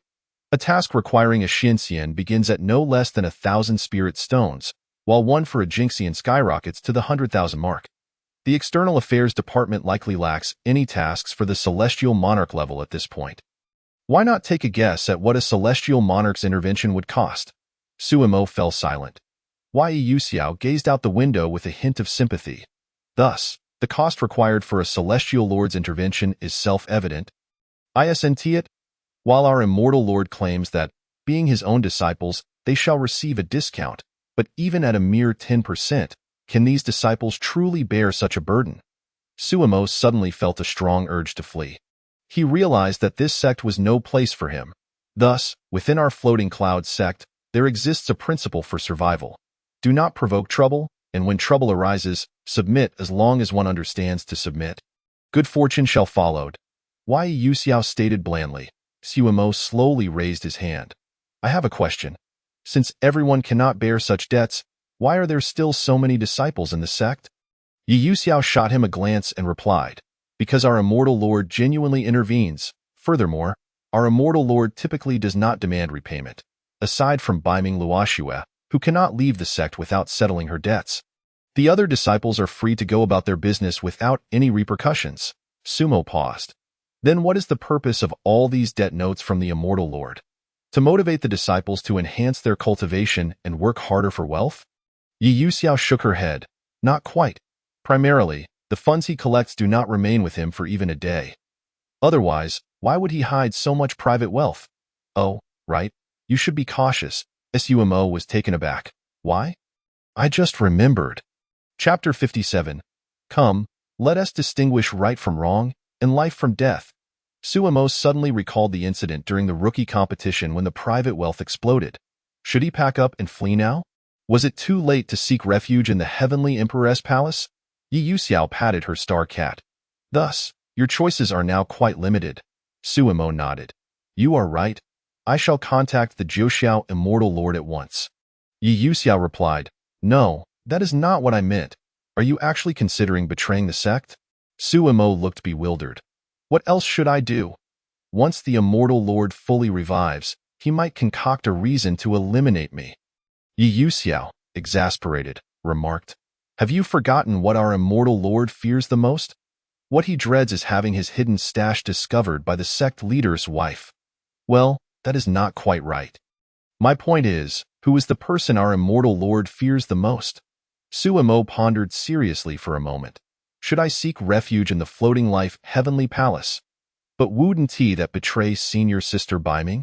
If I truly did that, the Baiming great world would surely erupt. Yu Xiao gritted her teeth. You might as well go die. Originally, she had intended to introduce Suemo to her sister. But Suemo's feigned ignorance had effectively thwarted her plans. Suemo smiled faintly, seeing through Yu Xiao's scheme. Ultimately, this floating cloud sect is governed by the floating cloud Immortal Lord. To forsake him in favor of the sect leader's wife, while it may seem a tempting prospect, who can truly ascertain the outcome? The essence of survival lies in remaining steady, not hastily choosing sides. Although we currently stand in the spotlight, with many wishing to conspire against us, standing in the limelight while being cunning is the true way to survive. Confucius once said, to survive until others recognize you while remaining enigmatic about your true strengths is the essence of survival. Crafting the image of a bomb thrower before others ensures they do not perceive themselves as formidable adversaries. When someone unwittingly provokes you, it all comes down to a simple hee. Ahem, I digressed. In summary, Suemo believed that one should not assume that what one perceives is indeed the truth. It is often possible that what one thinks is merely a perception imposed by others. For instance, the sect leader's wife has always existed in legends. Can a legendary figure truly emerge in crucial moments to save oneself? While appearing powerful, they may merely be a talisman. Suemo scoffed at this notion. He was convinced that if he wished to avoid being struck down by the floating cloud Immortal Lord, he must demonstrate his value. Perhaps he should allocate 1% of the Night Pearl business. Suemo believed himself to be quite generous. Observing that Suemo was utterly unfazed, Yu Xiao also lost interest, amusing herself with Xing Miao while awaiting the conclusion of the Spirit Stone giveaway outside. Time flew swiftly, at least in the judgment hall of the second peak. Elder Jing Tun felt that life had become intolerable. Was it not he who had instigated this uproar? Me, instigating trouble? How could that be? You are the one causing havoc, you are. How am I instigating trouble? How am I instigating trouble? The serene visage of floating cloud Immortal Lord bore a grave expression. Jing Tun, who do you think is in the right? With tears streaming down his face, Jing Tun gazed at floating cloud Immortal Lord. How would I know? Right now, I feel that it is you, Immortal Lord, who is being unreasonable. Are you not aware of the situation with this couple? They are a fated pair of soulmates. In simpler terms, they are just two infatuated lovers. Even a fair judge would struggle to resolve domestic disputes. How can you expect these two to discern right from wrong? Moreover, they had been at it for half the day without clarifying what had transpired. It was nothing but chaos. I can already predict that as I lie down to sleep tonight, the echo of those 4 words will haunt my mind. Luo Er looked at Song Lian, her eyes brimming with tears. I understand now. You must not love me anymore, which is why you blame me. Song Lian gazed at Luo Er with deep affection.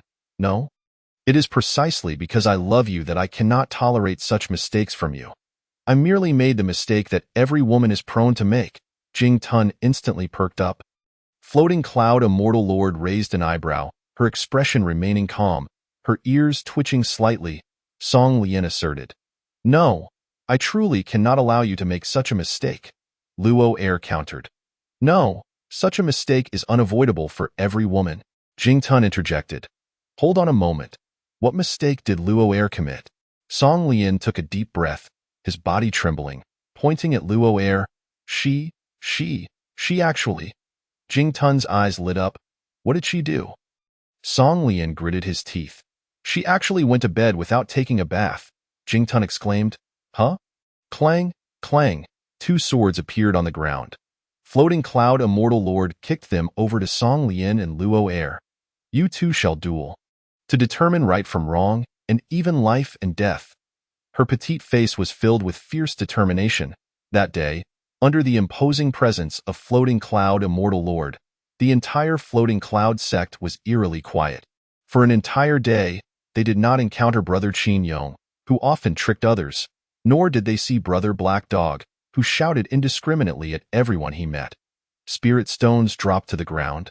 Yet there was no sign of Bei Ming Luo Shui. Even the birds flying overhead had their beaks sewn shut, and the summer cicadas had their wings glued down. Everything was so serene, so tranquil, that every encounter was met with hesitance to disrupt the silence, resorting to gestures, and they dared not transmit their thoughts, rendering them mute.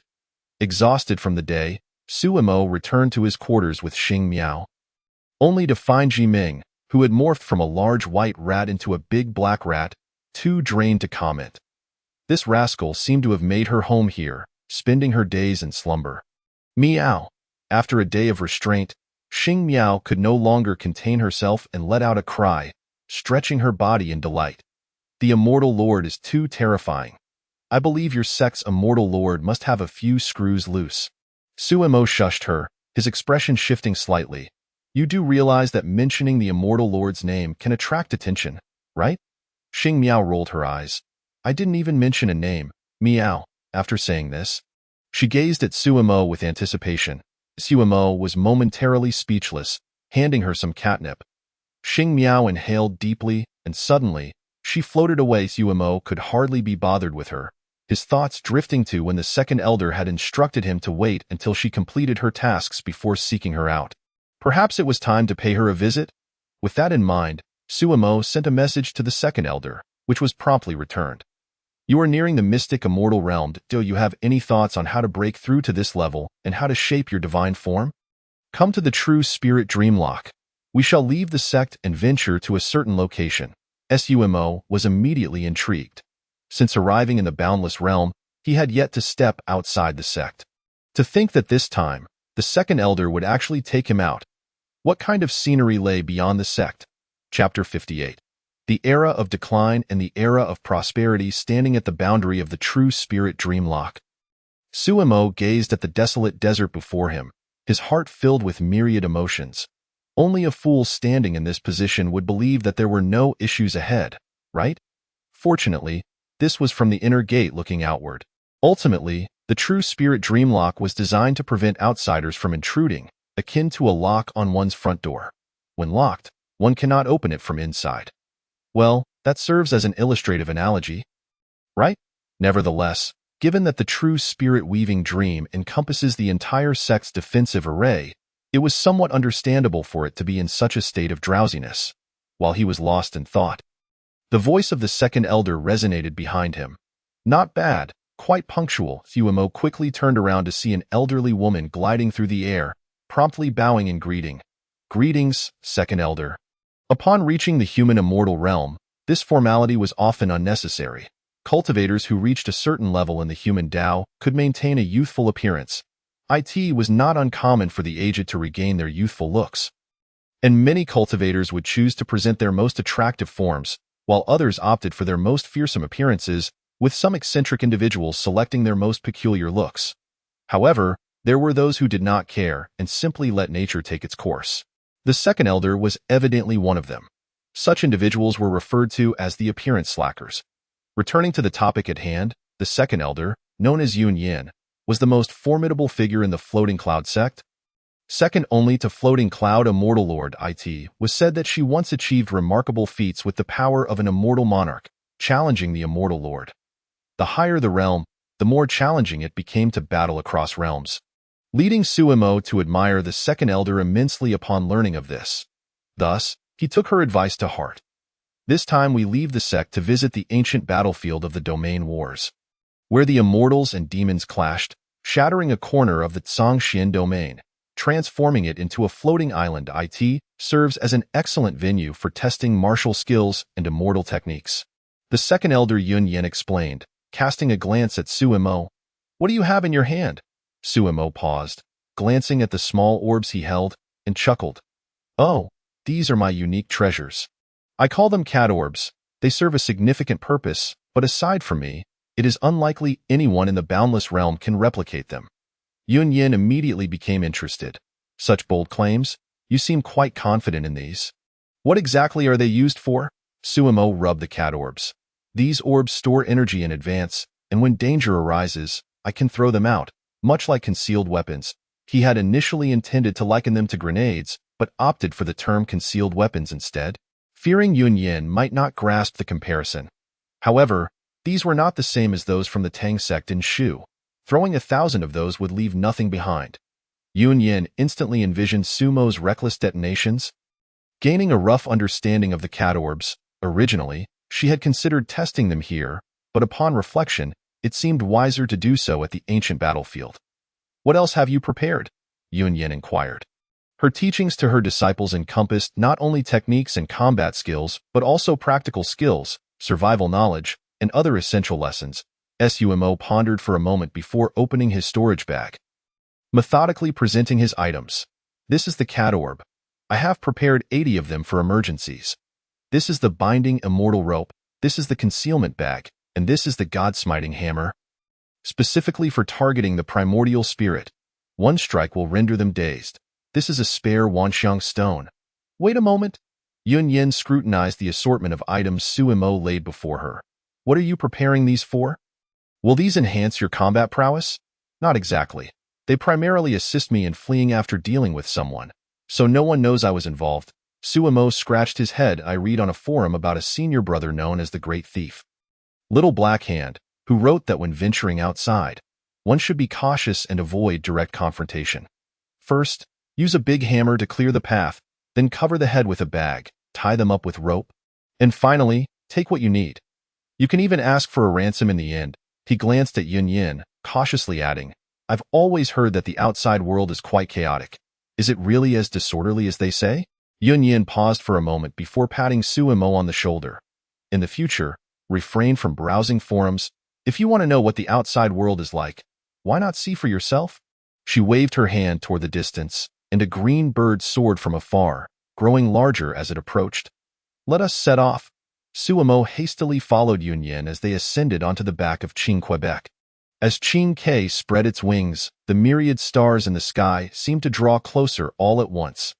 The verdant hills of the outer sect flashed by in an instant, and Suimo suddenly sensed that the surrounding spiritual energy had become murky, far inferior to that within the sect, even evoking a disconcerting illusion of being mired in a quagmire. It was his first venture outside, and such feelings were to be expected. One would soon grow accustomed to it. Yun Yin cast a glance at Suimo, immediately discerning his state of mind.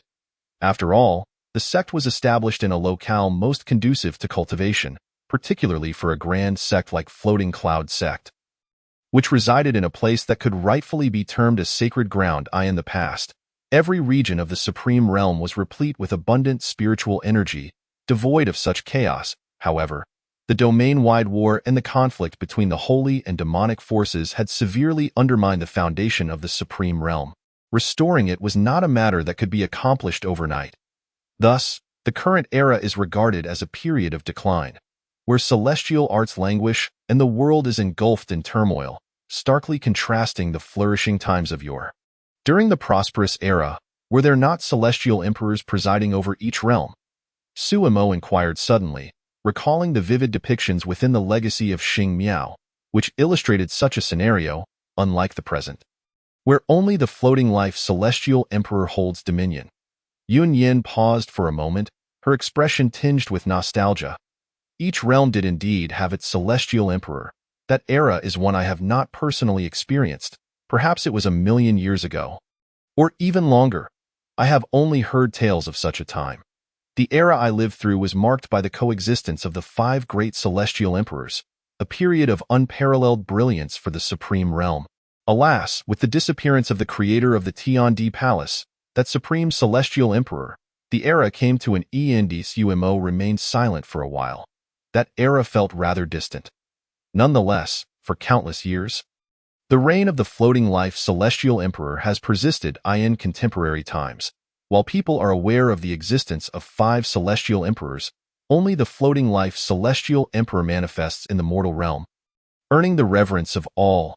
Hearing this, Suemo pondered the most enigmatic and powerful celestial emperor who has inexplicably vanished.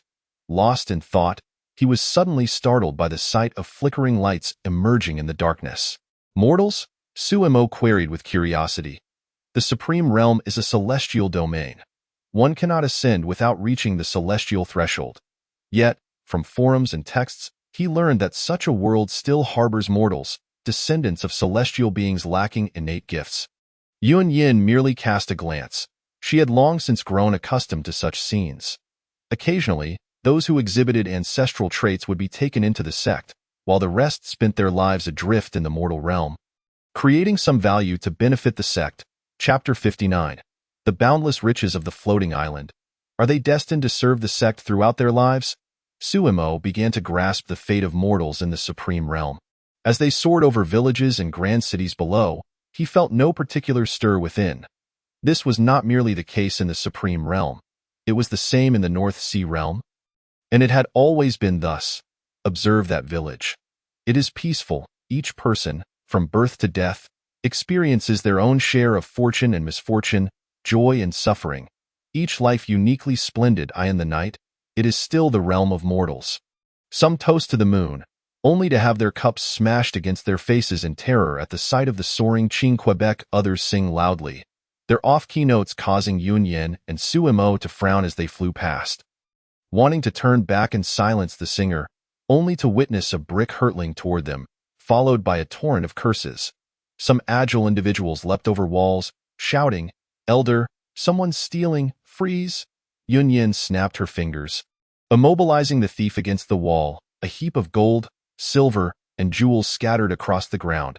Suemo's lips twitched. Had this foolish thief come to loot someone's home? Yet, these were mere interludes. Before long, Qing Ke brought them to one of the most renowned attractions of the Zhangxian domain, the floating island. Though referred to as an island, it was essentially a fragmented continent, suspended high in the air, with moonlight filtering through the broken land to illuminate the earth below, preventing it from plunging into utter darkness. Beneath the night sky, the floating island appeared shrouded in deep darkness, devoid of any sound. Eerily quiet, Suemo immediately perked up. This was an ancient battleground, home to indomitable heroic spirits. According to the forum, this place ranked among the most perilous locations in the Zhangxian domain, difficult to enter and escape. Indeed, throughout their journey, Suemo had even found time to open the Wanxiang stone and peruse the forums. Casting a glance at the second elder, Yun Yin, he felt somewhat reassured. She was invincible beneath the celestial sovereign, but above that, it was best to make a hasty retreat. "We have arrived," Yun Yin said nonchalantly. Suemo nodded, and without needing to be told, he recognized the need to halt Qing Quebec. "Someone, bring Qing Ke to a stop," Yun Yin called out. To Suemo's astonishment, the darkness around them warped. and an ethereal figure appeared before Qing Quebec. The figure was indistinct, almost translucent, and it extended a hand to pat Qing K's head, stating, "This magnificent creature will incur a fee of 5 spiritual stones for a 1-hour pause." Yun Yin nodded, retrieving spiritual stones and handing them to the specter. "Here are 2 hours' worth. If you require less, we shall settle the difference, and if more, consider it a reward." The specter accepted the stones, visibly pleased, and bowed to Yun Yin. "Thank you, celestial monarch. May you enjoy your time here. I wish you a splendid day in the floating island scenic area." Suemo was taken aback. What in the world? Wasn't this supposed to be a forbidden zone, challenging to enter and exit? Yun Yin leapt off Qing Ke, stepping onto a floating piece of earth. She glanced back at Suemo. "What are you waiting for?" Suemo hurriedly followed her, landing on another floating chunk of land. Soon, the two pieces began to drift toward the shattered floating island at a swift pace. "What is happening?" Suemo could no longer contain his curiosity. "Are you referring to this floating island scenic area?" Without turning around, Yun Yin replied, "After the Great War, this place became fragmented. Surprisingly, the souls of some deceased cultivators still linger here, albeit trapped. These cultivators can still cultivate, yet the shattered state of this place leaves them with little spiritual energy. Thus, they must directly absorb spiritual stones. Initially, they resorted to thievery, robbing those who came here seeking treasures. However, they soon realized that treasure seekers were often impoverished, and raiding them yielded little profit. Consequently, they devised this ingenious scheme."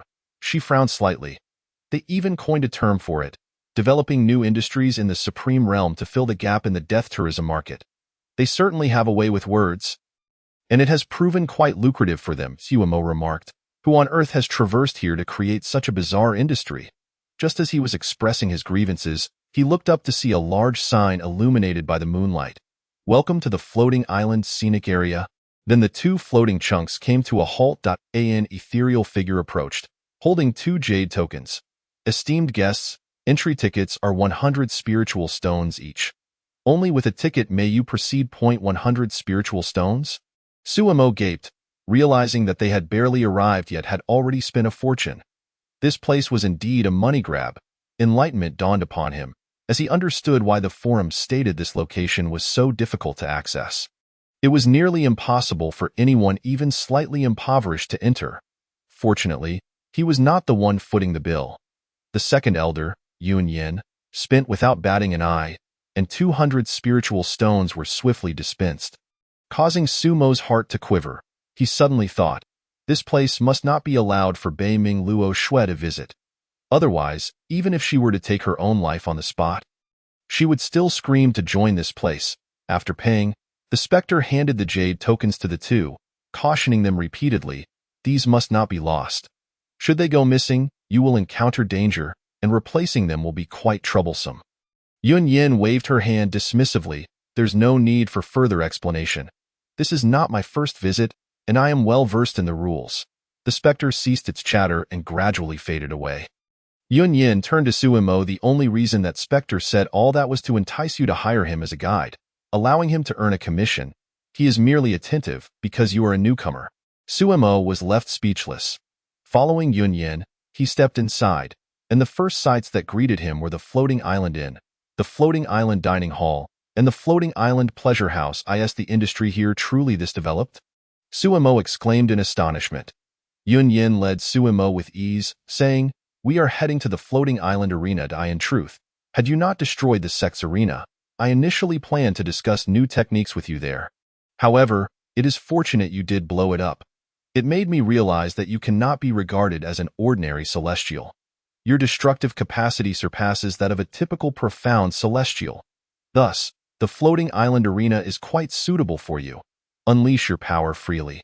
Even celestial sovereigns cannot obliterate it." Sumo's eyes brightened, and he eagerly nodded. Ever since arriving in the Supreme Realm, or more accurately, since ascending to the celestial stage, he had not once unleashed his full strength. "During my time in the North Underworld, I was constantly apprehensive about inadvertently causing irreparable damage to that realm. Although such destruction had already occurred, it was unintentional, and one must wonder, can the unintentional truly be held accountable? Upon arriving in the Supreme Realm, I found myself immersed in the activities of the sect, where my senior brothers and sisters engaged in merriment. Surely, they could not genuinely unleash their full power. Could they? The only time true strength was displayed was during the talent showcase of the rookie competition, which, regrettably, resulted in inadvertently exposing the sect leader's secret stash of wealth. Just the thought of it sends shivers down my spine. Chapter 60. The customs and culture of the floating island. Is the floating island considered a living entity? The floating island is divided into 6 distinct regions. The first is the living area, where a multitude of spirits congregate, living unabashedly after death. It is said that spirits lack physical form, a myth that has found validation here. The spirits are fond of intertwining, appearing as a single entity at a glance, when, in reality, they may be 2 or even 3. Yin informed Suimo that in the days before the floating island became a tourist attraction, a pioneering group consisting of around 100 cultivators attempted to besiege a spirit.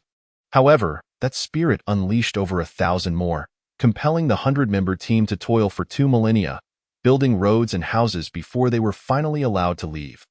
This is no mere legend, for within the living area stands a building adorned with a sign that reads Pioneering Experience Museum, dedicated to commemorating the original pioneering team. One must construct at least 1 room to exit this experience hall. Monetary compensation holds no sway. The second region is the entertainment area, where one can find an abundance of diversions. Here, the living dwell alongside spirits, indulging in a life of excess, with many esteemed cultivators visiting from the distant Valley of Gods. This area is the most lucrative part of the floating island, hosting many of its main attractions, such as the renowned Ihong Courtyard. The third area is the cultivation zone, where not only spirits but also numerous cultivators gather to exchange knowledge.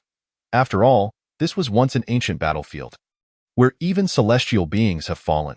Many sects and families that have lost their lineage send representatives here in hopes of encountering their ancestors who perished in this realm. Spirits also engage in cultivation here, as it is the most concentrated place of yin energy on the floating island. Utilizing this potent yin energy, spirits can accelerate their spiritual energy conversion, advancing along the path of ghostly cultivation. The majority of the floating island's income is concentrated here for consumption, and the arena for martial arts is also located in this area. The fourth area is the Forbidden Zone, sealed off by spirits. Since the floating island's inception, no one has dared to enter, not even celestial beings. It is said that the 3 great celestial beings of the Zhangxian domain once joined forces but were unable to breach this barrier. That battle solidified the floating island's reputation, instilling fear in all cultivators who visit, compelling them to adhere to the rules. Even a celestial lord like Yunyan must abide by the regulations here. The fifth area is the burial zone, where the remains of spirits are interred. Many of their descendants come here to pay respects, yet the spirits seem bound by a code of conduct, refraining from initiating contact with their descendants. Even when witnessing their kin paying homage, they can only observe silently.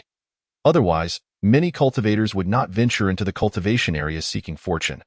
The final area is the Hall of the King of Hell, the domain of the floating island's master. It is rumored to be the resting place of a fallen supreme celestial being, one who had even touched the threshold of the celestial emperor.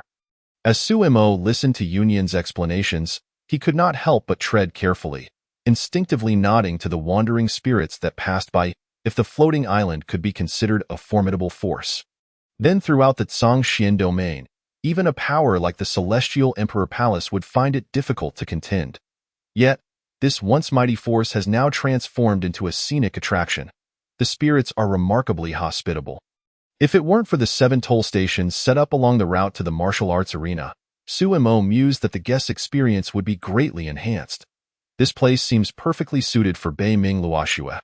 He ought to bring her here for a visit. Yunyan's expression darkened. When I last visited, there were only 6 of them. Have these spirits lost their minds over money? She gestured toward an arena-like area ahead. That is the floating island's martial arts arena. Just then, a wandering spirit materialized before them, drifting closer with an ashen complexion. Welcome, esteemed guests. It has been far too long since our last encounter. The spirit grinned menacingly, sending chills down one's spine. You Mantu, if you cannot smile, Then spare us the effort. Yun Yin pointed at the spirit. This fellow is Gu Mantu, not a nickname. He met his demise here, losing his head in the process, quite a tragic fate. Gu Mantu retorted, You old hag, if you have nothing to say, then keep your mouth shut. Let me see what realm this junior behind you has reached, Suemo replied, while Yun Yin gritted her teeth. Do you believe I won't tear your mouth apart? Besides, what have you gleaned? Absolutely nothing. Gu Mantu cast a languid glance at Yun Yin, then stretched his hand to tear his own mouth open, the corners splitting grotesquely. Isn't this simple enough? Suemo interjected. Must we always resort to such a terrifying atmosphere? This entire island is filled with spirits. It's already frightening enough. Yun Yin rubbed her chest, feeling a pang of irritation. Less chatter. I brought him here to use the martial arts arena. We need a room. As she spoke, she tossed a bag of spirit stones. 9,000 stones for the finest accommodations. Gu Mantu received the spirit stones. Immediately beaming with a radiant smile, his head glowing like gold, Suemo's lips twitched. Is this how pragmatic spirits can be? Gu Mantu extended a spectral hand, holding a key, room number 1, spacious enough, blessed by the Lord of Hell himself. Extremely stable in space, our signature room. You two have arrived at the perfect time. It's currently unoccupied. Yun Yin took the key, and Gu Mantu continued, 9,000 spirit stones grants you access for 2 hours. When time's up, I will call you out. Yun Yin nodded slightly and beckoned to Suemo. The two proceeded toward the martial arts arena. Upon reaching the entrance, 2 female spirits in white drifted out, startling Suemo momentarily. Esteemed guests, please enter. The 2 female spirits, their long black hair cascading, turned, their features indistinguishable. Esteemed guests, I am number 339, and she is number 360. We are your dedicated attendants. Should you require anything, simply call our numbers, and we will appear instantly. One of the spirits spoke in a chilling tone, her voice carried by the wind from all directions. Sumo shivered. Despite nearing the threshold of celestial rank, he still felt an unsettling chill. What criteria do you use to select staff on the floating island? Is it based on some bizarre standard? Yun Yin, accustomed to such encounters, waved her hand, dismissing the 2 female spirits momentarily. She then produced the key. The space twisted, and without any preparation, Suemo found himself enveloped by the distorted space. The scenery transformed, revealing an expansive grassland. We have only 2 hours. We must be swift. Yun Yin stated calmly. Now, unleash your full power. Allow me to gauge your strength. Chapter 61. Sumo's Domain. Peaceful Deterrence. Upon hearing Yun Yin's words, Suemo nodded, a spark of excitement illuminating his gaze. It had been a long time since he had unleashed his full potential. Finally, an opportunity had presented itself. The 2 segments of divine text you wrote down. Thus far, no one has managed to decipher them, Yun Yin reflected. This indicates that your cultivation method is indeed rare across the myriad realms, likely containing profound secrets. Suemo mused that it certainly held secrets, yet he himself could not fully grasp the underlying principles. Therefore, when you unleash your full strength this time, setting aside the method itself, I will seek out your flaws or enhance your advantages through the ultimate effects you manifest. Yun Yin perceived the situation clearly. Since the core issue could not be resolved, she would focus on the peripheral aspects. Ultimately, it was all about enhancing combat prowess. Suemo nodded, slowly raising his hands. There were no interruptions in this non-combat setting. He could wholly immerse himself in the manipulation of spiritual energy. The profound truths imparted by the Great Peace Sutra emphasized initiating a chain reaction from a single point, embodying the principle of leveraging minimal effort for maximum impact. Thus, Suemo not only possessed formidable explosive power but also remarkable endurance. Back in the North Underworld, with Yin Xiaoxiao assisting him, their combined efforts were akin to a perpetual motion machine. Should they unleash their full potential, they could plow through the entire North Underworld. Now, Suemo need not concern himself with endurance, as he called forth all his spiritual energy. Yun Yin stood beside Suemo, her eyes reflecting a hint of admiration. She had encountered countless prodigies. Did they truly believe that simply ascending would grant them entry into the esteemed floating cloud sect? Only those who possess exceptional talent are able to be taken in by the sect. Those who do not meet the required level upon ascending are merely ushered in momentarily before, after a few days, being unceremoniously cast out under some pretext. The most amusing excuse in the past millennium was when the sect told others that they were out of funds and could no longer afford to support them. Ha! The sect is broke. Can you believe that? Later, it turned out they were indeed in dire financial straits. Yunyan pondered this. A sudden heaviness enveloped her heart. Wait, I was merely observing Suemo demonstrate his martial techniques. How did I end up thinking about spirit stones? She glanced at Suemo and saw a luminous sphere materialize between his hands. From this orb, she sensed an overwhelming aura of danger. Yunyan thought to herself, how can it be that I, a dignified immortal monarch, who could even contend against immortal sovereigns, feel threatened by a mere celestial being? What is that orb? It certainly does not feel like spiritual energy. Suemo's expression turned grave, and beads of sweat began to form on his brow. His eyes flickered as he addressed Yunyan. Elder Second, this is the utmost I can condense at present. Any more and I will lose control. Yunyan's gaze sharpened, and she spoke in a low voice. While I may not fully comprehend your actions, judging by the long-standing combat styles established in the Supreme Realm, what you exhibit aligns with the direct blade school. This involves utilizing one's own techniques, domains, or artifacts independently, without much synergy. Suemo was taken aback. Just as he was about to respond, he suddenly grasped Yunyan's implication. You mean to say that in typical combat, I should consider the combination of various techniques and the use of artifacts and domains, yet my most formidable methods still lie within the martial techniques that complement my power. This indicates I have not yet fully integrated all elements to create a qualitative transformation. Achieving a synergy greater than the sum of its parts? Yunyan nodded, rubbing her temples. Such situations are quite common. The root cause lies in the fact that in the lower realms, opponents were far too weak, and battles of equal strength were scarce, rendering strategy unnecessary. Any available means would suffice for victory. Tio put it plainly, one was simply too invincible in the lower realms. Suemo's eyes brightened, but before he could speak, Yunyan sighed, her expression turning troubled. To alter this habit, one must engage in more confrontations of equal strength.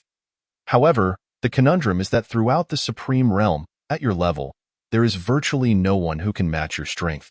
Looking at the luminous sphere in Suemo's hands, she mused that not only would there be none at the same realm, but even if a typical golden immortal were to appear 2 realms higher, they would likely perish here today. His combat prowess is simply extraordinary. No wonder they refer to it as the Supreme Body. After a moment of contemplation, Yunyan suggested, try to release your immortal domain. Surely, you can manage this level of coordination? Suemo's expression became peculiar. It wasn't that he didn't want to release his domain. It was simply that his domain was rather unconventional. Typically, once a domain is released, combat becomes impossible. Yunyan frowned. This is a natural occurrence. Every practitioner above the celestial realm employs their domain in battle. Even at the immortal emperor level, there is no fundamental difference in the application of domains in combat, merely a variance in strength. If you cannot even coordinate your domain, you will face significant disadvantages in future confrontations, even if you have refined your divine form. After a moment of silence, Suemo tentatively asked, then should I release it? Yunyan's expression darkened. Hurry? Suemo gritted his teeth, contemplating that Elder Second was, after all, an immortal monarch. It wouldn't be a trivial matter for her to withstand his domain. His gaze turned solemn as he centered himself and suddenly erupted with a blinding light. As the brilliance flashed, the entire sky became enveloped in thick black clouds, a gray haze settling over everything as if dust had fallen upon the world.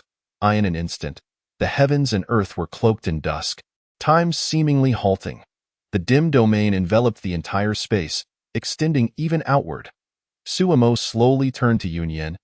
Elder Second, how is it now? To his surprise, he saw Yunyan's eyes glistening with tears, her hands pressed together in supplication. I was wrong. I shall never dare again. I am truly sorry. Suemo exclaimed. Damn. I told you I wouldn't release it, yet you insisted. And now look at you. What a predicament you find yourself in. Is this not playing fair? Domain. Peaceful deterrence. Effect. All who perceive the power of peace shall be enveloped in its calming influence. Repent. Tremble. Only those who grasp peace can truly bring harmony to the world. Suemo smirked, retracting his domain. Yun Yin, suddenly jolted back to reality, was left in shock. What kind of bizarre domain is this? While others utilize domains with specific principles, what on earth is this? Is it meant to foster friendship and build a beautiful new home? What S with the grim backdrop? Was that merely for effect? Reflecting on the sensation of being enveloped by Sumo's domain, she found it hard to discern whether her feelings were of fear or admiration. Either way, her body remained utterly still. Deep within, an urge surged to confess all the misdeeds of her past, to sincerely repent and seek forgiveness from him. But the key question remained. What do my past transgressions have to do with you? Suemo, what right do I have to seek your forgiveness? Could it be that the greatest effect of your domain is to socially ostracize people? Chapter 62 Yun Yin thought, perhaps it would be better to silence him. To be frank, Yun Yin considered this domain, devoid of emotional implications, to be quite practical. Apart from the momentary urge to silence, it bore no other adverse effects. All right, retract your abilities, she waved her hand. Her intention was merely to help Suemo identify his flaws. Now that the issue had been pinpointed, there was no need for him to exert such effort for a mere demonstration. After all, explosions were commonplace at Floating Cloud Sect. There was no necessity to come all this way for a show. Suemo hesitated before replying. I can't take it back. Yun Yin was taken aback. Suemo's lips twitched. The two core techniques I provided you with, only by comprehending the second core's essence can one master the ebb and flow of martial techniques. This essence is called family joy. Therefore, in the lower realms, I generally refrain from engaging in battle. Most would not dare to confront me. Yun Yin rubbed her temples. Your problems are even more pronounced than I had imagined. Yet according to your records, you certainly made quite a stir in the lower realms. Oh right. You didn't even utilize the paired techniques of this particular martial art. I saw you using the seductive dance of the mimic tribe to enchant a deer beast. Your learning is quite eclectic. Hey, you little rascal. You should have warned me before releasing your martial technique. The world was bathed in light as the seeds of peace and love scattered across the land, blooming into the most splendid colors, a dazzling mushroom cloud. After the blinding brilliance subsided, the grassland remained intact. Suemo wiped the cold sweat from his brow, exclaiming, I truly did not intend for this to happen. Why did I even mention the mimic dance? Is the surveillance of the supreme realm over the lower realms truly that stringent? Can't I have a little black history? He turned his head, scanning the area for Yun Yin, but found no trace of her. Suemo muttered to himself. I had already mentioned that my martial techniques require precision. Interruptions during execution only serve to distract me. And look what happened now.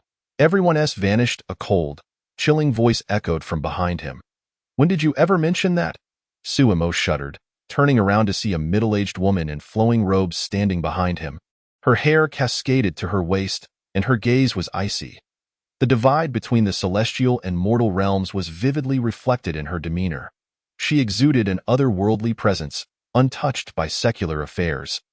Her beauty breathtaking, Suemo's eyes widened as he beheld this enchanting woman. So, my technique of universal peace has such an effect. Has it transformed into an explosion? Yun Yin's face was as cold as frost. Her heart racing with excitement, her trembling hands itching to strike him down. Yet, something within her cautioned against it. Taking a deep breath, she prepared to speak, but instead, a hiccup escaped her lips, releasing a thick plume of black smoke. All traces of celestial energy vanished. Suemo. He cautiously began to step back, taking tiny, careful steps to stealthily escape. Suddenly, Yun Yin smiled. Suemo's expression froze. Dread filled him. This time, he was surely doomed. Just look at how Elder Second has been rendered speechless.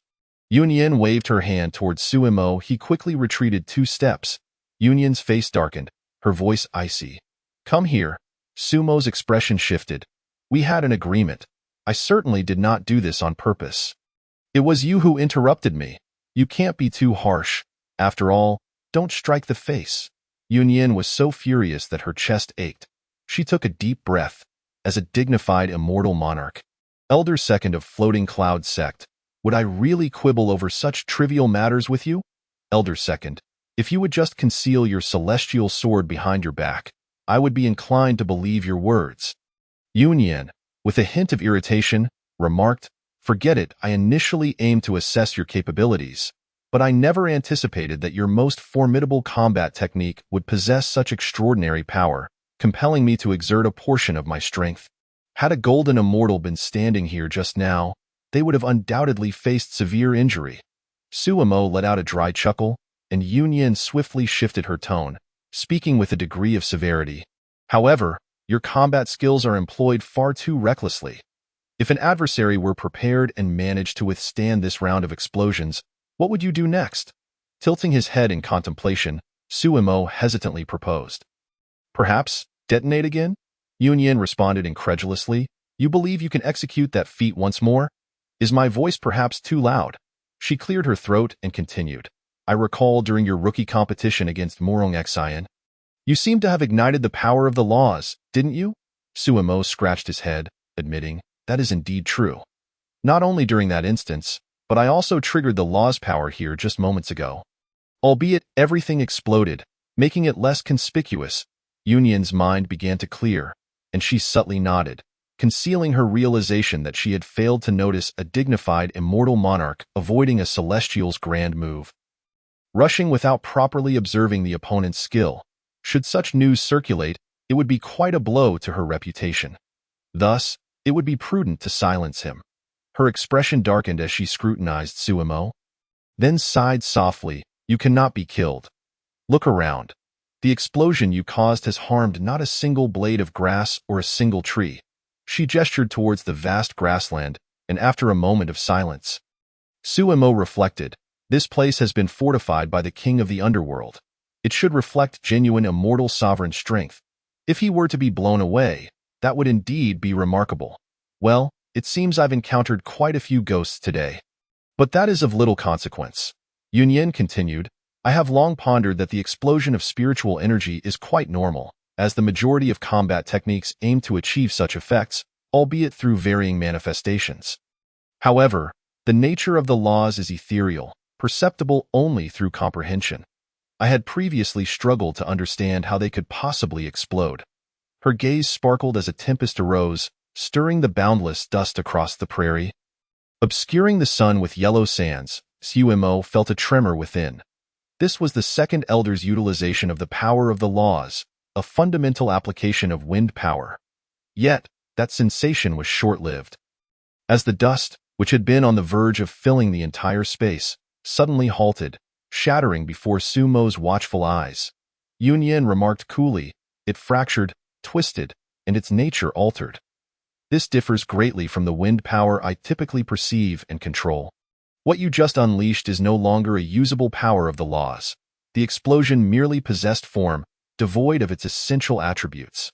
Thus, the reason the laws exploded is that your combat technique distorted the laws themselves, inciting a self-conflict. Under such intense conflict, a chain reaction occurred, releasing energy in the form of an explosion. Suddenly, a glimmer of excitement flickered in her eyes, a hint of fervor igniting within her, from the moment I witnessed your direct influence on the power of the laws during the rookie competition. I have pondered whether you could alter the laws while others merely wield them. That is a privilege reserved for the immortal emperor. Should you discover the method, it could be said that you have preordained your ascension to immortal emperor. Chapter 63. Listen closely, those within. You are surrounded. Suemo inhaled deeply. What a splendid vision. With the second elder Yunyan's words, it felt as though the title was within his grasp. Yunyan pointed at Suemo, declaring, I believe you should attempt to exert a continuous influence on the power of the laws while employing that combat technique. The goal is not merely to detonate, but to completely distort the laws here, plunging them into a state of chaos and disorder, poised to explode at any moment, creating an environment rife with peril and lawlessness, at times. This may yield a greater destructive force than a direct explosion of the laws. Suemo contemplated his hands thoughtfully. You should try to influence the environment here, Yunyan suggested. In truth, this environment embodies the laws of the king of the underworld. The entire floating island is enveloped by them. I do not expect you to genuinely alter these laws. After all, your earlier explosion caused no damage. However, you could preemptively experience the nature of high-level laws, allowing you to reevaluate and refine your combat techniques. Even creating new, malleable techniques? She suddenly froze, observing the grass beneath her feet turning a desolate yellow, the once vibrant green prairie now extending endlessly in a parched hue. Yunyan's eyes widened in disbelief. How did you accomplish this? Yunyan was astounded. This was the very manifestation of the laws of the King of the Underworld, a power once wielded by a being that had nearly stepped into the realm of the immortal emperor. Even in death, their comprehension of the laws would not have regressed significantly. Moreover, this realm had been meticulously crafted by the King of the Underworld, the laws fortified to an almost despairing degree. Yunyan herself was incapable of perturbing them. Su Imo blinked, glancing at his hands, which were coalescing a sphere of light representing peace for all. He hesitated. Isn't it simply a matter of having hands? Yunyan clutched her chest, feeling a pang of anguish. Such words! She too possessed hands, yet she was unable to replicate his feat. Suddenly, her expression shifted, and she exclaimed, "Stop! You mustn't." Sumo's lips curled. "You are correct. Once I set this in motion, it is nearly impossible to halt." As his words fell, the entire prairie transformed into a desolate yellow. In that instant of transformation, every blade of grass shattered, disintegrating into specks of stardust, vanishing before their eyes. Shortly thereafter, the heavens cracked open, and large chunks of earth and stone cascaded down, darkening the once blue sky and even distorting its form. Suimo could peer through the rift in the sky to see the ceiling above. Yunyan was left dazed. Even she had never witnessed such a spectacle. "I merely suggested a slight influence. What have you done?" Yunyan's voice rose in pitch. Suimo wore an expression of innocence. I simply followed your instructions, using my combat technique to exert a continuous influence on the laws. I did not anticipate that initiating it would set the laws into motion on their own. I was but a passive participant." Yunyan exclaimed, "Boom! The structure is collapsing." The entire space began to disintegrate. Outside the training arena, Gu Mantu, who had been drifting about, occasionally collecting fees from wandering spirits and cultivators, suddenly froze. He turned his head completely around, gazing in astonishment as a corner of the training arena collapsed. "I am the exclusive attendant of room 339. Is there anyone inside who requires assistance? I am the exclusive attendant of room 360. Listen up, you are surrounded. Surrender is your only escape. I am room 339. What have you done to our quarters?" The space disintegrated. This was merely a room. The voices from outside were crystal clear to both Suimo and Yunyan. Yunyan's lips quivered, her exquisite face etched with determination. "Go out. It is something we must face." Suimo glanced at his hands, trembling as he replied, "No, I fear they may not be willing to confront me."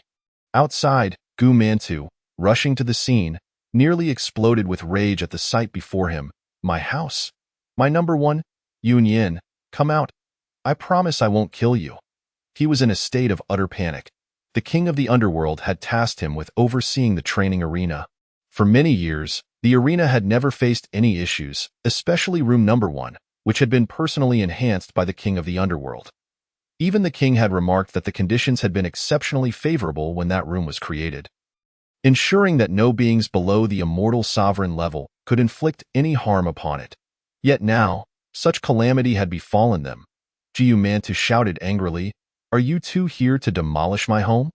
What good is hiding?" As soon as his words fell, Yunyan slowly emerged. Jiu Mantu was taken aback. He had only seen this version of Yunyan twice before, and he had not expected to witness it again. Could it be that Yunyan had advanced to new heights? Just as he was about to inquire, he saw Suimo following closely behind her, cradling a luminous sphere.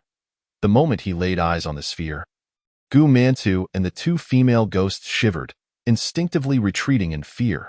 Jiu Mantu stammered, What is that?" He sensed a suppressed aura emanating from the sphere, triggering a primal fear within him, while the two female ghosts nearly fainted. Trembling in terror under Sumo's imposing presence, as Sumo stepped out, The entire training arena began to tremble. Gu Mantu, alarmed, dared not delay. Quick! Summon the king of the underworld. He himself was at the level of an immortal monarch and could immediately discern that the laws enveloping the training arena were in turmoil. Something far beyond the capacity of a long-dead immortal monarch with incomplete powers to manage. Suemo also sensed something amiss. As long as the luminous sphere in his grasp remained intact, all laws that came into contact with it would be tainted. This was radiation. At that moment, a shadowy figure approached from afar, draped in black hair and a black robe, accompanied by an endless abyss of darkness. With his arrival, an overwhelming pressure descended upon everyone present. This individual seemed as though he had emerged from the apocalypse, exuding an aura of destruction and decay. Almost instantaneously, his gaze locked onto Suemo, then fell upon the luminous sphere in his hand. One witnessed how he moved, yet the sphere suddenly found its way into his possession. Suemo was aghast. That belongs to me. You cannot take it freely, or else boom. A colossal mushroom cloud erupted, yet the explosion's shockwave and the torrent of devastating energy that should have followed vanished entirely. The luminous sphere was clutched in the black-robed man's hand, exploding in his palm with smoke but causing no harm. Greetings, Lord of the Underworld. Gu Mantu and the other spirits hurriedly bowed to the black-robed figure. This was the Lord of the Underworld, the Sovereign of the Floating Island. Chapter 64. The Lord of the Underworld, by Gioyo. Damn it, compensation? His visage remained obscured, but the overwhelming aura of death emanating from him was palpable. Xing Miao had always claimed to be the calamity of all things. Yet to Suemo, this man before him truly embodied the source of disaster. Perhaps it was largely related to the fact that he had just demolished someone else's abode. Gu Mantu rushed forward to lament. How can I not cry? That was the premier residence, a masterpiece of the Lord of the Underworld. I let someone in, and now it's all ruined. If I don't show some remorse, I'll be the next to face disaster. The Lord of the Underworld's aura was growing increasingly volatile. Yun Yin discreetly tugged at Suemo's arm and whispered, In a moment, I will count to 3, and you must run. Suemo was taken aback but nodded in agreement. The second elder must have her reasons. The Lord of the Underworld was undoubtedly a being of celestial status. That much was indisputable, had he not been. The floating island would have long been destroyed, unable to develop into its current state. However, it was rumored that the second elder could contend with celestial beings, a top-tier figure among celestial lords. So holding him off for a while should be feasible. Therefore, what he needed to do was to escape swiftly. Just then, the Lord of the Underworld's voice echoed. Stop scheming over there. I can hear everything you say. He slowly approached, and the features hidden in shadows gradually became clear, revealing a pale, somewhat ethereal ghostly face before Suemo Yunyan immediately adopted a composed demeanor. Hands clasped behind her back, standing tall and proud, locking eyes with the Lord of the Underworld. Long time no see, the Lord of the Underworld said. Indeed, Yun Yin replied. Suemo interjected. So you two know each other? That should provide some leeway. Acquaintances make matters easier. The Lord of the Underworld spoke in a deep tone. Years ago, you single-handedly ventured into the demon clan's extermination array, radiating an imposing presence that remains etched in my memory. Yun Yin's eyes turned icy as she waved her hand. Why bring up past matters? Those deeds now seem but fleeting clouds. We cultivators must look forward. The Lord of the Underworld nodded. Thus, I have chosen not to hold a grudge over what transpired afterward. Yun Yan's lips twitched slightly. Suemo blinked, wanting to inquire but hesitating. The Lord of the Underworld, however, showed no intention of concealing the matter. His gaze shifted to Suemo, a mix of astonishment and amusement dancing in his eyes. It's you? During the recent rookie competition, we had a live broadcast here, and I was quite impressed by you. He did not wait for Suemo to respond and pointed at Yun Yin. At that time, she recklessly ventured into the array, and I led a rescue mission, only for her to emerge unscathed while I became trapped. Of course, if that were all, it would simply be a matter of my own inadequacy. But I never anticipated that she would pilfer 12 volumes of the demon ancestor's true teachings. Provoking 9 demon lords, Do you know how utterly despairing it was when I entered that array? Suemo remarked, glancing at the remarkably dignified second elder. You, esteemed one, have accomplished such earth-shattering feats? The Lord of the Underworld's expression twisted, transitioning into a spectral state, his emotional control faltering. To steal from the demon clan is ostensibly commendable, yet she never mentioned it to anyone, leading me to bear the brunt of the disaster. Had I not suffered irreparable harm in that array, how could I have fallen to this state? Suemo nodded, thinking it was settled. It was indeed dire. Yun Yan's face turned awkward, but a flash of anger crossed her features. But I compensated you afterward. The Lord of the Underworld retorted. What a load of nonsense. Had you not insisted that the union of holy and demonic was the true path, urging me to cultivate the 10,000 Demons Heart Sutra? I wouldn't have met my demise so swiftly, Yun Yan shrugged. That's your issue. Our esteemed floating cloud celestial lord cultivates quite well. Suemo tugged at Yun Yan's sleeve. The surrounding spirits could no longer contain themselves. Is that what you call well? But now the true culprit has been revealed. It turns out the so-called holy and demonic path originated from here. How could our esteemed celestial lord have acquired demonic techniques? The lord of the underworld's aura became unstable. Being in a spectral state, his form began to dissipate, clearly agitated. He pointed at Yun Yan. Why did I not see back then how shameless you are? Yun Yan fumed. You are the shameless one. Your entire family is shameless. Let me tell you, by Jioyo, don't act innocent after profiting. You were originally cultivating the path of the underworld. Dying suits you just fine. Bai Jioyo was equally incensed. Shut your mouth. The path of the underworld governs the realm of the dead. It does not imply willingly sending oneself there. You wield the path of winds and clouds. Do you summon storms and rains daily? He pointed an accusatory finger at Yun Yan. But that's not the crux of the matter. The key is that you always chose the perfect time. Coming only when I was in seclusion. Either refrain from taking advantage of me or come openly. You specifically chose my seclusion time. You are too ashamed to face me. Yun Yan's face flushed with embarrassment. Her secret thoughts laid bare. Suemo glanced at Yun Yan, then at Bai Jioyo, cautiously asking, did you two have a past? Yun Yan and Bai Jioyo replied in unison. Who would date this arrogant, narcissistic miser? Yun Yan turned away, her cheeks flushed, a stark contrast to her former image as an elderly woman. Who would ever like this shameless, stubborn, and miserly woman?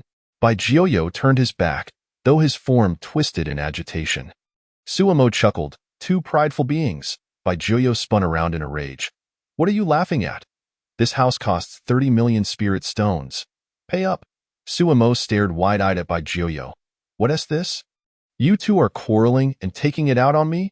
I wondered why the second elder insisted on bringing me here to verify combat skills.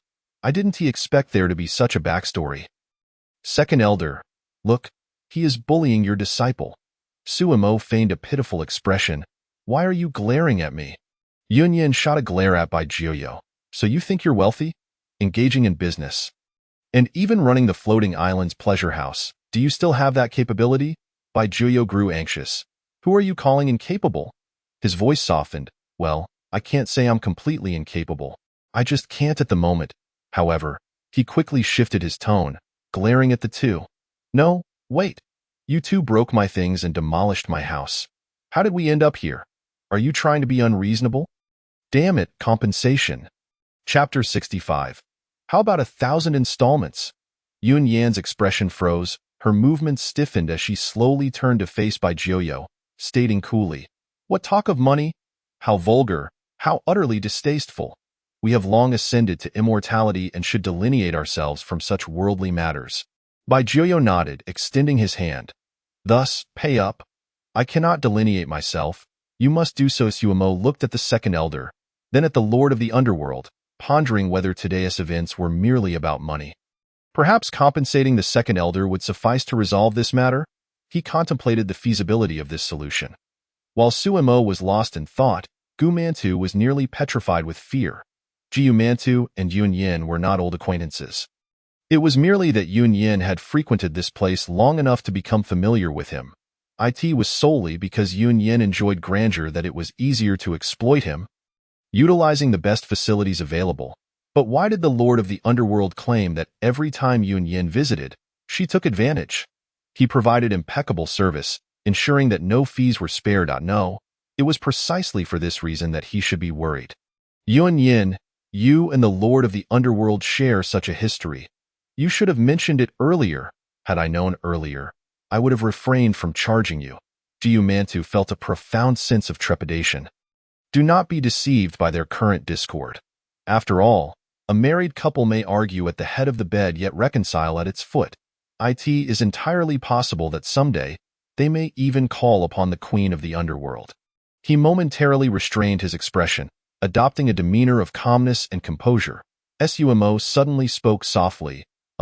Although I shouldn't interrupt your emotions, Elder Second, you see, dawn is approaching. If we do not return soon, I will be unable to go to the resource center today. If I cannot go, my salary will be deducted. What do you think?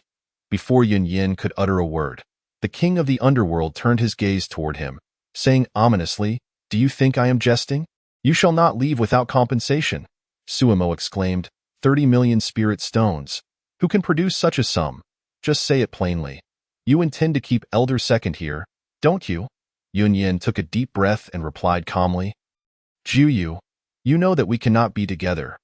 Bai Jiu trembled all over, pointing at Yun Yin. Damn it, is this matter truly so convoluted? I have stated it clearly. It is about the money.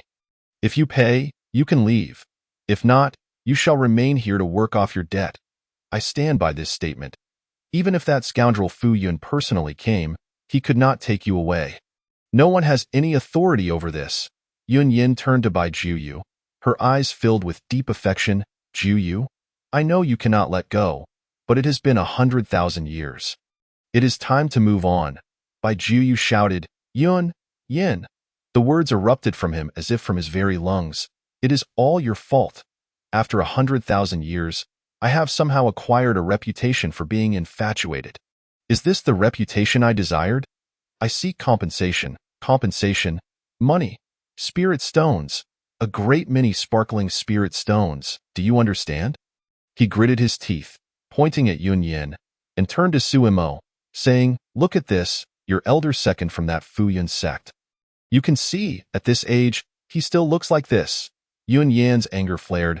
What do you mean by how I look? Bai Jiu waved his hand dismissively. You are beautiful, extraordinarily beautiful. Suddenly, Yun Yan's anger dissipated. Sumo's lips twitched. Were they treating this like a dog that must be force-fed? Had they considered the dog's feelings? Bai Jiu continued. This is how it is. Back in the day, she was a renowned fairy throughout the supreme realm. Who has not admired her? Not just me. Even your sect leader has done so. No way. Don't speak nonsense. Yun Yin trembled, cold sweat pouring down her back. This was not something to be carelessly spread. Suemo, you did not hear anything. A multitude of thoughts surged in her mind. Perhaps it would be better to silence him. If this reached the ears of the King Xianzi, I would surely be finished. Bai Jiu scoffed, not continuing with the matter of Fu Yin Shinzuan and Yun Yin, but rather explained, many admired her back then, including several celestial lords and kings. However, admiration and money are two separate matters. Sumo blinked. So, what you mean is, Bai Jiu waved his hand. What I mean is, hurry up and compensate. Stop dawdling. No excuses will work. Sumo and Yun Yin murmured. We cannot possibly pass through this. Bai Jiu's lips twitched. Suddenly, Suemo thought of the enormous debts associated with Bei Ming Luoxue. Could she truly follow in her footsteps? Goodness, does the Bei Ming Great World possess some cursed attribute of debt? Why does life become so arduous when tied to the will of the Bei Ming Great World? Bai Jiu remarked indifferently, Do not accuse me of taking advantage of you. Consider how much effort it took to construct this room. You will appreciate it when you see the damage. Unlike the typical abodes of celestial lords, this was a realm I painstakingly forged over nearly 10,000 years, to not mention other things. My annual appearance fee is 3,000 spirit stones. Quite reasonable, wouldn't you agree? Yun Yin instinctively replied, That is high. Bai Jiu exclaimed. I posed a rhetorical question. Did I ask for your assessment?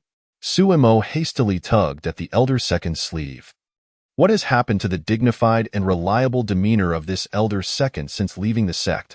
Is it truly two different faces? If you continue to speak, this matter will never be resolved. Suemo began to see clearly that the two shared a history, one that might not be as profound as it seemed, at least. Their feelings were not worth 30 million spirit stones.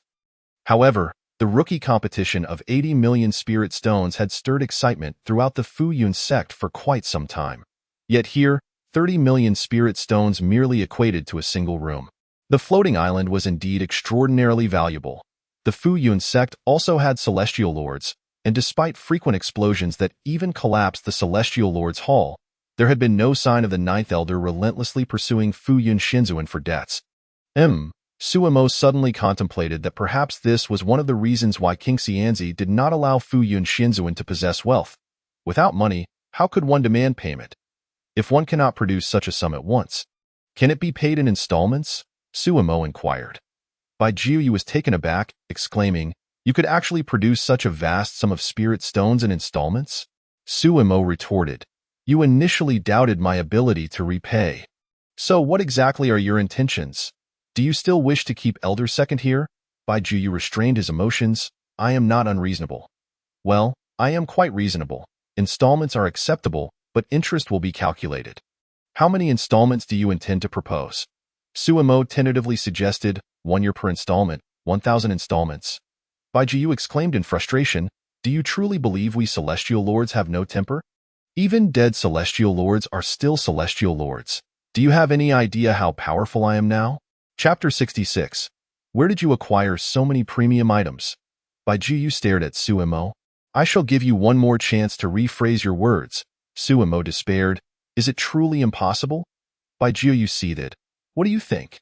He suddenly recalled the moment when Yun Yin had interjected and continued, "Of course, it is not possible." Yun Yin stood to the side, bewildered. She had been so focused on gathering funds that she did not anticipate Suemo having such a strategy. However, proposing 1,000 installments was indeed excessive. "What about 1,000 installments? 1,000 years will pass in the blink of an eye," she suggested. Bai Jiuyu's gaze swept over, pointing at Yun Yin. "You have the least right to speak." Yun Yin retorted. Suemo lowered her head, deep in thought.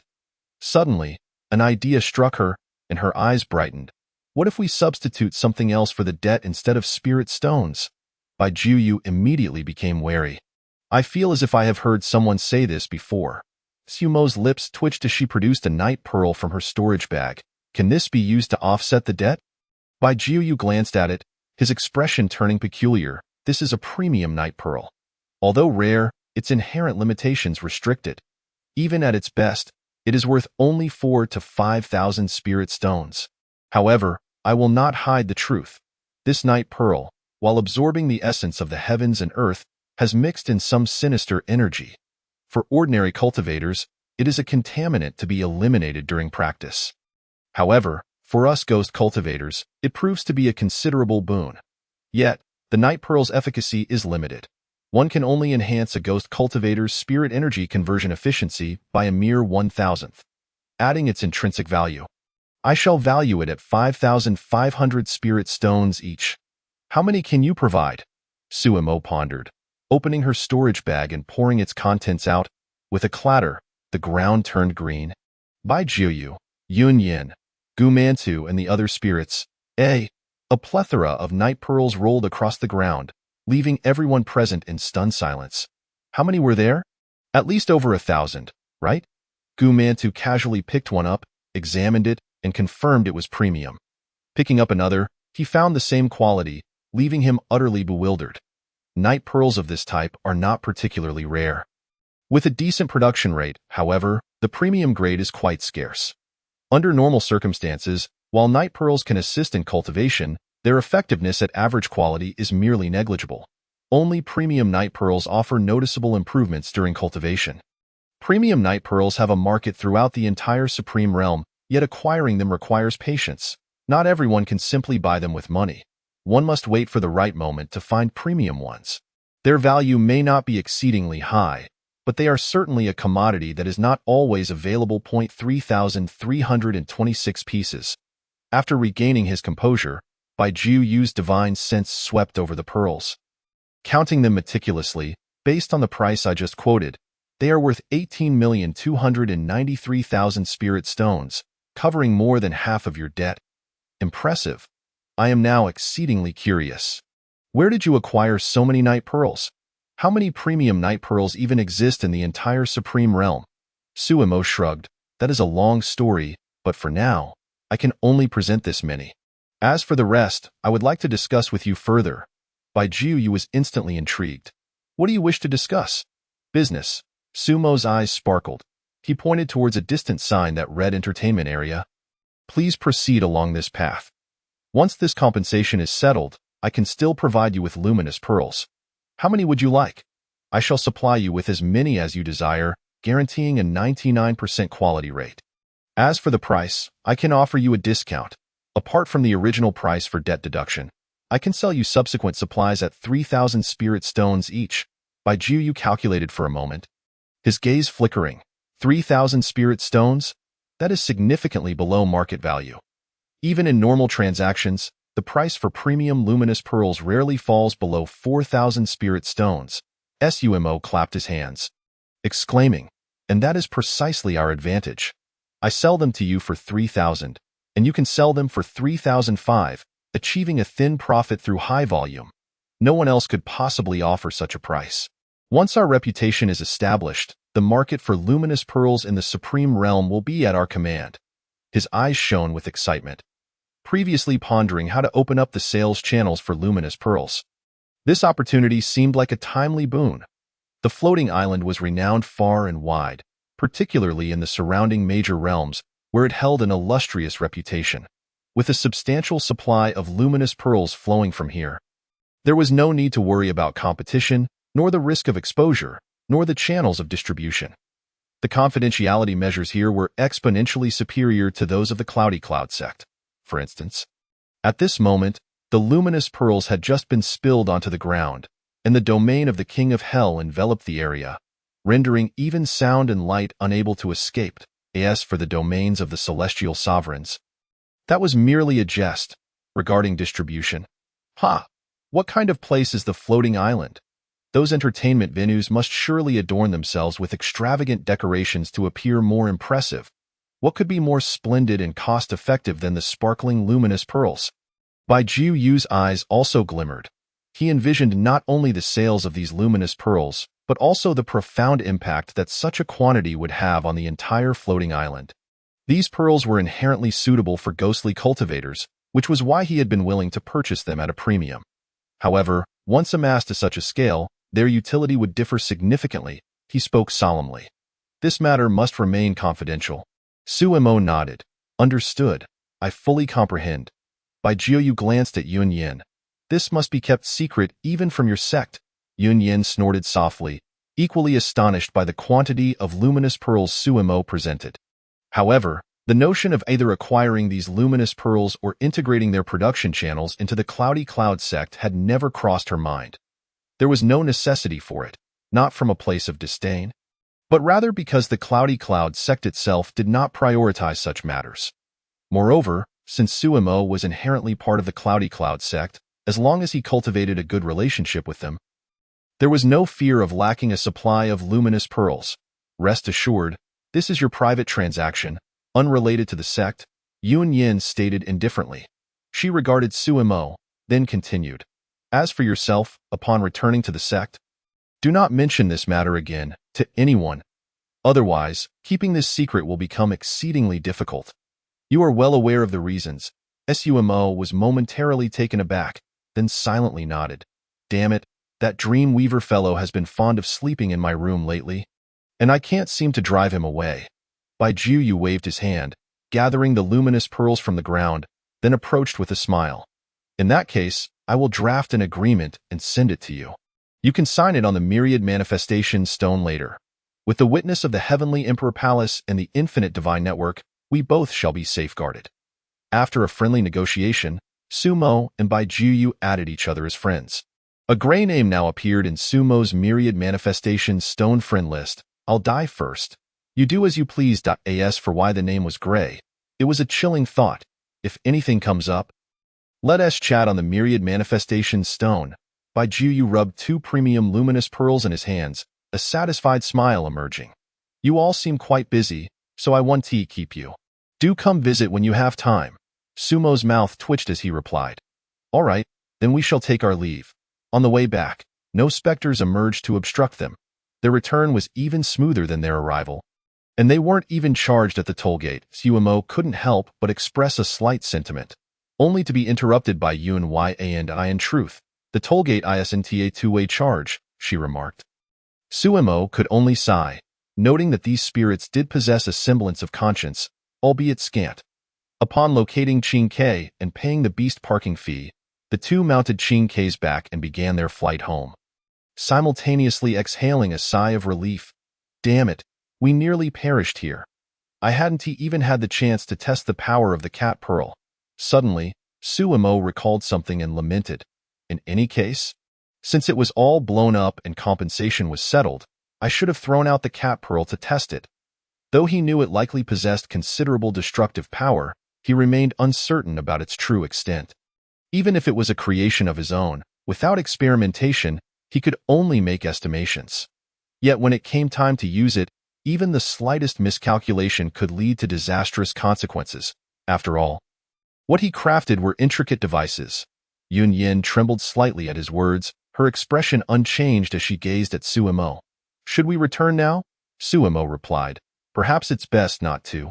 Facing the King of Hell presented considerable pressure. Although, given the favor of the second elder, he likely wouldn't truly act against him. Ding dong. Suddenly, Sumo's myriad manifestation stone emitted a chime. He opened it to find a message from the King of Hell. I'll die first. You do as you please, deceased Sumo, my friend. I saw that your Cloudy Cloud sect seems to be hosting a live stream for selling goods in the myriad world's anomalies. Sumo froze momentarily. Has this guy's publicity reached even the dead? Noting the deceased tag, he shook his head, casting aside that eerie feeling. Ordinary little celestial. Yes, Lord King of Hell, are you interested in visiting the live stream to purchase items? You can follow our column in the myriad world's anomalies for detailed information regarding this live stream. I'll die first. You do as you please, deceased that S where I saw it. Look, we are already trade partners. Is there a possibility you could help us sell some items? We can split the profits. Ordinary little celestial. This, I cannot decide on my own. Principally, this sale is solely of our Cloudy Cloud sect's goods. I'll die first. You do as you please, deceased alas, that is quite regrettable. You missed experiencing the unique offerings of our floating island this time. Next time you come, I will host you. You must thoroughly enjoy it. Sumo was momentarily taken aback, recalling the various enterprises on Floating Island, prompting his lips to twitch. Ordinary little celestial. Were those business layouts conceived by you, Lord King of Hell? I'll die first. You do as you please, deceased indeed. But to speak candidly, the inspiration came from the Heavenly Emperor of 100,000 years ago. Do you have any suggestions? Ordinary little celestial. None.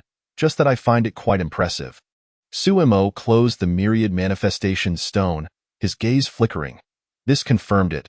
The Heavenly Emperor of the Heavenly Emperor Palace must be a cross-world traveler. Otherwise, these concepts were simply not in line with the usual style. One of the 5 great celestial emperors, unrivaled in power, reigning supreme in the supreme realm, known as the Heavenly Emperor. Yet now, his whereabouts remained a mystery. Otherwise, the one dominating the supreme realm would undoubtedly be the Heavenly Emperor Palace, not the Floating Life Palace. Though the Heavenly Emperor Palace's influence spread throughout the entire supreme realm, with a branch in every domain, each branch was overseen by a celestial sovereign, with 24 domains. There were 24 celestial sovereigns. What a colossal entity. Yet due to the Heavenly Emperor's disappearance, they still had to bow their heads before the Floating Life Palace, and no matter how many celestial sovereigns there were, they could not rival a celestial emperor. That seemed to belong to an entirely different tier of existence. It was as though they resided in different dimensions. As he pondered numerous matters, he looked up to find they had already arrived outside the Cloudy Cloud sect. This time, Qing's flying speed had significantly increased. Turning his head, he was suddenly taken aback to see Yun Yin had transformed back into her elderly form. Why do you persist in using this appearance? Second elder? Suemo couldn't help but inquire. The contrast is simply too stark. Yun Yin shot him a glance, responding indifferently. In my day, the consequences were too great. If I appeared otherwise, it would invite considerable trouble. Not to mention, if the demon clan were to discover my appearance remained unchanged, a war might ensue immediately, Suemo sighed. Never mind, I shall refrain from asking. The more one knows, the quicker one perishes. However, from the little spat between Yun Yin and Bai Juyu, it was evident that the Yun Yin of yore was certainly no simple character. Leaving aside romantic entanglements, she seemed to have significant ties with the demon clan, and perhaps other connections as well, he grimaced. Given his current situation with the northern underworld's great world, he was already entangled with the floating life palace. It was entirely possible that one day, they might come knocking at his door. Thus, it would be wiser not to escalate his difficulties further. Yun Yin waited for a while, seeing Suemo refrain from further inquiries, and finally said irritably, since you do not wish to know, it would be best to keep quiet once we enter the sect. Do not mention this matter to anyone. Suemo nodded. Rest assured, I am quite tight-lipped. Yun Yin furrowed her brow. A sense of familiarity washed over her. She felt as though she had heard those words before. Yet, it mattered little to her. She merely abhorred complications, not truly fearing anyone. Should someone foolishly provoke her, she would not hesitate to demonstrate how she earned her formidable reputation as the foremost immortal lord of the myriad realms, whose name had resounded throughout the vast and ethereal Songshuan domain 100,000 years ago.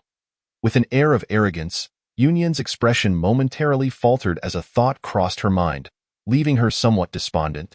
The title of the foremost immortal lord was merely that, a title. Had she achieved the realm of immortal sovereign back then, perhaps Bai Juyu would not have fallen. 100,000 years had passed, and she remained an immortal lord. She cast a glance at Suemo, who sat composedly nearby, seemingly indifferent to her presence, and couldn't help but chuckle. Who could say what heights this unprecedented supreme body might reach? As Qingke soared into the sect, Yun Yin's aura suddenly shifted. She bore the weight of age, steadiness, and profound depth. Fuyun sect, your second elder has returned.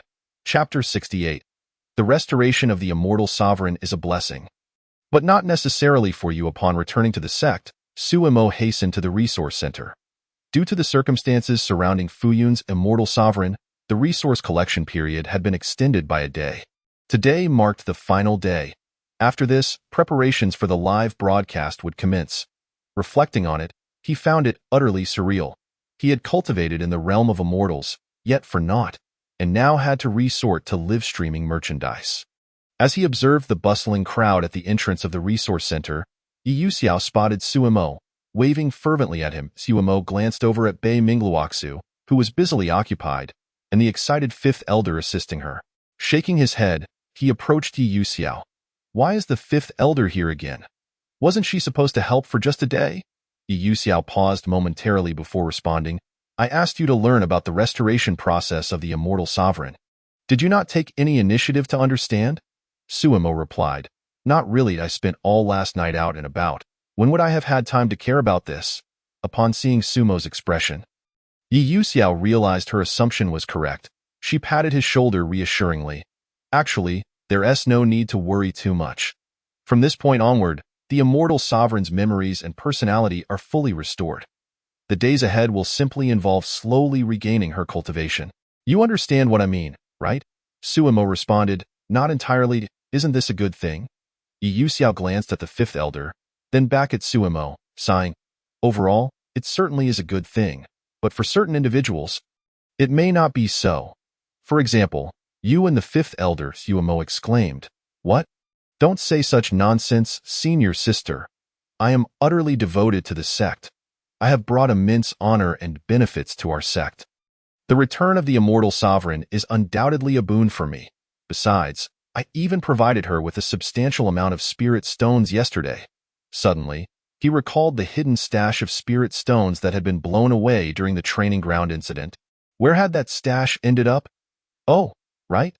The fifth elder had taken it and handed it over. But that was irrelevant. Would the Fuyun immortal sovereign find out about this?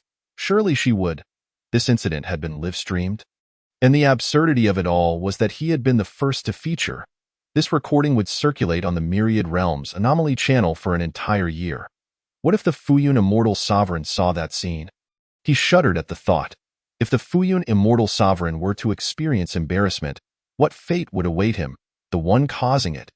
Just as he pondered this, the Wanxiang stone suddenly stirred to life. Suemo opened the Wanxiang stone. Wan Shiqing has requested to add you as a friend. Note: I am your master Suemo. Decline. Ding. Wan Shiqing has requested to add you as a friend. Note: let's connect. There's something important. Decline. Ding. Wan Shiqing has requested to add you as a friend. Note: try declining again. Suemo. Ding. Wan Shiqing has requested to add you as a friend. Note: I'll count to 3. His hand trembled as he hastily clicked to accept. Then, silence ensued. Suemo stared at the Wanxiang stone, trembling. This was not like the situation on the floating island, where external forces would come to his aid in times of trouble. Now, it was his own immortal sovereign seeking retribution. The problem was, those incidents had been accidents. Yu Xiao cast a sidelong glance at Suemo. Cough. Did your master add you on the Wanxiang stone? Suemo replied. I can sense a tone of schadenfreude in your voice. Yu Xiao glanced down at her Wanxiang stone, then shrugged at Suemo. It's fine. Whether added or not, he has no time to deal with you now. Once the live broadcast begins, he will certainly have even less time. Suemo was momentarily taken aback. The tone of the Fuyun Immortal Sovereign had not been so benign. It had sounded as if she would directly summon him with her Taoist powers and turn him into a ball for a game. He merely speculated, but it was clear that the Fuyun Immortal Sovereign had no intention of letting him off easily. Just then, a figure flew by in the sky, clad in purple robes, none other than the Ninth Elder. Jingtun. Yu Xiao spotted him immediately and called out, Ninth Elder, where are you headed? To her surprise, the whale-like Jingtun trembled at her voice, accelerating his flight. Yu Xiao remarked, Suemo, why is the Ninth Elder so afraid of you? Yu Xiao's lips twitched. How would I know? Just as her words fell, 2 more figures flew past overhead. One was the now elderly Second Elder Yunyan, and the other was an unfamiliar elder, likely another member of the sect. Great Elder, Second Elder, what brings you here? Yu Xiao shouted into the sky. Yunyan glanced down at Yu Xiao and then quickened her pace. Yu Xiao turned to Suemo. See, they can't escape. They fear you. He pondered for a moment. Could it be that my master has arrived? Yu Xiao smirked. She has definitely come, but I wonder what is happening in the main hall. Given that the Immortal Sovereign seems too preoccupied to acknowledge you. His situation must not be too optimistic. Are the elders avoiding suspicion? Suemo inquired. Yu Xiao glanced at the 5th elder, who was stealthily descending the mountain in an effort to distance himself, then looked back at Suemo with exasperation. Have you forgotten what the elders did a few days ago? Account books, treasures, and settling debts with the sect leader. Surely, you haven't forgotten all that? Suemo. Yu Xiao shrugged.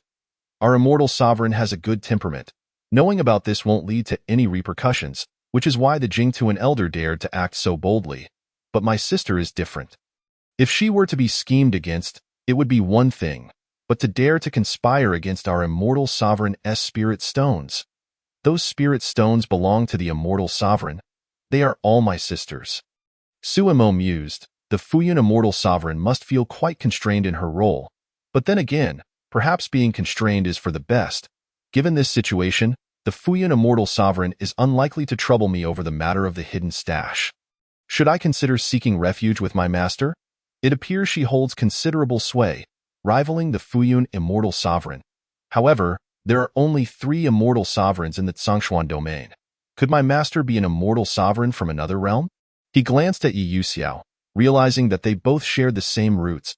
If his master possessed the qualifications to ascend to the rank of Immortal Sovereign, then Yu Xiao must also be exceptional.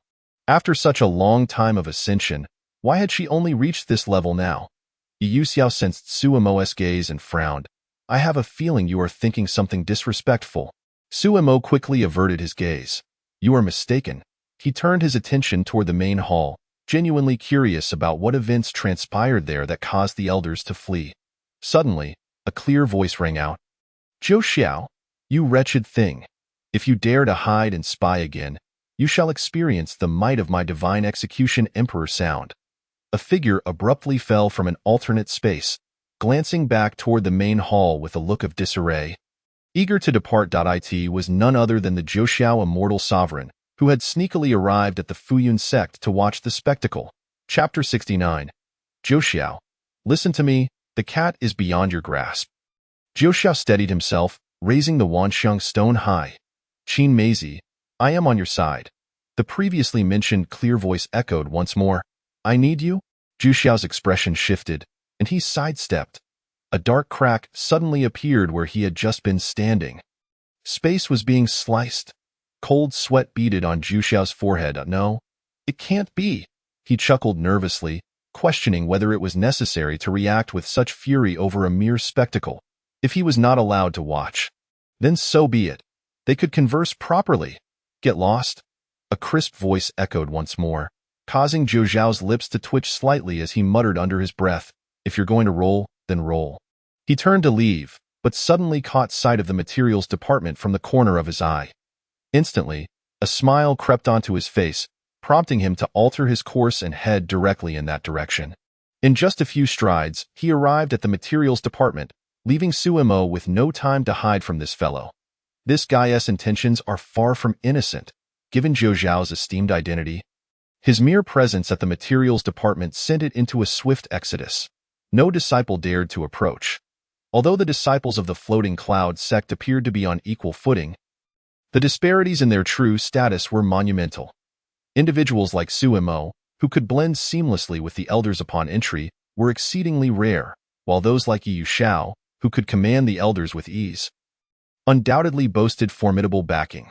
Thus, for the majority of disciples, a celestial sovereign was akin to someone residing among the clouds. To speak of their own floating cloud sovereign, aside from being summoned for debt collection, when would one have the opportunity to even catch a glimpse of him or exchange a few words? Long time no see, Xiao Yu. Zhou Xiao first greeted Yu Xiao, then his gaze landed on Su Mo. Oh, not bad, showing progress. His discerning eyes immediately detected the instability in Su Mo's aura. If Su Mo was not gravely injured, it could only imply one thing. He was on the verge of a breakthrough.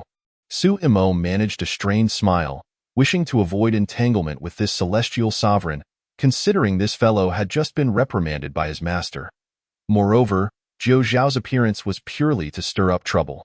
What brings the esteemed sovereign here?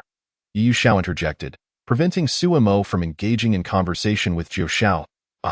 Just came to see if I could mediate the marital affairs of Floating Cloud. After all, we are old friends. Zhou Xiao replied cheerfully. Why? Yu Xiao rolled her eyes. You should have that conversation with my sister and see how she feels about it. Zhou Xiao's expression soured instantly. What do you mean by that? Are you implying that I'm afraid of her? Let me tell you, I'm merely being accommodating, do you understand? If it came to blows besides, isn't she your sister? Isn't she more like your mother? Yu Xiao's face turned pale with indignation. Who are you calling what? Clarify yourself. Zhou Xiao's demeanor shifted, and a barrier of spiritual energy appeared before him. Adorned with brick boots, a large sword, sunflower seed benches, and dog food bowls, essentially resembling an all-encompassing general store. Zhou Xiao was taken aback. As a celestial sovereign, he had never encountered such a spectacle throughout his long existence. Where on earth did you collect all this junk? He exclaimed in astonishment. Why? Yu Xiao spread her arms wide, revealing a dense array behind her. This is my secret art, deluge of pear blossom. Let me tell you, I am presently terrifyingly strong. Zhou Xiao wore a patronizing smile. Very well, very impressive. His gaze then shifted past Yu Xiao to Su Mo. You, don't hide just yet. Let us have a chat about the devouring beast.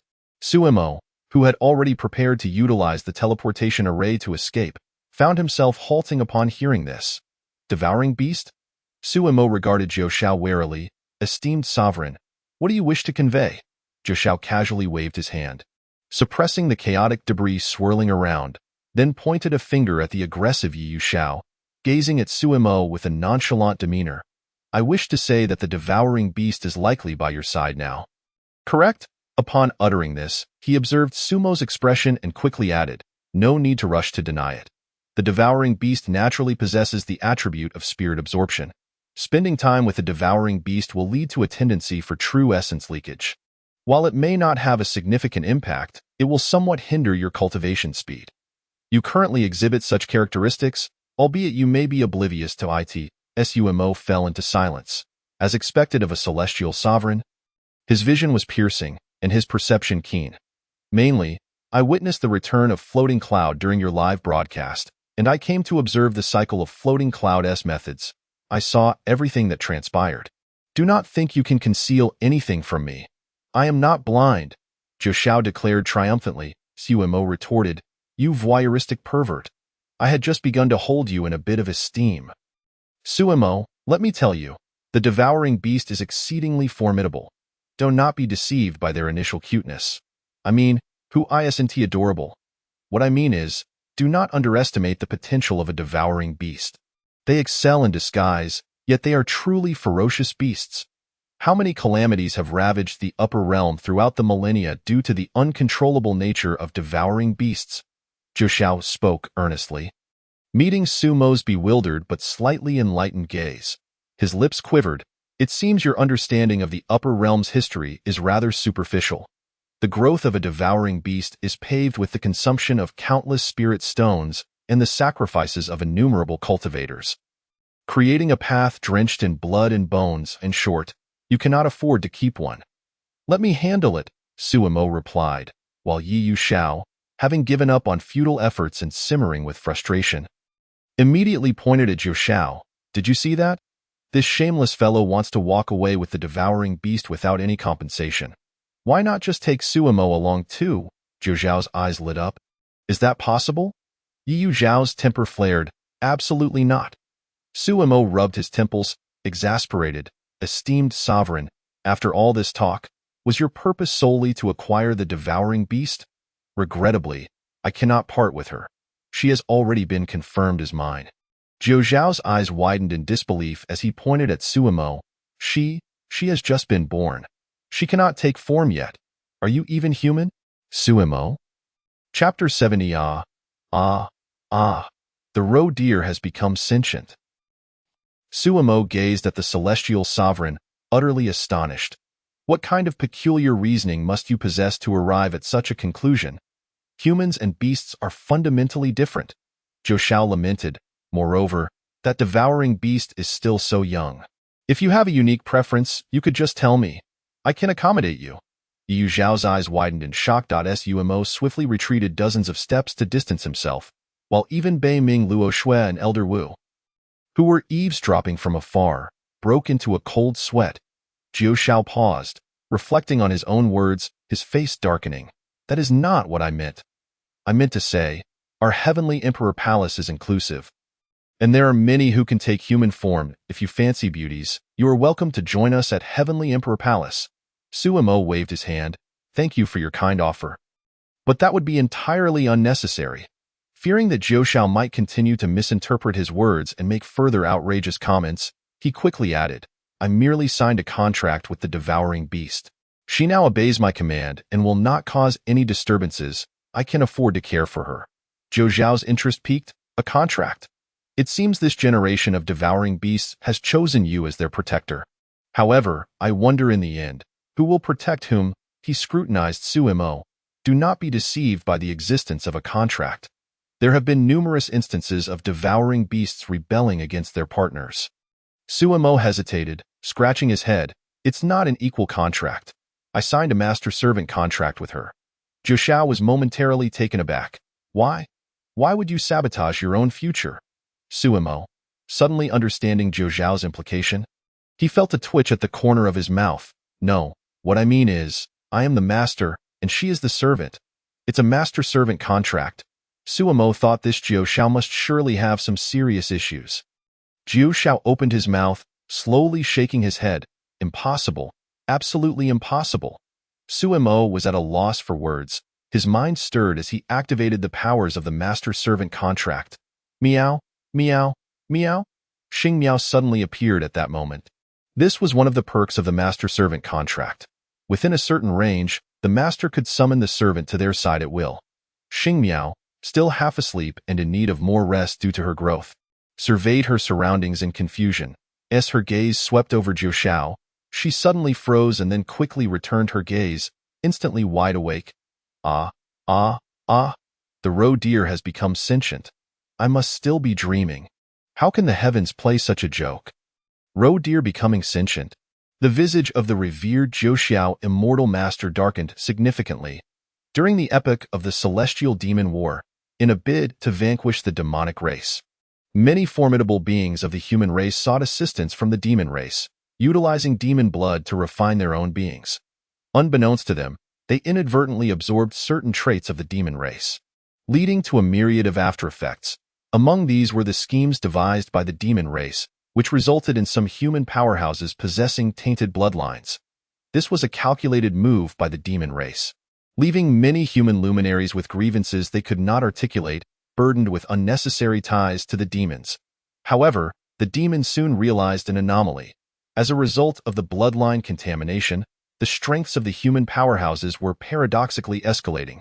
Astute scholars among the demons diligently researched this phenomenon and discovered that humans, originally adept at refining their primordial spirits, had slightly inferior physiques compared to other races. The infusion of demon blood rectified this deficiency, akin to mending a genetic flaw. Upon recognizing this, the demons promptly abandoned the initiative. After all, they were not in the business of benevolence, but rather in the pursuit of supremacy.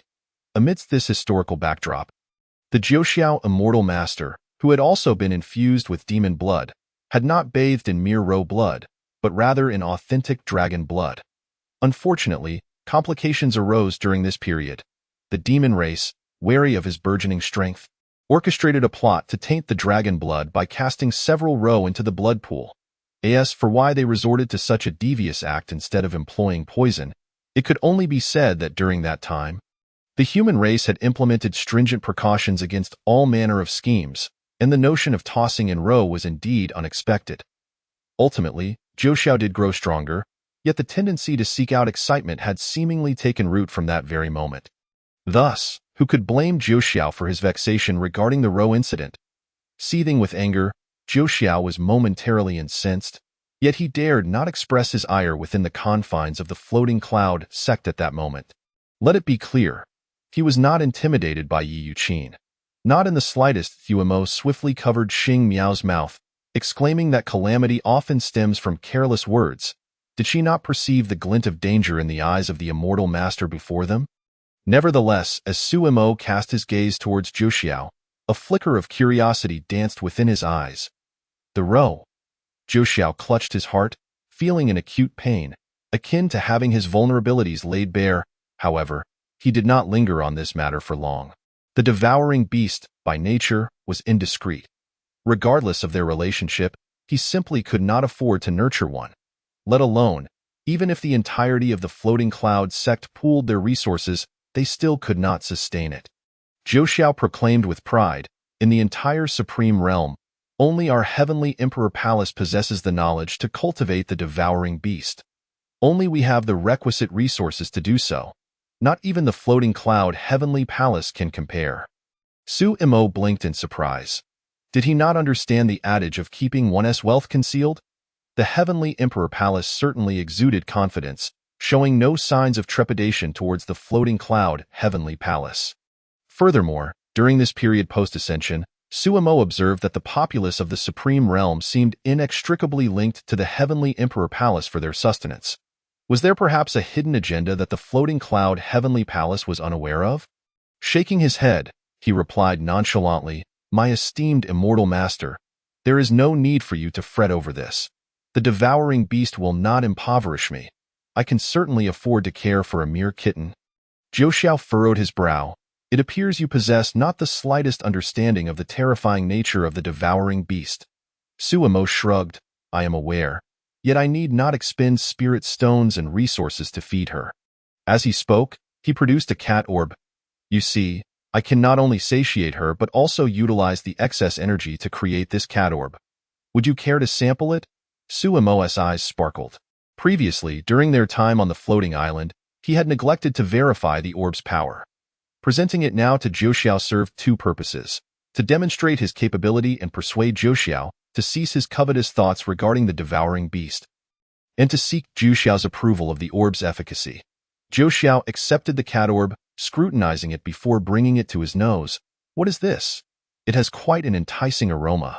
With that, he swallowed it whole. Su Mo was left utterly flabbergasted, his expression a mix of disbelief and horror. Chapter 71. I merely wish to salvage a broken home. What fault is mine? Within the grand hall of the first peak of the floating cloud sect, the youthful face was resolute, composed, and serene. His gaze was clear, sharp, and decisive. The youth knelt, addressing his beloved, "Kneel properly." "All right."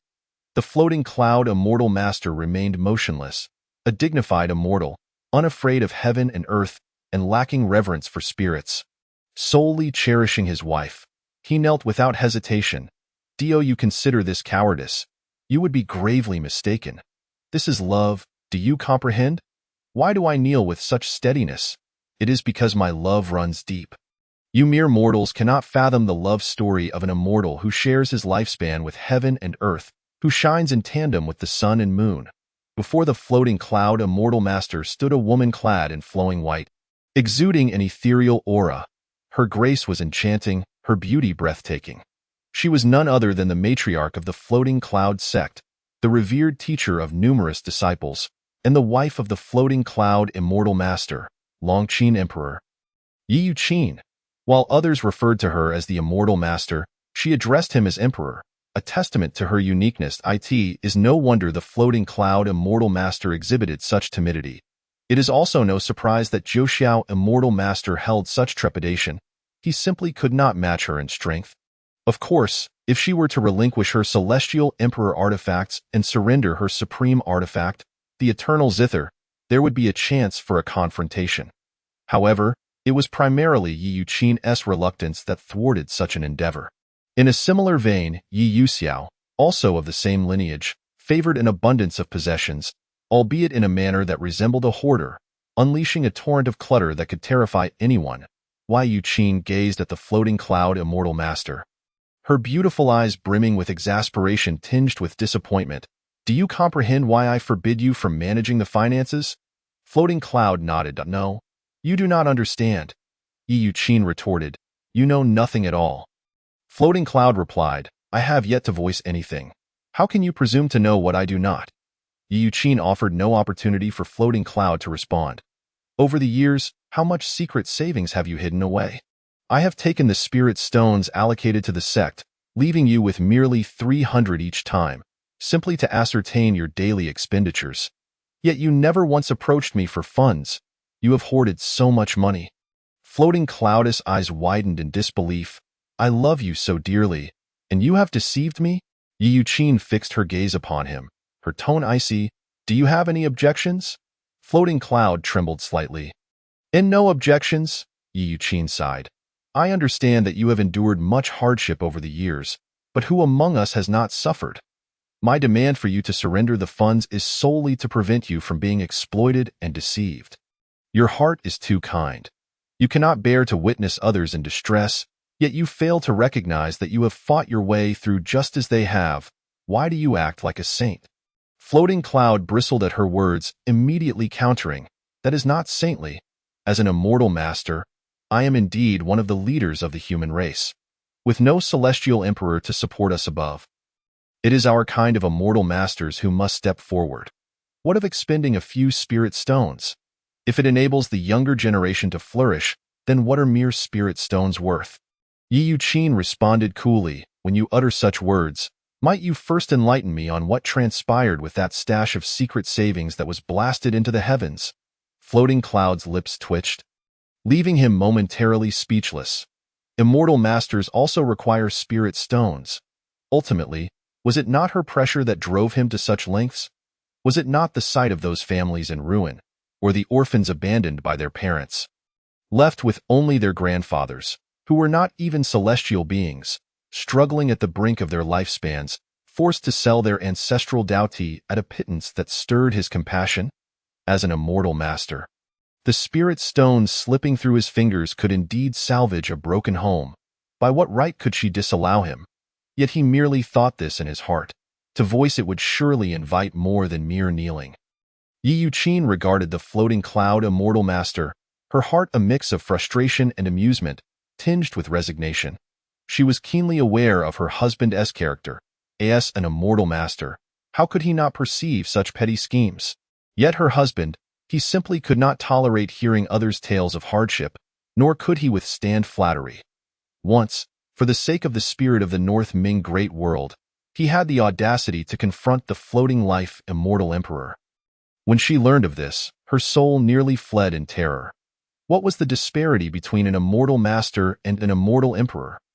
Others may be oblivious, but she was not an immortal master. Not only could he not hope to contend with an immortal emperor, but whether he could even withstand an autonomously resurrecting celestial artifact was still a matter of debate. However, this troublesome habit has shown signs of improvement ever since I severed his connection to the spirit stones. Although it has mutated into a rather annoying operation of assisting others and then demanding the repayment of spirit stones, on the whole, he has come to understand the necessity of reciprocation after giving. Even if the demand for repayment exacerbates the plight of a newly ascended minor celestial being, there are moments, apart from when he returns from reincarnation, when he whimsically chooses a few fortunate souls to collect debts.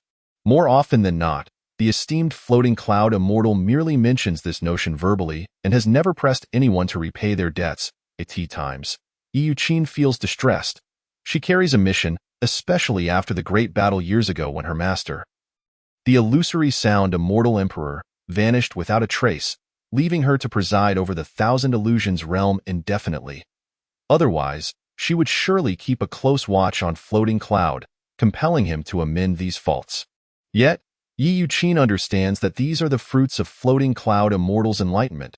Changes are not easily wrought, which is why she holds him to such stringent standards. Such is the nature of cause and effect. What folly it is to entangle oneself in so many consequences. Yi Yuqin's heart is filled with indignation. Just as she is about to voice her thoughts, she suddenly feels a stirring within her heart. Followed by a thunderous roar, the earth trembles, floating cloud immortal is startled. What has transpired? Surely, you haven't disseminated the holy demon path, have you? The first thought that crosses Yi Yuqin's mind is her husband's explosive demeanor. Floating cloud immortal hastily shakes his head. How could that be? I haven't even grasped it myself. Yi Yuqin calculates with her fingers, and her gaze suddenly becomes exceedingly peculiar. At this moment, floating cloud immortal seems to have deduced something as well. They exchange a silent glance, both rendered speechless. Shall we take a look? Let us take a look. Instantly, they reach a consensus. Floating cloud immortal rises to his feet, feeling a sense of gratitude towards the nine heavens immortal. Truly, he is an old comrade. Even his method of rescue is so unique. Outside the material supply office, black smoke billows, leaving everyone astonished. Have you ever seen a fire-breathing dragon? If not, it is my honor to inform you that today you have indeed witnessed one. The nine heavens immortal stands with his mouth agape, head tilted back, flames shooting up to 10 zhang high. The recoil is such that the ground beneath him crumbles. By the time floating cloud immortal and Yi Yuqin arrive, a large pit has already formed in front of the material supply office. In the pit, the nine heavens immortal sits cross-legged, devoid of any hope, with thick smoke emanating from every possible orifice of his being, perfectly illustrating what it means to smoke from all 7 orifices. Chapter 72. Floating cloud immortal, do you have any unfulfilled wishes? The disciples keep their distance, all thinking the same thought. The immortal is truly formidable, able to breathe fire and still willing to perform for us. Those closer, like Yi Yuxiao, are already in a daze. Did you poison him? She stares blankly for a long moment before asking Suimo, only to turn around and find Suimo diligently inscribing array patterns. An array. After all, every cultivator knows a bit about them. Yi Yuxiao is quite proficient in formations as well. What you are inscribing is a teleportation array. If it's just for one person, 2 runes would suffice. Why have you inscribed 28 runes? Where exactly are you trying to teleport? Suimo's eyes are vacant, his expression one of despair. Anywhere will do, no matter how far. There will always be a place where an immortal cannot find me. Allowing me some solitude, he feels utterly defeated. All I wanted was to send a cat pearl. It was meant to be a gesture of goodwill. Who told you to shove it in your mouth? How old are you? Seeing something good and wanting to eat it. Now look where we are. Within the Floating Cloud sect, Floating Cloud Immortal watches with hawkish eyes, and outside the sect, the Nine Heavens Immortal lurks. Waiting for the right moment, it seems he has simply been growing normally and has unwittingly offended two great immortals, truly the pinnacle of attracting calamity. If one were to say so, he even blew up the treasure house of the king of the underworld. For some reason, he suddenly recalls Elder Yunyan. Should I perhaps change my appearance? In the current supreme realm, is the white-bearded old man in demand?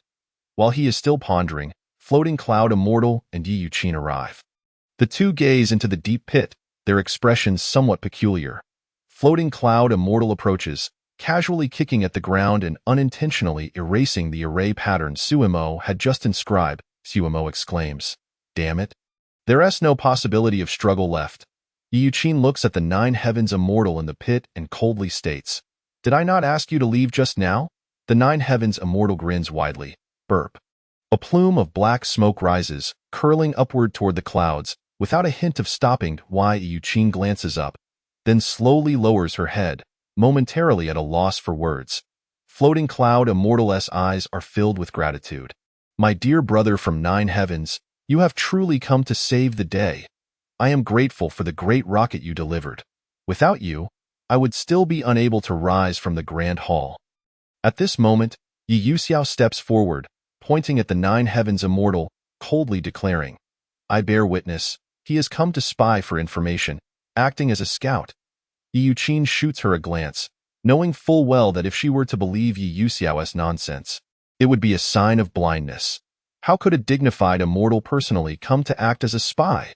Floating Cloud Immortal, as if just noticing Yi Yuxiao, cheerfully remarks, "Little you, you are here too. I heard you were preparing for a live broadcast. How is the preparation going?" Yi Yuxiao is rendered speechless. She has no strength left to retort against Floating Cloud Immortal's address. Previously, he called her Xiao Xiao, and once her intellect reached a certain age, he began calling her Little You. When the fully realized Floating Cloud Immortal is present, he'll call her Little Yuer. Every so often, she undergoes this cycle. It truly is quite surreal. I'll tell you more about it in a few days. Yi Yuxiao replies feebly, "You are currently in a state of memory confusion. Even if I tell you, you will forget. It would be a waste of words." Seeing that she was unable to gain any ground with Yi Yuxiao, Floating Cloud Immortal's gaze shifts towards Suimo. Suimo is diligently attempting to redraw the teleportation array. But alas, the corner erased by the Immortal cannot be replicated no matter what. This not the Suimo, hailed as the greatest genius of our Floating Cloud sect in 10,000 years?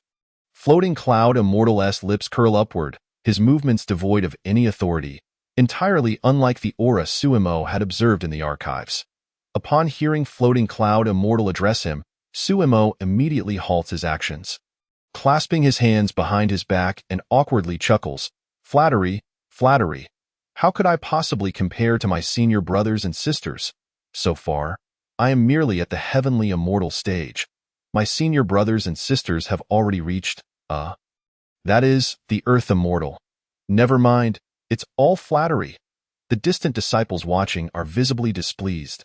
Damn it, if you can't speak properly, just stay silent.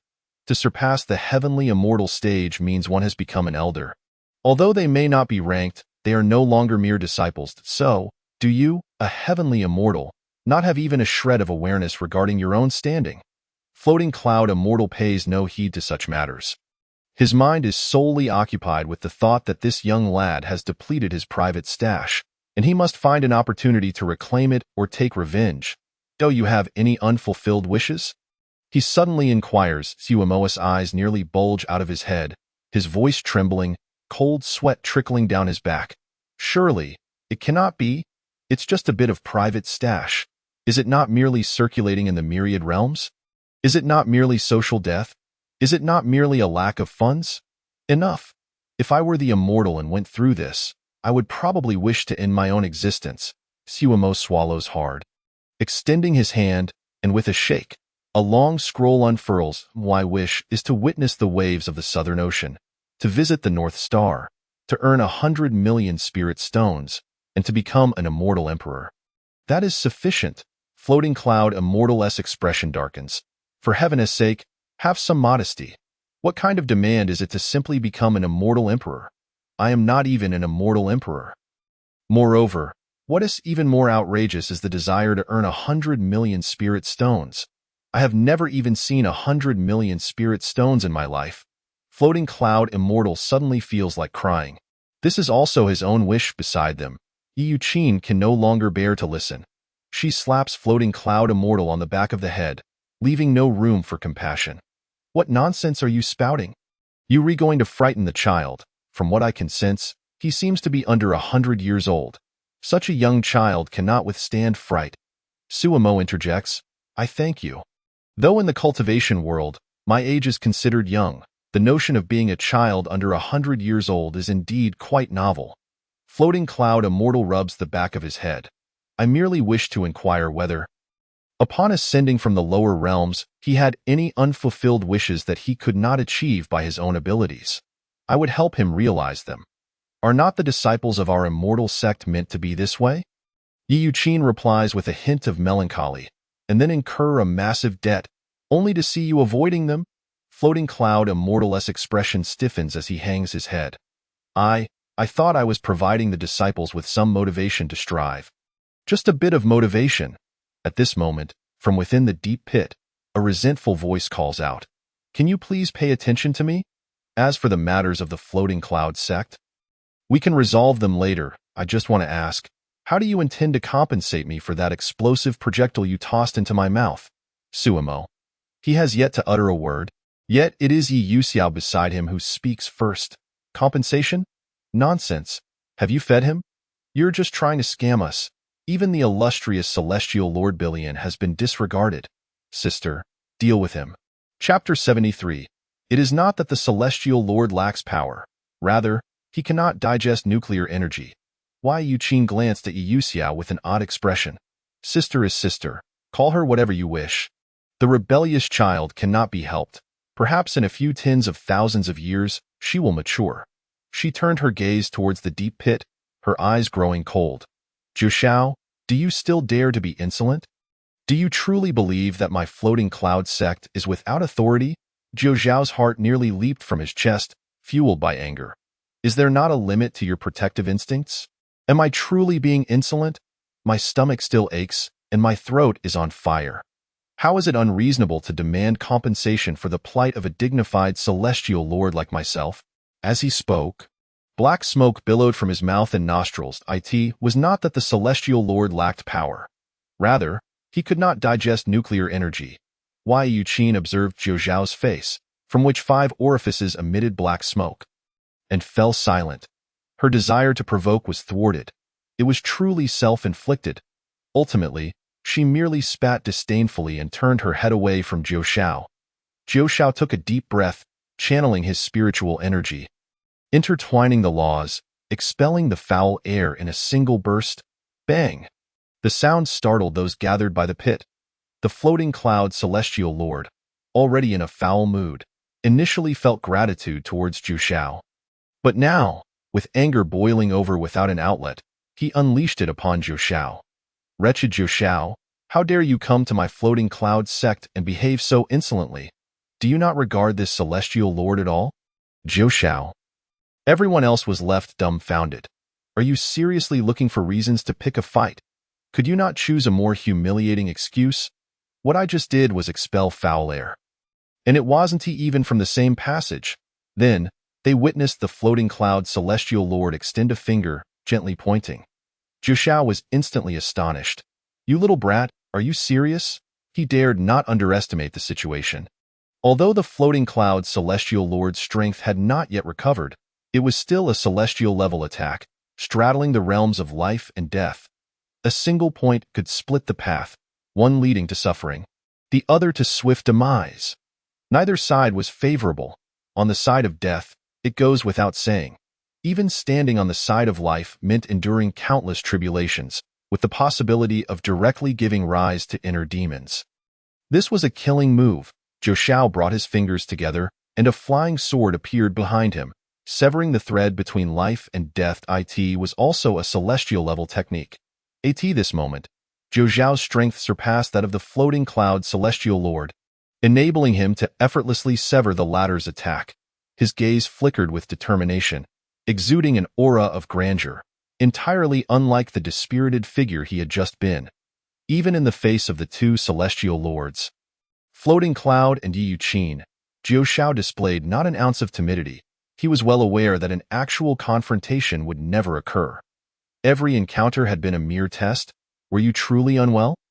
Zhou Xiao suddenly pointed at Yi Yuqin with irritation, fully aware that although the action originated from Floating Cloud, the mastermind behind it was undoubtedly Yi Yuqin. Yi Yuqin replied nonchalantly, I merely wish to gauge whether the Heavenly Emperor Palace is still the Heavenly Emperor Palace through you. Zhou Xiao scoffed.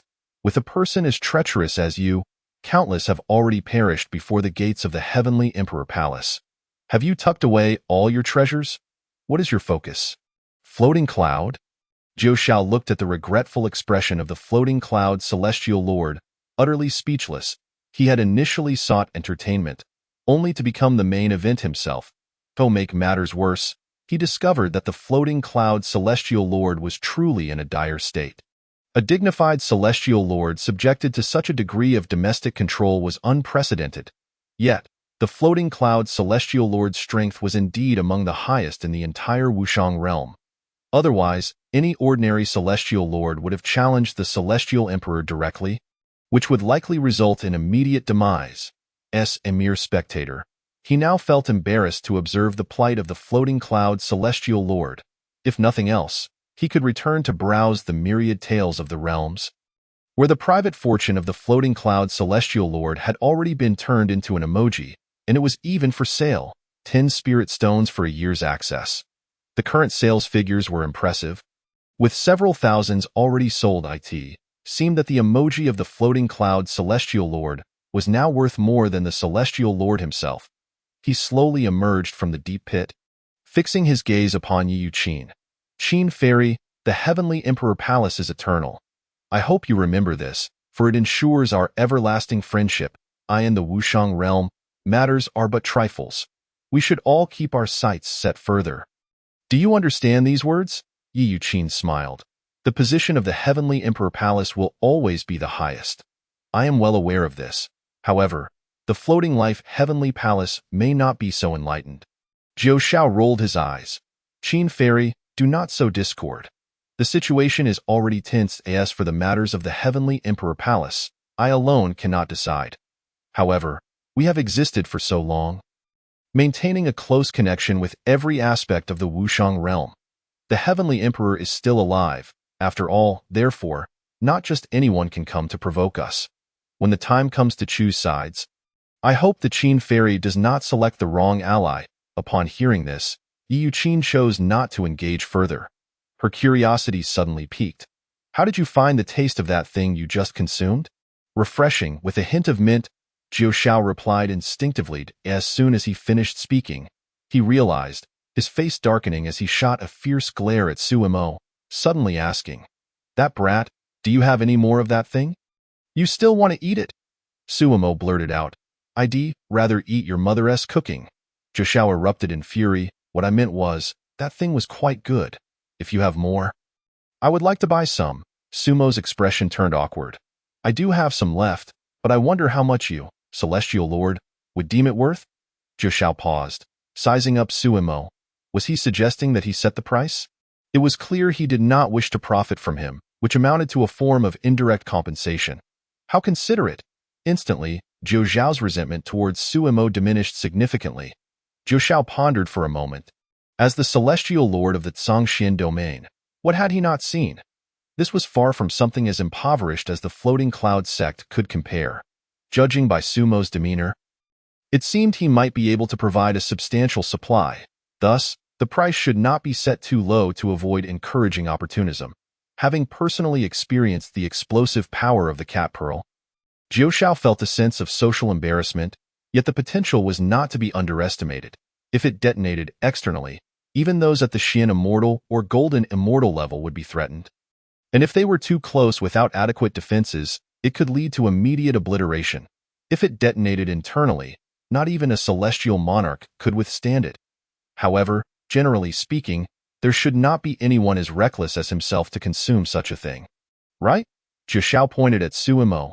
One piece, 10,000 spirit stones. How does that sound? Before Suimo could respond, the floating cloud celestial lord interjected. What nonsense is this? One piece for 10,000 spirit stones? Do not sell it to him, just based on him. There is no way he could swindle any benefit from our floating cloud sect. What do you mean by 10,000 spirit stones? With such a treasure, you should be thinking of honoring your master first. Why offer it to outsiders? If you fear him, just allow me to intervene. I would be more than willing, and it could even be cheaper. Thus, the floating cloud celestial lord thought. Chapter 74. One can only say, as expected of a celestial lord. Jiu was nearly infuriated. After saying so much, compensation was nearly achieved. We had shown enough face. Yet suddenly, you floating cloud had to meddle, truly believing I only sought amusement. Yi Yuqin was equally speechless. She had initially brought up the matter of the cat pearl to provide an opportunity for Suimo to reconcile with Jiu. How could a mere celestial being provoke a celestial lord? Although Jiu would not overtly retaliate, what of the status of a celestial lord, and what resources did he possess? A mere whisper could render Sumo's existence in the Wushang realm utterly untenable, especially with a live broadcast imminent. After so long in preparation, offending the higher-ups of the Heavenly Emperor Palace could lead to restrictions on flow or reductions in revenue distribution, which were standard operations. Wouldn't he that turned the broadcast into a joke? You truly have no idea how dire the situation of the floating cloud sect is. As Yi Yuqin contemplated, she felt weary. When Floating Cloud took over the sect and renamed it Floating Cloud Sect, she had already deemed it untrustworthy. Yet, the sect had only grown larger, leveraging Floating Cloud's renown to become one of the three great sects in the Zhangxian domain. Of course, powers like the Heavenly Emperor Palace and the Glazed Pure Land had endured through endless epochs. Their foundations unfathomable. The Floating Cloud Celestial Sect was powerful because of the Floating Cloud Celestial Lord. Few celestial lords of this era could best him. This left the Heavenly Emperor Palace and the Glazed Pure Land feeling constrained, psychologically dismissive of such a newly emerged power while physically unable to contend with it was a bitter pill to swallow. The issue was, the Floating Cloud sect thrived solely on the strength of the Floating Cloud Celestial Lord. Without the esteemed Floating Cloud Immortal, the former Floating Cloud sect was merely a shipbuilding center, known as the Spirit Vessel Manufacturing Hub, devoid of any promising future. However, with the illustrious reputation of the Floating Cloud Immortal, the sect gradually garnered popularity, attracting numerous superlative experts who sought refuge within its ranks, significantly enhancing its strength. Although it still could not rival the profound foundations of the other two factions. On the surface, they appeared more or less equal. It was at this juncture that the other two powers began to psychologically acknowledge the existence of the Floating Cloud sect. Yet, a new predicament arose. While their strength had indeed increased and experts had joined, the expenses escalated substantially. The tributes from the surrounding mortal kingdoms and smaller sects proved insufficient to sustain them. Their financial reserves were alarmingly thin, and as a result, the Floating Cloud sect was perilously close to bankruptcy. Were it not for the elders employing their ingenuity to develop numerous side businesses, the sect would have long since collapsed.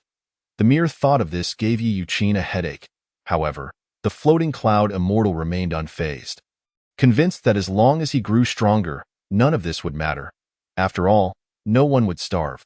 With a decisive strike, Yi Yuqin finalized the transaction between Suimo and Jiu. The Floating Cloud Immortal was about to voice his thoughts but was met with Yi Yuqin's fierce gaze, causing him to withdraw and remain silent. Jiu exhaled in relief, feeling that his visit was not in vain. He regarded Suimo with admiration, stating, "As expected of you. You always manage to come up with something novel.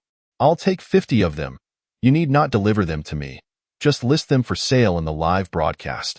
Any profits accrued will be mine." Suimo was momentarily stunned and could only nod in speechless agreement.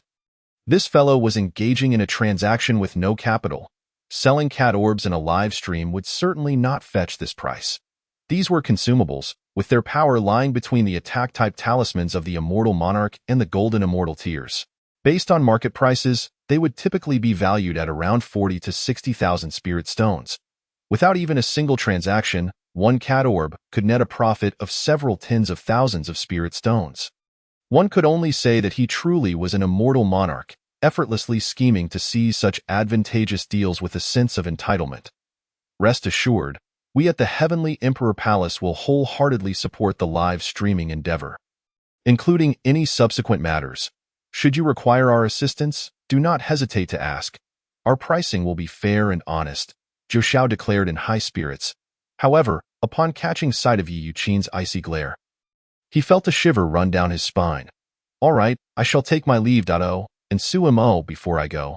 I must advise you not to suppress it any further. Doing so may not bode well for you. Suimo was taken aback. He sensed no abnormalities within his spiritual energy. Hurry and leave. Yi Yuqin coldly commanded, Do we need your help for our sect's disciples? Zhou Xiao trembled slightly, turned, and departed, muttering under his breath. You aren't even part of the Floating Cloud sect. Why be so fierce? Yi Yuqin was about to explode in fury when she noticed Zhou Xiao had already vanished without a trace. The protective formation of the sect barely rippling. What difference does it make whether this formation is laid or not? Yi Yuqin sighed, resting her forehead on her hand. Every day feels exhausting. The Floating Cloud immortal chuckled awkwardly. Isn't it true that no immortal emperors have emerged from our sect? Thus, no one can establish an imperial-level formation. For top-tier immortal monarchs like Zhou Xiao, a formation below the imperial level is akin to having no defenses at all. Yi Yuqin shot him a glance, ignoring his comment as she approached Suimo, her gaze falling upon the star cat nestled in his arms. A devouring beast, she stated flatly. Meow. The star cat, adorably nestled in Sumo's embrace, nuzzled against his chest, appearing harmless. Yi Yuqin smiled gently and addressed Suimo. Do not be deceived by appearances. The calamity brought forth by a devouring beast is beyond your imagination. However, since she has already formed a master-servant bond with you, you must keep a close watch on her. If I discover any hint of mischief in the future, I shall not show mercy. Suimo hurriedly nodded. Rest assured, I will keep a vigilant eye on her. He wiped the cold sweat from his forehead. For a moment, he had thought Yi Yuqin might take action against him. Yet, as he observed the star cat, still playfully seeking affection, he noted the stark contrast to her usual haughty demeanor. Perhaps it's just me, he mused, but it seems the devouring beast lineage has left a rather unfavorable impression on the supreme realm. He wondered how this particular star cat would develop as she grew. Nevertheless, with the master-servant contract in hand, her path of growth should remain untainted. Moreover, your contributions to the sect have not gone unnoticed by the immortal monarchs and me. Ensure that this live stream goes well, and the sect shall not treat you unfairly, Yi Yuqin asserted calmly. She glanced at Yi Yuxiao, her expression softening. Little Yuer, you must also pay attention to this matter. If there is a shortage of spirit stones, do not hesitate to inform me. Yi Yuxiao huffed in annoyance, turning her head away as if throwing a tantrum. Then she looked back at Suimo. That scoundrel Zhou Xiao was right. You cannot continue to suppress it. If you do, it will lead to issues. Chapter 75. The Place of Breakthrough, Changgung Domain. Sumo's expression grew serious. If it were merely Zhou Xiao's assertion that he had a problem, he would not have been overly concerned.